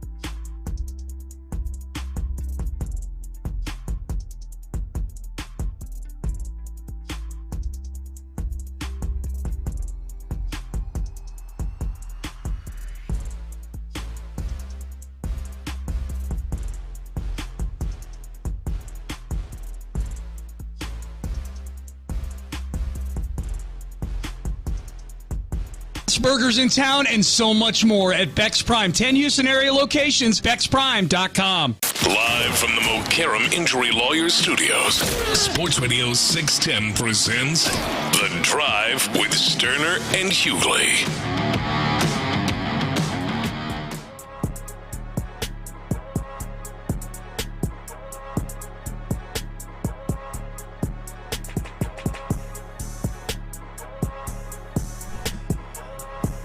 Yeah.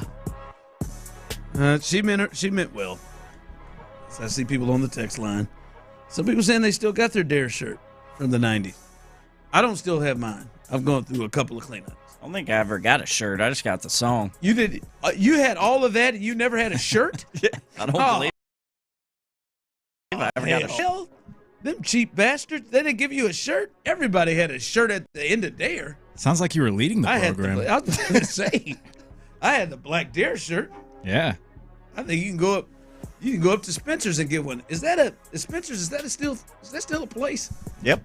I was in one a couple months ago. The hell were you doing in a Spencer's? We can talk about it off air. Okay. Okay. All right.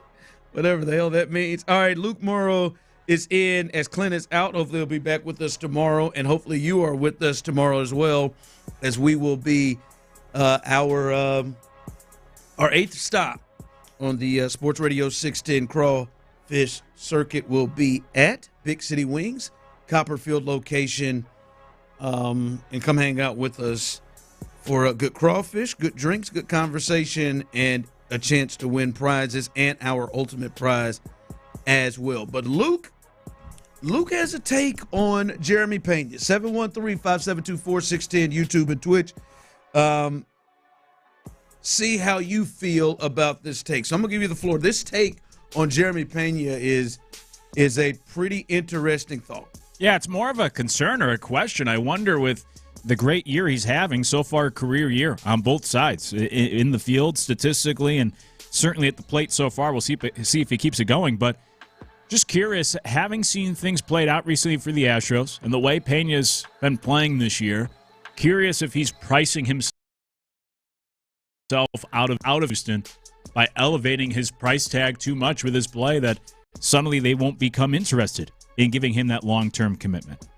As we've seen, with obviously Kyle Tucker, and they didn't want to go to a certain point with Bregman, and I'm curious if they'd want to go to that point with Jeremy Pena. A lot of shortstops are in the 25 to 35 million per year range. I don't know who that next player would be for the Astros that they'd be willing to commit that big long-term contract to. I don't know if it'd be Pena. Would you be willing to go to, 5 years, $125 million to keep him around, something like that, maybe even more north of that? And that's just the question, and maybe I'm being like a prisoner of the moment, but I just feel like, Astros fans is kind of one spit and twice shy, where this almost becomes the expectation now that you feel like that small market team, they're like, he's playing too good. We're not going to be able to afford him at a certain point. And that is a real serious thing to think of, because not only have they've always been a bit selective in their deals, right? Right? Like, this isn't the first one, right? Since I've been here, Springer bounced, Cole bounced, Correa bounced. Verlander bounced once. Now, they brought him back, but he bounced. Like, they're Miles Straw. Yeah, you're right. The fastest man in all of Houston ever, period. Houston history. Carl Lewis stand down. But they work together in the offseason, right? No, he doesn't work with Carl. He broke Usain Bolt, I think. But and then here recently with Bregman and Tucker. Hey, Charlie Morton, you could throw in there. There's some other guys that just decided to move on, and if it feels like they've even tightened up the rope on that too. Like, they seem to be open to do Altuve and do some other guys, Bregman the first time, but even more, like, they didn't even consider Tucker. They're like, man, we'll trade, and there'd be times where they would ride it out, and they would get nothing, because they were trying to compete. They'll just compete until their contracts are up. But now they're trading them so they can get deals out of it. That is now. Right now, we'll have to wait to see if if Jeremy Pena keeps this up. But if Jeremy Pena plays at this level right now, I only in the AL, I only think that Bobby Witt is probably playing better than him right now, and I think it's a real toss-up just at this moment right now how well they're both playing. And you get to that, as you said, man, Trevor Story with the Red Sox is making a shade over 23. I think Jeremy's better than him. Swanson right now got a big deal with the Cubs, making 25, almost 25 and a half. I think he's better. Bogarts has slowed down. I think they're like a lot of these guys are starting to rather. I mean, Carlos Correa got 33. Like he's not playing. And let me tell you something. This ain't gonna be. It's gonna go with the. Hey, man, I'm going to do this like Jordan and give you a break and get paid early. I think he's more likely to be on the Kyle Tucker side of it and be like, hell, man, I'll wait it out. I'll wait this thing out. Like, I'll wait it out and just go to arbitration and wait it out till I get a big deal. But I think Luke and Tyler, this is an adjustment, and maybe it is early, but I like the conversation. This is an adjustment that Astros fans are going to have to make. If they don't get guys nailed down super early, like I'm talking while they got 3-4 years of arbitration left, and they play, as you said, play themselves to a certain level, yeah, you might have, there might be some problems there if you're going to keep him, and he might go right into the long line of the Tucker and Bregman and Correa and Springer and all the guys that have left. And it's also not helping. I saw this quote that Altuve told the media, I guess, this week, that he's surprised Pena isn't signing a long-term deal with the Astros already. So now you're already getting that Altuve pressure on you like he tried with, Bregman in the past and everything else. And I thought he was going to keep Bregman here. That didn't work. No, but he's already putting it out there and talking about it. And I think the longer you wait, if you truly believe in the progression of Pena, and we'll see. Last year he put up great numbers the first 6 weeks of the season, and then as the summer came along, he hit 240 the rest of the year from June on. If it follows a similar path, or if he's at this point now where this is just the new Jeremy Pena and he's taking that next step, but the longer you wait, the higher that price tag could become if you do believe in this progression and that Pena is only going to get better or play at this level now moving forward. He's been this team's best player in the lineup. Oh, for sure. Yeah, he's been their MVP right now. He's been that. Him and Paredes. Yes, and he has not made big money yet, and they've got 2 more years of arbitration. And the other part with Jeremy Pena is he's an older player too. So he's got one hit, like one big hit. Like Jeremy Pena is 27. So like he's got one big, he's more in the Framber realm of things. And like we'll see like if there is a line. We keep wondering what's the line? What is the line of what the Astros will do? Because we have yet to see them get somebody who is borderline young or somewhere in their prime and give them big money. Now they'll give Jose Abreu and Christian Walker 3-year, $20 million deals, short-term deals to players that are 35 plus, but they haven't been as inclined to get a player and pay a player like this. So that's the part is what are they gonna do? Like where is the line? Is it Framber? I don't think they're going to break out what it's going to take to get Framber. Will Hunter Brown be the first one? Like you bring up Jeremy Pena, then you got to start looking at others. Like is Hunter Brown going to pitch? Is he going to pitch himself? I mean, right now he is. Is he going to pitch himself up out of? Are the Astros prepared to give him $300 million? I would say no. And I'm just like, it doesn't seem like this is the way that they're going. Yeah, but right. The way Hunter Brown is pitching, when he becomes eligible, this is going to be a big time. He's going to be if he keeps pitching like this, he is going to be in the conversation of highest paid pitcher in the game. If he keeps rolling like this. Yeah, right. And I don't think the Astros appear, at least right now, unless they change some things, I don't think the Astros right now appear to be prepared to do business like that. And that is one to really watch. Jeremy Pena may be the first one up. Like I don't think they're keeping Framber. I don't think they're going to do that. Yeah, I think I'm with you on that. Yeah, the Athletic they just put out an interesting piece of looking at all the teams in baseball and the amount of money they've spent and the amount of wins it's equaled and yada, yada, yada. But the Astros are right on that line of middle of the pack and powerhouses in terms of money spent and the success they've had on the field. And I bring it up to emphasize that point that they are more towards that middle of the pack with the spending. And I've always said this about the Astros. It's what frustrated me with this offseason, but you're a top 5 market. You've had the success. I think because of the past decade, you've put yourself right up there with the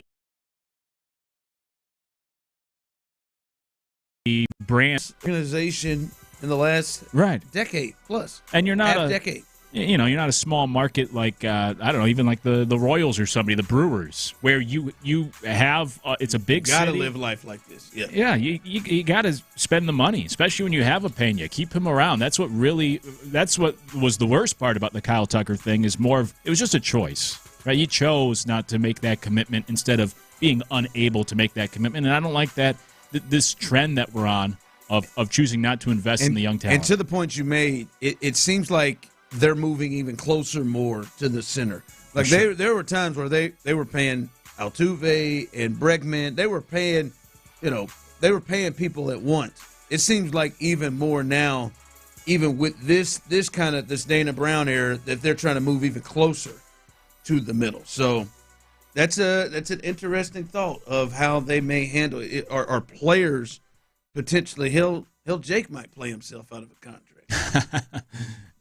Dirty's Daily coming up. We'll hold it down as Clint is out, but we will still hold this thing down. Dirty's Daily coming up next. Advanced hair restoration, y'all. Look, I know there's a lot of you guys out there, your hair's thinning, your crown's disappearing. There's some kind of hair loss issue that's causing major problems for you, man. And I got good news, right? I got really good news. It's an incredible yet simple one-day treatment.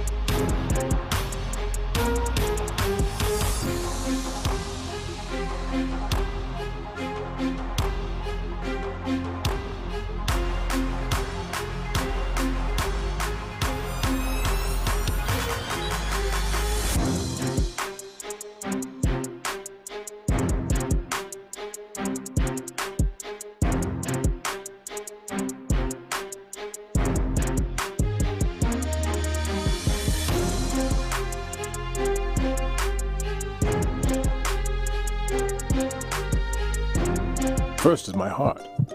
Old Spice. Men have skin too. Old Spice Super Hydration Body Wash. 24/7 renewing moisture. With daily use. KILT FM HD2 Houston. Insider access, exclusive content. Sports Radio 610. The Texans play here. An Odyssey sports station. Going where the water tastes like wine. Sports Radio 610 presents The Drive with Stoerner and Hughley. Dive into the mind of former NFL quarterback Clint Stoerner. I like a good time. I like to have a party. I know you do. It's Dirty's Daily, presented by Mokaram Injury Lawyers. That's right. Actually, going to dive in the mind of us as Clint Stoerner is out today. But we're going to hold down Dirty's Daily. Former state champion mind. You're right. You're damn Ron, right. the show Hughley. Damn right. Dirty's Daily, which is powered by Mokaram Injury Lawyers. Hard as hell to say, easy to dial, 281-222-2222. I hear they keep it 100. I believe they do. Once again, if you didn't get that number, 281 and a bunch of twos following it. 222-2222. Oh! That's what you should have yelled back at that lady. Yeah. Hey! I'm a high school state champ. Damn it. All right. I don't know what you're yelling at. Dirty's Daily today is going to be powered by Mokaram Injury Lawyers. I thought that's what Luke was saying. I was like, that'd have been weird. But hard as hell to say. That too. Hard as hell to say, ma'am. Yeah, get those workouts sponsored. Easy to dial. You get hurt at this line, I got you. 281, and you figure out the twos.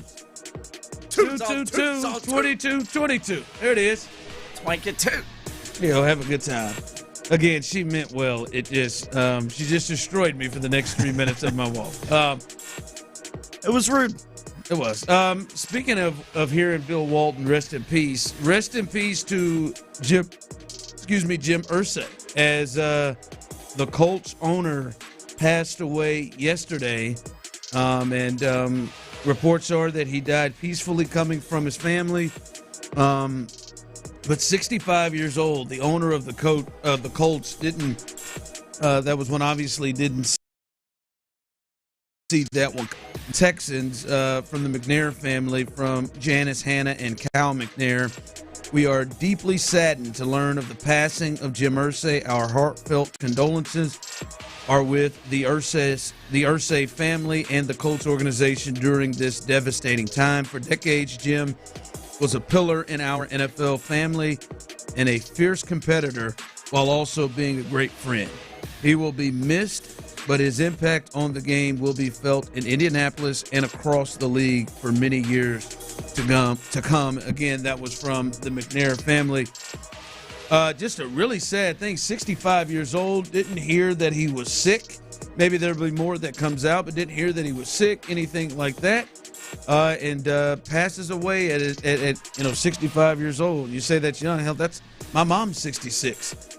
Still feeling, and she's still feeling young, moving around. So that is a really terrible situation for the Colts and their family. And Jim Irsay, I know a lot's talked about with Jim Irsay, but yeah, just a sad time, sad situation there. Yeah, it sure is. I was shocked to see that. It's I was caught off guard by that. Yeah, and it's weird too, because peacefully in his sleep, but it was in the afternoon. He was tweeting earlier, so maybe it was a nap during the day, but it's just odd. We might get more details. I don't know if he was dealing with something, if he was sick, or who knows. You're right. He did tweet. He had just tweeted. Yeah, support for the Pacers. Yeah, he sure that did. morning. Yeah. Tyler You were jinx. I just had a drink with him like months ago. Oh, wow. At Toyota Center. He bought you drinks. When Tyler was sitting. That's what kind of freaked me out and kind of made me sit back last night when the news hit. Yeah, it was startling.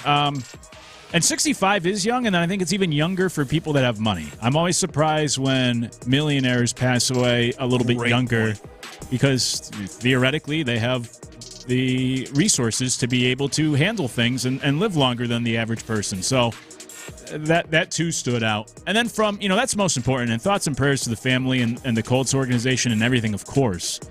But then the sports aspect too is just you wonder about the Colts moving forward because, frankly, the Saints and even the Pelicans have been kind of a mess since Tom Benson passed away. The Seahawks haven't really been the same since Paul Allen passed away. So you just wonder, his daughter's going to run the Colts organization. Is that what they said? Who's going to run? Yeah, that's who he left it to. It's up to them what they want to do. But I don't know how involved they've been in the past, if they're just now stepping into it for the first time. So it's kind of like maybe a rudderless ship. So just from a sports perspective, you also wonder what the future of the Colts is going to be like. But I was sad to see the news. I always liked Jim Irsay, and it's sad to see him pass away.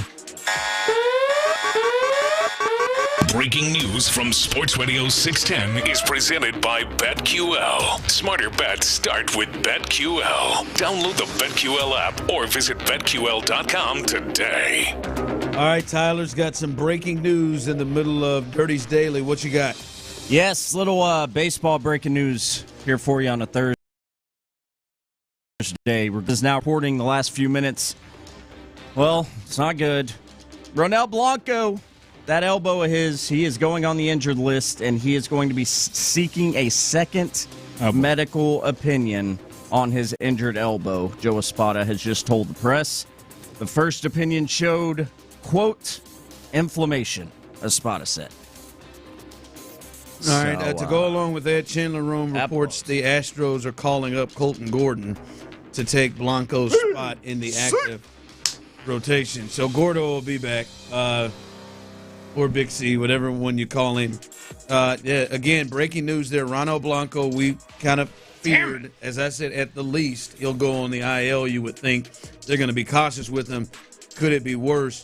Like, when I hear this, fellas, Ronel Blanco is going on the injured list and seeking a second opinion on his injured elbow. Joe Espada said the first opinion showed inflammation. But like, if you're seeking a second opinion on inflammation, like, what do you need a second opinion on?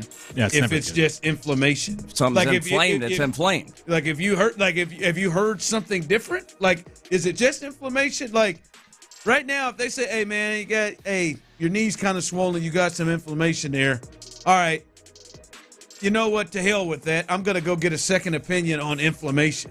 Like, I would imagine if this is an elbow thing and you're getting a second opinion, it may be something that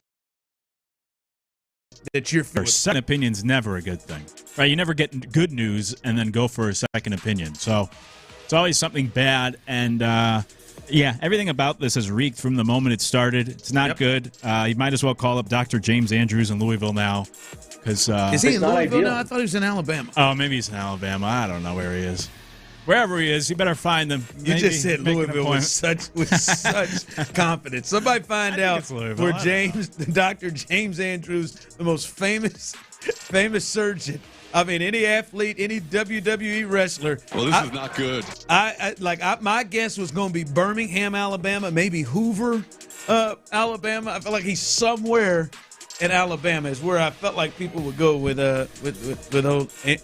old James Andrews or whatever. What's his name? James Andrews. Yeah, Dr. James Andrews. Yeah. Dr. James Andrews. Dr. Andrews. But again, right, so that's Colton Gordon. And listen, we had already expected Colton Gordon to be in this rotation anyhow. So we knew he was going to be there. So right now, the Astros rotation consists of Hunter Brown, Framber Valdez, Lance McCullers, Colton Gordon, and Brandon Walter. Is that where you are right now? Am I missing somebody else? And when we were going into spring training, man, I mean, we talked about it on this show, like how exciting the potential look of this starting rotation was. Gus, so maybe Gus goes in over Walter. Or maybe they want to stay with the six-man rotation with Walter. I don't know. But the hell, they wanted to do it with Gordon. We trust in Joe, right? He's the captain. It's fine. It's also, armchair quarterback now, but this was a concern last year when a lot of these guys were throwing such a career high in innings. And I don't know if that's related to it at all, but, Some people are asking that question. Someone texted in and said, do you think these elbow injuries are more than before? And is this an Astros thing? I don't know. I talked about this, I believe, yesterday. I feel like this is just kind of what's going on around the league, but it does feel like maybe because we cover the Astros, like we can run down the list of this. This is now Ronel Blanco, who's at least going on he's getting a second opinion on what he saw. Clearly didn't like what he saw on the first imaging, but then we know Hayden Wisniewski came over and is going to have Tommy John. Christian Javier has had Tommy John. Garcia has now had a setback from his Tommy John that he had before Javier. Lance McCullers and all that he's had and the Tommy John he had before. Verlander, Tommy John, his issues he's had. Jose Urquidy, Tommy John, his issues he's had. I haven't even seen JP France in forever, and I think his is his shoulder. It is it's interesting. It's interesting to see. They have dealt with this a ton. Yeah. I don't think it's hyperbolic to say. I do believe they lead the league or have led the league in pitchers' injuries in recent years. Yeah. So I know it's a trend in baseball. Injuries are going up with pitchers and the way the game has changed, but feels like it's increased at a more rapid pace for the Astros. Want to send a congratulations to the Houston Rockets and their young potential star, Amin Thompson, as he makes, in year 2, the NBA All-Defensive First Team. And I get the feeling, Luke, that this is a place that Amin Thompson is going to live throughout his career and a future Defensive Player of the Year, especially the way basketball is changing. And unless just each year Victor just goes off with blocking shots. But I think there's a chance he can win multiple Defensive Player of the Year awards and be in this situation. I heard somebody say this. I can't remember who said this. Maybe it was Sean Pendergast. But he said, of all the players on this team, Amin Thompson's the only one that does something at an elite level, and that's defend. Right? They've got before the choke job of the playoffs, Jalen Green was solid at areas. Alfred Şengün is pretty good. Maybe he is an elite passer for a big man. Maybe if you want to get that specific, but really good. But nothing that he does just exceptional. Meantime, the vote is he's on there with Dyson Daniels, Lou Dort, Draymond Green, and the winner of the Defensive Player of the Year award this year, Evan Mobley. He is an elite defensive player, and his game is so unique.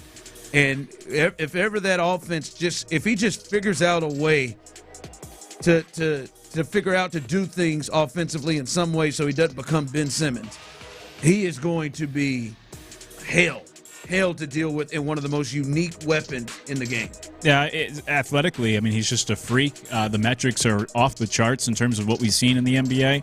He's just the 9th player in NBA history to make the defensive team in the first or second season of his career. And some others who have done that are Walt Frazier, David Robinson, Tim Duncan, Victor Wembanyama, a lot of Spurs, but a lot of talented players, Bobby Jones back in the day. So bodes well for him to be this good, at least on one side of the court, right? To be one of the best defensive players already at age 22 in the league. And then you hope that the offensive side continues to mature and develop for him. But not much of a surprise for those that have watched him on the Rockets. Figured he'd be somewhere on this list, and it's good to see.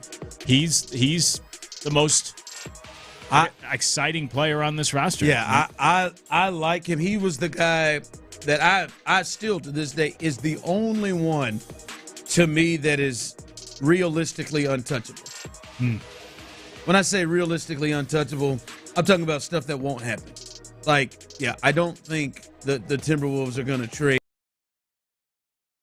Anthony, kind of stuff I'm talking about. But none of these deals that we're hearing would I involve him in it.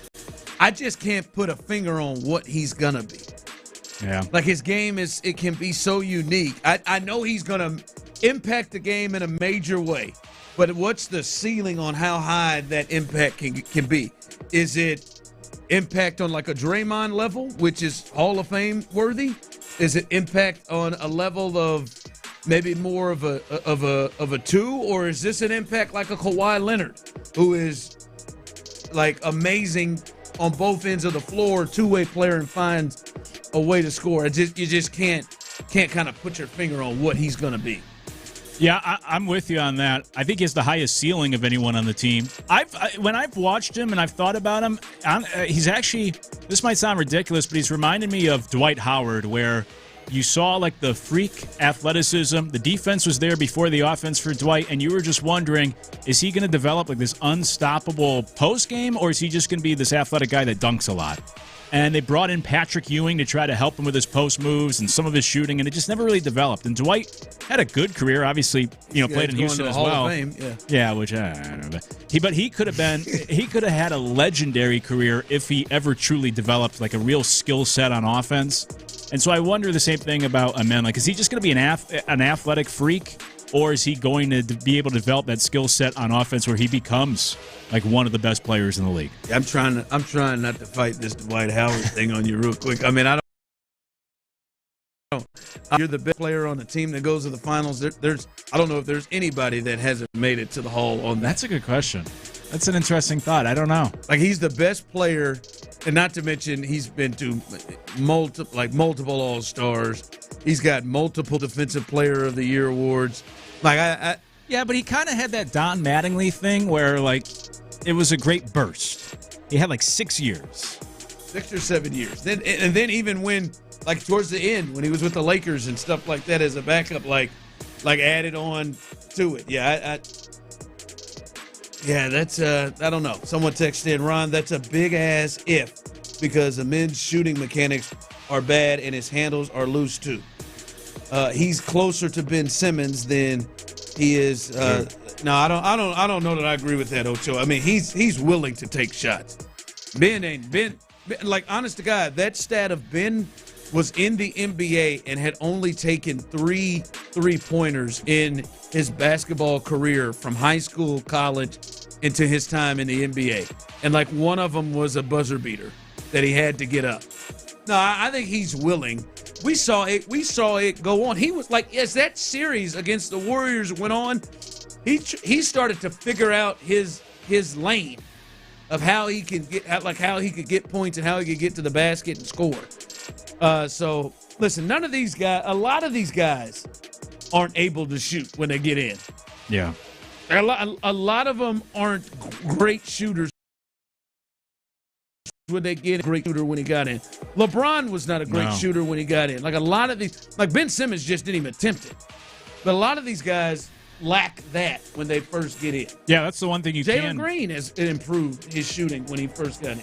Yeah, that's the one thing you can improve on by just being in the gym and getting a bunch of shots up. I mean, Magic did in his career going way back. Even Jordan improved his outside shooting. You mentioned LeBron. Some of the all-time greats. That's the one thing you can improve over the course of your NBA career is you can become a better outside shooter, and that is something he will have to do. All right, coming up. All right, here it is. This is we'll do it. We'll see what happens. I cannot wait until training camp to start to see what guys are rolling with the air quotes ones. But let's try to figure it out with this offensive line. Who's going to be the starting five? 713-572-4610. Those of you on YouTube and Twitch. Who is going to be the starting five on this offensive line? We'll do that next. The Sports Radio 610 Crawfish Circuit hits stop number 8 tomorrow. That's right. Join the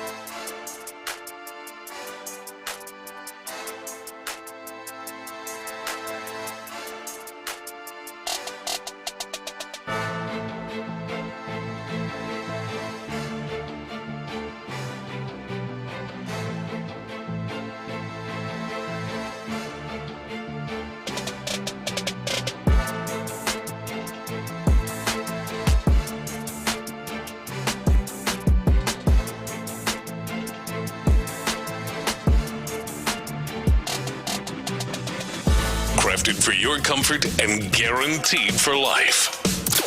Texans All Access. The countdown to training camp is officially on. And Mark Vandermeer and John Harris have you covered. Exclusive interviews, inside info, and the best football conversation in town. 6 to 7 every night on Sports Radio 610. Insider access. Exclusive content. Sports Radio 610. The Texans play here. Sports Radio 610 presents The Drive with Stoerner and Hughley.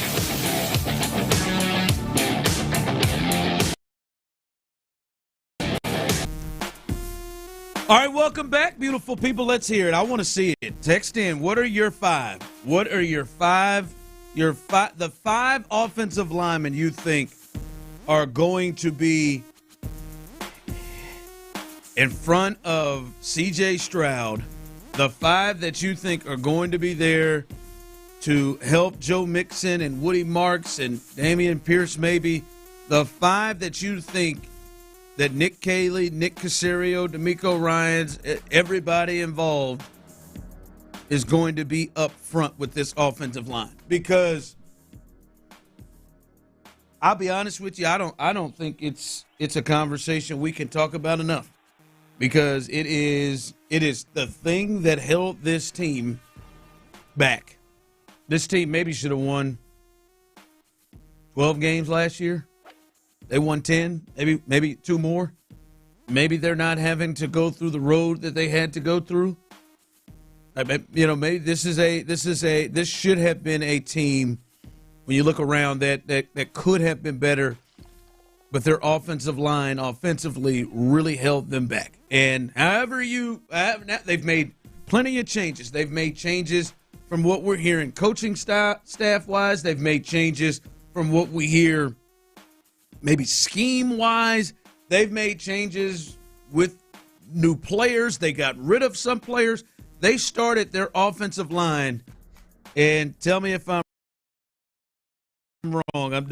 They started their offensive line last year with Laramie Tunsil at left tackle, Kenyon Green at left guard, Juice Scruggs at center, Shaq Mason at right guard, and Titus Howard at right tackle. Shaq Mason's gone. Laramie Tunsil's gone. Titus is going to play a different position, it looks like. Juice Scruggs is up in the air, although I think he will start probably somewhere. And then Kenyon Green is gone. So they've got three guys that were in their starting lineup that are no longer going to be there on the team, and then another one who was in that starting lineup who seems to be primed to move to another space. C. Mallory goes Cam Robinson at left tackle, Titus at left guard, Patterson at center, Scruggs at right guard, Fisher at right tackle. We'll get to you, John, in a second. 713-572-4610 calling in. What do you think? Because this is the most critical thing, one of the most critical things to the team. Obviously, your quarterback play is that. Nick Caley, his first year, is that. But this stopped. Actually, let's just be honest. They've gone 10-7 the last 2 years, and I believe their offensive line in both years hindered them. They couldn't run the ball worth a damn at times, and they probably had to do things with that offense in fear of pressure getting there quick for them, as we saw in New York where CJ was hurt. And then last year was just all hell broke loose. So what do you see as the starting five, this important group in front of CJ? By the way, I also think it's the linchpin to this year. A lot of people are predicting 10-7 again for the third straight year for the Texans, and I think that's because the offensive line really hasn't improved over these past 3 years enough to be able to take that step forward. And you didn't, and I guess a lot of people are looking, well, they didn't really make the moves that you would think would say that's going to improve. Right. So we'll see. The five that I laid out earlier, though I do like the five that was just mentioned by the listener, I would go Cam Robinson, Titus Howard, and then I had Juice Scruggs at center. I think they want him to play center. Yeah, I could see that. I think I like him more there. And then kind of by default, I put, I guess, Laken Tomlinson at the other guard. Vincent, I guess. Yeah, that's kind of a black hole for me on this offensive line, that other guard. I think Titus Howard holds down one guard spot. I don't feel good about the other one. And then Blake Fisher, for me, to at least begin the year, is the right tackle opposite of Cam. I don't feel overly confident, but that's how I'd lay it out. Yeah, I think this is a big training camp for Blake Fisher because I think Ariante Ursary, the one guy they drafted in the draft, and they moved up in the second round to get him. Now, they drafted Blake Fisher in the second round last year, too. They moved up to get Ursary in the second round. That's maybe the one place I disagree. I think Ursary, by the time we get to the beginning of the season, I think he'll start, and I think this situation into how they handled Kamari Lassiter. You remember what they did with Kamari Lassiter last year? He was just rolling with the ones the whole way from the jump. Like there was no, all right, hey man, let's let him build up to getting to that spot. No, he was opposite of Derek Stingley Jr. every single time out, and I think we will start and see Ariante Ursary, the second round pick from Minnesota, in that position. I think he will be there. Let's hit the phone lines. John, all right, this is a big part of this team, the offensive line. How do you see the 5 being when the season starts? How's it going, fellas? Good. Left tackle, Pam Robinson. Left guard, I think we can go Lakin Tomlinson. Center, Juice Scruggs. Right guard, I'm on board with starting Ariante Ursary. Let's put him at right guard. And right tackle, Blake Fisher. I think the only thing I'm concerned about is the L.A. Rams week 1 and their pass rush. Well, a couple things with that. First off, John, let me hear this. First off, because you have Cam Robinson, Lakin Tomlinson, you have Juice Scruggs, and you have Ariante Ursary, and then Blake Fisher. Obviously, the highest paid player on the offensive line, Titus Howard, you don't have in there. Do you feel good about that 5? Would you feel good about that 5 going into the season with the Texans? Yeah, I would. Titus Howard is getting paid a boatload, and I think D'Amico Ryans is all about competition and training camp. And I do think that, similar to Laramie Tunsil, Titus Howard might get a little ahead of himself in training camp. I like Ursary and his raw athleticism to beat him out. I don't think that'll necessarily mean deal Howard away, but I like the young bucks to get in there for the offensive line and just have a complete overhaul. I can see that. Appreciate the call, John. John wants to see new things. Let me tell you something right now. If Titus Howard is healthy and Titus Howard making his $18 million that he's making, and Titus Howard, who they revamped his contract so he could get paid immediately, save a little cash. If Titus Howard ain't in this starting 5 and he's healthy, they better deal his ass. Titus Howard ain't. Titus Howard is the one that goes to his Twitter account before he shut it down and says, "Hey, I'm the right tackle." He damn sure ain't about to go and be a swing tackle. And if Nick Caserio is going to have that cat over there making that kind of money, and him not be one of the starters. Hell, and he can't beat out Lakin Tomlinson. And the Ursary thing, they have made it very clear that he is going to be a tackle. That they've made that very clear, John. They've said he is going to be a tackle. No, Titus Howard. If anybody else, like if there's one player I'd put my balls on the table for that's going to be a part of the 5, let me take that back. If there's any player that everything on, not my balls or money, that thinks that he will be in one of the 5, it'd be Titus Howard. Right? He plays too many other positions, and Blake Fisher, Lakin Tomlinson, the rookie Ursary, hell, Cam Robinson better not hold him off the field. Bet not. Bet not. Appreciate your call, John.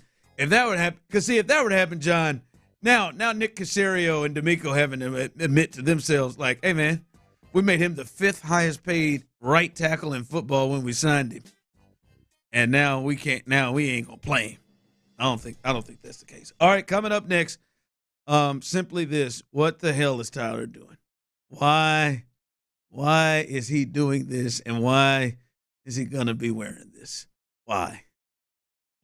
We'll discuss that coming up next, and the Rockets maybe they won't be trying to get a guy like Giannis. Maybe there's a different thought. We'll discuss all that coming up next. Hey, thank you, Tyler Milner. Payne and Pendergast. D'Amico Ryans singled out Justin Watson, the wide receiver out of Kansas City, as a player who kind of showing the ropes on what hard work looks like, all that good stuff. They like that he has championship experience. Yes. They like having as many of these guys on there potentially that can kind of be preachers for what it's like when it does work out. Wake up with Sean and Seth, 6 to 10 every morning on Sports Radio 610. Orchard is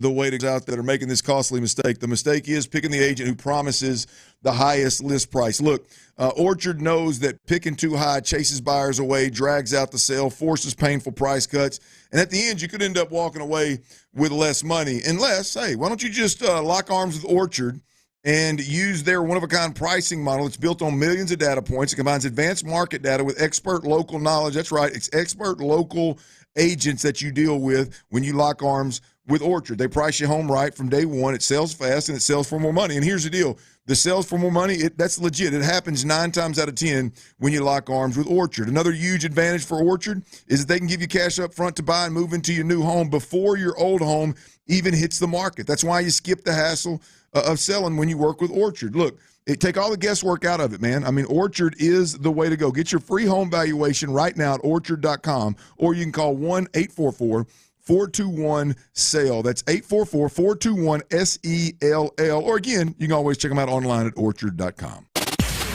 From the Attorney Steve Lee Traffic Center, 713, call Lee. Your traffic report is sponsored by Fidium.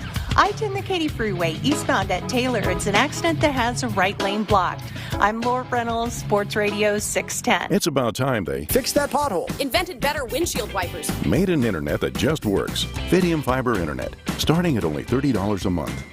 It feels like Fidium. Offer available to residential customers only. Terms and conditions apply. See Fidium.com for details. Yo, this is Flavor Flav, and I am coming at you with amazing games. So when you're looking for flavor fast, order in a flash, online or on their app. Raising Cane's, one love. It's a Gallery Furniture Memorial Day mattress blowout, and it happens tonight till 10 p.m. Save up to $1,800 on Simmons Beauty Rest adjustable sleep sets. Save up to $1,000 on Tempur-Pedic adjustable sleep sets. Buy your premium mattress today. Gallery Furniture delivers free tonight, and get in the habit of getting a great night's sleep every night. Sleep better, live better. Super Savings Memorial Super Sale at Gallery Furniture. Buy today and you'll sleep great on your premium mattress. Super Savings tonight. Losing your family's home movies and photos would be devastating. That's why Legacy Box exists, to preserve your family's recorded moments digitally, ensuring they're safe forever. Think of the time and money your family invested to capture family vacations, birthdays, even your wedding.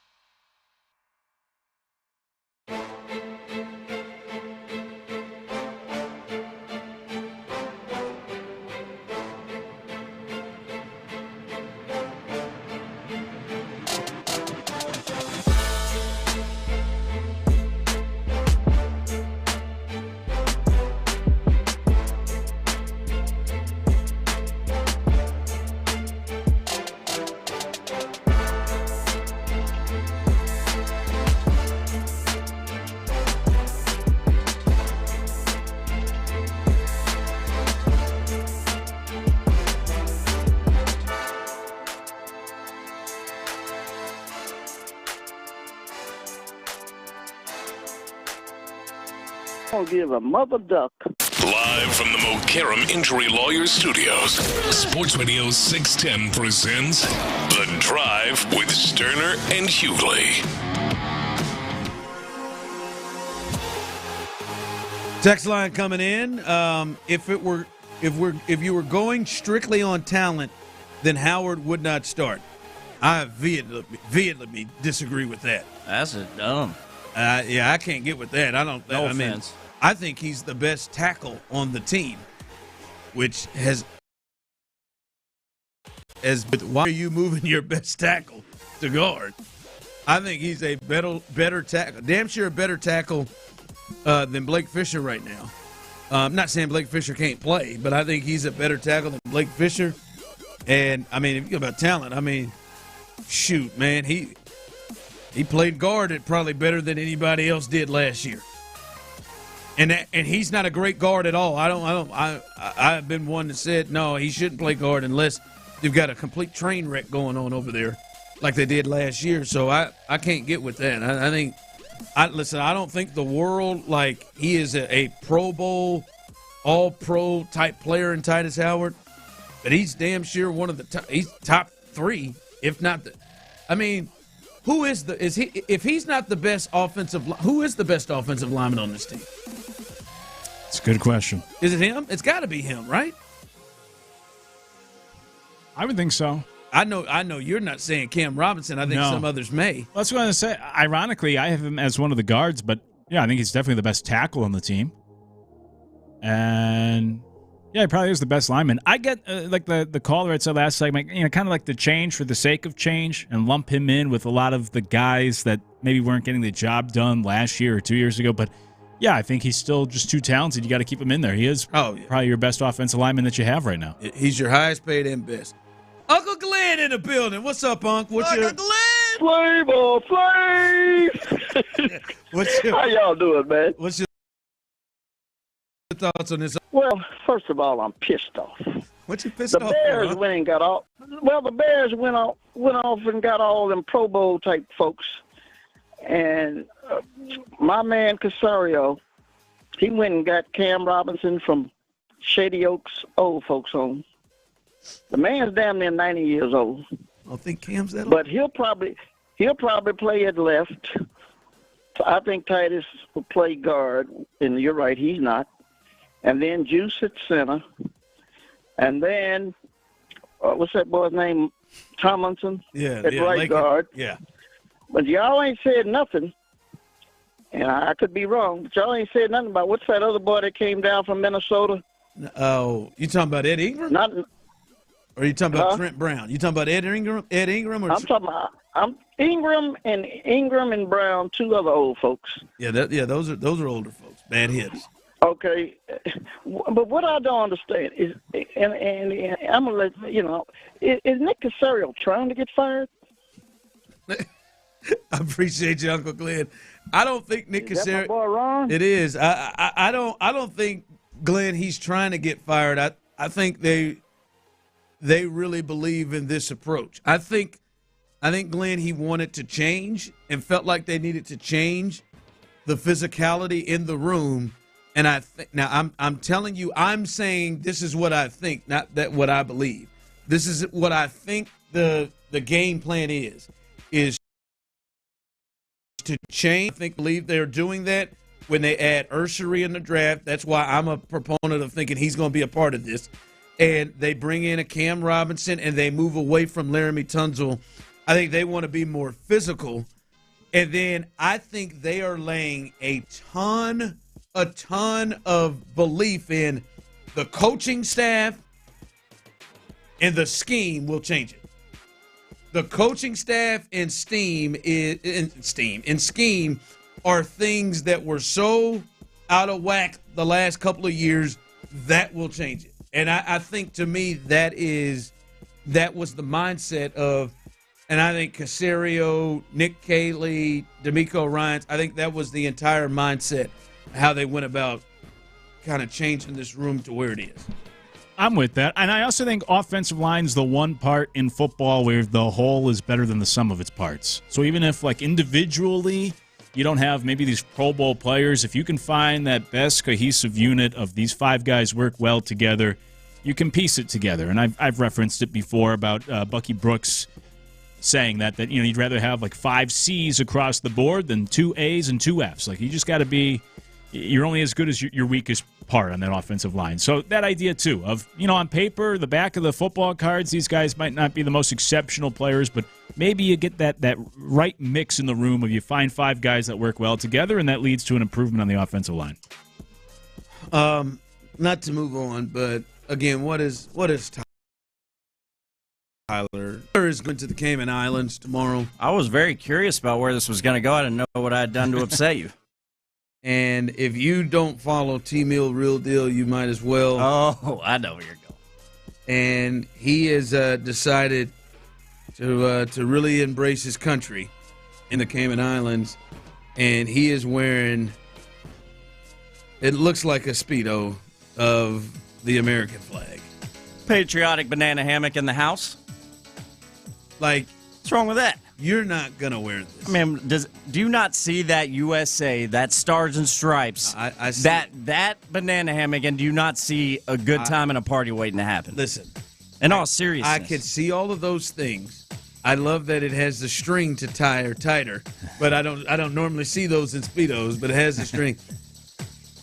Listen, I don't got to ask, man. I don't think that you have the confidence to go and wear this. Ooh. Worn in public twice already. I don't. I just don't. I'd like to see some photos. I'll do it a third, I promise. I'd like to see some photos. Okay. I want to see some photos. I just don't think. Okay. I don't think you got it in you to say, you know what? I will put your mind at ease, my friend. I am going in this. I am going. I mean, it's literally a Speedo, guys. These aren't trunks. Oh, no. This is coming up. It's a show. Coming up with right through the. I have to really pay attention to my manscaping on weeks I wear these. Really got to pay attention. Stop saying weeks like it's something you pulled out a lot. Like, do you? This is the third time I tubed on the Guadalupe in this banana hammock not that long ago. And you're going shirtless, right? Just shirtless. On. Got to get my tan on.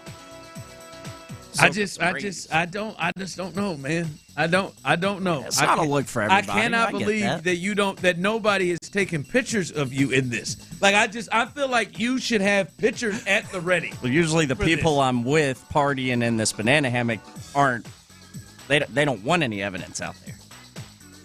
Tyler, I'm telling you what, I don't care what the situation is. Oh, I'm gonna get you a picture. I'm getting you. If I'm with you, I'm getting you in that.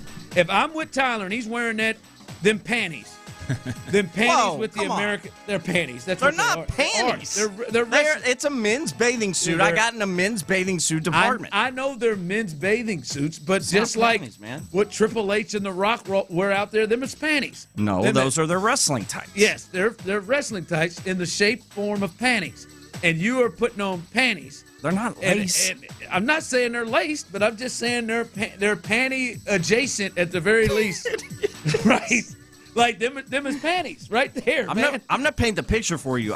I'm literally, this is going to be the picture you're going to get tomorrow. Tomorrow, I will send you a picture during this program. You going to wear them on the flight? Yeah. No. Once we get to the beach, I don't want to get thrown off my United flight. I'm going to show the entire YouTube and Twitch. No, and that's fine. I'm going to send it to you. I'm going to be on the beach with a margarita in my hand, sun on my face.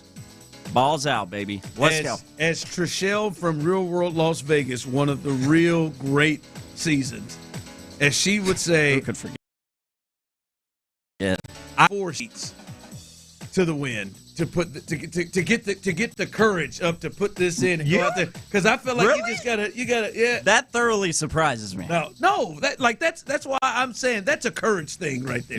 You're a courageous, confident young man. That's a courage. I ain't that damn confident. Feels like it most days. Not to be just walking out there and getting Speedos and panties. Worst visual ever on Sports Radio 610. Oh, you know I'm running through your mind. Don't lie. Don't lie. You like it. Dirty someone said, I can't remember his name, but there was a player for the Astros in 2017 in the World Series that wore a Speedo. I'm sure. Mr. Josh those Reddick. guys. Of course it was. Does that surprise you?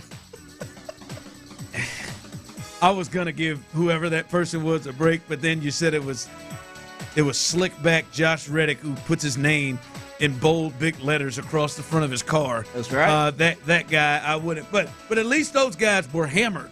Those guys were hammered drunk running around.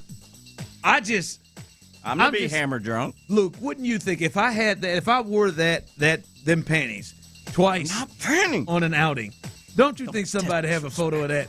Yeah. Ain't no chance. I hear Maybe that. they may not have wanted it, but somebody I've only worn it twice. I know it. Two times there would have been eight of them. A lot of call-outs today on your character. Show really wants to see a What's picture. real or not? I'm just saying, that takes an awful lot of confidence. And you either have to be drunk or something else. And Brent Heights, Show really wants to see a picture of T. Mill in that Speedo. Yeah, no, I do. Yeah, he's not being weird about it. Not in a, oh, yeah. Just needs proof. I'm loving it. I want to see that. No, yeah. Why am I defending you? I don't. Look, I just calling my stuff panties. They are in the shape of panties. Panties are shaped the same way. Well, I mean, you can say that about. So do you call diapers panties? They're panty adjacent. Like panty adjacent is my favorite term of the day. The shape of them Speedos are the same shape of the draws that the great John McClane has on right now. They're the same shape. 100%. And he's told us. And his are panties. They watch the porn. Yours are a little thicker, the panties. I think that was called out of question. By the way, John McClane will be on Texans All Access tonight, so stay tuned for that a little bit later on. And just know, yeah, he'll be wearing it. But yeah, I bet you John McClane had him a Speedo. In all seriousness, 100% had to. Oh, had to. 100% back. I've seen some old John photos, and he seemed like a guy that would wear a button-up, plaid shirt to the pool with them Speedo panties on.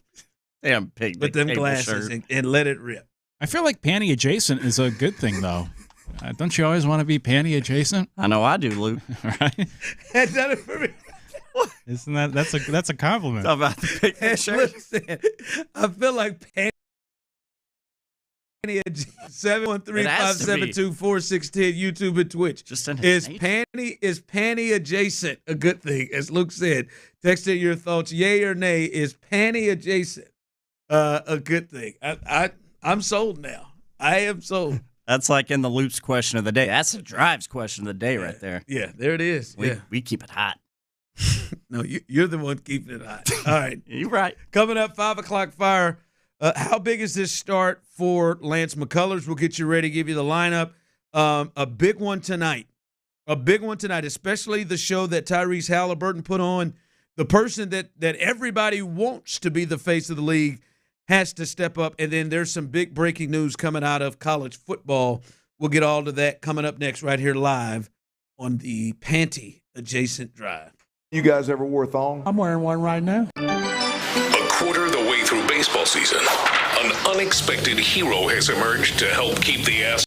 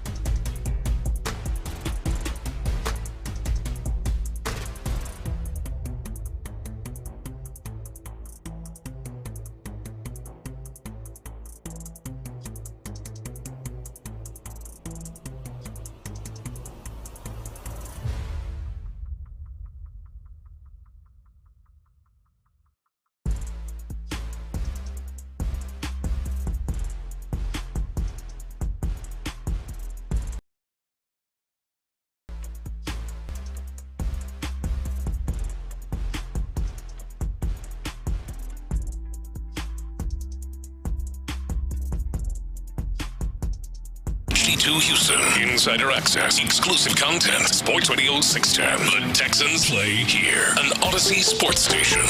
Hughley has came in the game. We have a liftoff. Sports Radio 610 presents The Drive with Stoerner and Hughley. It's the 5 o'clock fire. It is 5 o'clock. Congratulations. Hopefully you're off work. Luckily for you, old Luke is in the building. Show and Psycho T, a.k.a. T-Mill, is here.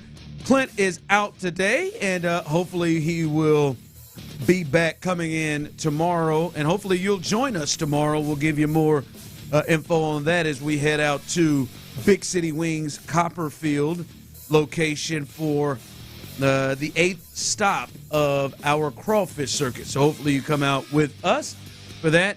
But it is a little 5 o'clock fire, and tonight the Astros begin, I would say, thus far the biggest series of the year for them. The Astros will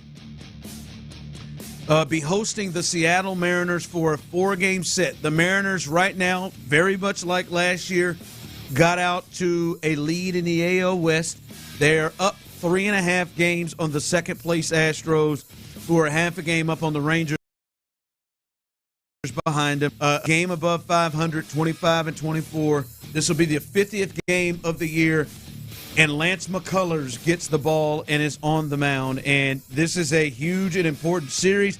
And to me, Luke, you have followed this team. This is a huge and important game for Lance. This is his 4th start. And what we've seen from Lance has been, okay, first game out. All right, a lot of pitches, not a lot of innings, but it was your first game out. You held the runs down low. Not bad. Second game was a complete disaster. All right, recorded 1 out and got 7 runs scored on him by the damn Reds. The next one was very more similar to the first one, 4 innings, 87 pitches. There were 2 runs, but they were unearned for him. This, to me, Luke, seems like, and we need to start to see you turn the corner and being somebody that's dependable for the captain, Joe Espada, and this team. Because right now, and we'll tell you a little bit more of injury news coming up, because right now, they need dependability in the rotation. Yeah, they sure do. I know it's only May, but you're running out of time in terms of, just wasting starts on a guy, and then also running out of time in the sense that you're playing the Mariners tonight. So this isn't really a game. I know, again, it's early in the year, but these games are worth 2 when you're facing your division opponent, especially when that opponent's the one team that's ahead of you in the standings. So these games are worth 2. So you also can't screw around with a matchup like this tonight with the Mariners. He's got to come out and pitch well and show something. And then on the flip side, the pitcher he's facing is making his first start of the year. He's coming off the IL. And I know George Kirby has had a much better run here of late. He's actually been able to pitch in recent years, but you can't get out-dueled by the guy making his first start of the year, coming off the IL. It's been something, he's been out for a while, coming back from an injury. It's kind of like McCullers' first start a couple of weeks ago.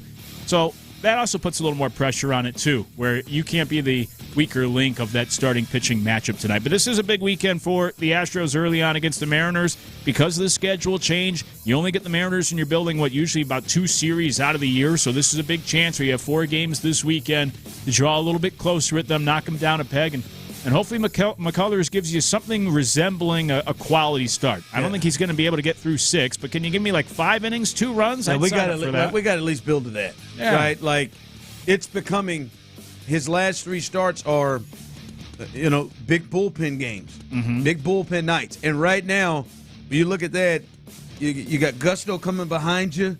He has struggled. You kind of want to be fresh with the bullpen. Framber's behind him, so hopefully, but now you're going to have to add Colton Gordon, and I'll give you a little bit of an update on the injury things before we get there. The lineup is Jeremy Pena leading off at short. Paredes, see if he can stay hot tonight, is batting second at third. Jose Altuve, hopefully he can get on track.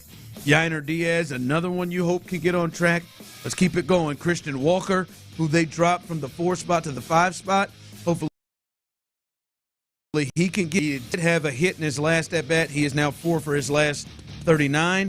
Victor Caratini is catching tonight as Diaz is the DH. Jake Myers is in center field, Cam Smith in right field, and then Mauricio Dubon. That is the starting lineup tonight. And I said I wanted to run past some injury notes with the Astros, and here are a couple of them. According to the team, Joe Espada and company, Ronel Blanco is going to go to the injured list and seeking a second opinion on his injured elbow. Joe Espada said the first opinion showed inflammation, the captain, Joe Espada, said. So that is the latest there with him seeking a second opinion. That is really concerning to me, as they just lost Hayden Wisniewski last week up for the year with Tommy John. It's not ideal. Similar thing with the elbow. Seeking a second opinion, that just kind of comes off to me as you don't really like the first opinion, and you want to see if there is somebody else that sees something different. Also, with that move of putting him in the IL, the Astros are calling up Colton Gordon to take Ronel Blanco's spot on the active roster. Even more, buckle up for this one. According to Chandler Rome, Spencer Arrighetti is now out of his cast. The hell, he wasn't throwing. No, he wasn't doing nothing. He was in a cast. Out of his cast and starting to do some gripping exercises with his wrist. Still not throwing. Yeah, me too, bud. Still has a ways to go. And then it was reported also they would have to do some sort of a spring training build-up for Spencer Arrighetti. So that joker just got the cast off. And we're doing gripping exercises. Yeah, I said a month off, man. We The Vixens. Yeah. That's why it's a shame it was the throwing hand, right? You could have had the cast on the glove hand and still kept the arm loose the whole time. And as soon as that cast comes off, you're just about ready to go. But that freak incident, occurring with the throwing hand as well. And now who knows? It might, like I said earlier, probably second half of the season. All-Star break is like middle of July. Yeah. So that's another 6 weeks, maybe 7 weeks. It might be closer to that by the time we get him back. We'll see. So a lot there, big series. And again, with now Wisniewski, who is out for the year, now Ronel Blanco, who is going to the IL at the very least, they need to start getting some real competent play from Lance McCullers right now from a pitching standpoint. This can't be another 3 2/3 and 85 pitches. Like that's a lot. It's not the pitch count. Right? They let him throw 80-plus his first start. Now the pitch count, he's not being aggressive enough. He doesn't have confidence in his off-speed pitch. I know after his first start, he talked about he just didn't have the feel of a slider.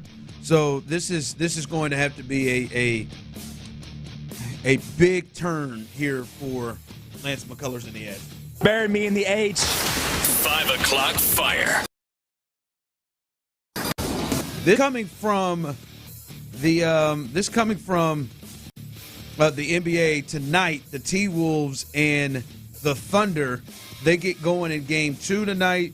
The Wolves led the first half of that game, but then the onslaught of the combination of the best defense in the league and then arguably the best offense in the league, OKC just went off in the third quarter in the second half and made it a laugher.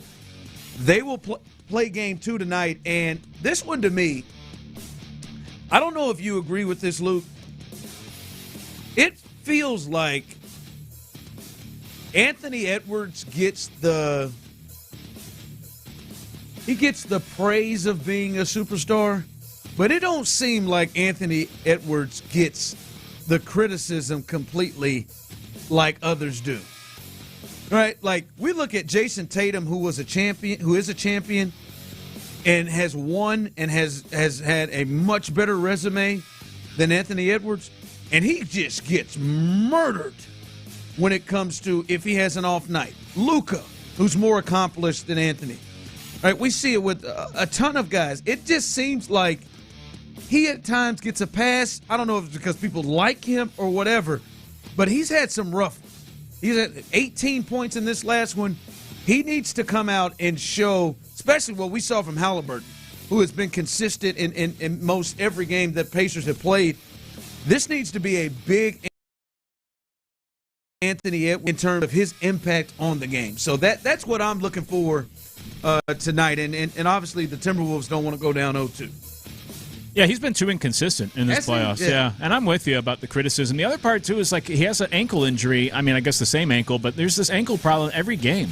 And I think people have been using that as almost an excuse or a cop-out, but, it's the playoffs. Like, at a certain point, you got to get it together, and you got to go out there and play well.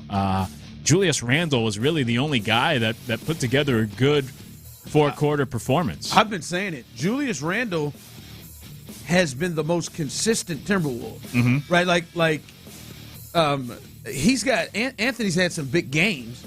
Ant's had the big game against the Lakers where he had 43. I think he had a couple of big ones in the Warriors series, but Julius Randle has been more consistent than him, and at times has saved him. Like that closeout game against the Lakers, he was awful.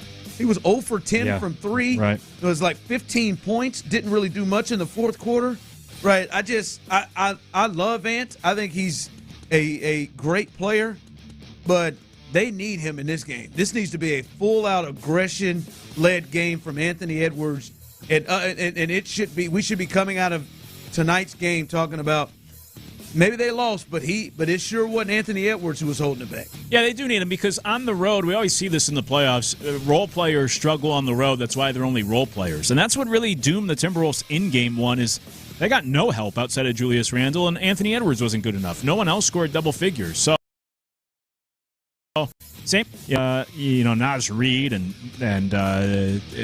DiVincenzo's been lousy lately, and you can't rely on those role players. It has to be Edwards and Randle to get it done on the road tonight before you head back home. Now, the Timberwolves haven't lost back-to-back games in the playoffs yet this year. They usually bounce back from a loss really well, score a bunch of points. We'll see if that's the case tonight. But, yeah, it's this time of year, it always comes down to the stars. Anthony Edwards needs to be that star. He needs to be better tonight. Yeah, he does. And I expect he will. He's a competitor. But if he doesn't, if this is another one of these, 17-point games, 18-point games, or games where it's like he's not making a huge impact like you would think and what we know he's capable of, I wonder what the conversation will be.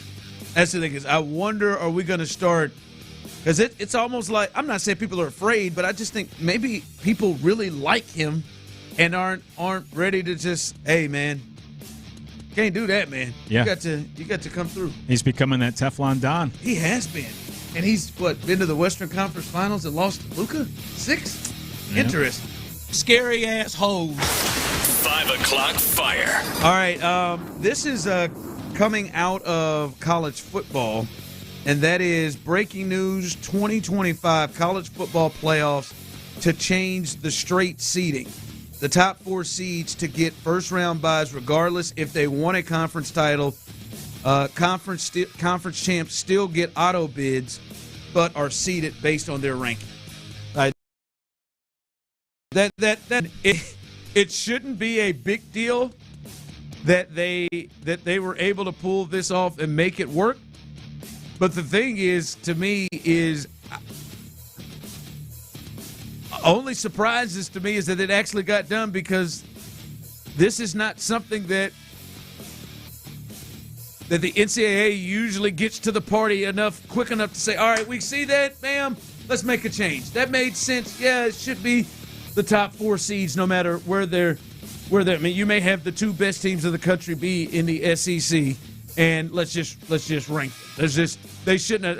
The number 3 team in the country shouldn't be, dropped to playing as if they're a 10 seed or something. So this makes a ton of sense. Yeah, I think it's funny that this offseason we've seen now college football adopt this change, and the NFL deny a similar thing for their playoffs. Yeah. And usually college sports, like you said, they're so slow to react, and they never set the example.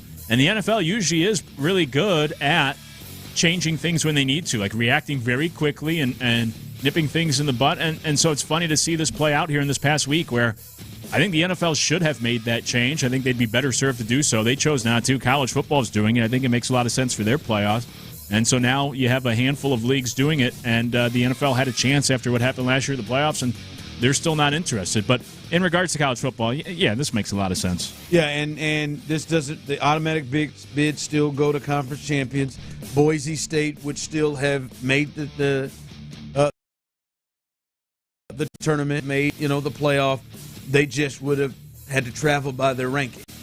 Yeah, but I also feel bad, too, for the smaller guys that, like, anytime you get a little breadcrumb, then everyone's up in arms. And it's like, oh, Boise State, they can't be the 3 seed. Like, we have to change this right away. So I feel bad that whenever they get a little sliver, it's always yanked away from them. But you say, hey, you're supposed to be just happy you invited into the dance, damn it. Yeah, get back just to be happy. You invited to the damn dance. 8 seed.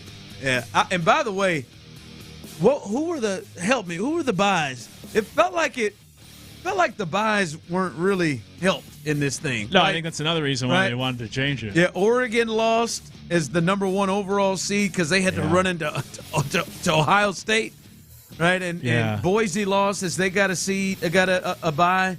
Yeah, and then it was Arizona State had a bye, and they were top seed in Georgia. So Texas beat Arizona State, and Georgia lost. Yeah, Notre Dame. Yeah, right. All of the teams that got the byes lost. So. Yeah, I think that's why they changed it. Yeah, maybe that's it. All right. Also here, before we get out, congratulations to Amin Thompson. Amin Thompson is a part of the NBA's first team all-defense. I feel like Kobe. Yeah, you do. He should, and he's excellent, man. This is a guy that is going to be a huge weapon and has been a huge weapon. The amount of different guys he has the ability to guard with his size and his quickness is scary. His athleticism is nuts. I mean, he can probably guard anybody but centers. And hell, there may be a few centers in the league. Like if Draymond Green is playing center, there's a few centers in the league that he might be able to get to. And so he's had an excellent season defensively and really a great second-year jump as well. And when you look at this and his skill set, this is the guy, to me, that I said was untouchable. This is the guy that I think has the highest chance to be some kind of a star in the league and a star player for the Rockets of these young guys they got. I'm with you on that. I think he has the highest ceiling of guys on this team. This was good to see. Just one of 9 players to do it, to get the honor in their first 2 years in the league, one of 9 to ever do that. So we know that side of the ball. And really defense, look, to get to his level, how good he's been, that takes a certain skill set and everything. But, they always say defense is a lot about effort. Athleticism certainly helps. So now you got to go to work on the offensive side of your game and improve that skill set and become a little more skilled with the ball in your hands and become a little bit more of a dangerous shooter from the outside. And that's where the work will really be. And we talked about this earlier. That's also dependent, or that is what will lead to how high his ceiling truly is. What type of player he becomes is how dangerous he can be with the ball in his hands. But he's already got the defense down. He's already kind of like, will he be that Scottie Pippen or, as you said earlier, that Kawhi Leonard? How good will he be on offense? He impacts the game already in a major way. How impact game. All right, we're going to get you set for this huge series and why after this thing ends, and when we're back in here Tuesday or after this thing ends on Sunday, this 4-game set with the Mariners, why there could be potential changes on the way for the Astros. We'll discuss that coming up next. These nuts. Got him. The Sports Radio 610 Crawfish Circuit hits stop number 8 to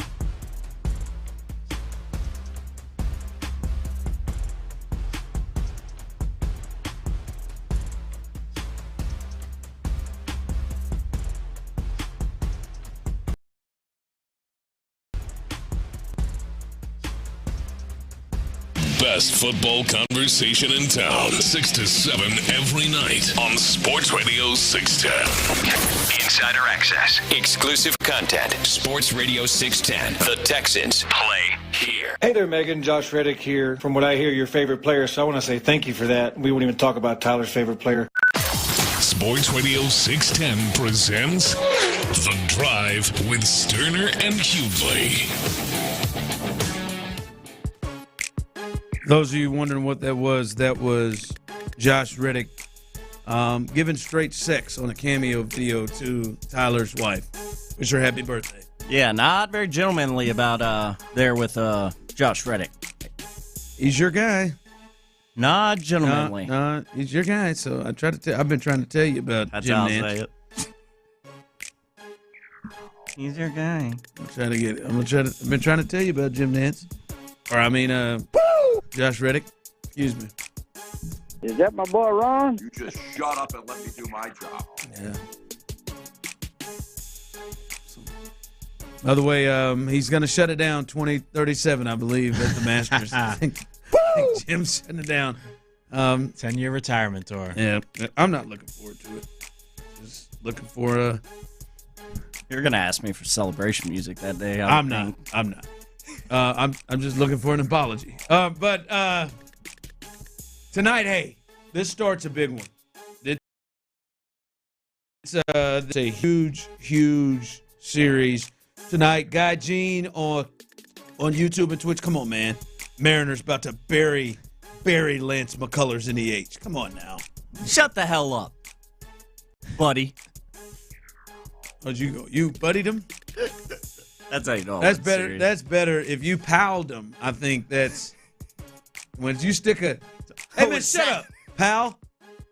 Hey pal. That's when I feel like white folks are getting serious. Hey pal. Oh, that's how it is, huh? That's how it is, pal. Hey pal. Hey, look, buddy. That's another good one too. All right, bucko. I've not heard bucko a lot. All right, learn something new every day. Haven't heard bucko. You say, Chief. Oh, well, that's Clinton. But Clinton doesn't use it that way. He uses it like, I would say, honestly, like for real, as more of a term of like endearment. Endearment, yeah, term of endearment, yeah. Most other folks, when they say it, are not. Chief. Guy Gene said, "I'm not your buddy, guy." Whatever you say, pal. Guy, pal. Oh, he went pal that time. We'll agree to disagree, bucko. But no, this was big, and I know it's early. I know it's early. It's May 22nd. We haven't reached Memorial Day yet, but this is a 4-game series in which you're trailing the Mariners 3.5 games, and when you look at this set, when you look at this series, I'm looking at this and I'm like, all right, Lance goes tonight. Who's next? Ryan Gusto. Damn it. Okay. All right. Fight through that one. Fight through the Ryan Gusto start. Okay. That's cool. Come through. Maybe the bats step up big time. Ryan Gusto, maybe he returns to where he was before his last 4 outings, which have been a bit of a struggle. That's all right. We'll get Ryan Gusto in here. Let's do it. All right. Here we go, Rhino. I believe you. All right. After that, who we got next? Framber. Okay, let's go. Framber. All right, we feel it. Our ace is on the mound. Let's do this. Then who's after that? Colton Gordon. Okay. Damn. In this 4-game series, which means the only one of your starters is not going to be participating in this series. And how did you describe, what would be the way you would describe Lance McCullers, Ryan Gusto, and Colton Gordon? AAA. That's 3 of the 5 starters that you got in your rotation, as you would describe as AAA. Again, I still feel, and I'm not saying you're wrong on the field, I still feel uncomfortable with including Lance McCullers as AAA. But I think Patrick Creighton has a good description for the question you're asking about that trio. Yeah. Okay. Yeah. Yeah. They're hoping and wishing that this thing will come through. Is what you're doing. But that is alarming because we know Wisniewski's not coming back. Ronel Blanco, we know, is at the trying to get a second opinion on soreness and inflammation in his elbow. All right, and it's his right elbow, his throwing elbow. So you do the math on that one. That means right now, dog, this is the rotation. The rotation right now is Framber, Hunter, Lance, Gusto, Gordon. And we're gonna get a real good look against the team you're chasing. Like, what do those three starters do around Framber? Heaven forbid Framber have a night where he's not feeling right the first inning and it gets away. But those three, you know what Framber's going to be, but those three guys, like at that point, man, if this thing doesn't go great with those three starters in there, I think Dana Brown and Jim Crane have to have aggressive conversations of adding to that pitching staff immediately, especially Luke, if Ronel Blanco is going to miss some significant time. And by the way, it's just been reported earlier that Spencer Arrighetti just got out of a cast, and he is now starting the process of gripping things with his hand. And they're going to have a spring training-like build-up for him to get back in the rotation. So that is some time there.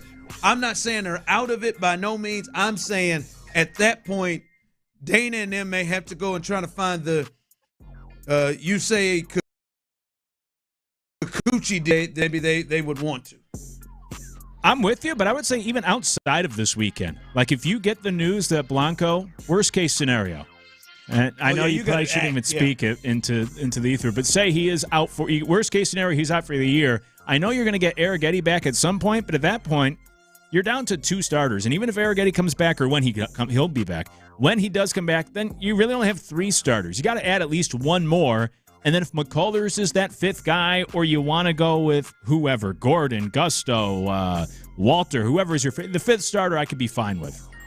But if you're not going to get your third starter back to maybe the second half of the season, and you're only going to ride with the top three and just kind of plug the rest together, MacGyver style, that's still not enough for me either. So even if these guys hold their own this weekend, but then you get bad news over the weekend or in the next week, and, oh, man, this injury with Blanco is really serious. He's going to be out for a while. You got to then replace him, because you'll be down, at that point, three starting pitchers without having the true big league depth to replace those guys. And if you want to be a team that can compete in the playoffs, you got to have at least three good starters at least, probably really a fourth too now, that you can throw out there in a playoff game instead of just piecing it together like they're doing half of their starts. They went from having, on paper, probably a top 10 rotation in baseball to begin the season to right now, the 5 or 6 they're throwing out there probably is a bottom 10.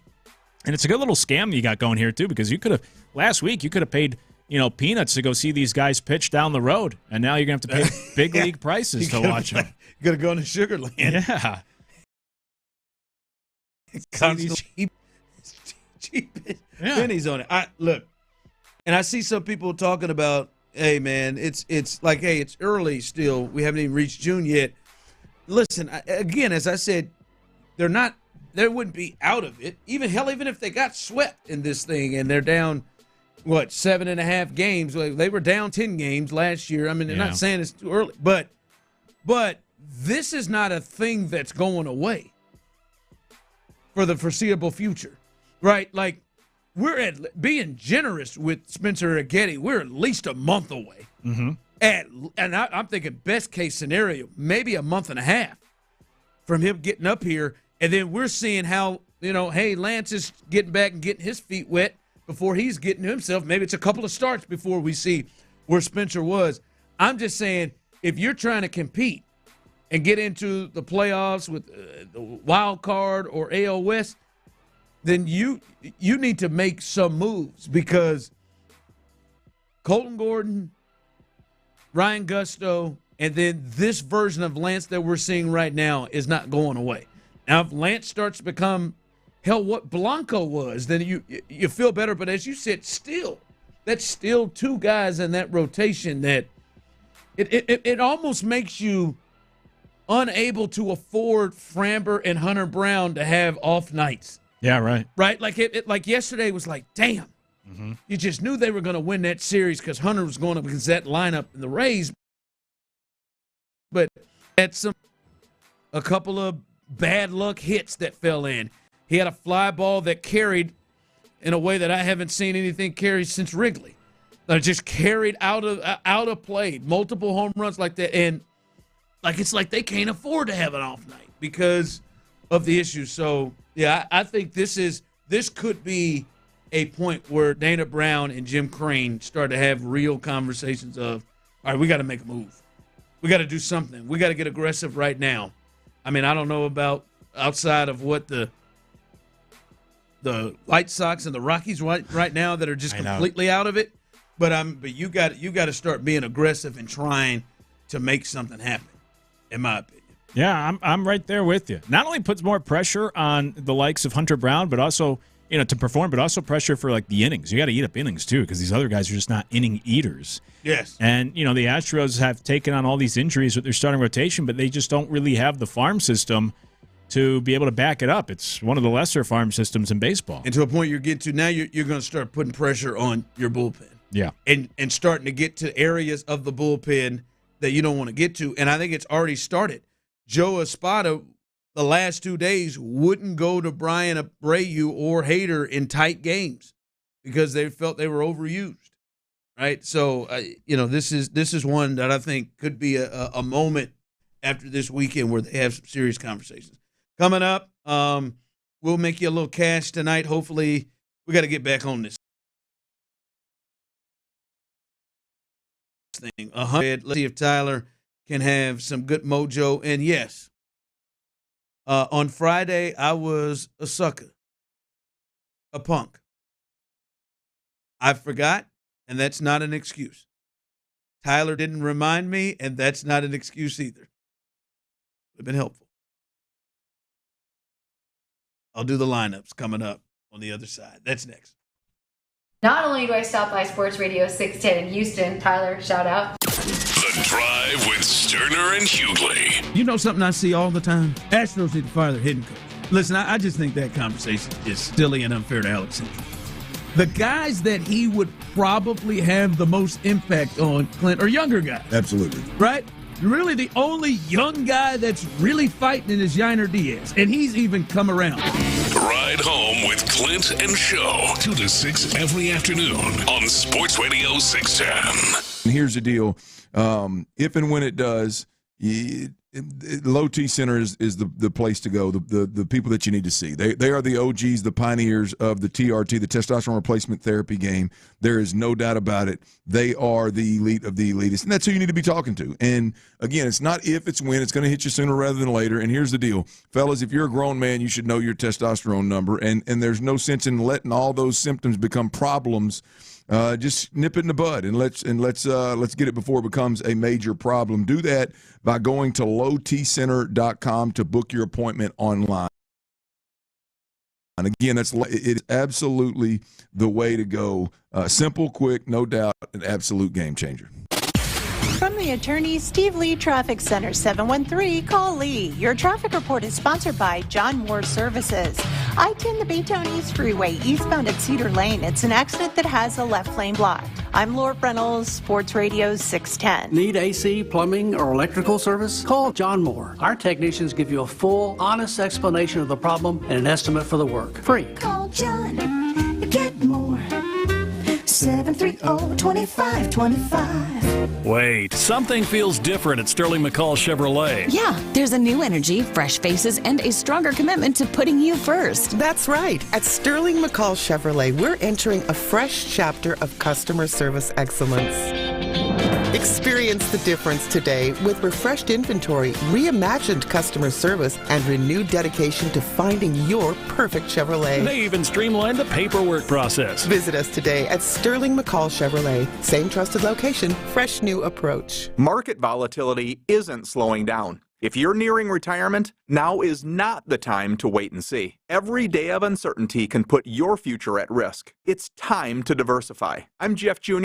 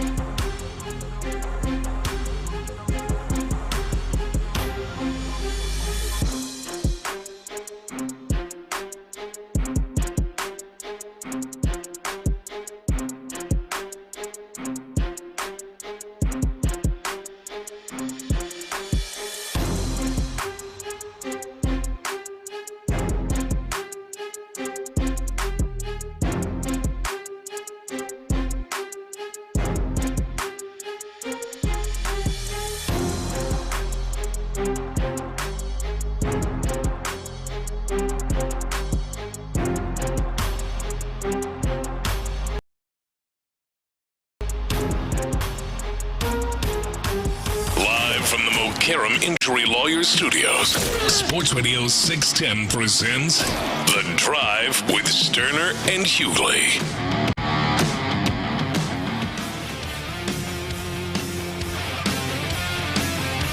This will be interesting. Got a few newbies in this lineup. Couple of newbies in this lineup, so this will be this will be interesting. Coming up in a bit. By the way, behind us, can't wait to hear the new nicknames. By the way, behind us, Texans All Access with Mark Vandermeer and John Harris. John McClain, he will join the fellas. The Hall of Famer will join John and Vandy coming up behind us, so stay tuned for that. Also, Area 45, Area 45 live and local, as they will come up after Texans All Access, starting at 7, and they'll hold you down, get you ready for things, and have that post game after hopefully the Astros can take down the Mariners and get themselves to within 2.5 back of them and start this 4-game series off with a win. But you'll want to check out the boys on Area 45 as they're holding it down. The best late-night sports talk show in Houston. Sean Bijani, Patrick Creighton, and I just saw Chris Santiago walk past. Those best coming up here in a couple of moments as well. As I'm seeing some text here, and I wonder your thoughts on this one, Luke. This team is just not a playoff team, and then they're not a playoff team if they lose another starter. They need to be in sell mode. No, I think it's too early for that. We got to see Jordan get back. Even if they lose Blanco, we got to see Jordan get back. And listen, I think they are doing business differently. Yeah. But, if they added a piece like they added last year, if they added a Kikuchi to this team, like that would change things. That would change things, and then hopefully you get Arrighetti back. And now maybe Lance is your 5th, or whoever is the one that is struggling the most. So, I don't think it's a be in sell mode. Although there is a space where I would not be shocked if they traded Framber Valdez to see what they could get. Like I don't even know. Like the Tigers made trades last year, and they still made the playoffs. They made trades last year, so I don't think they would do that with Framber if they're still. But I wouldn't be surprised if it came to that. But no, they've got some major guys that would change the game for them, and it's still May. So I don't know that I get with that. I wouldn't be surprised if they did that either, depending on what happens in the next 2 months. They might become sellers. It's too early to say that now at this point, to just blow it up or throw in the towel. And there is this new trend in baseball of teams trying, like you said, the Tigers, they were a little more just sellers, but of trying to be both buyers and sellers, of moving those short-term contracts while still bringing in other pieces to try to help you in the shorter term. But look, the Astros have looked a lot like a 500 baseball team for most of the season. Obviously, they are a 500 team, but that's kind of been baseball in general, or at least the AL. The Astros still have the 5th best run differential in the AL. And when you look at the American League, like only the Yankees are over 500 in the AL East. The AL Central, surprisingly, is actually good this year, so you have all but the White Sox over 500. They've been good the last 2 years, yeah. Yeah, and then in the West, the Mariners are the only team other than the Astros that are truly, the Astros are 1 game over 500. So it's been a lot of just mediocre baseball throughout baseball. If you look at the National League, it's similar as well. A lot of teams just hovering around 500 so far through the first 50 games. So I know it hasn't always been pretty, but you still, like I said, 5th best run differential. That's a playoff team. It's too early to blow it up. Try to get some of these guys back, see what happens over the next 2 months. Hope some guys turn it on, but this has just kind of been the AL this year. A lot of mediocre teams so far. Yeah, they're a game over 500, and as you said, a game and a half out. If the wild card standings right now, they're a game and a half out of that, and 3.5 behind the Mariners. And obviously, you should look at last year and say, oh, that's going to happen again. But they did walk down the Mariners down by more than this. 10 games back at one point. They were able to walk them down to get that. So I don't know that I agree with that. But the thing that I do agree that it's over, that it's not over, but the thing that I do agree with is there are moves that probably need to be kickstarted earlier than they were last year. Because I don't think you need to throw in the towel, but a way that you can get to a space of throwing in the towel is, as you said, if you just try to stick with guys that are supposed to be pitching in Sugar Land for long stretches. Like, there's one thing if you got a guy that's a high prospect like a Spencer Arrighetti was last year, that's one thing. You got guys like I don't know that they ever really planned on having Colton Gordon to be up here. Yeah. I don't think they planned on maybe having Ryan Gusto to be one of their starters. Like, I don't know that was the thought there. So big decisions they're gonna have to come up with, and they got to play better baseball too. For sure. The only problem is what I was just saying about the positive for the Astros being that you're still in the thick of things. That's also the negative when it comes to trying to acquire somebody. These extra wildcard teams have made everyone feel like you're still in the race. And so, as you mentioned earlier this hour, like other than right now the White Sox, how many teams would already be willing to give up assets? I think everyone still feels like, hey, it's early. We have these wildcard teams. We're still right in the thick of things. And you might have some valuable pieces are actually available. Yeah, White Sox, Rockies, maybe the Pirates. They're true. I don't think the Orioles have a great record, but I don't know true. that they're going to shut it down. I think they probably are going to try to give it a little bit more of a push. So, yeah, man, they're in a tough spot because their offense isn't right now, especially without Jordan, good enough to counteract, having three guys in the rotation that could be iffy. Like that's the other part. They're not just banging out 5 runs with ease, right? You could go get the Orioles just released Kyle Gibson. You could get him in his 17 ERA. That's obviously tongue in cheek. I don't know, man. We'll see what Colton Gordon looks like here in a little bit. We'll see what some of these guys look like in a little bit. All right, T-Mill, let's try to get the people to win a little cash, win a little money tonight. Look, it was a struggle. 1 for 5 last night, coming off a 1 for 4 on Tuesday. Luckily, the Pacers, that game didn't continue to be a blowout, or you'd have been 0 for 5 if that thing. This is true. So, what you got tonight? What's the winning looking like tonight? Yeah, we're gonna switch it up again because this is just starting to piss me off. But we're gonna have some baseball picks for you right now, right here, right now on the drive. Best bets. Again, if you ever miss these, we list them off quickly as we discuss. Go to the Twitter at @TMillRealDeal. I post them there daily. Just did a few minutes ago. I got 6 because when I start losing, I start betting more because scared money don't make money. It's just the way of it. It always works out for us. First, I got the Guardians plus a 1.5 at the Detroit Tigers. If you haven't been paying attention, those Tigers pretty damn good at baseball this year. But Guardians plus 1.5 tonight. I like that one. Braves money line as they head to play a game against the Nationals. I got the money line at minus 150. I've also seen it some places about minus 140, 145. Next, that same game, I'm on an over. Braves at Nationals over 8.5 runs in that game.